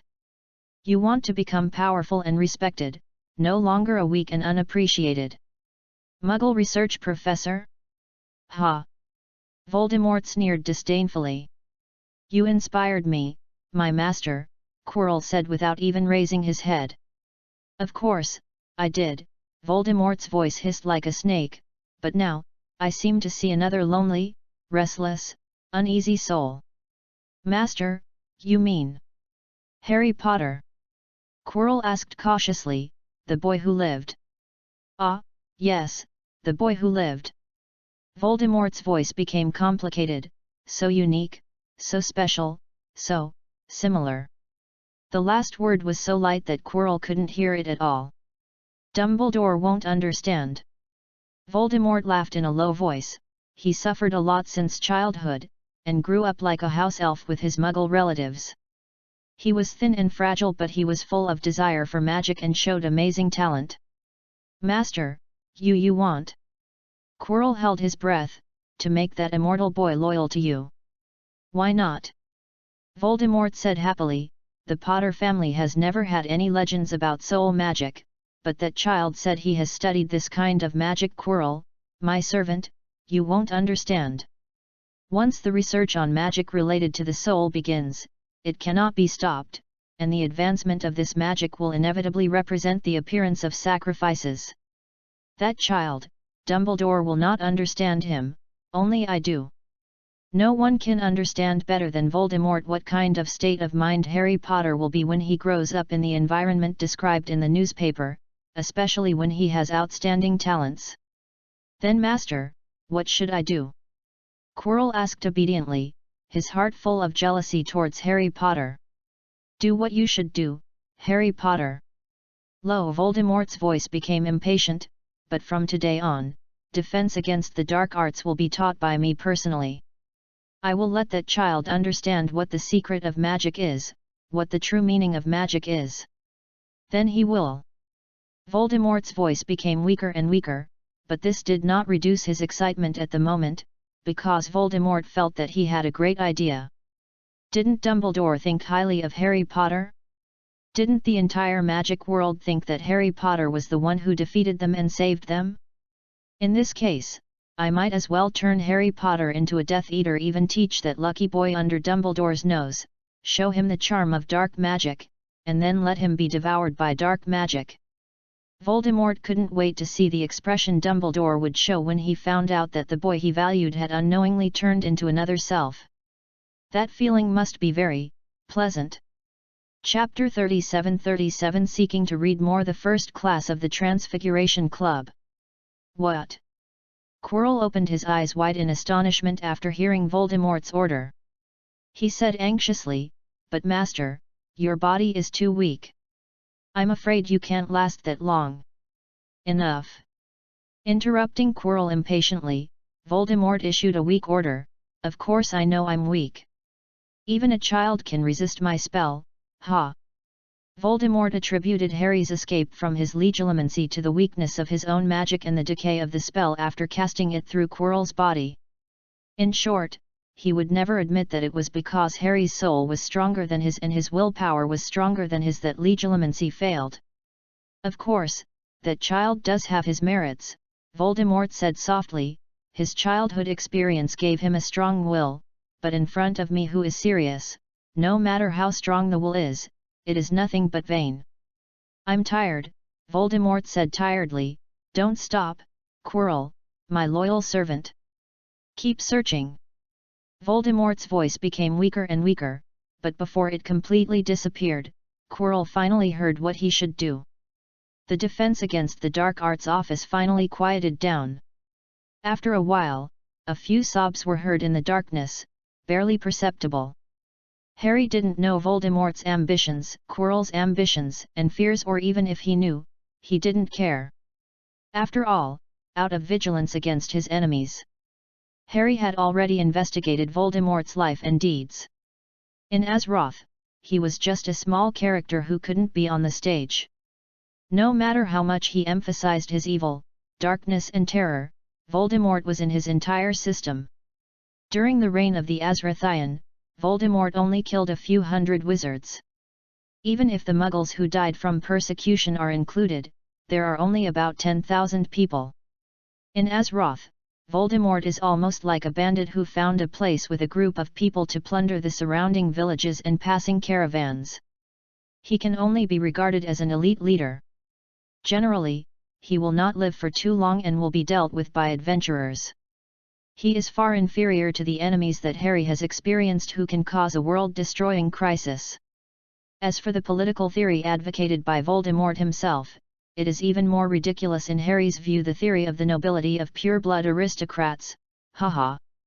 As a hero who has saved Azeroth many times, Harry does believe that no matter which ethnic group, the privileged class should exist, but the privileges of the privileged class come from his contribution to the ethnic group. This point is not only part of the "it doesn't matter whether it's a fall or an alliance," because everyone has different abilities. When a crisis comes, those with abilities should stand in the front and provide protection for the weak behind them. Correspondingly, in peacetime, those who have shed blood and risked their lives to stand in the front should also be respected and treated the best.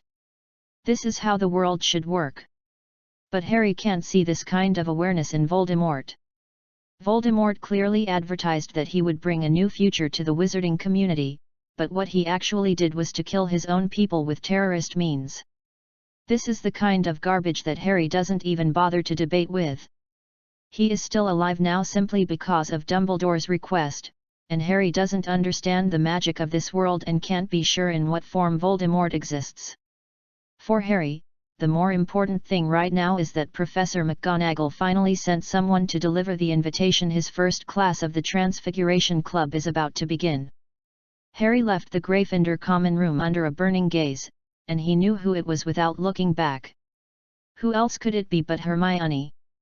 From the moment a senior schoolmate delivered the invitation, Hermione's eyes were red, and she repeatedly asked Harry many times to take more notes and show them to her when he came back. And Harry would naturally not refuse such a request. Well, he didn't even dare to make a joke. After all, the pressure accumulated by the little girl during this period seemed to be so great that it was about to explode. Now she was just an unstable goblin bomb that could release itself at any time, which was very dangerous. Pretending not to see the heat ray behind him, Harry went to the place mentioned in the invitation, Professor McGonagall's office. It is called the Transfiguration Club, but it can actually be called the Transfiguration Advanced Class. It is a place where Professor McGonagall gives extra training to children with transfiguration talents. There is nothing mysterious about it. Unlike the usual class where students sit neatly behind their desks, there is a round table in front of Harry. It is not full, but only a few students are sitting there. Harry also sees a few familiar faces inside. For example, Ron's brother Percy is waving to him enthusiastically. Welcome, in the new semester, we have 2 new companions. Unlike the usual class, Professor McGonagall now speaks with a sense of humor. This is Mr. Lent from the 3rd grade, and I don't think I need to introduce this to you, right? Of course. Professor. Percy said impatiently, Harry Potter. No, Percy, I think you forgot to say the word prophet. A beautiful girl next to him laughed, and she said to Harry enthusiastically, if you don't mind, you can sit here with us, our great prophet. That's right, Harry, come and sit here. Percy also waved his hand and said. If you can, please call me a prophet, I am more used to this title. Naturally, he would not refuse the invitation of acquaintances. Harry thought these children of the Weasley family were pretty good, he joked. It's said to sit down, but when Harry walked over, he saw that the chairs under Percy and the others looked very gorgeous, and one person's chair was even inlaid with jewels, while the empty chairs were very plain.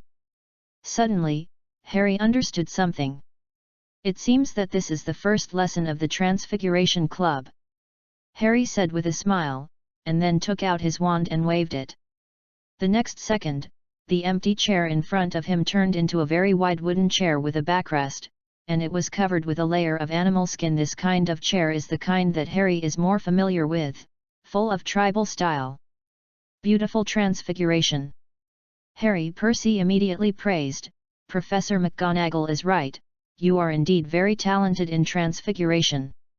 Conjuring a suitable chair for yourself is not a first lesson. As I told you, we don't encourage junior students to join formal course clubs.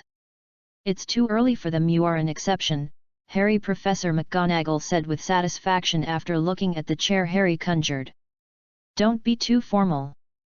Unlike formal classes, the purpose of the Transfiguration Club is to expand your thinking and make you aware of the different aspects of transfiguration. Just treat it as a gathering of like-minded people. Professor McGonagall was indeed very relaxed.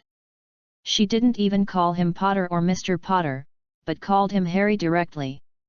By the way, Professor McGonagall was also very relaxed today. She was wearing a light grey sweater and looked at least 10 years younger. Okay, I'll pay attention, Professor. Harry rubbed his butt on this familiar chair with nostalgia, turned his head and said to Percy, in fact, I am only proficient in this kind of transformation between dead objects. If you ask me to turn it into a chair that can move and roar, I can't do it. It sounds like you haven't overcome that psychological barrier yet. Professor McGonagall raised her eyebrows. It's difficult, Professor, Harry said sincerely, I've tried many times, but I can't do it. Headmaster Dumbledore may have mentioned to you that I am a shaman in addition to being a wizard, which makes my perspective very different from that of ordinary wizards. Shaman. The girl next to Percy interrupted, isn't it a prophet?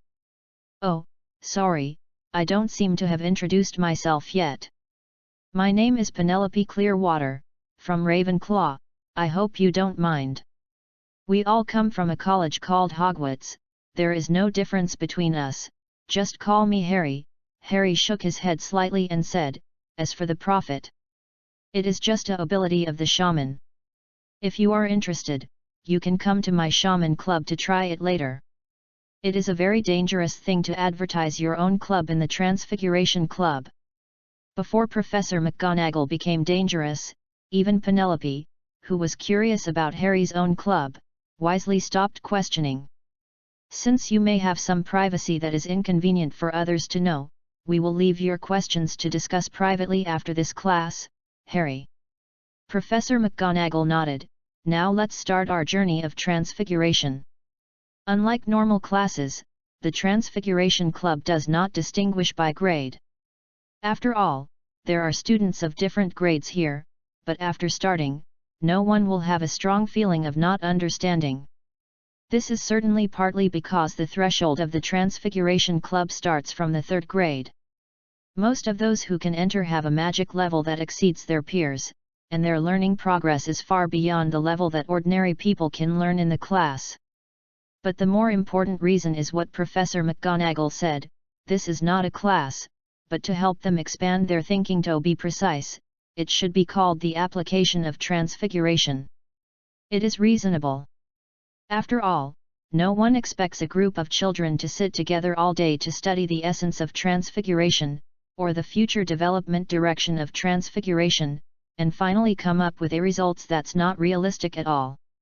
Such profound things should be the subject that students should study for their whole lives if they are interested after graduation. If Hogwarts really has such a class, it should be called the Century Wizard Club or the Magic King Crash Course. Those who can enter it are super geniuses like Dumbledore, Grindelwald, or Voldemort.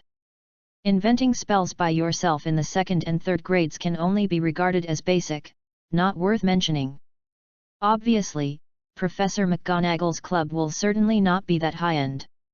And the theme of the Transfiguration Club course that Harry experienced today is the application of transfiguration in wizard duels. According to Professor McGonagall, this theme may accompany them throughout the year, depending on the specific situation.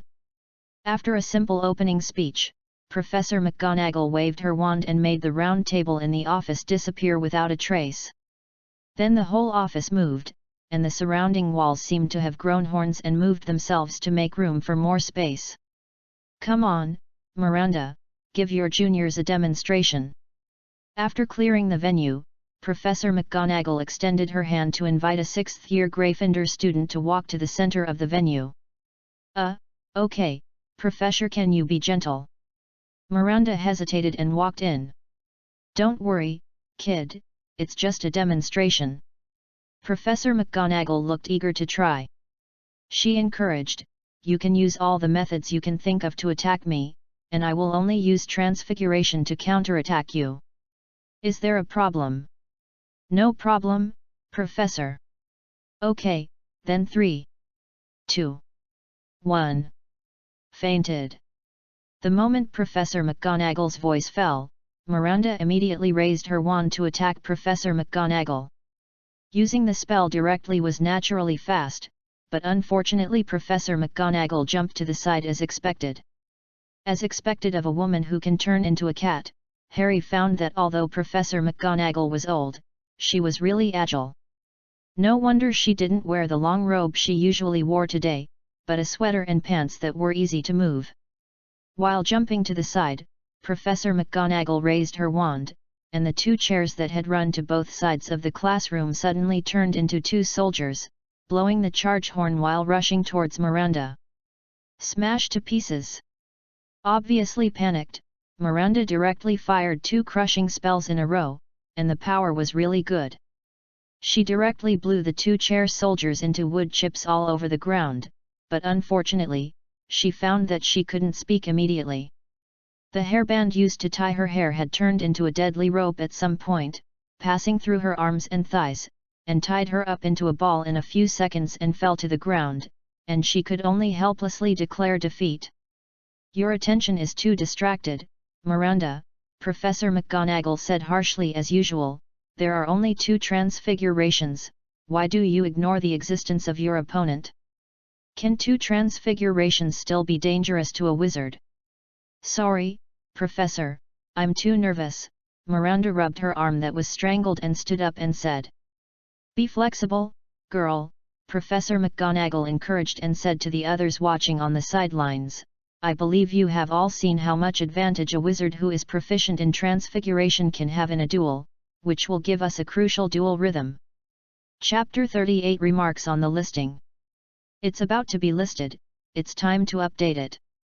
There will be at least 5 updates tomorrow, each with 4,000 words, and I will write it a day, and I will post as much as I write. Then there is the daily update volume. I can only say 2 words, 10,000 a day. So please read it. Okay, the key things are over, and here are some feelings about the failure. After struggling for so long, it is finally going to be put on qidian.com. If you are an old reader who has been following me, you should be able to see how hard I have worked this time. After all, even a 4K dog who has been playing for thousands of years will have to spend 10,000 yuan every day, haha. This book has been miserable since the beginning. Many people told me that Warcraft is too old and outdated. Instead of writing Warcraft, I might as well write Marvel or Lord of the Rings, which would be better. What they said is indeed reasonable, but I still chose Warcraft as Harry's cheat code in the end. I can only say that I am unwilling to give up. I started playing Warcraft in junior high school. Tomorrow will be 15 years. Even if we ignore the 2 years when the national server was not available, it has been 13 years. It can be said that World of Warcraft has accompanied my entire youth, but now I am an old man. If possible, I hope that Warcraft will be better, and I hope that the story of Azeroth can be known by more people.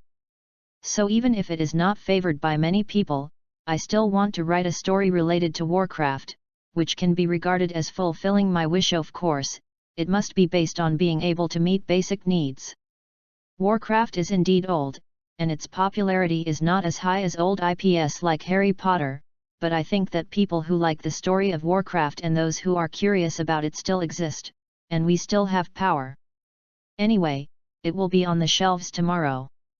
This is my first book on the shelves on Qidian. I don't know what the situation is here, and I don't know how far I can go. I can only pray. If you like my story, please subscribe to support it. I am very grateful. Thank you. And, for the tribe. Flower Fairy Dream. 2024.12.31 Chapter 39-38 Harry kills Percy. If Professor Flitwick were here, he would tell you how important the rhythm of a duel is, Professor McGonagall continued. When you are in control of the situation, you can decide how to fight the duel. Do you want to drag it out and wait for your opponent to get tired and make mistakes? Or release the fog to set a trap? Or use continuous fast attacks to make your opponent completely unable to resist? In short, you can make the duel proceed the way you want. For example, the duel between Miss Miranda and I just now, Professor McGonagall began to review.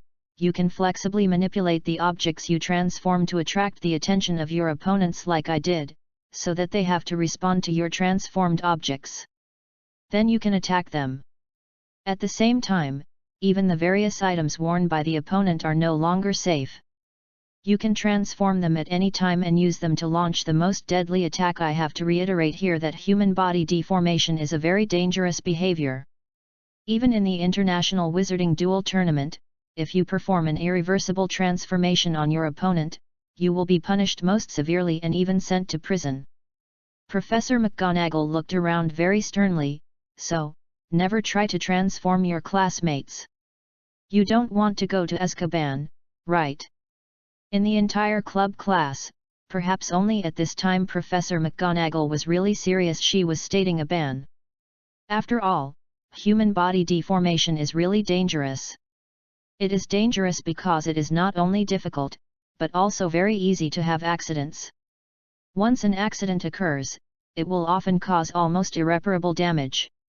Unlike ordinary physical damage, many injuries caused by magic are often the biggest cause of wizards staying in St. Mungo's hospital.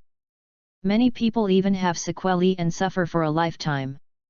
The most important thing is that at this age, students are really bold, and dare to do whatever they think of, without any scruples about the consequences. They are really likely to transform their classmates.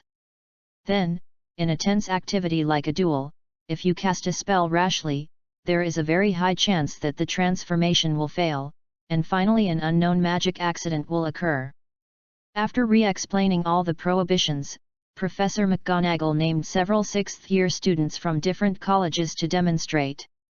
And these students are no exception, and few of them can hold on for a few more seconds in front of Professor McGonagall. Some were forced to deal with the shapeshifters and were easily tied up by Professor McGonagall. Others, while learning from the past and constantly reminding themselves not to care about the shapeshifters and concentrate on dealing with Professor McGonagall, were hit by the shapeshifters that rushed over and their knees hurt, and they knelt down on the spot. It was cruel, too cruel. Okay, who else wants to try it? Professor McGonagall seemed to be a little excited, and she looked around and asked. The office was silent for a long time. Well, it seems that you all want to enter the duel phase quickly. Professor McGonagall waved her wand to restore the wreckage of the chairs in the venue to their original state, and said with regret, then changed to 2 people in a group to duel in the middle. I will point out your shortcomings on the side. A long sigh of relief suddenly rang out in the office. Most students hate theoretical classes, even top students are no exception, and courses that use wands are always popular, not to mention such exciting things as duels. There are only a dozen people in the Transfiguration Club, and the students quickly found their opponents with laughter. Harry. Seeing that Harry, as a person who joined in advance beyond the grade limit, had no companions to know and could only stand there alone, Percy said kindly, "Come and join us." Me. Harry looked at Percy's situation. Won't it disturb you? Harry couldn't help but think too much. After all, Percy's group only had him and Penelope. As an older and experienced person, Harry knew very well what this combination of a man and a woman generally meant, and he didn't want to be the one who got in the way. Oh my God! Harry! You're only an 11-year-old. After hearing Harry's words, Percy's face flushed, and he gritted his teeth and said, "What's in your head?" Percy felt that his whole body was frozen, and he tried hard not to look at the gaze beside him. To be honest, Percy felt that the gaze was about to poke him full of holes. He did have a different feeling for Penelope, the beautiful Ravenclaw classmate, but it was just in the bud, and he had never mentioned it to anyone, nor had he ever expressed it. Percy never thought that he would be suddenly exposed by Harry here. "I think you really need a sparring partner, Harry." Without even looking at Penelope, Percy strode over and pressed Harry's shoulder. "I heard you're very capable, let me see it." "Sorry," Harry whispered in a place where Penelope couldn't see, "I didn't know you hadn't revealed your cards yet." "Shut up, Harry, don't talk about this," Percy said back in a lowered voice at a faster speed, and Harry almost didn't hear it. "Anyway, let's try it," Percy said viciously, patting Harry's shoulder vigorously. Originally, it was very well intentioned, but Harry felt that Percy was now at least 3 points thinking about revenge. He tilted his head and looked at Penelope. Although Percy quickly moved his body to block it, Harry still made a judgment. "I think you have a chance, Percy," Harry whispered. "I see she is smiling happily. Do you need me to tell your fortune?" "Really?" Percy's expression softened in an instant. "1 galleon. Let's go to the duel." "Wait, this price is not expensive, but for Ron's sake, you go out and ask what the students who want to ask me for divination are offering now. It depends on whether I am willing to do it." Harry moved his shoulders that were patted by Percy. "Is it guaranteed to succeed?" Taking a deep breath, Percy was moved. "I guarantee the success of divination, but not the success of love." Harry shrugged. "If you make a fool of yourself and the relationship fails in the end, you can't blame me. Divination is not omnipotent. Let's go to the duel." Leaving this sentence viciously, Percy and Harry came to the center of the classroom. "Percy? And Harry?"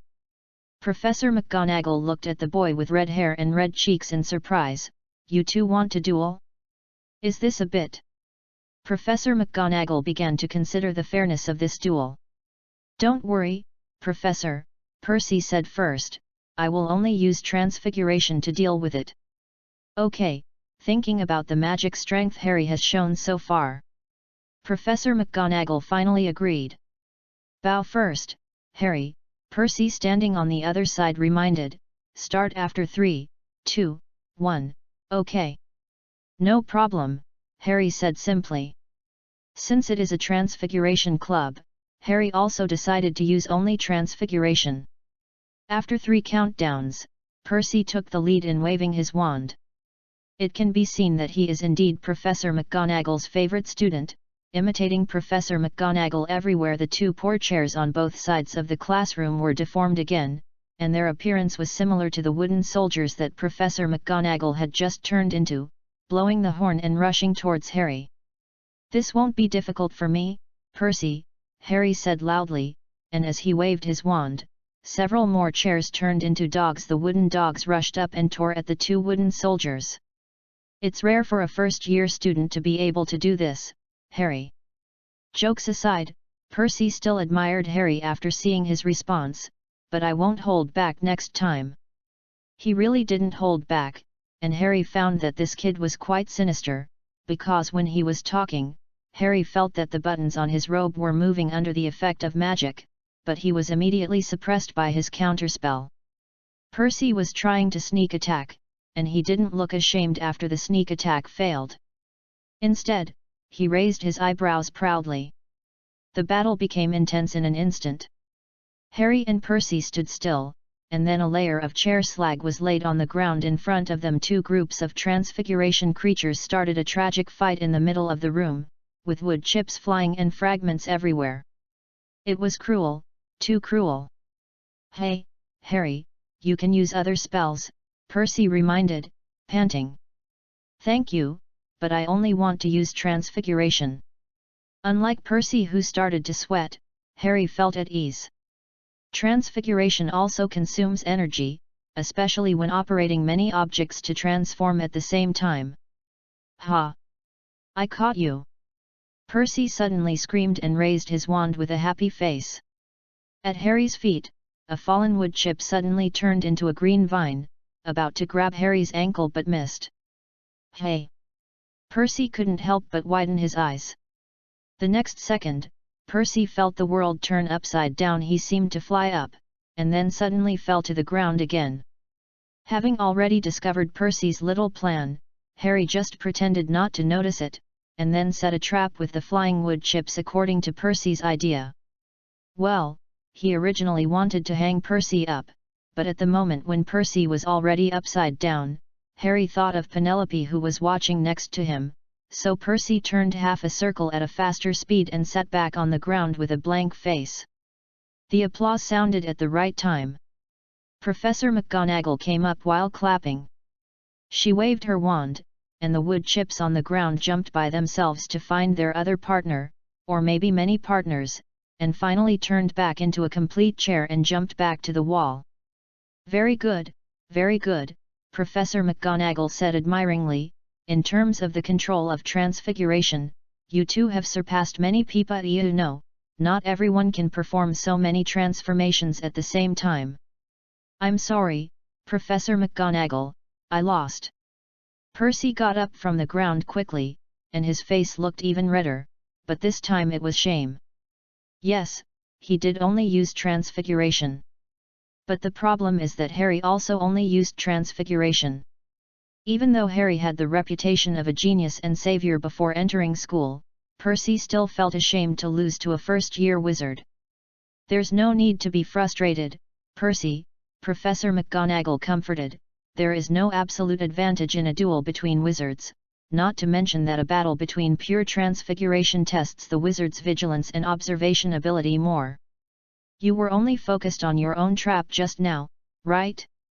Especially when you saw your trap approaching Harry, you didn't notice that Harry's trap had approached you unknowingly," Professor McGonagall analyzed. "Did you learn anything, Percy?" "Yes, I should always pay attention to my position and the surrounding environment," Percy said dejectedly. "Very good, since you have learned new knowledge, then it is not considered a loss," said Professor McGonagall, turning to look at Harry. "It's you, Harry, you are the one who surprised me more. Because of my transfiguration." Harry smiled bitterly.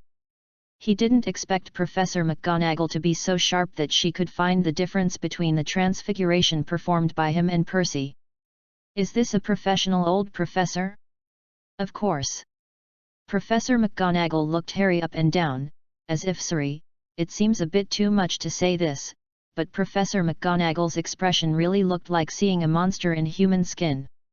"Of course," she repeated, "if Percy ordered each transformed object to attack you, and then let those objects play on their own, then you are manually manipulating the limbs of those transformed objects at the same time, letting them respond and fight back. This is amazing, Harry.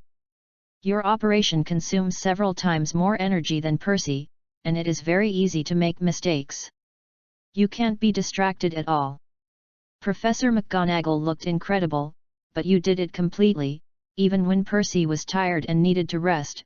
You still didn't look tired at all. Very amazing willpower, Harry," Professor McGonagall praised, "and very amazing control.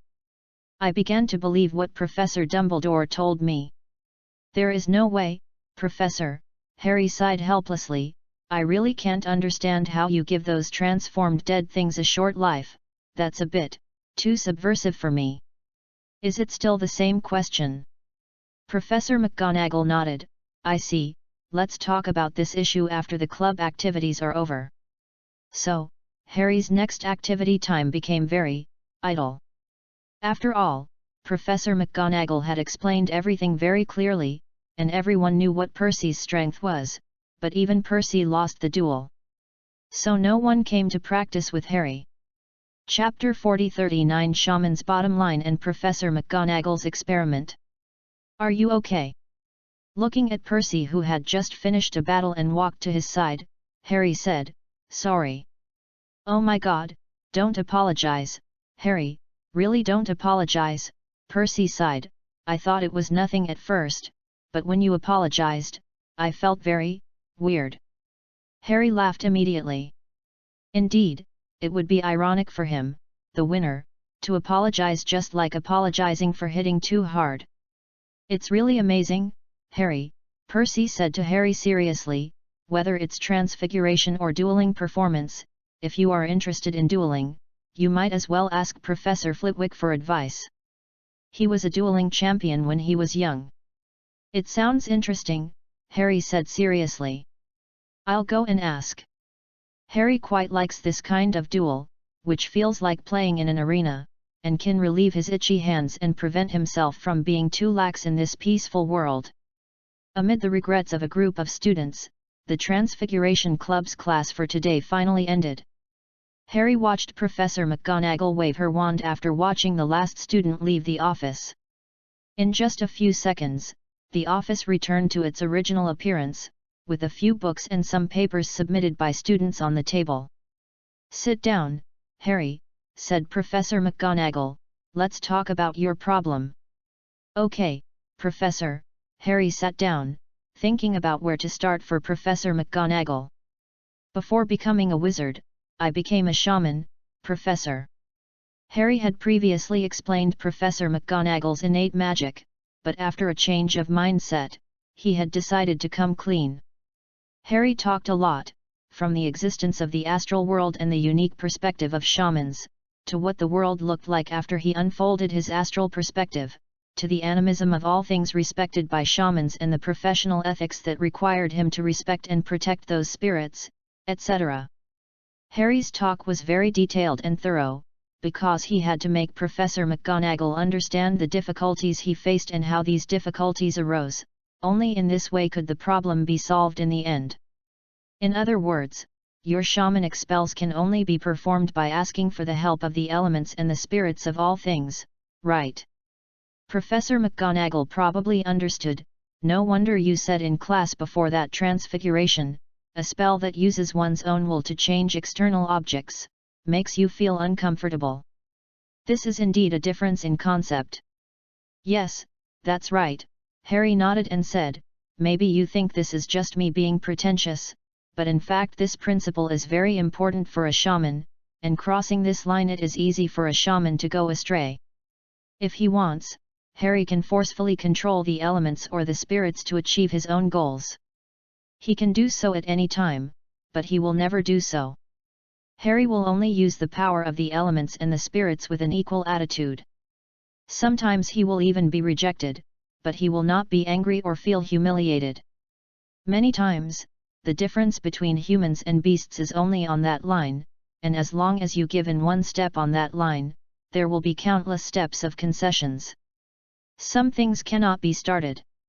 Especially in a world where there are many ill-intentioned conspirators and the temptation of demons, and even the whispers of the ancient gods, only by sticking to your bottom line can you ensure the integrity of your soul and personality. Oh, Harry, of course I don't think so. Professor McGonagall looked at Harry with a kind look. Everyone with a bottom line is worthy of respect, not to mention that your bottom line is very just. After hesitating for a while, Professor McGonagall chose to use the word justice to describe Harry's bottom line. Justice and kindness. I have to admit that everything you said is something I have never heard of before, Professor McGonagall said honestly, and also made a joke.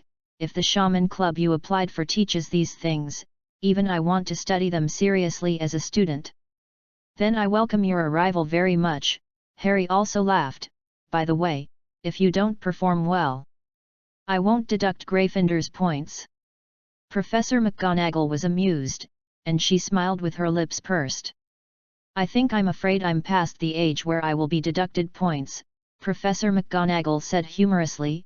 Okay, no more jokes, Harry. I noticed that you are constantly borrowing books from the library, so what part of Transfiguration have you read? I haven't studied it in depth, Professor, Harry said sincerely. Time is limited. In order to understand the magical world faster and more comprehensively, I have read a lot of books, and I have only kept up with the current problem in Transfiguration.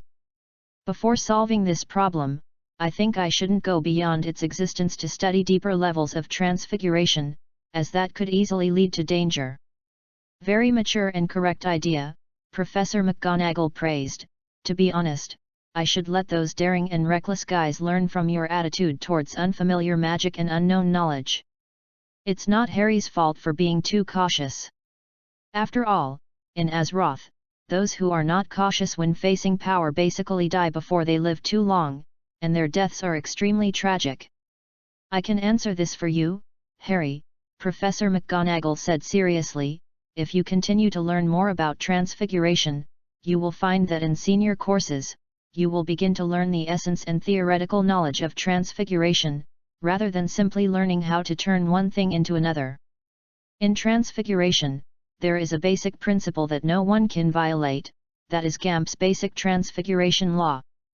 Professor McGonagall continued, this law describes the 5 major limitations of Transfiguration. The first is that wizards cannot conjure food out of thin air, but if food already exists, they can use Transfiguration to increase or decrease it, or undergo other changes. Is this change permanent? Harry asked. If it is permanent, then wizards will have unlimited food. It sounds incredible, right? Professor McGonagall smiled.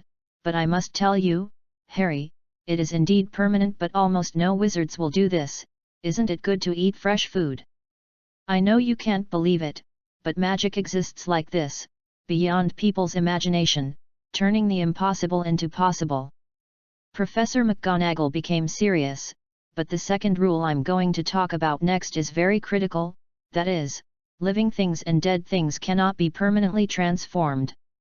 Wizards can indeed transform objects into animals or other items, but this transformation that transcends life and death is temporary. When your magic power dissipates, the object will return to its original state. What if you turn a cat, well, a dog into a chair and then break it? Can it still be alive? Harry gave an example, and then changed the protagonist of the example to a dog after being glared at by Professor McGonagall. If you can restore the chair fragments into a chair before the magic power used for transformation dissipates, then the dog is still alive, Professor McGonagall replied. What if a piece is missing? Then the dog will be missing a part. It sounds like magic is not omnipotent. I mean, magic can't completely turn the impossible into possible, Harry laughed. It really exceeds my imagination in some places, but there are corresponding limitations in other places. Magic is not omnipotent, Harry, Professor McGonagall sighed and said, if magic is omnipotent, then wizards will not have so many regrets. Let's talk about transfiguration.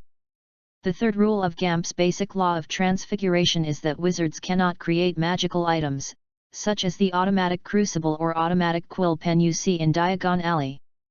The fourth rule is that you cannot change the number of items, that is, you cannot turn one object into multiple objects, but if two objects are connected, they can be transformed as a whole. If you turn a person wearing clothes into a dog, then when he changes back, the clothes still exist independently and will not always exist on the dog. Professor McGonagall spoke quickly. In addition, the last and most important thing is that transfiguration can never create something out of nothing, creating new things out of thin air. Professor McGonagall said very seriously, you may have heard or seen some spells from seniors, such as flocks of birds or flowers in full bloom. Spells like this do not mean that they really create birds or flowers out of thin air. Their essence is a summoning spell. When casting, they summon flocks of birds or flowers from other places, and then leave them or send them away. I understand, Harry nodded. Then according to the basic rules of transfiguration, if a spiritual object is deformed, then as long as it is not destroyed before the magic dissipates, it will not suffer any physical damage. So in this process of transformation, its spirit will not be distorted or polluted by the magic during casting. The best way to answer your question is to practice it. Professor McGonagall looked around her office and said, from your perspective as a shaman, Harry, is there anything in my office that has spirits? Yes, Professor, and there are quite a lot, such as the hairpin on your head, Harry replied. Professor McGonagall was stunned. She reached out and took the hairpin off her head, then shook her hair and let it fall. You mean it? Yes, Harry nodded, staring at the hairpin in Professor McGonagall's hand and said, it's a very strong light, very soft, very warm, and it carries blessings. May I ask, what is it? It was a gift from my late husband before he died, Professor McGonagall said softly, rubbing her fingers against the hairpin with a complicated look. I'm sorry, Professor, Harry understood. Generally speaking, the remains of the deceased or the gifts given out will mostly produce spirits.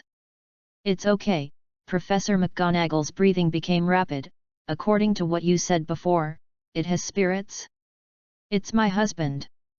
Sorry, Professor, Harry interrupted Professor McGonagall and said directly, spirit produced by gifts given out by the deceased before he died is generally only produced by the recipient of the gift after years of use and when the recipient sees the gift and thinks of the deceased, that is to say, it actually has nothing to do with your husband. Okay, Professor McGonagall took a deep breath. And Harry? Harry began to wonder if he had said it too bluntly. Why don't we try something else, Professor? Harry said sincerely, the wall clock over there will do. Its spirit is full of historical sense. This is the magic of Hogwarts. You can find old objects full of historical charm anywhere. Harry likes to stroll around the castle and look for those ancient spirits when he relaxes on weekdays. No need, just this one, Professor McGonagall said simply. She waved her wand. And then her hair was automatically tied up by a rope, and she regained her capable look. I'm not a shaman, and I don't know what the astral world you're talking about looks like, so you have to look at it from your unique perspective, Harry. Professor McGonagall pointed her wand at the hairpin on the table and said, I'll count to 3, 3, 2, 1. As the countdown ended, the hairpin on the table suddenly turned into a cat, orange, furry, and a little fat. It first stretched out its claws to sharpen its claws on the student's paper next to it, leaving a few deep scratches, then arched its body and stretched, and then squatted on the table and licked its fur, very well behaved. Harry. Professor McGonagall said softly, from your perspective, has the spirit, its spirit changed? It's hard to say if it was an illusion, but Harry did hear a hint of, barely detectable panic in Professor McGonagall's voice. But it's a pity. Changed, Professor, Harry said with regret, although it still has the same characteristics as before, its spirit has indeed become more lively, more active, and full of curiosity just like a real cat. The atmosphere in the office became a little quiet for a while, and no one spoke. Harry was indeed regretful, because in his eyes, this meant transforming an object with a spirit, whether it was a dead object into a dead object or a dead object into a living object, it was a distortion of the original spirit, and it was to forcibly distort and dominate the spirit of things with one's own will, which was also against the practice of shamanism. Chapter 41-40 Breaking Through the Confusion and Successful Transformation of Living Things.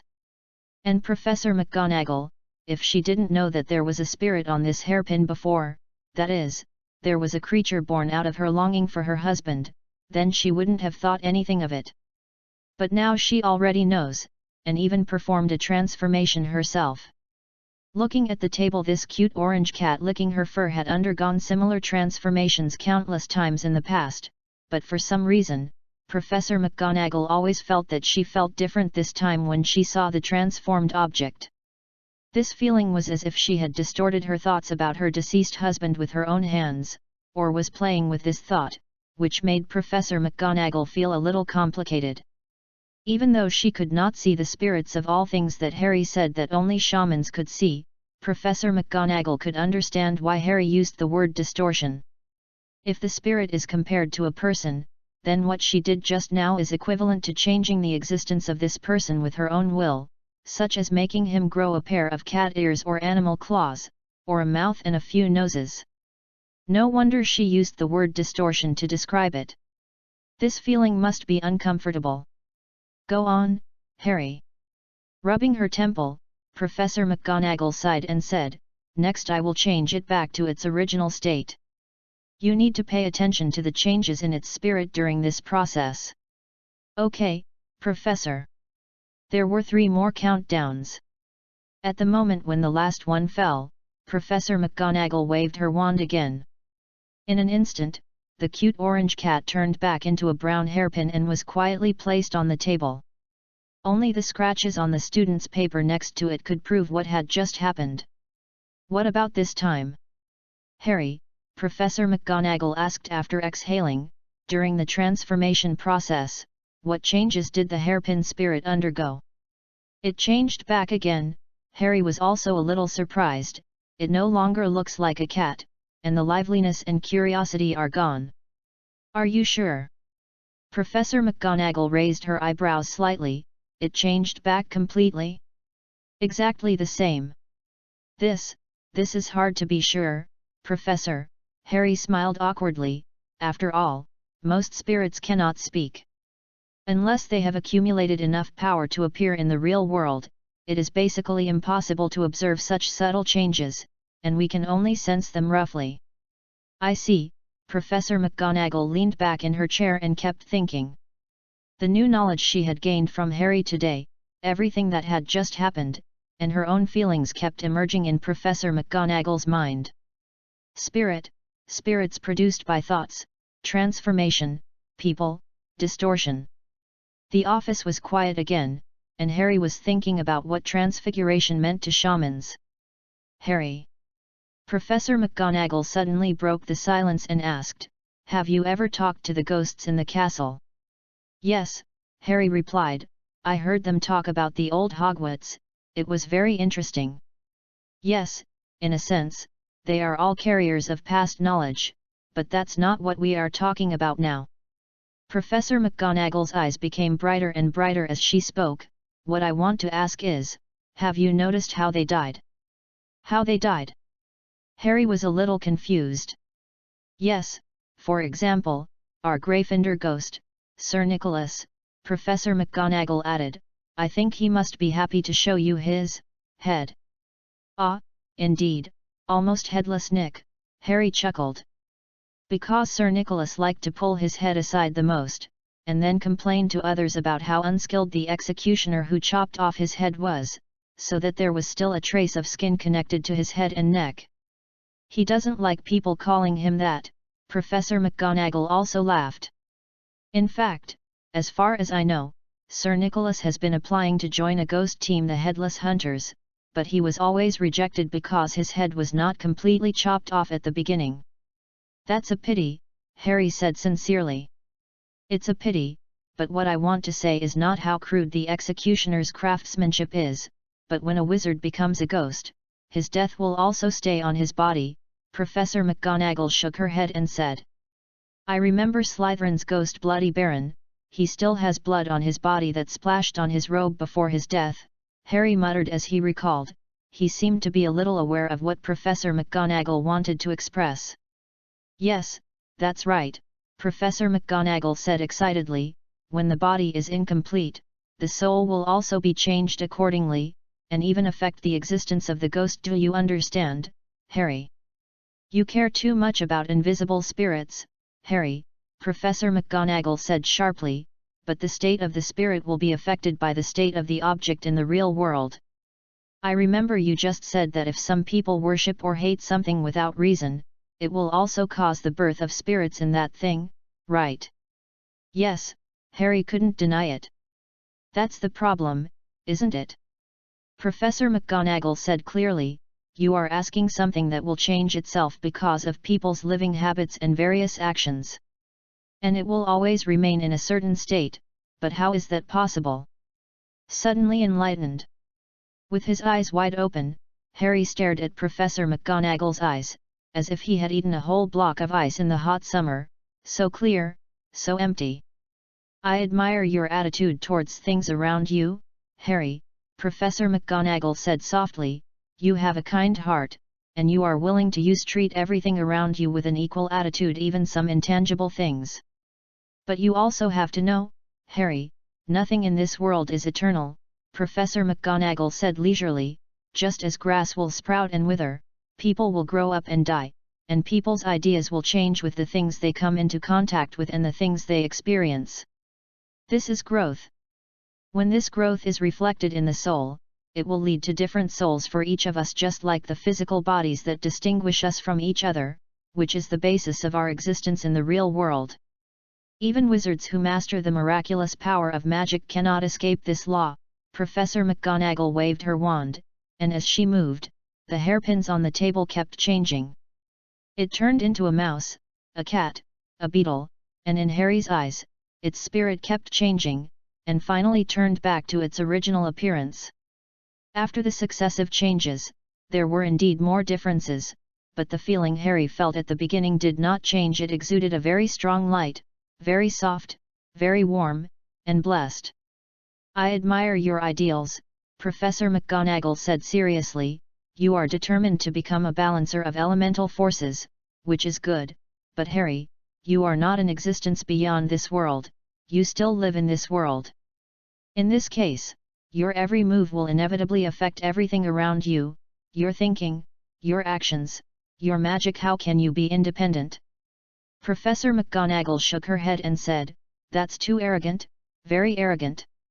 So in my opinion, transfiguration is not about distorting external objects. To be honest, this word is a bit too harsh." Professor McGonagall smiled, pointed to the hairpin on the table, and continued, "It is still the same, isn't it? It is a gift from my husband, and my longing for it has not changed at all." "You are right, Professor." Closing his eyes and taking a long breath, Harry said sincerely, "It is true that I am too arrogant. I seem to have got into a very deep dilemma." While saying this, Harry pulled out his wand. He looked around, then pointed his wand at a paper submitted by a student and cast a transfiguration spell. The next second, the paper began to move, curling and overlapping, changing into the shape of a cat. Unlike the obstacles and difficulties encountered before, this time the transformation was extremely smooth without any pause. When Harry put down his wand, a cat was sitting on the table licking its fur. It was a tabby cat, and the lines around the corners of its eyes looked like the glasses worn by Professor McGonagall. It was the animagus form that Professor McGonagall showed to the first-year students in the first class of the school. "Pa pa pa pa pa pa! Congratulations, Harry, you succeeded," Professor McGonagall clapped her hands. She looked at Harry with satisfaction, then looked at the cat on the table, and joked, "It looks very similar. Your observation skills are a bit too meticulous. It's a pity that this is not in class, otherwise I would give you 10 points.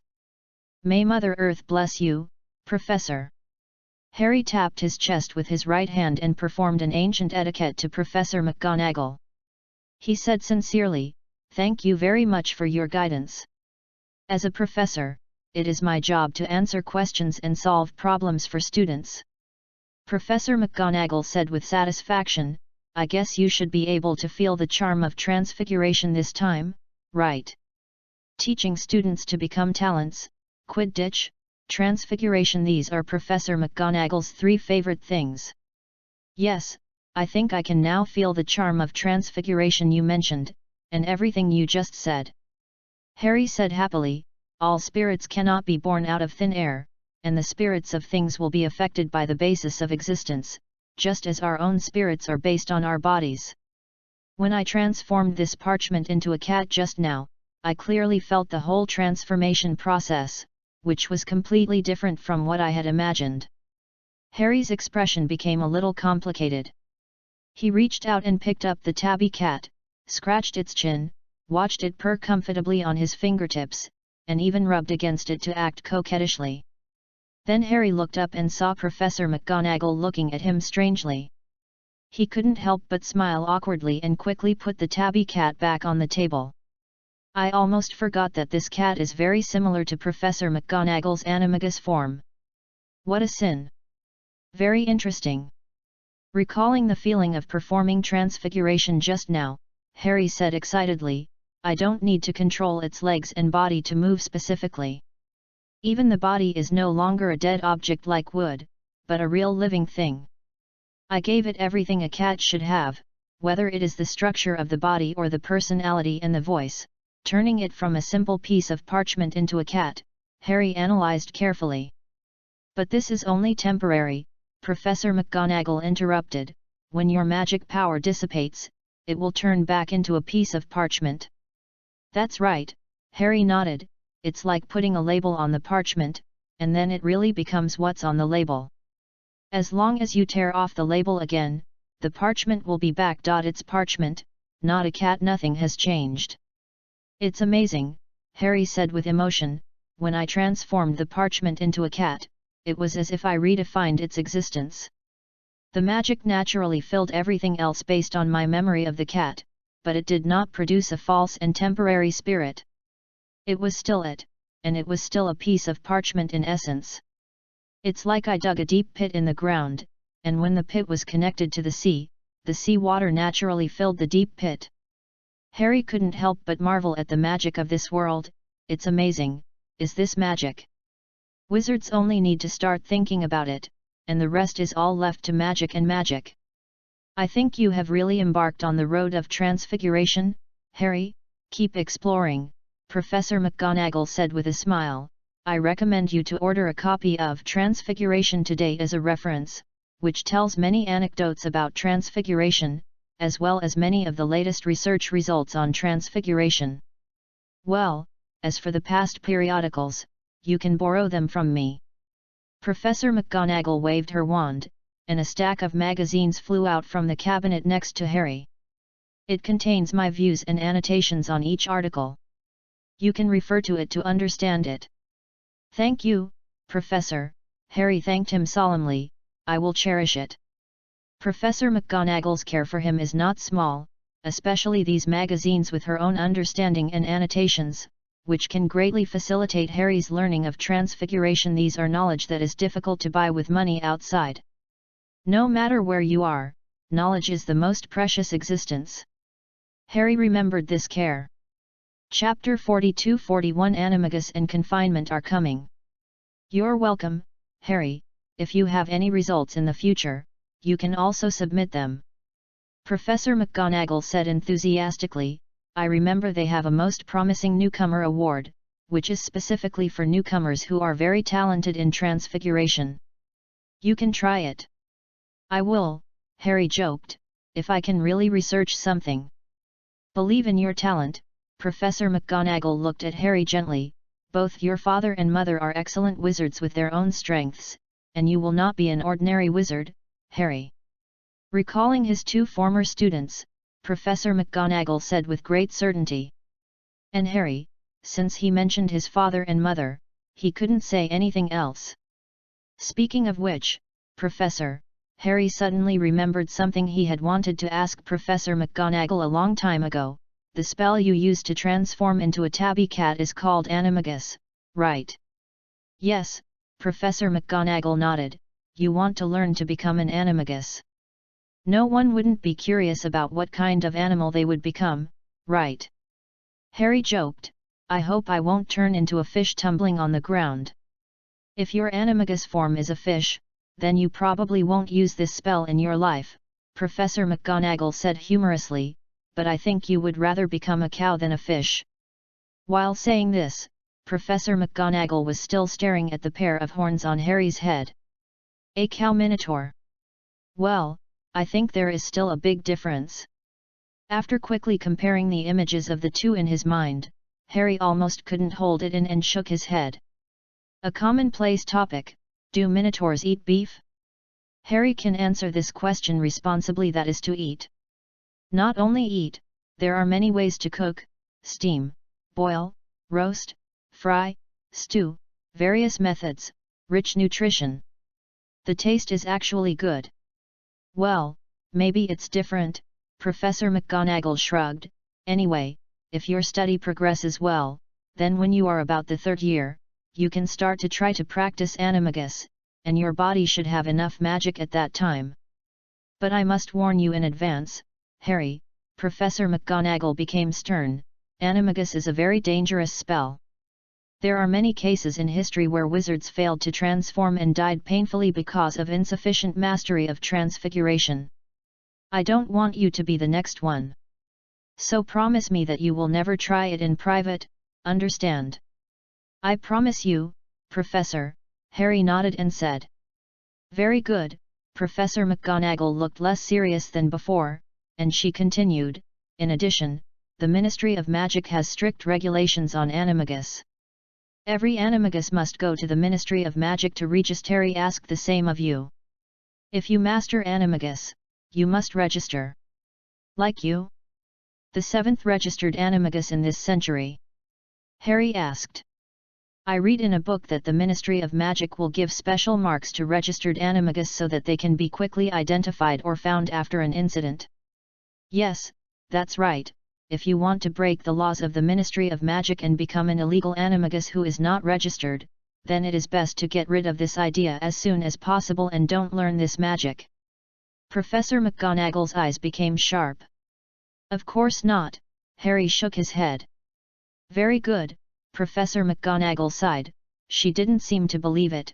"Anyway, today's class has been long enough, Mr. Potter, you should go back and rest." Professor McGonagall seemed to have become the old and serious professor on weekdays again, and even the address changed from Harry to Mr. Potter. "Thank you very much for your teaching, Professor McGonagall." Harry stood up and bowed and was about to leave. "Then I'll go first." "Wait, before Harry took a few steps, Professor McGonagall suddenly called him and said, "About your shaman club. Is it approved?" Harry turned around and asked. "Passed," Professor McGonagall sighed.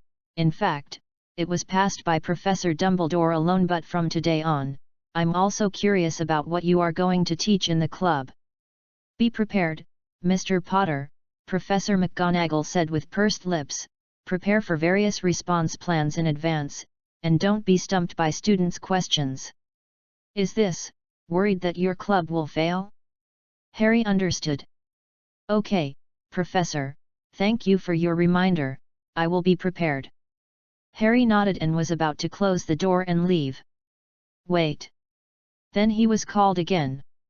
"I thought about it, Mr. Potter," Professor McGonagall said seriously, "regarding your detention here every Saturday night, you can stop copying the school rules." "What do you mean?" Harry didn't react at first. "It means that your detention has stopped, or do you want to continue copying?" "I don't mind." "Of course not, thank you, Professor," Harry said quickly.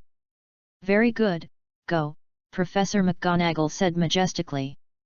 Turning around, Harry was about to close the door, but before closing the door completely, Harry suddenly turned his head and asked, "Do you have anything else to say?" He was a little worried that he would be called again, and he was hurting his neck by looking back every few steps. "Really?" Professor McGonagall looked like she wanted to laugh, but she held back, her lips pursed into a slit. "It will be your first game soon. How are you preparing?" "After Halloween, the Quidditch season at Hogwarts will begin, and the first game will be between Gryffindor and Slytherin." No wonder Professor McGonagall looked more serious than before. "You will win," Harry gave a definite answer. "Really?" Professor McGonagall nodded. "Don't let me down. Go, really go this time." It can be seen that this old professor really likes Quidditch. As a student carrying a pile of magazines out, Harry understood in an instant how should he repay the professor's help. That is, of course, to give Professor McGonagall a hearty Gryffindor-style victory. Harry walked out of the Transfiguration office and glanced at the sky outside the window. It was getting dark and it was almost dinner time, but he still planned to find a classroom nearby to make up for his notes before going back. The content was the application of Transfiguration in duels. Just carrying a pile of magazines back without, if it comes to summarizing the class content, Hermione will kill people. The little girl's eyes are already red, and Harry doesn't want to provoke her again. Everything is just as Harry expected. After taking the class notes from Harry's hand almost in a snatching manner and quickly flipping through them, Hermione was obviously relieved. After Harry promised to read the magazines borrowed by Professor McGonagall together, Hermione finally let him go and continued to study the homework. "I think Hermione is a little crazy," Ron whispered in Harry's ear. "No matter what others do, she just wants to surpass you now." "Keep it down, Ron." Harry lowered his voice and said, "She is under a lot of pressure. It's really big, so big that Harry wants to play a game of wizard chess with Ron to relax, so he has to hide in the dormitory quietly, and dare not play in the Gryffindor common room. To be honest, I think Hermione is a bit too much in the dormitory." Ron's voice finally got louder, and he complained, "You know what? Harry, I don't even dare to praise you in front of her now, otherwise she will stare at me with a very scary look." "I don't think you need to brag about me in front of others, really," Harry complained. "In your mouth, I am almost catching up with Dumbledore." "Oh, that's for the future," Ron waved his hands randomly and said, "After all, you are still young. After graduation, in a few years, you will definitely catch up with Dumbledore." "Thank you so much for trusting me so much," Harry rolled his eyes and said unhappily. "You're welcome, who makes us friends?" "I don't know if he really can't hear it or not," Ron patted his chest and said generously, "but I really think Hermione is not nice. She is jealous because her friend has achieved better results, which is wrong. Especially when she is comparing with Harry. Harry Potter, the famous person in the whole wizarding world. Well, I don't think it's that serious, right? Neville, who was watching the chess game nearby, said cautiously, I really think Hermione is not a bad person, she is just too competitive. Tisk, I don't know why she has to prove that she is better than Harry. Ron curled his lips and said, I think she is. Bang! Ron's words were interrupted by a loud noise, and he couldn't even hold the chess piece in his hand, and it flew directly to the ground. Hermione! Ron, who was sitting cross-legged on the bed, couldn't help but screamed, and there was a sense of guilt in his voice, a feeling of being caught on the spot when talking bad about someone behind his back. It was naturally Hermione who pushed open the door of the men's dormitory, and she stared at everything inside with wide eyes. Hey, I don't think you can do this, Ron protested, you can't just come to the men's dormitory so casually. I mean, what if we are doing something that is not convenient for girls to see? Ah? What can we do that is not convenient for girls to see? Neville raised his head and asked stupidly. No one could answer his question. Except Ron. For example, we are practicing magic. Ron gave the answer with a flash of inspiration, Hermione hates us to be better than her. Don't talk nonsense. Ronald. Hermione said sharply, and her momentum made Ron shrink a little deeper into the bed. Detention is coming. Just like a small Professor McGonagall. Ron was really afraid of this. Hermione even called him by his full name. Ron's full name is Ronald Barrels Weasley, but the full name is generally not used. Almost everyone calls him Ron, which is a nickname. Shouting excitedly, Hermione raised the note in her hand. Our punishment, all of us will be punished. Hey! Ron stood up suddenly from the bed. He couldn't believe his ears. Detention. What did we do? We didn't do anything. We are innocent. Ron had no time to criticize Hermione's behavior of entering and leaving the men's dormitory at will. He opened his mouth wide, and the sound squeezed out of his throat with his eyes wide open like a dementia was his last struggle. It's because of what happened on the train. Hermione screamed, Oh my God! I have completely forgotten about it. Professor McGonagall said at the time that we would be punished in the third week of school. With a thump, Ron knelt on the bed, and his dementia seemed to be more serious. Oh, yes, he looked at Harry stupidly, it seems to be the case. What should I do, Harry? What else can I do? Harry said speechlessly, you can't just run away from Hogwarts to avoid punishment, right? Yes, you are right. Ron became dejected for a while. If my mother knew that I left Hogwarts, she would definitely eat me. Obviously that was just a metaphor, she couldn't really eat you. Hermione strode to the bed, glanced at the wizard chess on the bed, and chattered, I can't believe you would secretly hide in the dormitory to play chess. You know, I have almost spent all my time just reading those books, and now I have to waste some time because of this confinement. I really don't know how you can be lazy. If it were me, I would follow Harry's instructions. The magazine who came back changed his papers again, so that at least it was so ugly when you handed it. Okay, Hermione said loudly, raised the note on his hand and said, Harry, Hag, Nai, you have to go to Fern. As for Ron, Professor Snape named you. Ron made a sorrow that was so shocking. He would pour me to death with poison. Sitting up suddenly, Ron said in horror, is this the news that the news is true? Isn't it a prank by Ferd or George? Chapter 43 Chapter 43 Chapter 43 Chapter 43 42 Fast-talking Ronald and his blood feud with the centaurs. Obviously, as a professor, Professor Snape won't poison you to death, Hermione said sarcastically, and have you forgotten? Fred and George also had to participate in the detention. They were the second wave to come in and fight. As senior students, I think the professors will punish them more severely. Parvati came in with a whole stack of notes, and no one who participated in the train melee at that time could escape. Hermione looked a little numb. I even saw Percy received a note. That's right, Ron said dryly, I remember someone punched Percy in the eye, and then he started fighting, although I don't know who it was. I have to say it was a good job." "That's your brother, Ron." Hermione glared at Ron. "You can't say that about him." Okay, Ron muttered, and he looked at Harry for help. "Seriously, Harry, can you do a divination for me? See if I can come back safely from Snape's hands. If there is any danger, I won't go." "Sorry, Ron, I don't think there is any need to divination for something that already knows the result." Harry shook his head and said bluntly, "Professor Snape is indeed not good at expressing himself, but he is a professor after all, and he will not murder you. You are a little prejudiced against him." "Ha! I am a little prejudiced against him." Ron raised his voice, and then suddenly lowered his voice. "I'm not a little prejudiced against him, I just never felt that he had an easy life. I'm afraid you're the only one in the whole Hogwarts who thinks Snape is just not good at expressing himself." Ron sighed deeply. "Look at how he treats me normally. Ha! How will he torture me tonight? Will he let me squeeze the slime of caterpillars without gloves?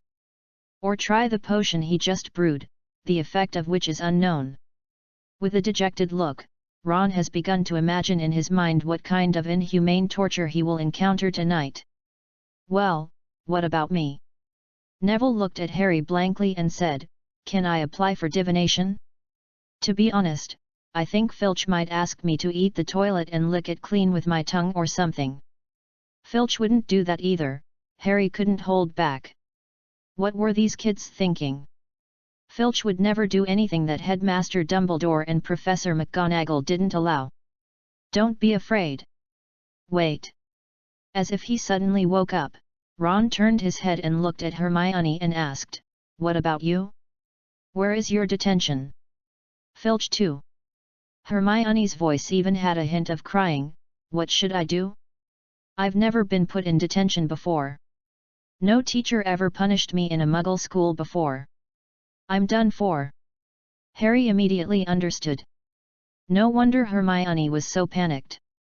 It turned out that she had never been punished before and was a standard good student.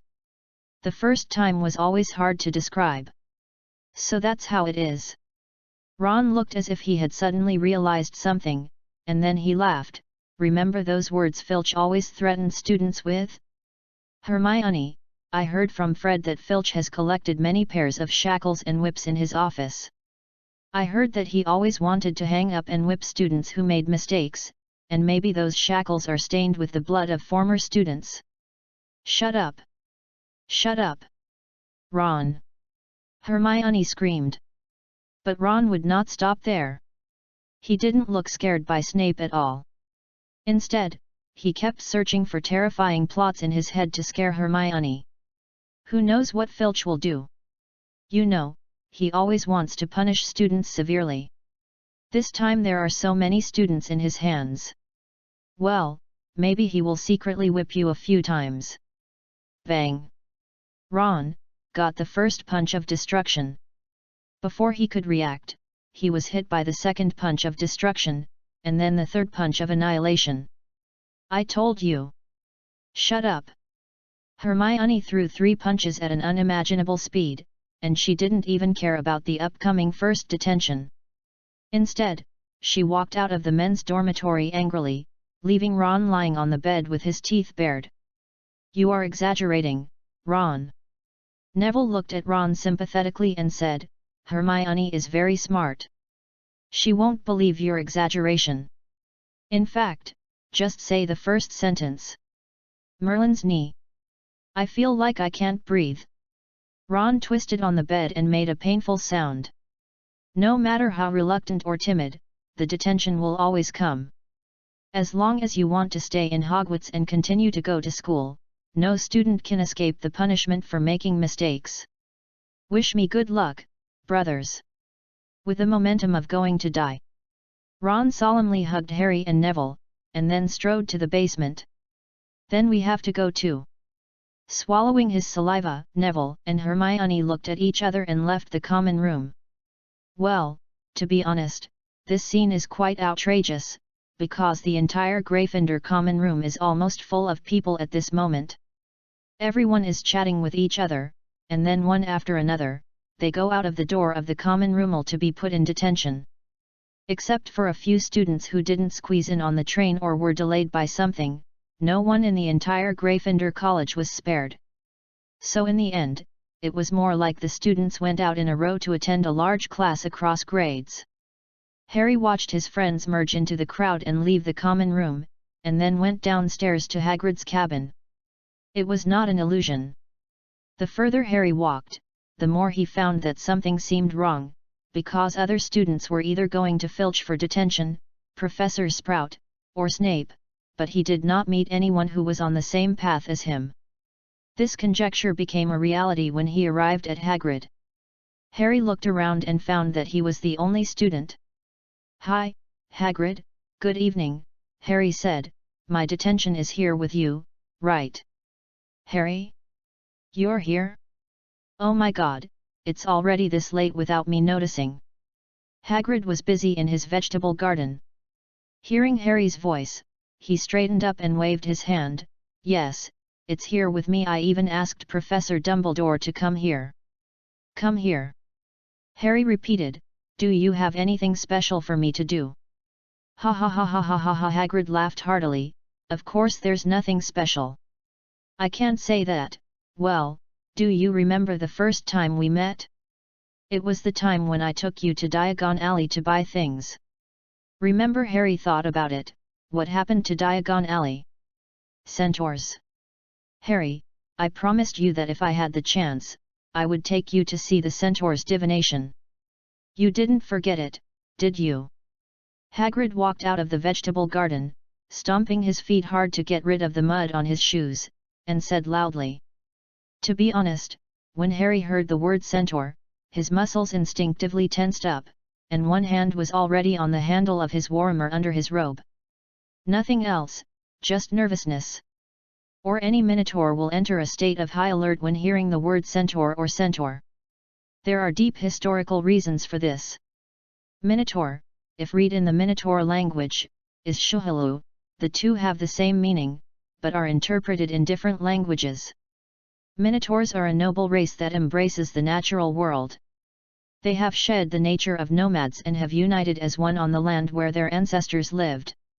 In Harry's personal experience, Minotaurs pay attention to spiritual beliefs, revere nature, respect the elderly, love peace and have a sense of honor, and worship Mother Earth and Father Sky. Most Minotaurs are peaceful by nature, and Minotaur warriors are strong and reliable, but most Minotaurs will only use armed conflict as a last resort.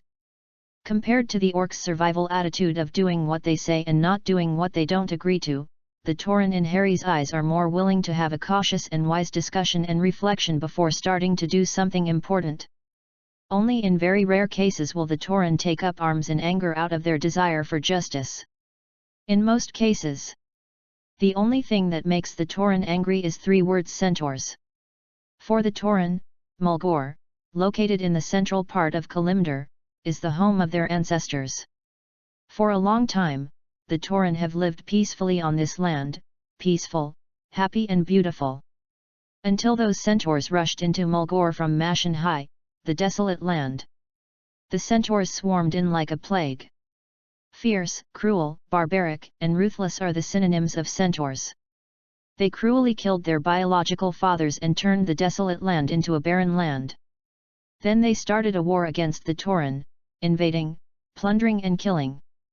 Although the Taurens fought bravely under the blessing of Mother Earth, they still could not defeat the centaurs because these beasts were so damn fertile. Just like locusts, the time it took for a Tauren to grow into a qualified warrior was even enough for the centaurs to grow a nest or even several nests of new centaurs.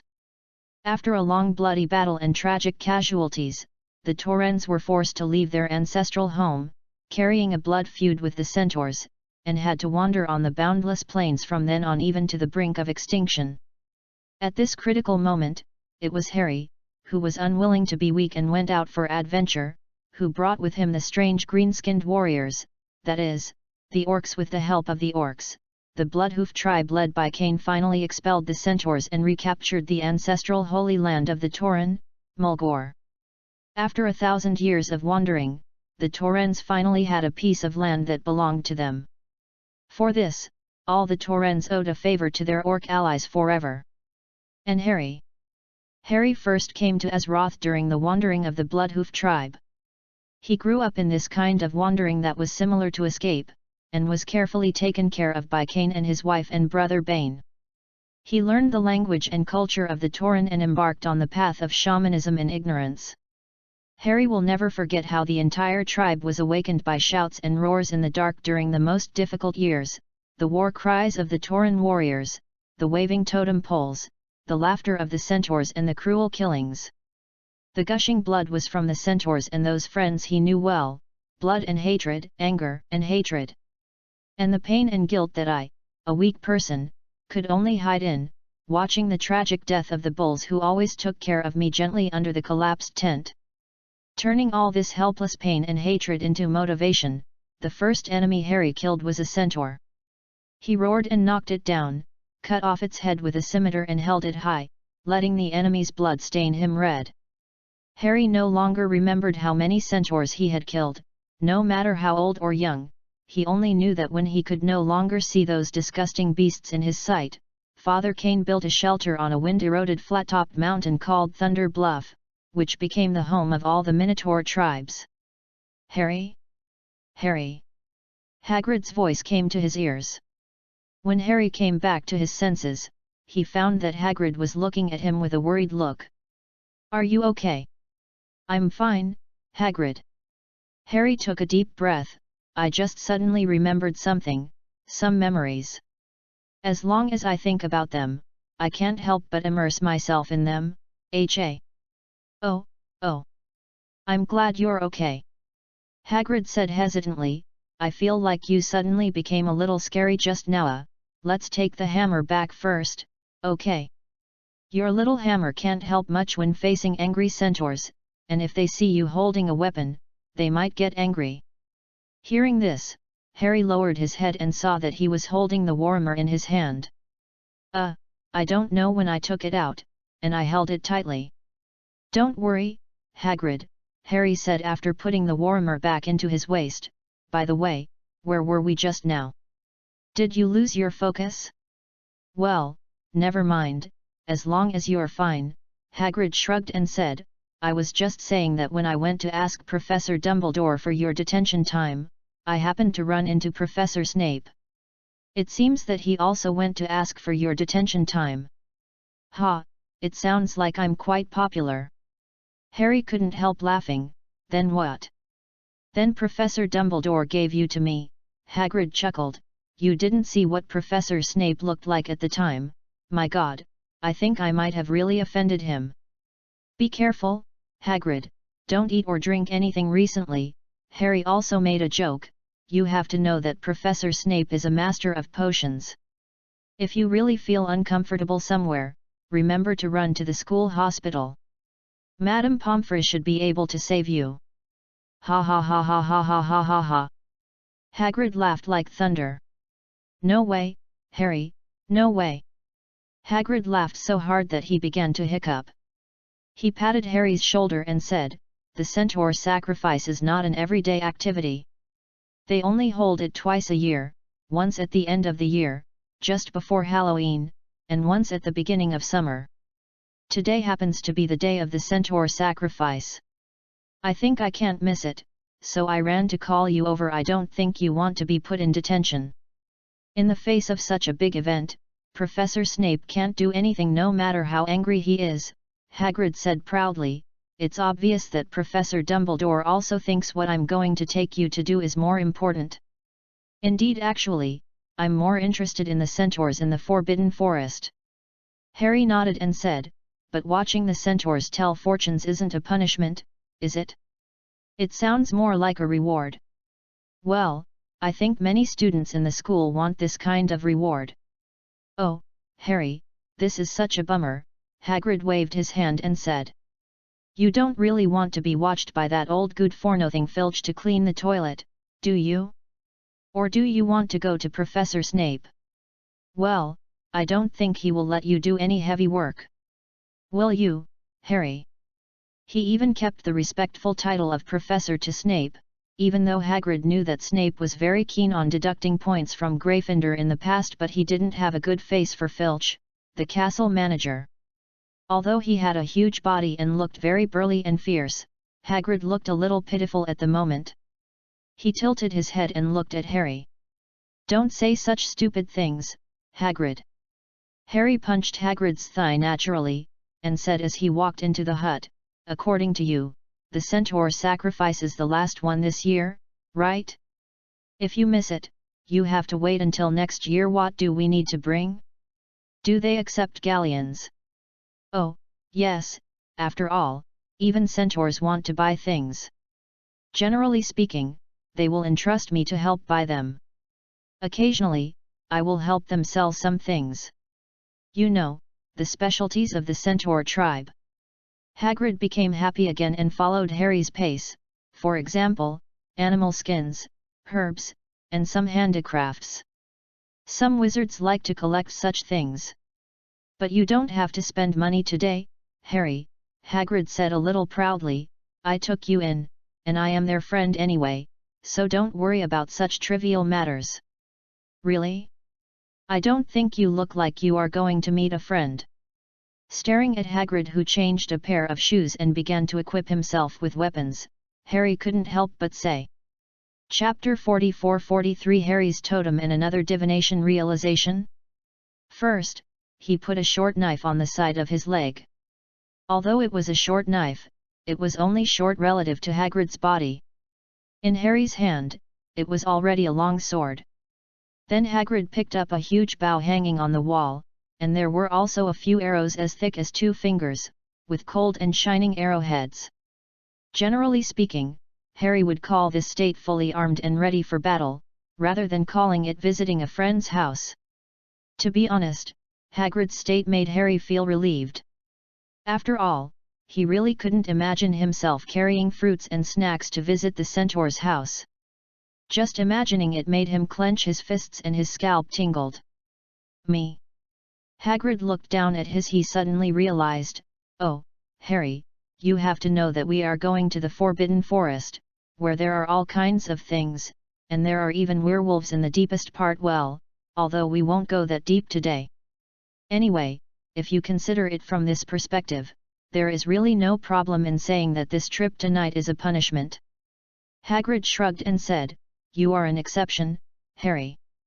I know you are very capable, but others are not. Let's make a bet. If another normal first-year wizard knew that he was the confinement content is to go to the Forbidden Forest, he definitely won't think of it as a reward. Makes sense?" Harry nodded. He felt that what Hagrid said was right. "Shall we set off now?" "Now?" Hagrid shook his head. "It's a bit too early now. You can rest in the house first.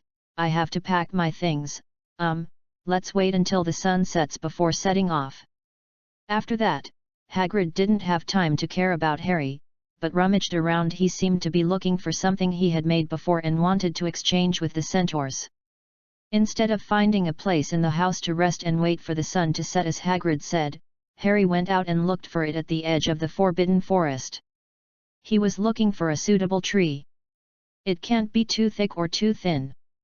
The key point is that he can easily hug it and swing it out, and it won't affect his ability to move.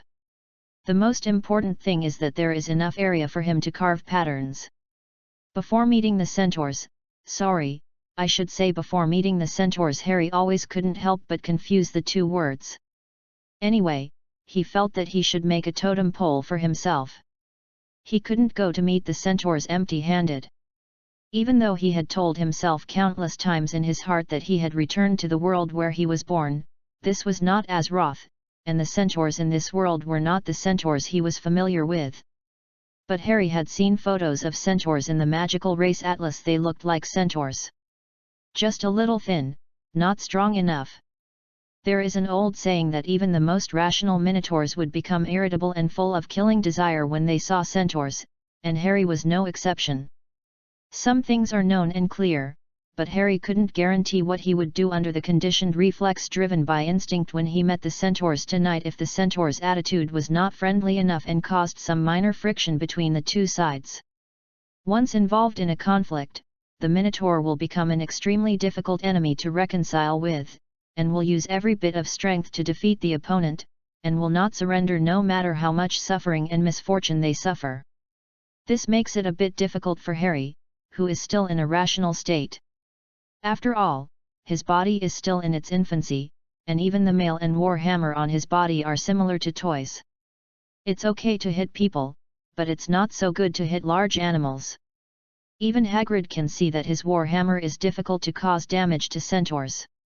And if he uses spells, she can't just use a set of lightning arrows, fire shocks, summon fire elements, summon storm guardians, insert magma totems, lava bursts, fire shocks, and then open a flame ascender form to follow up with earthquakes, vortex force lightning arrows, lava ejection, and finally lightning chains.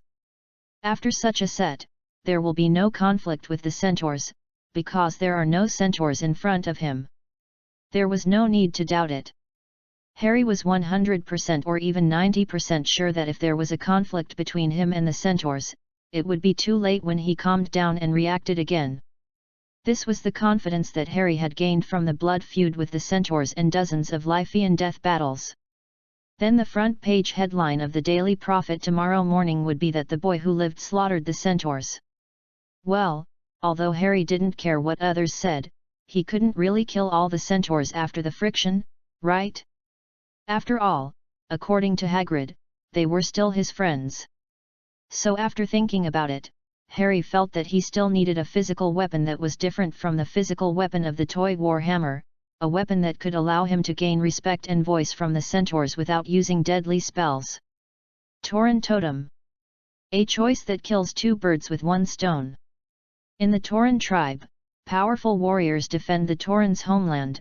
Shamans are responsible for showing the past of their ancestors. Druids reveal the will of Mother Earth, and hunters learn all kinds of knowledge from the former to find enough food for the tribe. These four represent the core strength of the Tauren.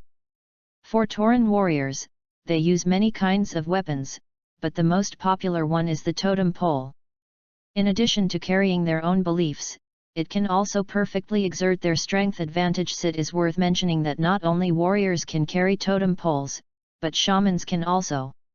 As the son of Cain, the greatest Tauren warrior, it is reasonable for Harry to know one or two ways to use totem poles. He easily felled a tree of suitable size and thickness with a magic wand, and after blessing its departure, Harry began to make a totem pole. Scrape off the bark and carve patterns. Harry had to admit that with the help of the magic unique to this world, this process became abnormal. There are no two identical totem poles in the world. Each totem pole tells its own story. Take Harry's pole for example. The top one shows a young man standing next to three tall Tauren. That represents the moment when Harry just arrived in Azeroth and was found and taken in by the Bloodhoof tribe. The painting style is not delicate, and can even be called rough. It is more like a simple drawing with symbolic meaning. Below are all the memorable events Harry experienced in Azeroth, the first battle, the first adventure, the acquaintance with Jaina and Thrall, the help of orcs for the Bloodhoof tribe, the Battle of Mount Hyjal, Deathwing, Pandaria, the Burning Legion. Slowly waving the wand in his hand, the wood chips fell off as the tip of the wand moved. Harry drew very quickly. It didn't take long for the pattern on the totem pole to reach the bottom. It was the latest and most recent pattern. Harry came to a castle. "Oh my God! Harry! What are you doing?" Hagrid exclaimed as he approached. He seemed to have packed his things, and was now carrying a large black package in one hand and the bow and arrow on his back. "Make my own totem pole, Hagrid." Standing up, Harry looked at the finished totem pole, which was only about 2/3 of his current height, and the thickness was 5 inches, close to 6 inches. "You don't mind if I use your collection?"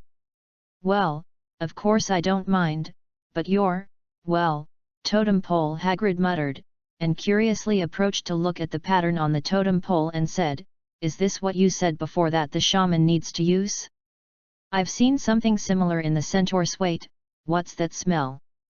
Hagrid sniffed, and then he saw the bottle of wine at Harry's feet. Oh my god! My brandy!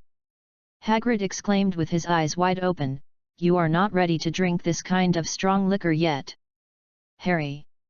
When did you take it away? Just now. Besides, this alcohol content is not considered strong liquor, Hagrid. Harry waved his hand nonchalantly, but you do have a good taste in collecting liquor. When carving the pattern on the totem pole, it is inevitable to recall the past. Harry was somewhat unhappy, so he drank some.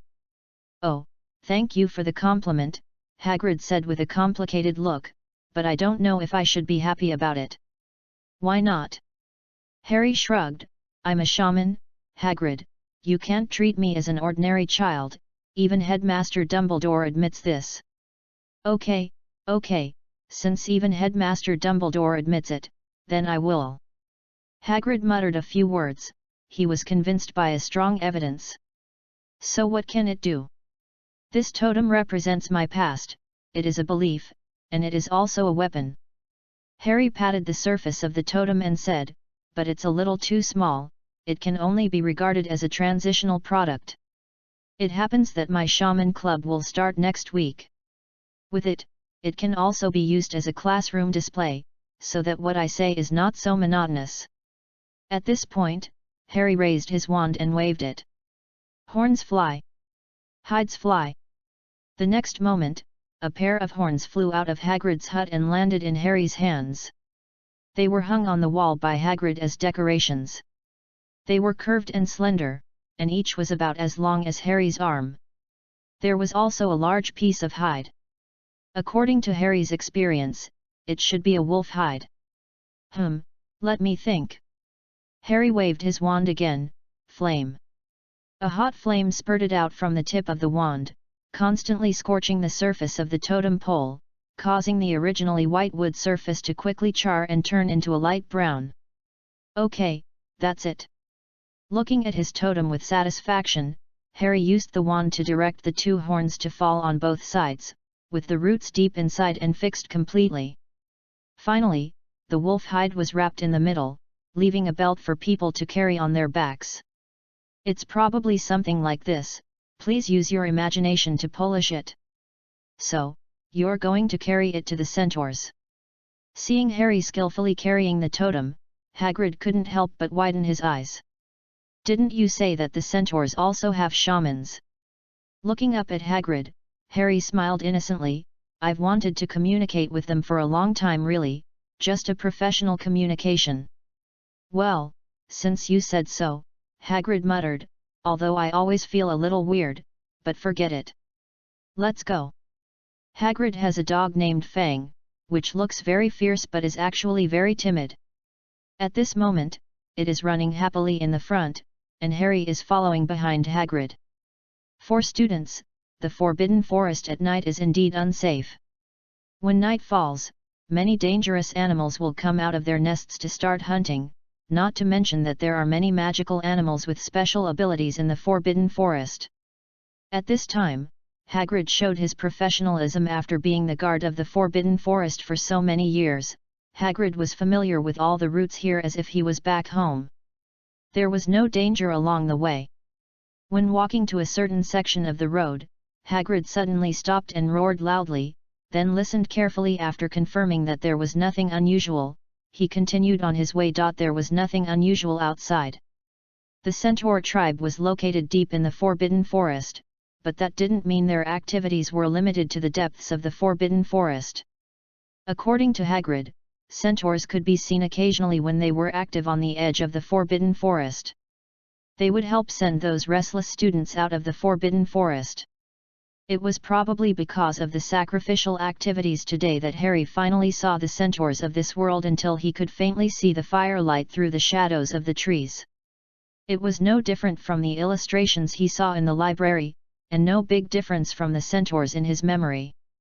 It was similar to the lower body of a horse, covered with brown fur, but where the neck and head of the horse should be, there was a human body standing upright. The part that belonged to the human body was not covered with hair, revealing half of the strong muscles, and there was a bow and arrow on his back. To be honest, Harry felt that his nerves were now stretched to the limit, especially when he walked into this settlement that was considered a centaur tribe. The feeling of being surrounded by enemies and being isolated and helpless. Looking around, there were centaurs walking around everywhere, and a huge fire was burning in the middle, and some meat seemed to be roasting on the edge. But to Harry's surprise, he actually saw some wizards here. They were divided into different teams of 3 or 4 and sat together around the small fire, either looking around vigilantly or talking quietly with their companions. Harry punched Hagrid's calf twice, and when Hagrid looked down, he secretly pointed at those people. "Dark wizards?" Harry asked in a low voice. "Not really," Hagrid shook his head slightly and answered in a low voice, "it can only be said that they are really very well connected, and they can find the centaur tribe in the Forbidden Forest. Remember what I told you? Harry, centaur divination is very expensive, and the most important thing is that you can't find a centaur tribe willing to divine for you just because you have money. They value this qualification very much." "Will Principal Dumbledore not care?" Harry continued to ask. "I think the safety of these people is difficult to guarantee." "Oh, Harry, don't forget my duty, I am a professional. Beware of this," Hagrid replied. "The entire scope of Hogwarts is much larger than you think. Even Headmaster Dumbledore can't control all places. We just need to keep the castle safe. Besides, even professors sometimes have some inconvenience in buying things in Diagon Alley." Hagrid laughed softly. "There is a bar in Hogsmeade, where anyone can appear, such as Smuggler's Dam.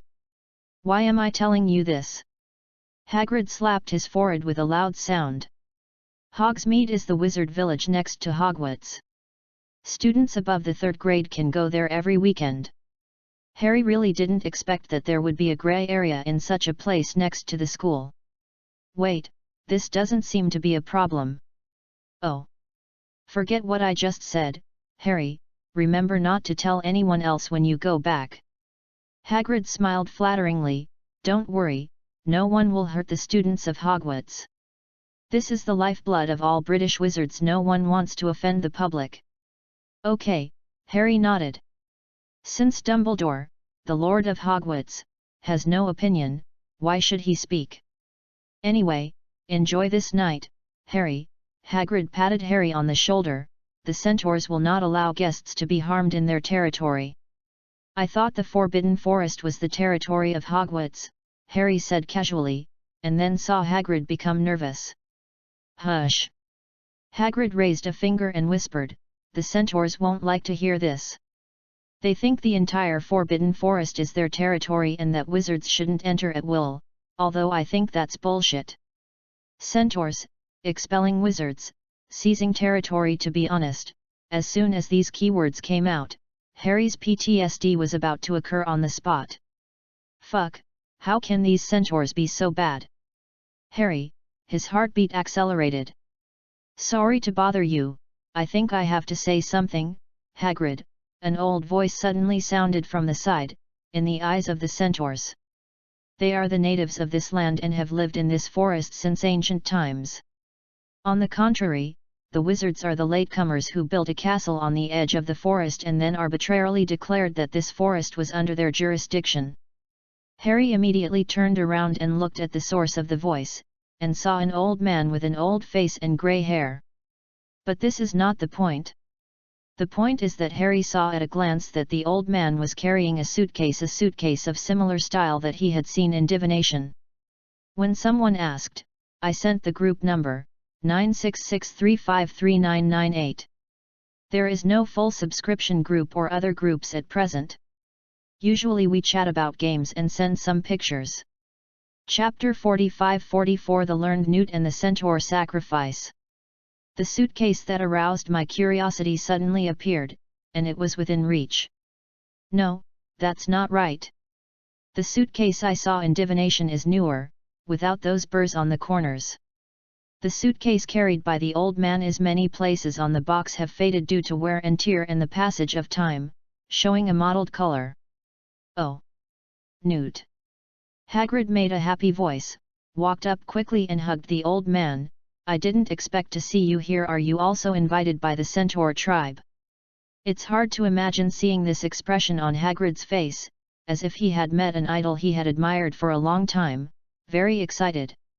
Yes, I come to see them every year and treat some diseases for them by the way. Well, Hagrid, thank you for your hug, the old man explained with some difficulty. To be honest, Harry could clearly see that when Hagrid hugged the old man hard, the old man showed a slightly helpless and painful smile. Hagrid's hug was a bit too strong. Sorry, Harry, I should introduce him to you first. After letting go of the old man, Hagrid turned to Harry and said, he is Newt's commander, a super powerful magic zoologist. If you take the Care of Magical Creatures course in your 3rd grade, the textbook you use is written by him. Fantastic Beasts and Where to Find Them, right? Harry nodded and said, when I first entered the magical world, I read this book specifically to understand the animals unique to wizards. It is introduced in great detail.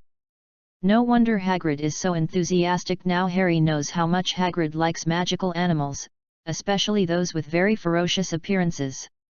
Hello, sir, I'm Harry Potter, nice to meet you.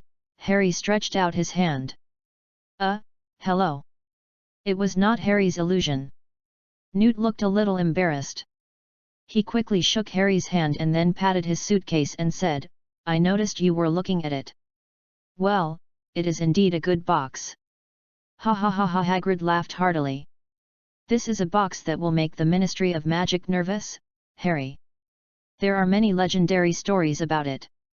Is there anything special about it? Harry asked with interest.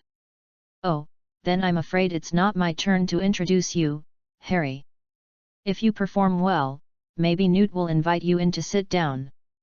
Hagrid said humorously, then bent down and whispered in Harry's ear in a volume that Newt standing next to him could hear, Newt is not very good at communicating with strangers, don't mind.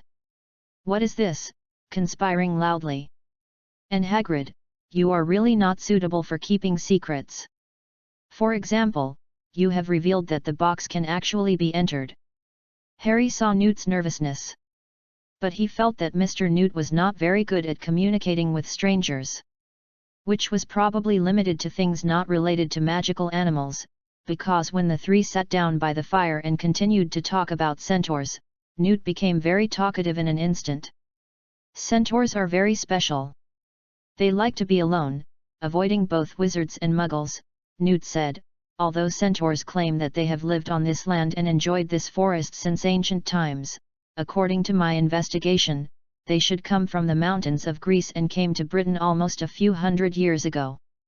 That means Hogwarts was built first, and centaurs came later. Maybe, Newt shook his head and said, it's too long ago, no one can tell. So where did they come from? Harry continued to ask, I mean, how did they come from? Did they exist naturally? Or were they born from the experiments of some ancient wizards? What about their nature? Harry was trying to find the inherent evil of centaurs. Well, he was just looking for trouble. Because Harry felt uncomfortable just by seeing the existence of the centaur, he wanted to get rid of this discomfort. A kind of well-intentioned cleansing. Harry's mouth was covered by Newt with a nervous look. The old man's movements were quite swift, and he didn't look old at all. You are so bold, kid, Newt said in a low voice. We are in the tribe of centaurs. I mean, they are a species in themselves, not created by some ancient wizards, and centaurs can't stand this statement. Yeah, that's it, Hagrid said after stirring the fire. You have to know that centaurs are a very proud race, they are proud of it, and they are particularly disgusted by being used by wizards, whether you do it intentionally or unintentionally. It sounds like they have a sense of honor, Harry said dryly. He was a little disappointed. Well, kid, I can hear your hostility towards centaurs from your words. Have you been hurt by them before? Newt also said dryly. He looked curiously at the horns on Harry's head and the totem now standing behind him. Not them, Harry shook his head and said, let's talk about centaurs, Mr. Newt. Okay then, Newt immediately stopped asking. He continued, in fact, at the beginning, centaurs were identified as humans by wizards, but in 1811, centaurs asked the British Ministry of Magic to classify them as beasts because they didn't want to share the identity of humans with creatures such as banshees and vampires. Although the Ministry of Magic has also set up the Centaur Liaison Office, it has actually never played a role. Ha ha ha ha, Hagrid laughed. Yes, in the Ministry of Magic, being sent to the Centaur Liaison Office means that person is about to be fired. Newt also told a joke, and then he and Hagrid laughed even louder. What about wizards? Harry asked again. Wizards should not be willing to give the Forbidden Forest to centaurs? After all, this is part of Hogwarts. For any British wizard, Hogwarts is special and full of good memories. Of course not this time. Even Newt shook his head. Centaurs are jungle animals, currently widely distributed in Europe. Usually a group contains 10 to 50 centaurs. The Ministry of Magic will divide these centaurs into special living areas. So the Forbidden Forest is the living area of this group of centaurs? Harry asked. Not only centaurs, the Forbidden Forest is very large, Newt said seriously. As far as I know, there is also a werewolf tribe living deep in the Forbidden Forest. They have been neighbors with Hogwarts and centaurs for a long time and have lived in peace with each other. I see, Harry nodded, which means the Forbidden Forest was set aside by wizards and given to the centaurs, a centaur sanctuary. Harry used a word he saw in Fantastic Beasts to describe it, such as the Dragon Sanctuary.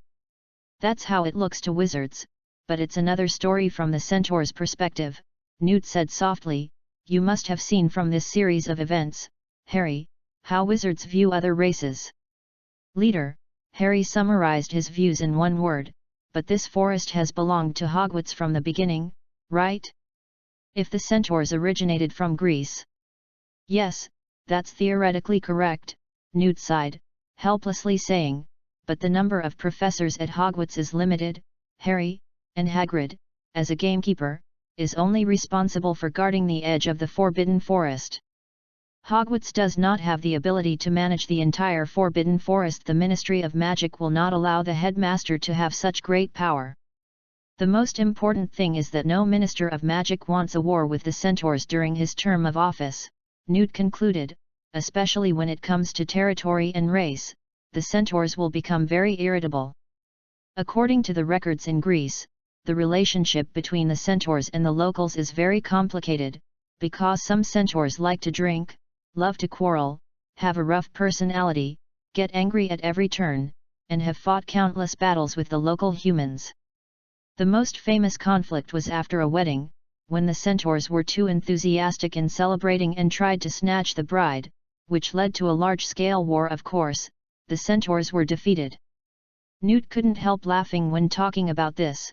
Part of the scene of that war is still the favorite decorative picture of Greek potters. Very good, I have completely understood it. Harry nodded. Centaurs, outsiders, regarded the protection given by wizards as their own territory and then began to be hostile to and expel wizards, and were rude and irritable, right? All right. Wait, Harry, your expression looks a little scary again, Hagrid stammered. Are you thinking about something terrible? No, you think too much, Hagrid, Harry said naturally. Speaking of which, Harry, Newt sat closer with some excitement. The totem next to you's a totem, right? It looks very different from the totems of the centaurs, and also different from the totems I saw when I traveled in Africa. Well, can I ask what the specific meaning of this decoration and the pattern on it is? Why is it decorated with cow horns? This is the first time I think of wizards carrying a totem with them in Europe. Because Harry is a minotaur, Newt, Hagrid said casually. For Harry, if you ask him, he will only answer you like this. Minotaur. When it comes to his professional field, Newt will burst out with endless curiosity. Even the social phobia is gone, he quickly said. Minotaur. I did go to Greece to look for this magical animal recorded in ancient Greek mythology, but there was nothing to gain except some murals and pottery patterns. I am indeed a minotaur, Mr. Newt, Harry said expressionlessly. Really? But so far, no race called Minotaur has been found in the magic world. There are only relevant records in ancient Greek mythology. And the Potters are indeed human beings. I don't remember them having special blood. Newt is very straightforward and firm when it comes to magical creatures. If I'm not mistaken, the horns on your head are also made by transfiguration.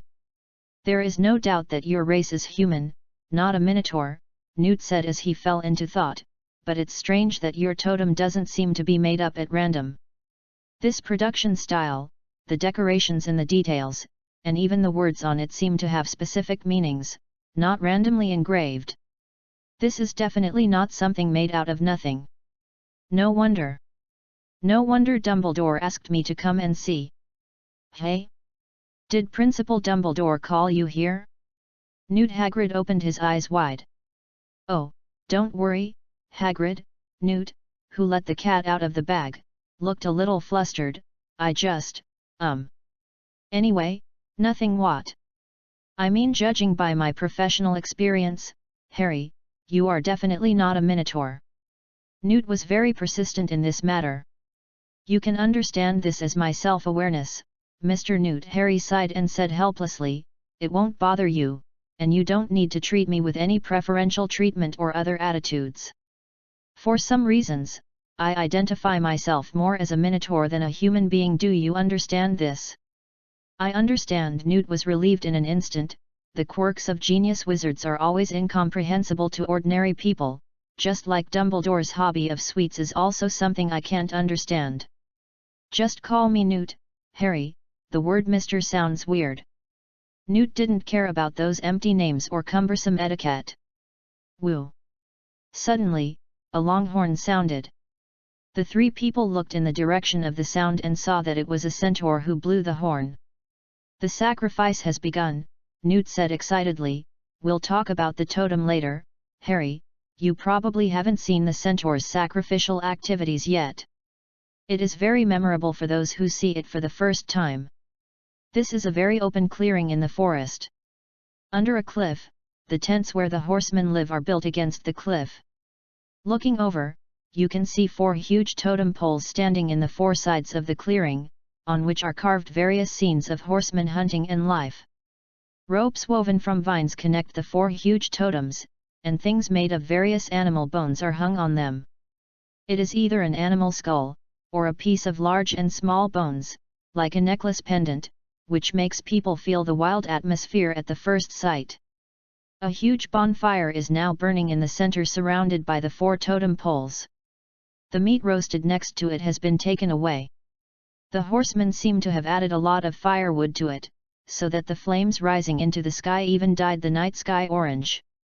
When the horn sounded, the horsemen appeared one after another, either from those tents or through the woods, one after another, and the 4 hooves stepped on the ground in a very rhythmic pace, and began to rotate around the fire. Harry noticed that many centaurs were looking at him, or more accurately, at the totem beside him. They seemed to have something to say, but they held back because the sacrificial activities had already begun. I thought you would stop them, Harry whispered to Newt beside him. Because in the conversation just now, he had discovered that Newt was indeed a respectable person. He not only knew the living habits of various magical animals very well, but also devoted his life to the protection of various magical animals and saved them from the brink of extinction. But in the centaurs' sacrificial activities, the centaurs who appeared one after another were setting up all kinds of prey they hunted by the bonfire, including wolves, rabbits, deer, and even some magical animals, such as horned camels, two-horned beasts, and martens. I can't help it, Harry, Newt sighed. This is part of the centaur's life. It has been like this for a long time. Besides, centaurs are also classified as a kind of magical animal. This is their own request. That means they are not protected by wizard law, Harry concluded. Well, you can understand it this way, Newt thought for a moment and said, look, the sacrifice has officially begun. The centaurs sang ancient songs in their own language, with long and thick breaths, spinning around the campfire, and occasionally bowing their upper bodies to salute the prey they hunted. This is to thank nature and pray for their selfless gifts.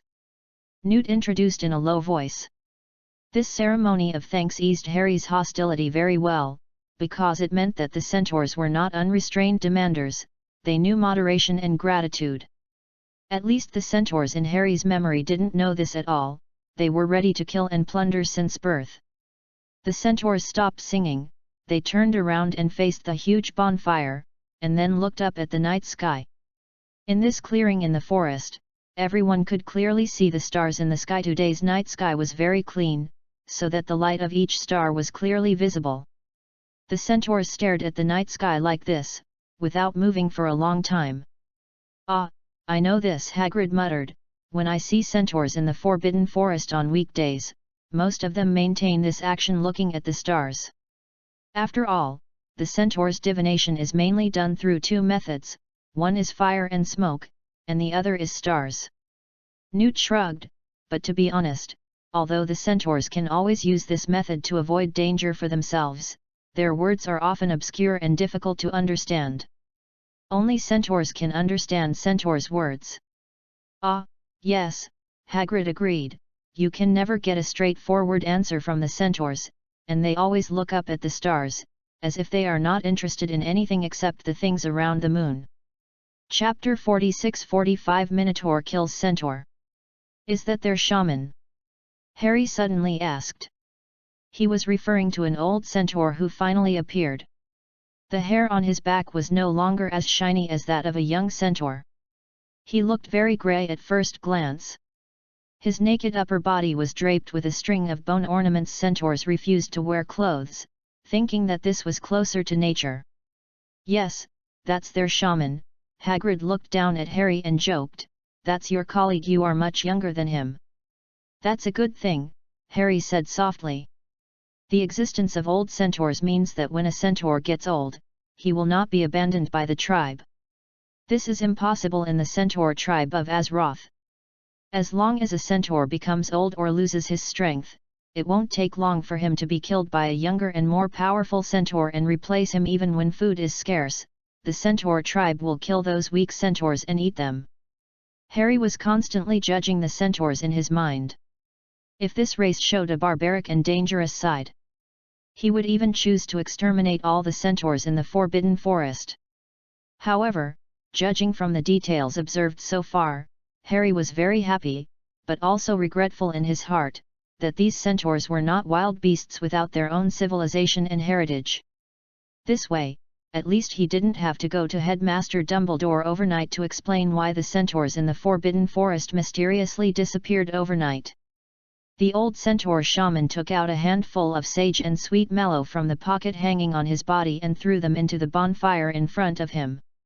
In an instant, the rich smoke mixed with the fragrance spread, pungent and refreshing. The centaur shaman stared at the dancing flames in front of him and the rising smoke for a long time, then suddenly turned around and said something to the young centaurs around him, and those young centaurs listened very respectfully with their heads down. Occasionally someone interrupted, but their emotions were very stable. Harry understood what was going on.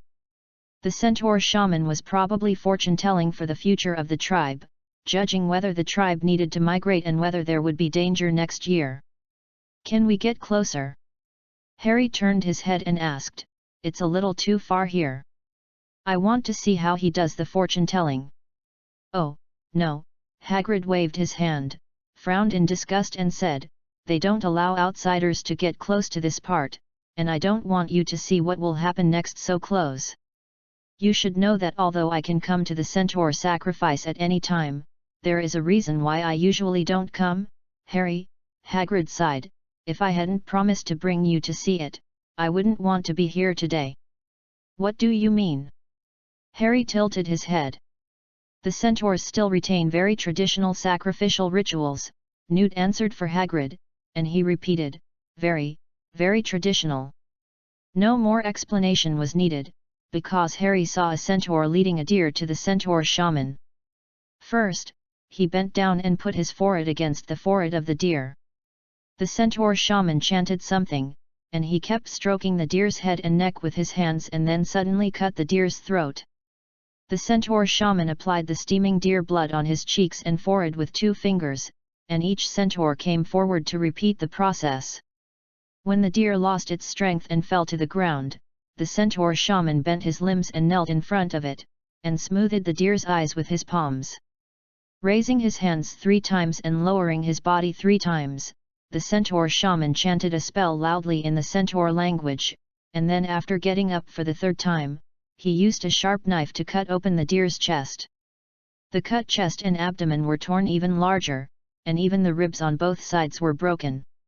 The centaur shaman focused on everything that appeared in front of him, and his palms fiddled with the deer's intestines, heart, lungs, liver. Viscera divination. Harry whispered the name of this divination method. You are indeed more knowledgeable than a child, Harry. Newt patted Harry on the shoulder and said, the centaurs still retain this, more cruel way of divination. The so-called visceral divination is to open the body of an animal after killing it, observe the state of its internal organs and the flow direction, and use this to perform divination. Harry knew this divination method because he saw it in the land called Drustvar when he was invited by Gina to visit Kul Tira's. Drustvar was making trouble with witches, which really upset Dalen. The centaurs only use animals as materials for visceral divination. Harry asked, as far as I know, the more spiritual the materials used in this divination method are, the more accurate the divination results will be. And humans are the most spiritual creatures. Visceral divination using humans as materials is also the most accurate. You just need to put aside some moral and public issues. Of course, Newt replied in a low voice, I don't know where you got that from, but the centaurs only use animals as materials, such as deer, which are very smart. The poor deer's body was quickly carried away, and the centaur's sacrifice seemed to last all night. The main form of expression was looking up at the night sky by the campfire. However, those were just things that ordinary centaurs would do, and the centaur's shamans had already begun to meet with the wizards who had been waiting for a long time and began to do divination for them. Newt and Hagrid took Harry over. It can be seen that Newt is indeed very popular in the centaurs.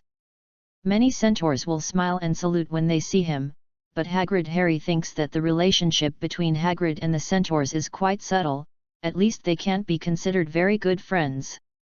Some centaurs were very wary when they saw Hagrid. A lot of spices were thrown into the fire, not just sage and sweet mallow. No wonder Hagrid said that centaurs' divination is very expensive.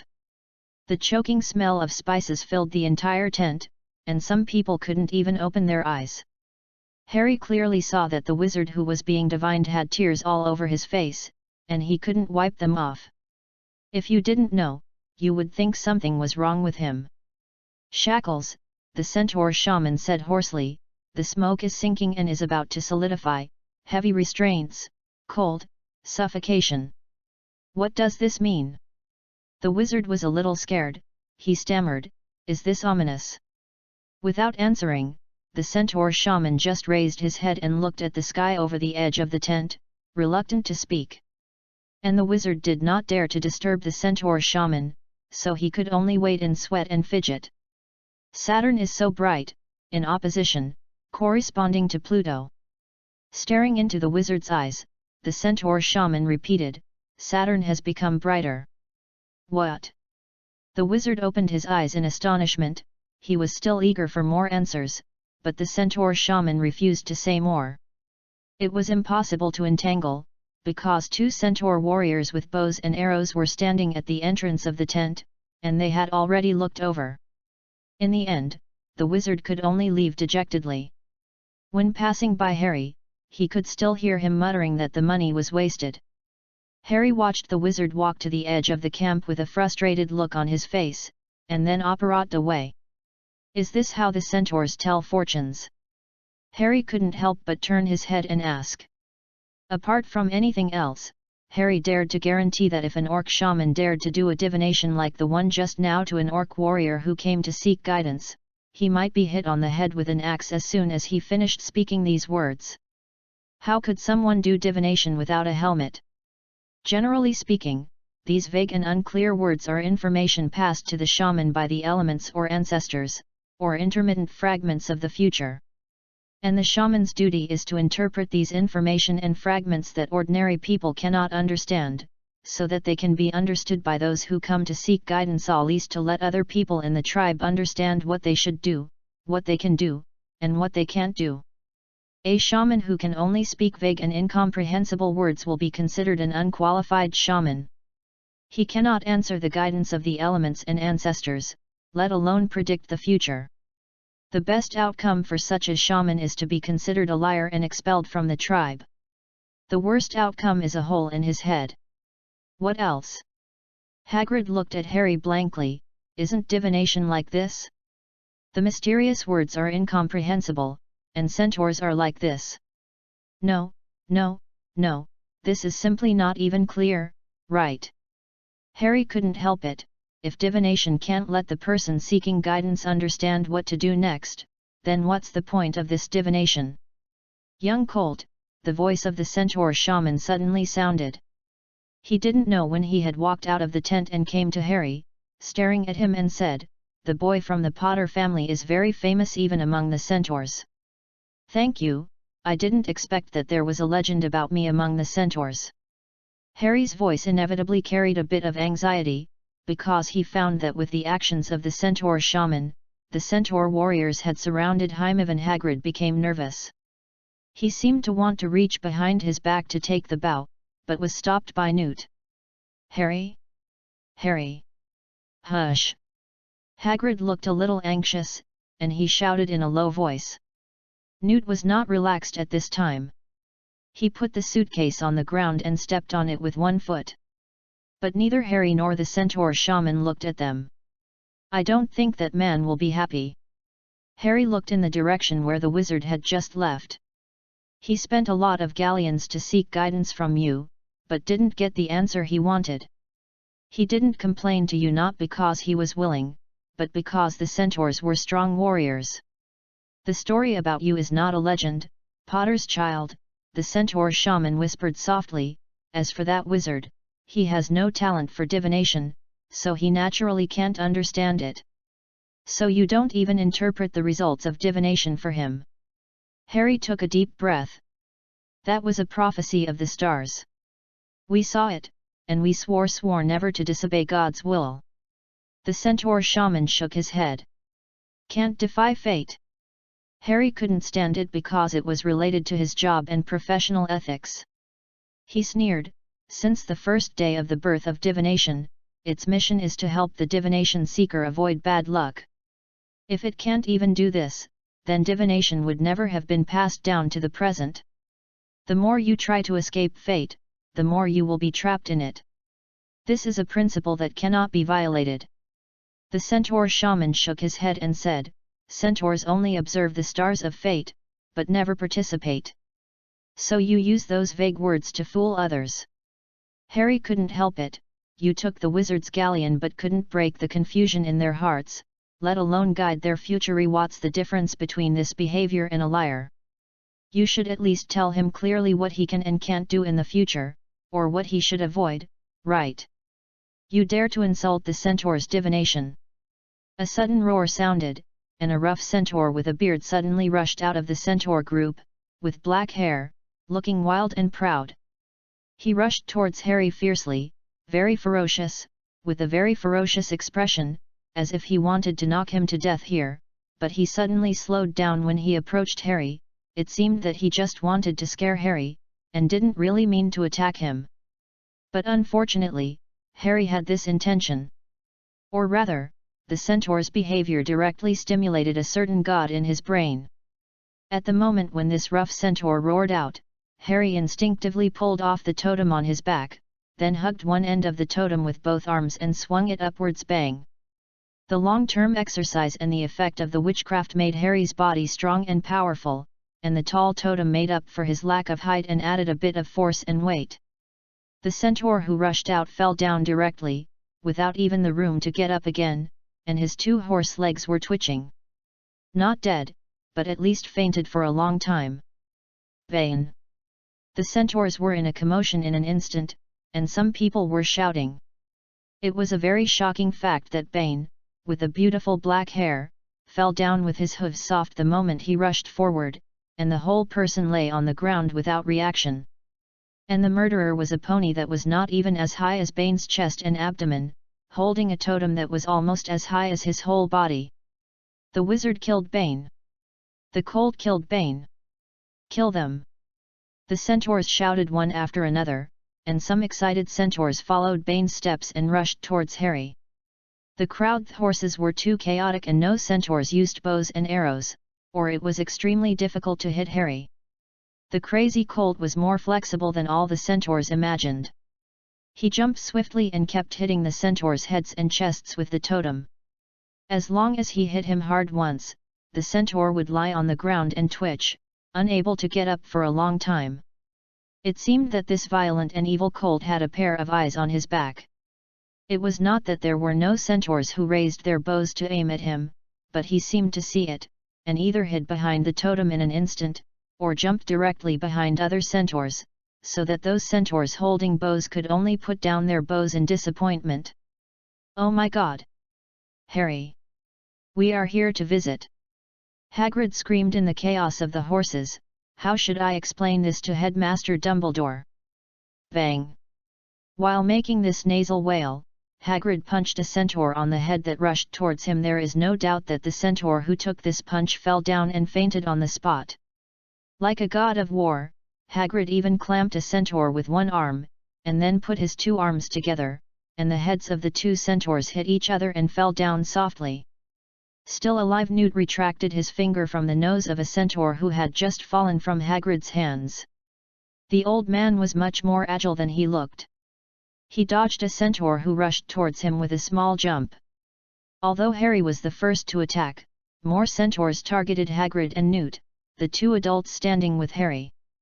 Newt, who had just stood still, turned his head and saw another centaur charging towards him, so he kicked the suitcase buckle opened with a kick, and the next second, a hand with thick reddish-brown hair popped out from the box foot?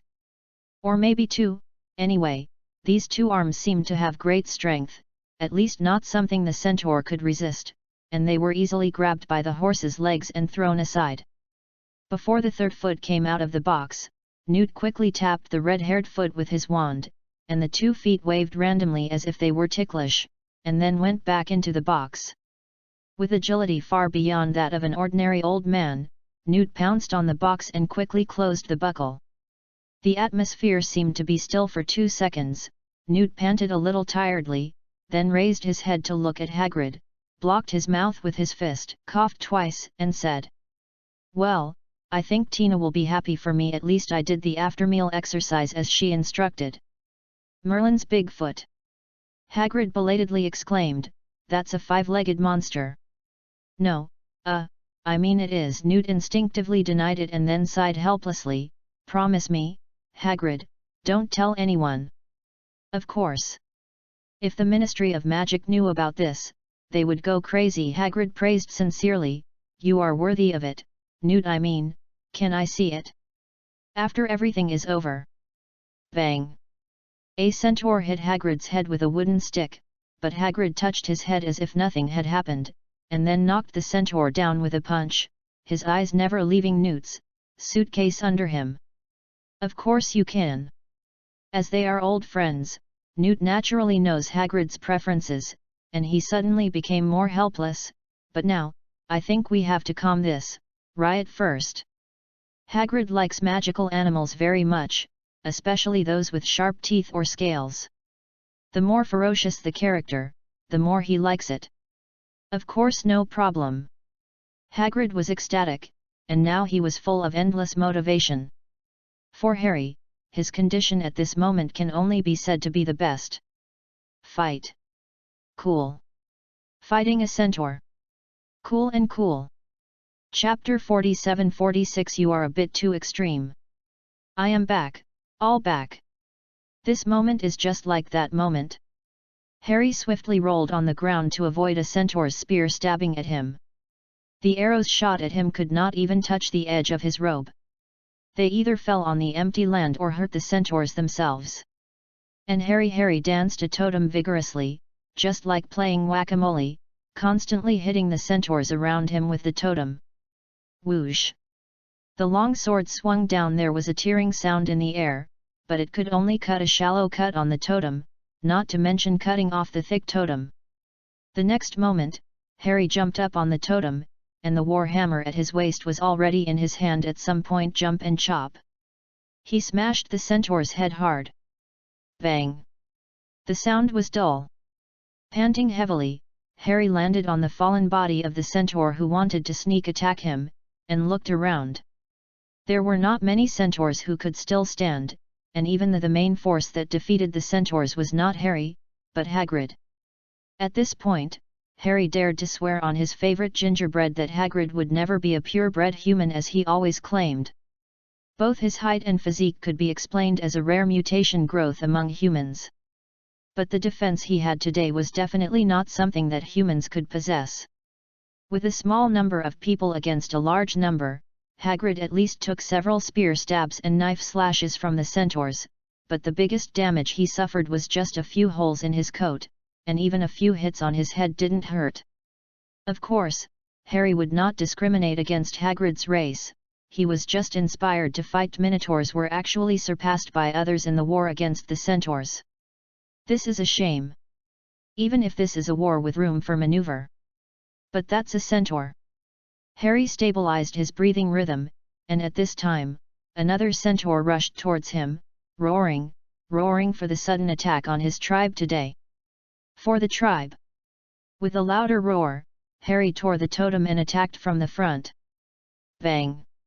People who have not been hit by a horse running at high speed will not understand the impact. Harry's totem did hit the centaur's chest, but he and the totem pole were knocked out.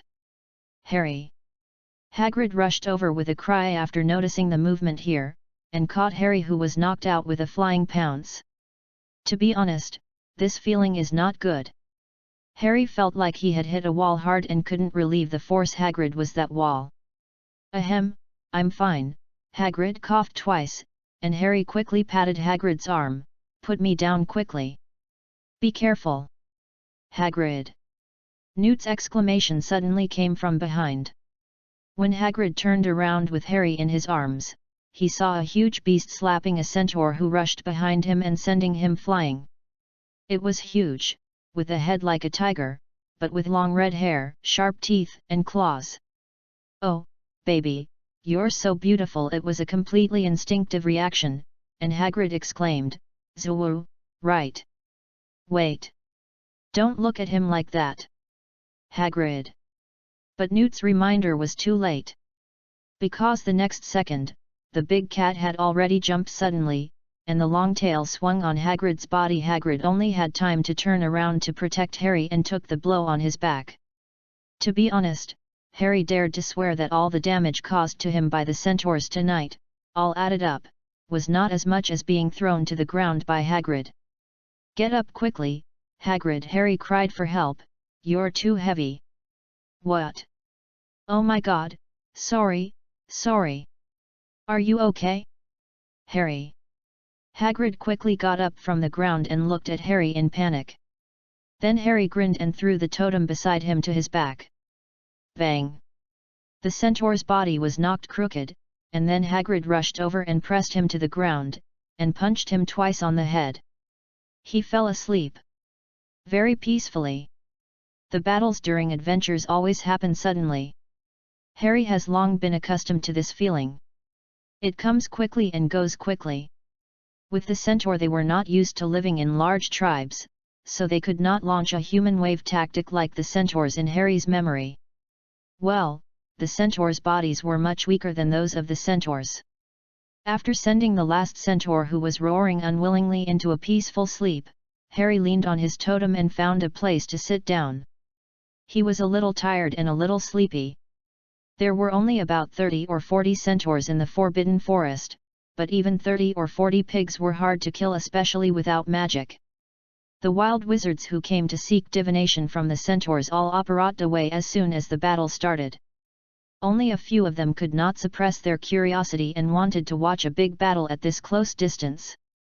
But even those who were more curious, after the battle, when Harry looked at them, they all smiled awkwardly and operated away at the speed of light.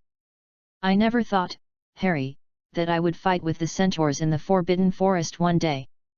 Hagrid staggered to Harry's side, sat down on the ground, and covered his face in pain. How should I explain to Headmaster Dumbledore? I even put you in danger.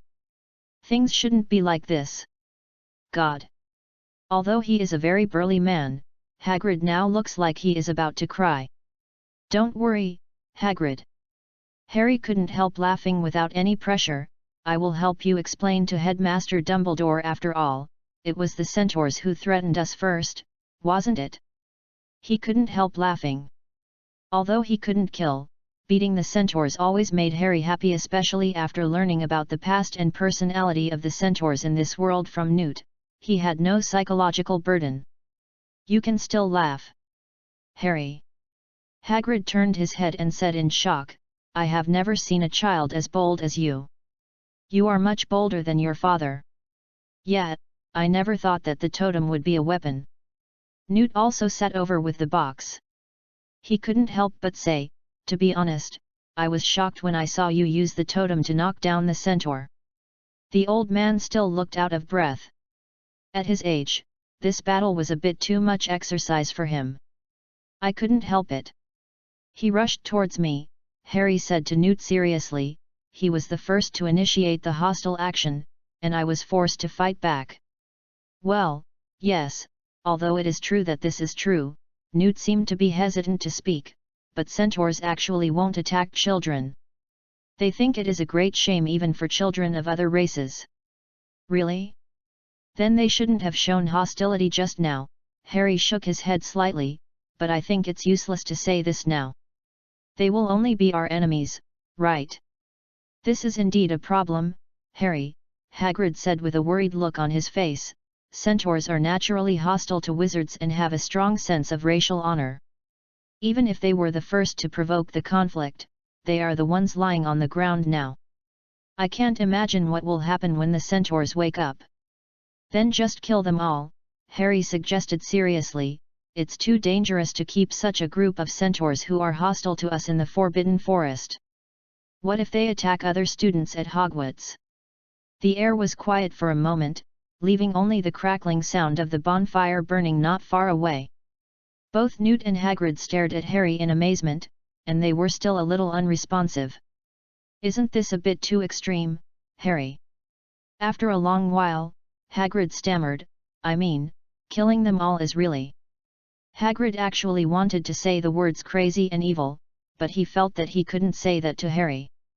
After all, it was the centaurs who showed hostility first, and Harry was just forced to fight back. Even if he came up with this idea, it was out of concern for other students. Harry is so kind. He has just escaped from danger and has already thought about the safety of other classmates. Although it is a bit extreme, the original intention is also good. The more Hagrid thought about it, the more moved he was. Extreme? I think it's okay. Harry scratched his head. You can't keep the enemy and wait until they kill their relatives and friends before regretting it. By that time, everything will be too late. If you say that, it seems to make some sense, Harry. Hagrid hesitated, but there is also the Ministry of Magic. If you have to choose between the students of Hogwarts and the centaurs in the Forbidden Forest, Hagrid will definitely choose the students of Hogwarts without hesitation. Stubborn, arrogant, irritable, vindictive, and particularly hostile to other races, Hagrid really knows centaurs too well. The Forbidden Forest is the living area designated by the Ministry of Magic for centaurs. I don't know how the Ministry of Magic will react if these centaurs are killed. His brows were furrowed together. Because of his early experiences, Hagrid always had a fear of the Ministry of Magic. I don't think the Ministry of Magic will care about such things. The Forbidden Forest has never belonged to centaurs, and no wizard will give the Forbidden Forest belonging to Hogwarts to centaurs. Just like Hagrid, you actually hate centaurs who think of themselves as the masters of the Forbidden Forest. Newt has already said that magic. Cough. Cough cough cough. It was really a bit unbearable to listen to it. Seeing that the two people had even discussed the specific implementation measures and consequences, and dragged themselves into it, Newt couldn't help but cough loudly. I think things may not be that bad anyway, it's too cruel to kill so many centaurs. But leaving them will threaten the students of Hogwarts, Harry said. The centaurs originally thought that the Forbidden Forest was their territory, and now they have fought with us. If what you said about the centaurs before is correct, then they will definitely not give up. I can't deny this, Newt nodded, but Harry, you are still a child after all. You know, it's not just us and the centaurs tonight. Do you remember those wizards who escaped? They will leak the news, Harry understood, and there will be news that is unfavorable to Hogwarts. There will be bad news for you if people find out that the centaurs in the Forbidden Forest have disappeared, Newt said helplessly. You are Harry Potter, the Daily Prophet will not awe. Dumbledore, and McGonagall, I'm glad you are here. The style of the painting suddenly changed, and Newt stood up and looked at the two figures who suddenly appeared by the campfire, feeling quite relieved. To be honest, it's okay to talk about magical animals, but Newt feels that he is really not good at educating children. Now it's really great that Dumbledore and McGonagall can come to preside over the scene. Newt, my old friend, I'm so glad to see you again. I thought you would come to Hogwarts first. Dumbledore happily hugged Newt, who came to meet him. I need to treat some centaurs, so, let's not talk about my business, Dumbledore. Newt turned around and gestured to the centaurs lying on the ground around him and said, I'll leave it to you. Oh, I didn't expect your treatment level to have improved without you noticing. They seem to be sleeping soundly. Dumbledore said humorously after looking around. Now is not the time to joke. Professor Dumbledore. Professor McGonagall said sharply. She looked like she was about to faint. Hagrid. And Mr. Potter. What on earth is going on? Carrying his totem, Harry walked towards Headmaster Dumbledore and Professor McGonagall. Hagrid followed behind him, looking like he was too scared to speak because he had done something wrong. Sorry, I notified them, Newt whispered as he passed by. Harry shook his head, indicating that he didn't need to care. We are also victims, Professor McGonagall, Harry said first. We originally came to participate in the centaur's sacrifice, but because I expressed doubts about their divination methods, they were full of hostility towards me and were forced to fight back. Oh my God! Professor McGonagall held her hands tightly together, her face pale. She looked at the chaos around her. How dare you, I mean. Mr. Potter. This is the territory of the centaurs. No one knows what Professor McGonagall felt when she followed Headmaster Dumbledore to the depths of the Forbidden Forest and saw the centaurs lying all over the ground. Dumbledore suddenly received the news from Newt, in which Newt had already given a general idea of the matter, and then he rushed over with Professor McGonagall as soon as possible. I'm sorry, Professor McGonagall, it's all my fault, Hagrid said loudly. I insisted on dragging Harry to see the centaur's divination, so this happened. Don't apologize, Hagrid. Harry patted Hagrid's leg and said, I said, it's not our fault to have a conflict with the centaurs, you have nothing to apologize for. You don't seem to realize the danger of your behavior at all. Mr. Potter. Professor McGonagall said to Harry sternly, I thought you were a mature kid who knew what you were doing and had a righteous heart, so I stopped your punishment of copying the school rules, but look around, you not only ignored the safety of yourself and your friends, but also attacked the centaurs in the Forbidden Forest.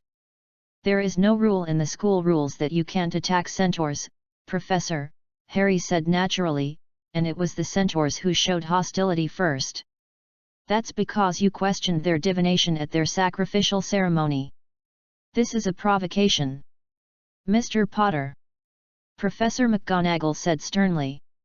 I'm sorry, Professor, as a shaman who also has the ability to divination, I can't tolerate the centaurs swindling under the name of divination and saying vague words to deceive people. As far as I know, fraudsters in wizard law will go to Azkaban. Harry apologized without any apology, and did not hide his disdain for the centaurs. And when did this world not even allow words to be spoken, and even voices of doubt cannot exist? Have the centaurs ruled over wizards? Of course the centaurs did not rule over wizards, Dumbledore said before Professor McGonagall's anger escalated. Besides, this world naturally allows for doubtful voices to exist. Professor McGonagall is just I am just worried that you've put yourself and the people around you in danger, Harry. Thank you for your concern, Professor McGonagall.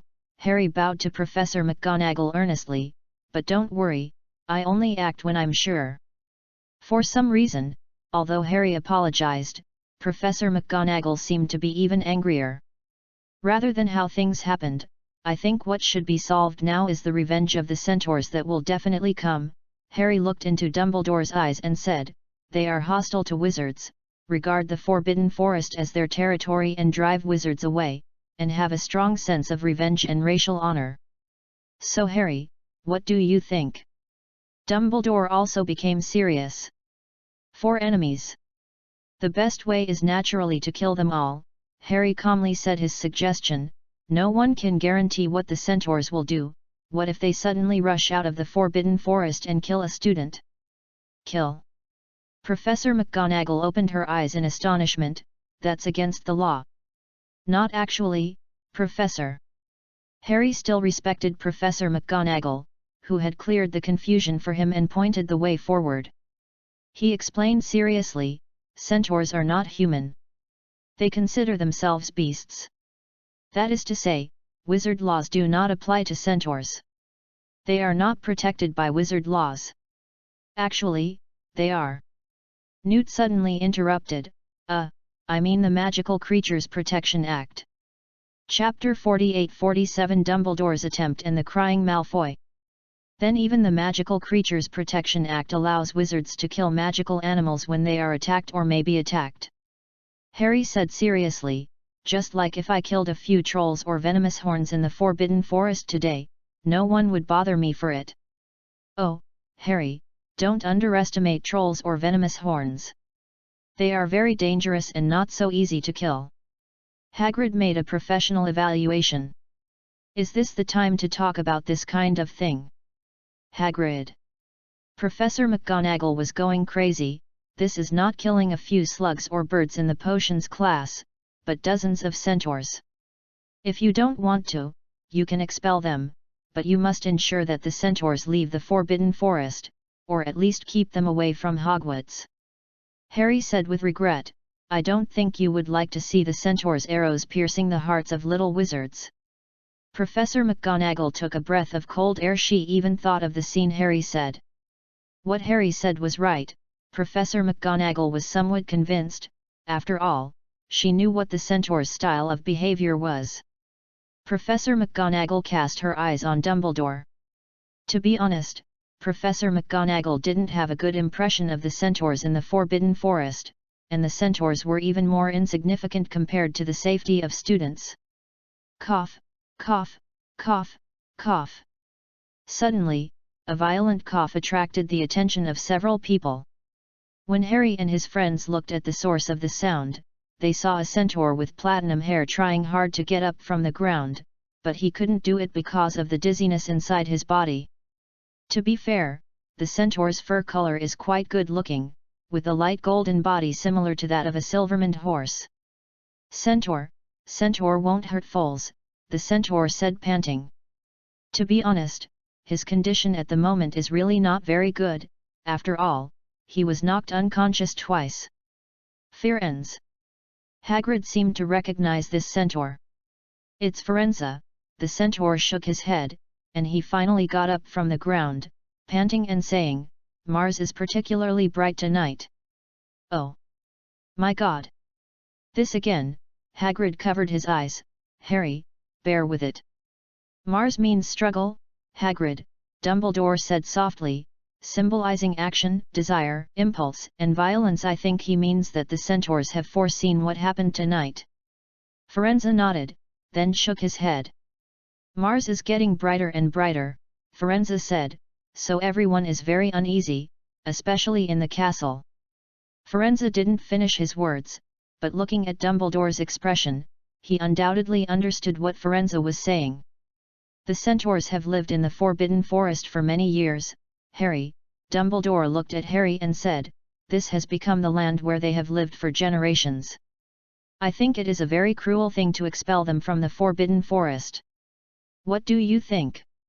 You are the headmaster of Hogwarts, Professor Dumbledore, Harry said calmly.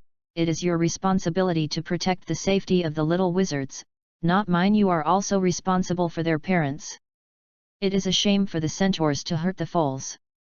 Firenze looked a little angry, and he pawed the soil with his front hooves anxiously. It's obvious that you can't do it, Harry said bluntly, especially the one. Is it called Bane? He first expressed hostility in an angry manner, and then when the fight started, the other centaurs also attacked. It's obvious that we are all the same on the battlefield, and we only have enemies in our eyes. I think when you centaurs regard wizards as enemies, you won't care about the so-called foals. Bane. Bane is just a little angry. Firenze looked even more irritated. He wanted to defend Bane, but his conscience prevented him from telling lies. Move the tribe deeper into the Forbidden Forest, Dumbledore said to Firenze. Wait until when Tamsa wakes up, tell him that this is my decision. The centaurs should not threaten any young wizard. Bane has crossed the line. I understand. Firenze lowered his head in frustration. Dumbledore's position was undoubtedly on the side of wizards, but he did remain kind to the centaurs. He did not choose to eliminate the branch of the Forbidden Forest centaurs, nor did he expel them from the Forbidden Forest. In order not to cause greater stimulation to the centaurs who woke up later, Dumbledore took Harry and others away from the centaur tribe. Newt took out enough medicine from his box and left it for the centaurs. Can I ask you to take Newt and Hagrid back first? Minerva, Dumbledore said leisurely, as the headmaster, I allow you to use apparition within the scope of Hogwarts tonight. Okay.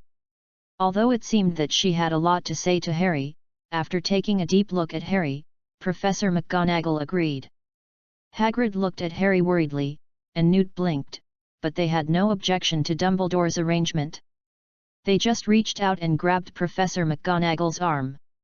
The next second, the three of them apparatted away from here. You shouldn't mind taking a walk with a boring old man like me, right, Harry? Dumbledore asked Harry, retracting his gaze. Of course not, Headmaster Dumbledore. Harry shook his head, and the two of them walked on the path in the Forbidden Forest. I think you probably have a lot of things to ask me. Ah, that's right, Dumbledore nodded. For example, the totem you are carrying on your back now, I noticed that there seems to be a new kind of text on it.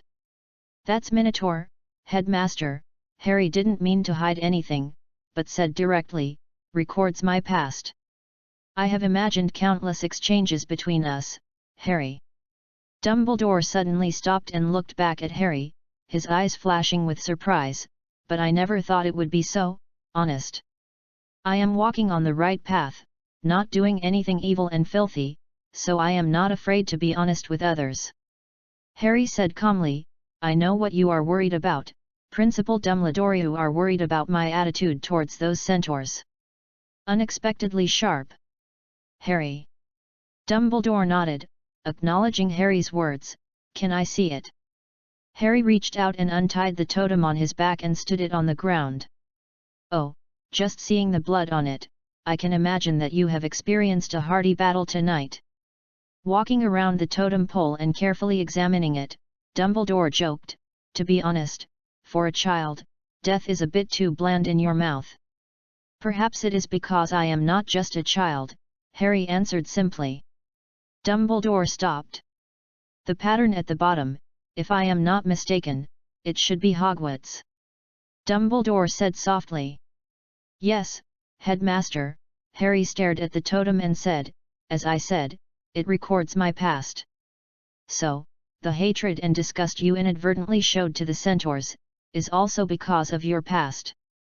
Dumbledore reached out and touched a pattern on the totem. It seemed to be a bloody battlefield. A small man, surrounded by a group of creatures with horns, cut off the head of a creature with a human body and a horse body with a scimitar. He seemed to be roaring to the sky. "Ah, that is my glorious past," Harry said proudly, staring at the pattern. "Because of magic?" Dumbledore asked suddenly. It was very sudden and inexplicable, but Harry knew what he was asking. "Maybe it's magic, I don't know." Harry shook his head, "but I did have an experience that others could never imagine." "Okay." Dumbledore sighed deeply. "Magic, magical magic. I only have one request for you, Harry." "Please speak, Headmaster Dumbledore." "I hope you can distinguish the past from the present." Dumbledore stared into Harry's eyes. He patted the pattern on the totem and said, "Just like the centaurs in the Forbidden Forest, they are not the kind you are familiar with." "I don't know what it is." "They have some similarities, Headmaster Dumbledore," Harry said softly, "whether it's appearance or personality, or what they do. The most important thing is that I can't stand their attitude towards divination. This is my insistence as a professional shaman." "But I promise you, Headmaster Dumbledore," Harry said sincerely. "Aha, if that's the case, I really hope you won't be angry when you hear Sybil's divination. To be honest, I think Minerva has accumulated a lot of anger on you." Dumbledore suddenly laughed. "Sybil, is the school's divination professor?" Harry asked. "Hagrid doesn't seem to have a good impression of her. Is she another liar?" Oh, Harry, don't be so arbitrary, especially you haven't met Sybil yet.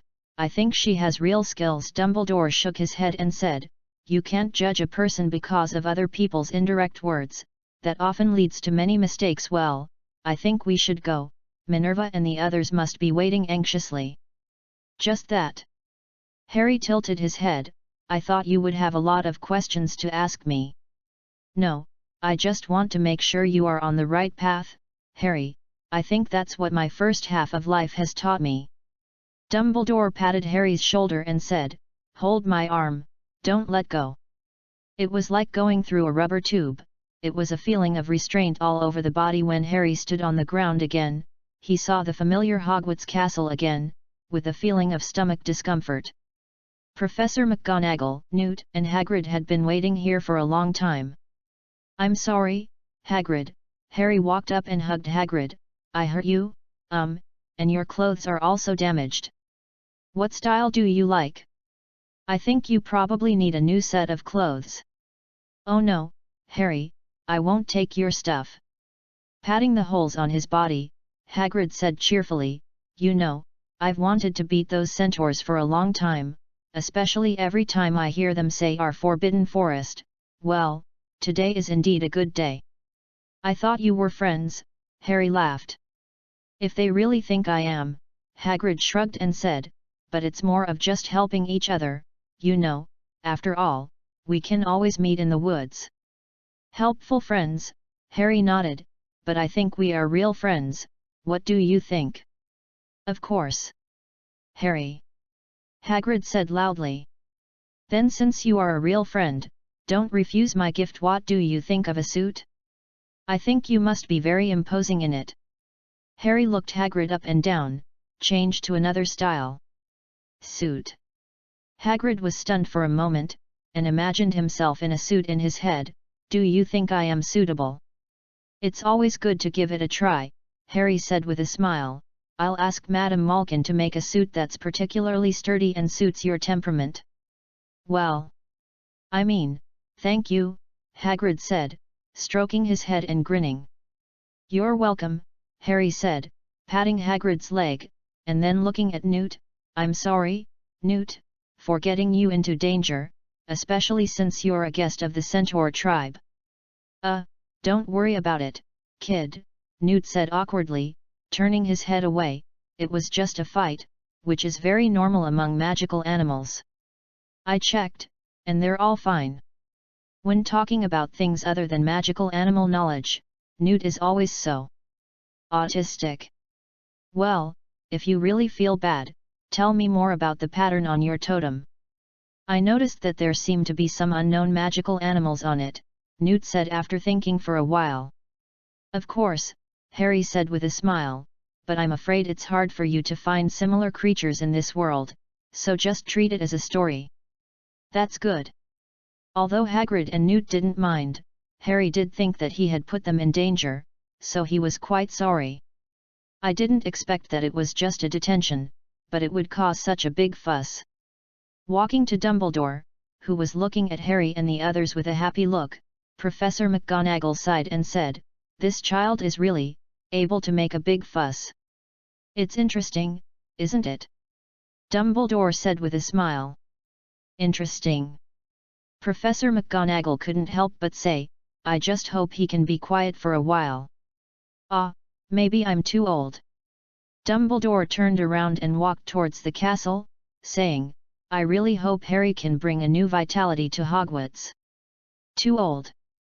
Following Dumbledore, as the two people walked away, Professor McGonagall's voice became smaller and smaller. "If I saw it correctly in your office just now, then the report I gave you is still on the table and has not been touched. You can't rest yet, Professor Dumbledore." "Oh, spare me, Minerva." It was already late, and Harry didn't stay with Hagrid for too long. His punishment was over well, if this can really be considered a punishment. In short, according to Newt, because Dumbledore asked him to do something, he would stay with Hagrid for the next few days. Newt also invited Harry to come over and play when he was free tomorrow, and kept the secret of his suitcase until tomorrow. Although Harry had seen that the suitcase had been cast with the traceless extension spell, he still said that he hated people who kept people in suspense. Harry packed up the totem when he left Hagrid's hut. After all, as a display for the first class of the Shaman Club next week, it was better to keep a little surprise, so it was not too eye-catching. When Harry returned to the castle, it was almost 12 o'clock. But he could say responsibly that the entire Hogwarts castle was very lively tonight. Because on the way back, Harry met more than one group of students who had just finished confinement. This made the castle, which usually had a curfew at night, more lively. Vitality. A kind of tired vitality. Terrible detention seemed to have taken away all the energy of these students. They even walked with the help of the wall. While complaining loudly, the students cursed Filch or Snape. Even Professor Sprout could not escape, because the detention she arranged tonight was to shovel dragon poop, and no magic was allowed. But among all the complaints, the most were related to Snape. There is no doubt that Snape had a great time tonight. To be honest, Harry couldn't imagine Ron's miserable state tonight. Complaints, and crying. Wait, crying? Not really? Harry carefully identified it with a bit of laughter and tears, and then became serious. Following the sound through the corridor on the first floor to the opposite side of the courtyard, just after turning the corner, Harry saw a familiar witty gold hair. "Is it Malfoy? The person crying is Malfoy?" "Enough, Malfoy," a boy said disgustedly, "it's all because of you that we Slytherins have lost face." "That's right. It's a shame for Slytherins. You even peed your pants in front of so many people. The shame of pure blood." The voices rang out one after another, and Malfoy roared. "I'm not." Draco Malfoy cried in a voice that was still crying, "You bastards, I'm going to write a letter to my dad." A burst of laughter rang out. Harry's expression was somewhat subtle. On the one hand, it was because he didn't expect Malfoy's living environment in Slytherin to be so bad, and on the other hand, it was because he didn't expect that a few weeks after school started, Malfoy would still talk about his father. Chapter 49-48 School Bullying and Fear of Brothers Driving Land Rover. School bullying. Although Harry didn't know the existence of this word, he still understood this phenomenon when a group of children got together. For children, they are particularly disgusted with those who always mention their parents or teachers, and will actively exclude those who are different and make them feel ashamed. For example, Draco Malfoy now. Normally, with the family background of the Malfoy family, even if he talks about his father all day long, he will not be bullied to this extent, but who made him embarrass Slytherin repeatedly? He took the initiative to provoke others but was scared to pee his pants by others. The students of the entire Slytherin college can't even raise their heads in front of the students of the other 3 colleges during this period, especially those Gryffindors, who repeatedly laughed at this matter and said that Slytherin is a crybaby who pee his pants. The Malfoy family is indeed a very rich and powerful noble family, but most of the people in Slytherin College are also nobles. The Malfoy family is not the king of nobles. Therefore, when Draco Malfoy offended the public, even the power of the Malfoy family could not save him. After all, his parents could not be by his side all day to protect him. Especially when Malfoy's 2 followers separated from him because of the different detention content tonight, these Slytherin students blocked Malfoy. This kind of thing cannot be avoided even in Hogwarts, because professors and prefects cannot pay attention to all places, so school bullying has always existed from the past to the present. You seem to be free. After a little thought, Harry still went out to interrupt this unfriendly gathering. After all, the reason why he gave Malfoy a harsh lesson before was to prevent this kid from jumping around in front of him all day and annoying him, and as a result, this goal was indeed achieved. In addition, Harry did not have much resentment towards Malfoy. After all, he was just an ignorant child. Well, no matter what Malfoy was like, he was really tough. Even when he was blocked in a corner by a group of people, he never lost. Dad came and Mom went, which soon made the group of people even more angry. Harry felt that if he didn't do something, it would probably happen here soon. Potter. The leading Slytherin student turned around and looked at Harry, saying with disgust, "Don't mind this, it has nothing to do with you. I don't think the professor would like to see students bullying students." Harry looked at Malfoy. Well, there were tears on the boy's face. "Ha! You want to do this too?" The Slytherin students laughed for a while. "What if I say no? Are you going to tell the professor?"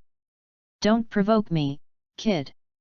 Ignoring the laughter, Harry said calmly, "Now, take your people and get out." There was no need to raise the tone to issue a vicious threat. The laughter of these Slytherin students gradually faded. There was no way, now all the students in Hogwarts knew not to mess with Harry Potter, because he really dared to do anything, and was particularly crazy. Although people laughed at Malfoy, the crazy flight that Harry took Malfoy on was terrifying enough. From then on, the students of Hogwarts knew that the boy who survived was more Gryffindor than any Gryffindor. Unless there was something necessary, they should never mess with him. The most important thing was that there was a powerful Snape behind him. Without even saying anything harsh, these Slytherin students left in disgrace. Malfoy. Harry looked at Malfoy, who was still sitting on the ground. "Do you need me to pull you up?" "No." He quickly got up from the ground and wiped the tears from his face. Harry felt ashamed to see his embarrassed appearance. "None of your business. Potter." "It's just a stop on the way," Harry sighed.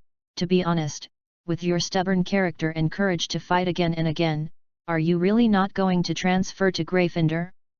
I think you are quite suitable." "You are Gryffindor. Your whole family is Gryffindor." Malfoy roared in anger. "Yes, my whole family is indeed Gryffindor." Harry waved his hand and was about to leave. "You'd better go and meet up with your 2 friends as soon as possible.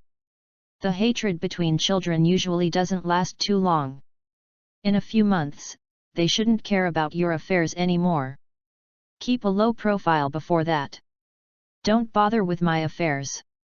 "Potter!" Malfoy shouted with a red face, but Harry was no longer listening, let alone answering. Even his figure had disappeared at the corner of the corridor. Looking at Harry's disappearing back, suddenly 2 lines of tears flowed from Malfoy's eyes again. Hogwarts is not fun at all. It is not as beautiful as his father and mother said. From the beginning of school to now, Malfoy feels that he has not had a happy day. Want to make friends with the boy who survived but was beaten. Obviously, he learned to talk like his father. Why can his father have so many friends, but he doesn't? Even his father's friend, Mr. Snape, who always comes to Malfoy Manor as a guest, prefers that Potter instead of himself. Snape is not Draco's godfather. The godfather is a fan fiction and does not exist in the original book. Every time Malfoy thinks of this matter, he feels very wronged. You know, with the relationship between his family and Mr. Snape, all the praises that Potter enjoyed in the potions class should belong to him. What's the result now? Snape did take care of himself, but as long as he encountered something related to that Potter, Snape seemed to have changed into a different person.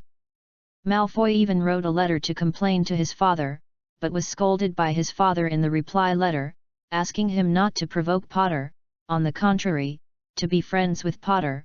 Only in this way can the family and Mr. Snape's friendship be maintained. But how could Draco Malfoy please that Potter and be friends with him? Especially after those humiliating things happened. Obviously, everything he did was done according to what his father had said, stay away from mudbloods and be proud of pure blood, but why did things turn out like this? Even today he was saved by Potter. The more he thought about it, the more wronged he felt. He didn't rush back to the Slytherin lounge. Instead, Malfoy squatted down and buried his head between his knees. And Harry didn't know Malfoy's mental journey. For him, he just stopped a bad thing between children and didn't take it to heart. Compared to this little thing, it was Ron who scared Harry. As soon as he entered the Gryffindor lounge, Harry saw Ron lying face down on the carpet with his limbs spread out. To be precise, it was not just Ron, the carpet in the entire Gryffindor lounge was almost full of people, all with their limbs spread out like this, so that others had to be careful to avoid stepping on people if they wanted to walk over. It was like a crime scene. Is it that exaggerated? Harry said, trying not to laugh. Tell me, what did Professor Snape ask you to do? You look like you've been hollowed out. No answer. Ron looked like he was really dead. Let him rest for a while, Harry. Neville looked at Ron sympathetically while sitting on a chair. I heard from other students who went to Snape to be punished that Ron was asked to pick beetle eyeballs all night. Harry was silent.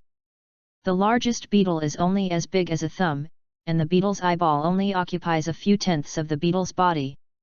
Picking the beetle's eyeballs in one night. I feel like I'm dying, Harry.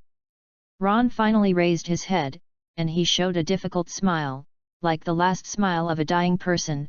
There are only countless black eyeballs in front of my eyes now. I am going blind. Buckets and buckets of beetles, my God, so dense, crawling everywhere. Ron made a painful sound, and he kept scratching his scalp with his hands. He was so hard that Harry could clearly see a few strands of red hair fell down. You can't even use too much force, otherwise you will poke those eyeballs. You know? I feel like I'm going crazy because of those eyeballs. Ron suddenly showed a stupid expression. I have to concentrate on picking those eyeballs, not fast or slow, not light or heavy. It's like there's something inside my body, it's driving me crazy. Corporal punishment. Hermione, who was slumped in the sofa chair, suddenly made a dull voice. This is undoubtedly corporal punishment even in a Muggle school. It is absolutely forbidden. Sued by the PDA. But there is no such thing in the wizarding world, Hermione, Neville sighed. Muggle laws don't apply to the wizarding world. So what did you and Hermione do? Harry raised his eyebrows. Filch wouldn't ask you to pick beetle eyes, would he? No, Neville shook his head, but he punished us to clean those remote bathrooms. God. Ugh. Neville's words seemed to evoke Hermione's memories. She retched directly, then looked at Harry and said, why would anyone not flush the toilet after using it? Harry, Filch didn't even allow us to use magic. We could only wipe it with our hands. Harry became more and more silent. Compared to the punishments suffered by his friends, he was a little reluctant to talk about his experience tonight. No wonder he could smell a faint, stench as soon as he entered the common room. Harry originally thought that it was brought back by the students responsible for shoveling dragon manure in the greenhouse, but he didn't expect there was a master. So what about you, Harry? Ron asked weakly. What punishment did Hagrid give you? Forbidden Forest. Harry thought for a while and said, we went to the Forbidden Forest. To be honest, I don't recommend you to continue asking. This was his last mercy. Forbidden Forest. Neville swallowed his saliva. I heard that there are even werewolves in the Forbidden Forest. It's very dangerous. A defense against the dark arts professor died in the Forbidden Forest before. Hey, don't say such terrible things, Neville. You know, the defense against the dark arts class is cursed, and didn't Harry come back well? Ron looked at Harry expectantly. So what are you doing in the Forbidden Forest? Are you looking for the feces of some magical animals? Ron, it seems that his mind is full of feces. Seeing the boy's expectant expression, Harry knew exactly what Ron wanted to hear, so he had to break this fantasy. That's not the case. Hagrid took me to see the centaurs in the Forbidden Forest. Shrugging, Harry roughly told his friends about his experience tonight. Harry's story was actually quite brief, but until he finished speaking, this corner of the lounge was in a state of silence for a long time. A big adventure. After a long time, Ron said painfully, the centaur's divination, a big battle, even Headmaster Dumbledore showed up. Oh my god. I hate Hagrid. Why didn't you take me with you on such a thing? Maybe he's afraid you'll be kicked to death by the centaurs, Hermione said dryly, but she had to admit that compared to her experience tonight, Harry's punishment made her a little jealous. This isn't fair. Ron growled, why can you go to the Forbidden Forest to do such interesting things while we're suffering? Don't say that, Ron, Hermione continued dryly, for us, the Forbidden Forest is very dangerous. Didn't you hear that Hagrid was injured? Right? Harry? Am I right? Is this fair? To be honest, the little girl's eyes were a little scary at the moment. It's really dangerous. Harry said decisively, you can't blame Hagrid. He just promised me before school started, and it would be really dangerous if you went there tonight. I don't think it's more dangerous than a bucket of beetle eyes, Ron muttered, still a little unbalanced. Stop it, Ron, Harry is right, Hermione said unwillingly, I really can't protect myself when surrounded by dozens of centaurs. But I didn't expect the centaurs to be like this, Hermione frowned. Anyway, the Forbidden Forest is an asset of Hogwarts, it shouldn't be their territory, and they have no right to expel wizards. Even Hagrid doesn't like centaurs, which is very telling, Neville said, after seeing Harry's divination. The words the centaurs said during divination were indeed too vague. I mean, they didn't say anything clearly, right? They even rushed out to intimidate Harry. Oh, Neville, you have to know that there was no Harry in the wizarding world before, Ron said, sitting cross-legged on the ground. In the eyes of wizards, divination should be the vague words of centaurs. Then I can understand why Harry couldn't help it, Hermione said sharply. After all, compared with his divination, the vague words of centaurs really seem to be deceiving, and they can't help those wizards at all. Well, they also charge a lot of galleons. A lot, Harry shrugged. Anyway, it's all in the past. Are you interested in going to Hagrid with me tomorrow? I asked Newt, and he said I can bring friends with me. Of course I have to go. The three children suddenly became energetic, and Hermione said excitedly, Newt Scamander, I know this name, the author of Fantastic Beasts and Where to Find Them. According to you, Harry, when he was fighting the centaurs, he released the huge magical beasts from his suitcase. Yes, and tomorrow we are going to visit Newt's suitcase. What are you waiting for? Ron finally came back to life. He stood up and shouted, let's go to bed. I can't wait for tomorrow to come. After Newt aroused Harry's curiosity, Harry also successfully aroused the curiosity of several of his friends, which really made him feel much more comfortable. At least Ron and the others didn't start isn't it so depressing. Especially when the sun rose the next morning, Harry saw Ron and Neville with a pair of thick dark circles under their eyes. He felt more comfortable. What bad intentions could Niu have? Even Hermione had a faint dark circle around her eyes, and the three children who had been resentful all night dragged Harry straight to Hagrid's hut without even having breakfast. The door of Hagrid's hut was ajar, and Ron shouted a few times but got no response. Only Fang squeezed the door open and came out, constantly jumping around a few people and wagging his tail desperately. Oh, Fang, I don't think we have anything to give you to eat, we are still hungry ourselves. Ron held down Fang, who kept jumping on him, and walked into Hagrid's hut first. Hagrid was not there, or he was not there on the surface. In front of the fireplace, Harry and his friends saw an open suitcase, which was empty inside, and only a ladder leading down could be seen. I'll go down first, Harry said directly, you wait for my signal. Okay. Even Hermione, who was so unyielding, didn't say anything this time. The entrance to the suitcase seemed small, but he didn't feel any restraint when he got in. Harry climbed down a long ladder and seemed to have come to a small room. There were many bottles and jars of various sizes on the table, with colorful liquids in them. After roughly observing the environment at first glance, Harry pushed open the door of the small room. Then he saw the golden sunlight. A kind of sunlight that he never thought he could see in a box. The golden sunlight only appears at around 4 or 5 in the afternoon. It doesn't make people feel hot when it shines on their bodies, but it is very warm and soft. But Harry knew very well that he was in a suitcase at this moment, and it was still morning outside, so there was no way there would be such sunlight now. Harry. Hagrid's voice came from the right, and he greeted, "Is it morning already?" "I mean it's morning now, right?" Chapter 50-49 The Secret of Newt's Suitcase. Breakfast time has passed. Harry raised his eyebrows and said, "You didn't sleep all night." Hagrid looked very embarrassed at the moment. Not only was he still wearing the tattered clothes that had been torn by the centaurs yesterday, but he was also casually wrapped in an apron covered with mud, but he was still very energetic. "Yeah, how can I sleep?" Hagrid said excitedly, "To be honest, you can never imagine what is in Newt's suitcase. Last night I even helped an invisible monster give birth. You probably don't know what an invisible monster is, right?" Harry. Invisible monster?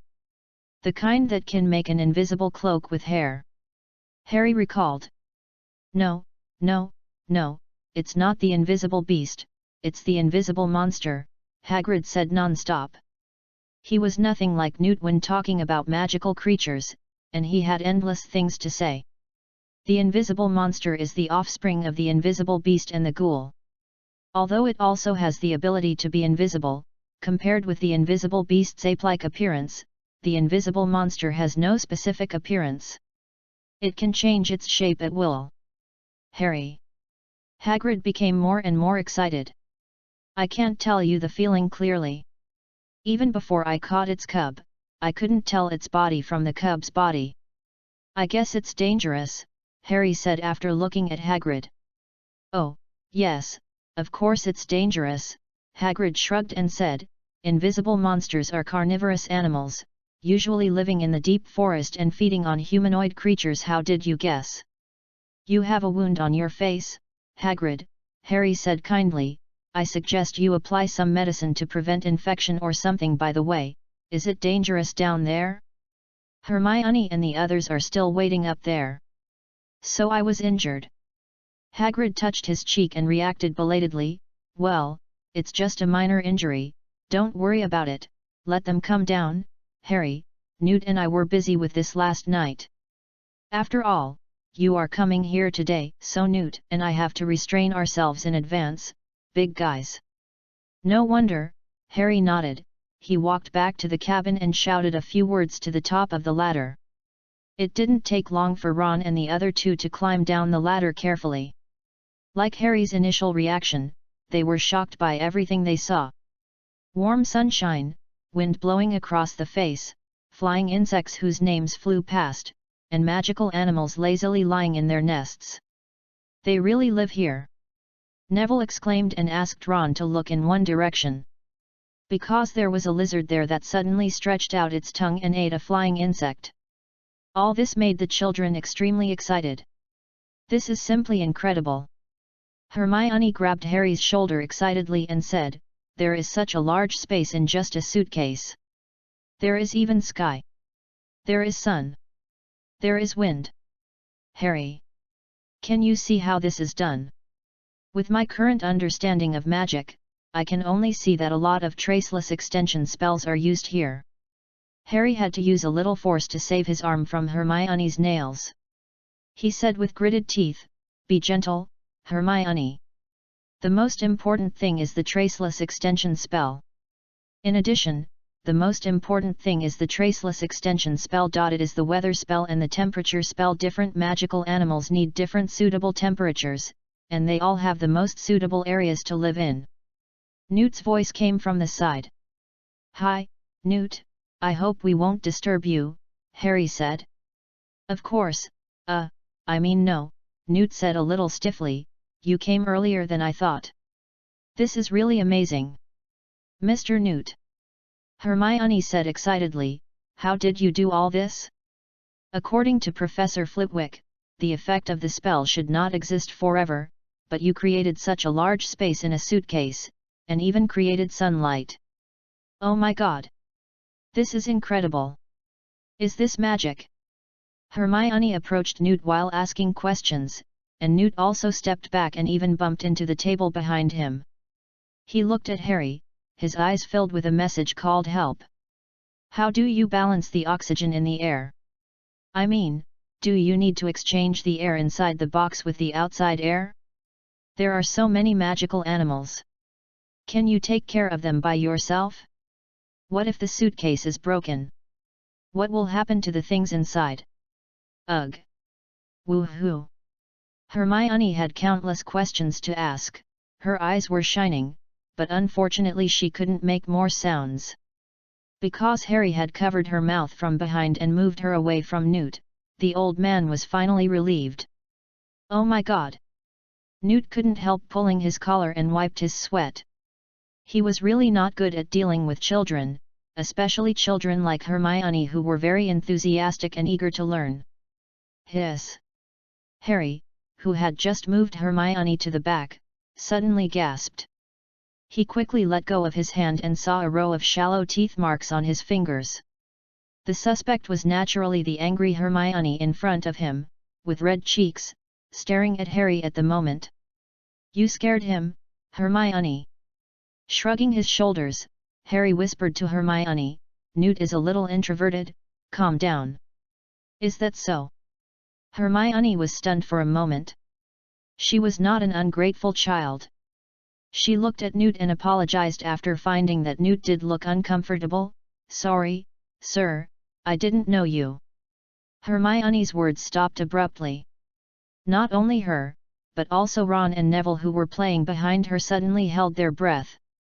Because behind Newt, a magical animal suddenly jumped over an indescribable animal. It had a short body, covered with thick reddish-brown hair, and 5 sturdy legs, but the ends were more like palms than feet, and the fingers were also thick, and the ends of the 5 legs were deformed. Harry recognized it at a glance. This magical animal was the one Newt had released last night. It couldn't be considered released, because only 2 legs appeared and Newt sent it back. At this moment, we finally saw its full appearance. It was very ugly and very scary. Compared with its 5 red-haired feet, which were already very eye-catching, the huge mouth full of sharp teeth in the middle of its body attracted people's attention. 5-legged monster, Harry still remembered the name Hagrid called out last night. "Stop, don't move."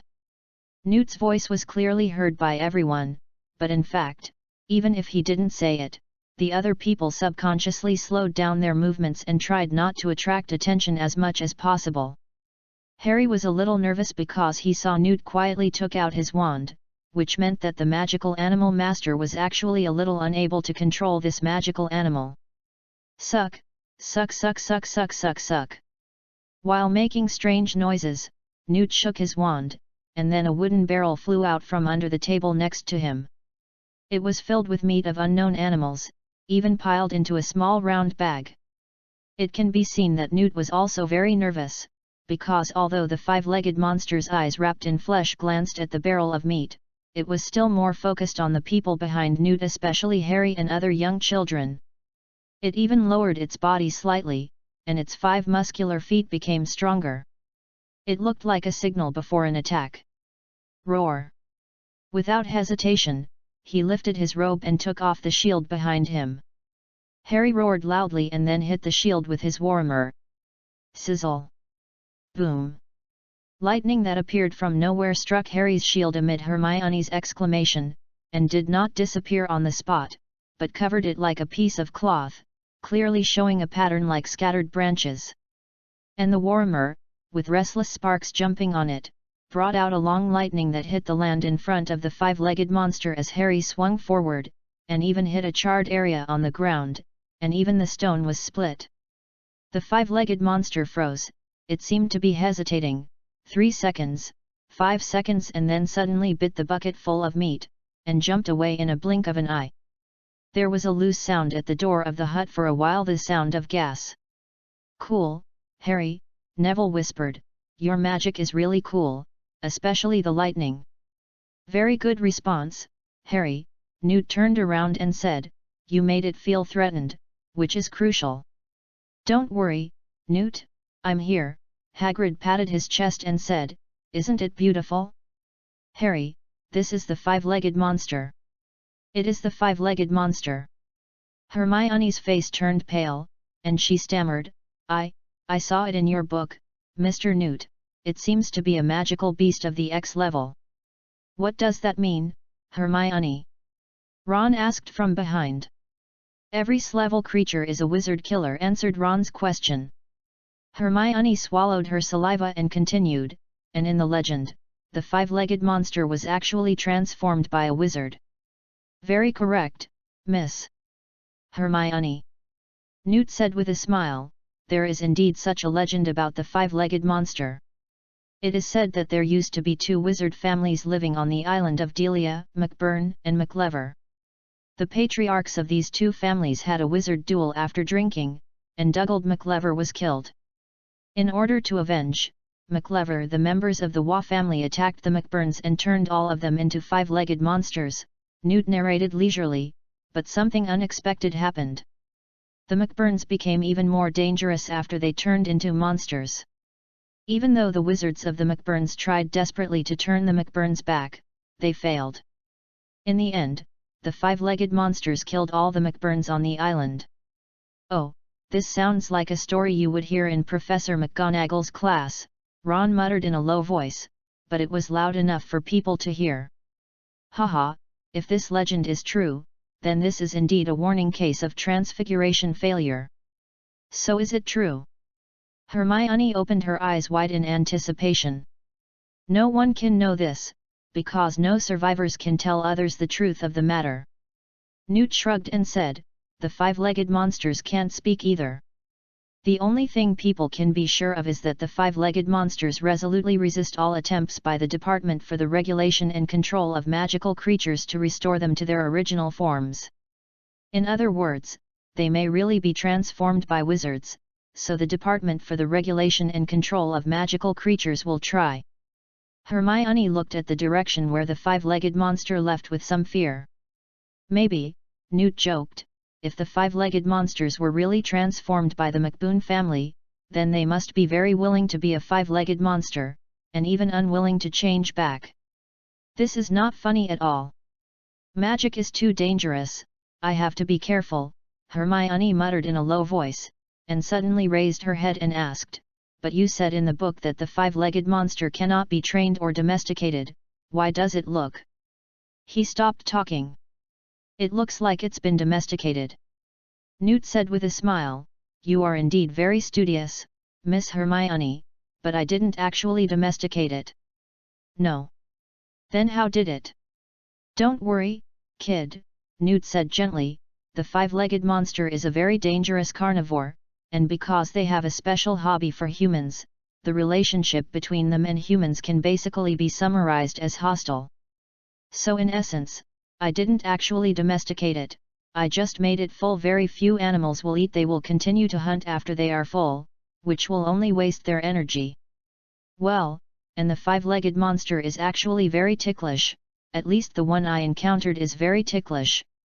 I don't know how it ran out of Delia Island. You know, the reason why the island was marked as invisible is to minimize the harm of the five-legged monster." Newt shook his head helplessly. If it weren't for Dumbledore's request, I should have sent it back to Delia Island now. I think we may need Newt to accompany us throughout the visit in the box, Harry said after thinking for a while. Originally, he thought that Hagrid and Newt should have restrained those dangerous magical animals after working all night, but considering the five-legged monster just now. Anyway, be careful. Hey! Harry! Look at me! Ron suddenly shouted excitedly, look! I'm flying! Harry turned around and saw Ron and Neville floating about half a meter above the ground. They looked dizzy but very happy. Aha! They were stung by the billywig bug, Newt said happily. One of my muggle friends likes to be stung by this kind of bug because it can make you float up and down, which is very interesting. In his words, this feeling makes him feel like he can also perform magic. While Newt was talking, Harry clearly saw a small blue flying insect about half an inch long flying out from Ron's neck. It was shining with a bright luster like jade, and its wings grew on both sides of its head. The flapping movement was very slow, but it flew in a posture of rotating its whole body, with a thin stinger hanging from the bottom of its body. That was probably the billywig bug that Newt mentioned. Aren't you two going to visit other areas? After dispelling the lightning on the shield and hammer and putting them back on his back, Harry asked Ron and Neville, how are you going to visit other areas? If you want to float here, I'm afraid I'll have to send you into the house, otherwise it will be troublesome if the five-legged monster suddenly comes back. Ah, that's right, Hermione chimed in, I don't want to see 2 pieces of broken bones on the ground when I come back, or 2 pieces of feces or something. Hagrid laughed loudly. Oh! Shut up, Hermione, Ron retched, please, don't leave us two here. Hey! What is this? Just thinking of the fangs and bloody mouth of the five-legged monster he saw just now, Ron felt his calves trembling, not to mention letting him face this monster alone. And while he was talking, suddenly, a little thing that looked like a mole ran out from nowhere, jumped from the ground and jumped onto Ron's trouser legs, and got into his robe in a few seconds. Merlin's underwear. Harry! Help me! Instinctively, he cried for help. Anyone who suddenly got an animal as big as a mouse into his clothes would feel extremely panicked, fearing that it would bite something, especially the feeling of running around in his clothes. It was like swimming in midair. Ron frantically swung his arms to grab the mole from his clothes, but the dizziness caused by being stung by the billywig bug made him always one step behind the mole. It was no longer a matter of scalp numbness. Ron now had goosebumps all over his body. Ah, that's the Niffler. Hermione was very happy that she recognized another magical animal. They like everything that sparkles. Ron, do you have anything that glows? Glowing things, do horns count? Ron asked blankly in midair. Hey! Harry's eyes became sharper.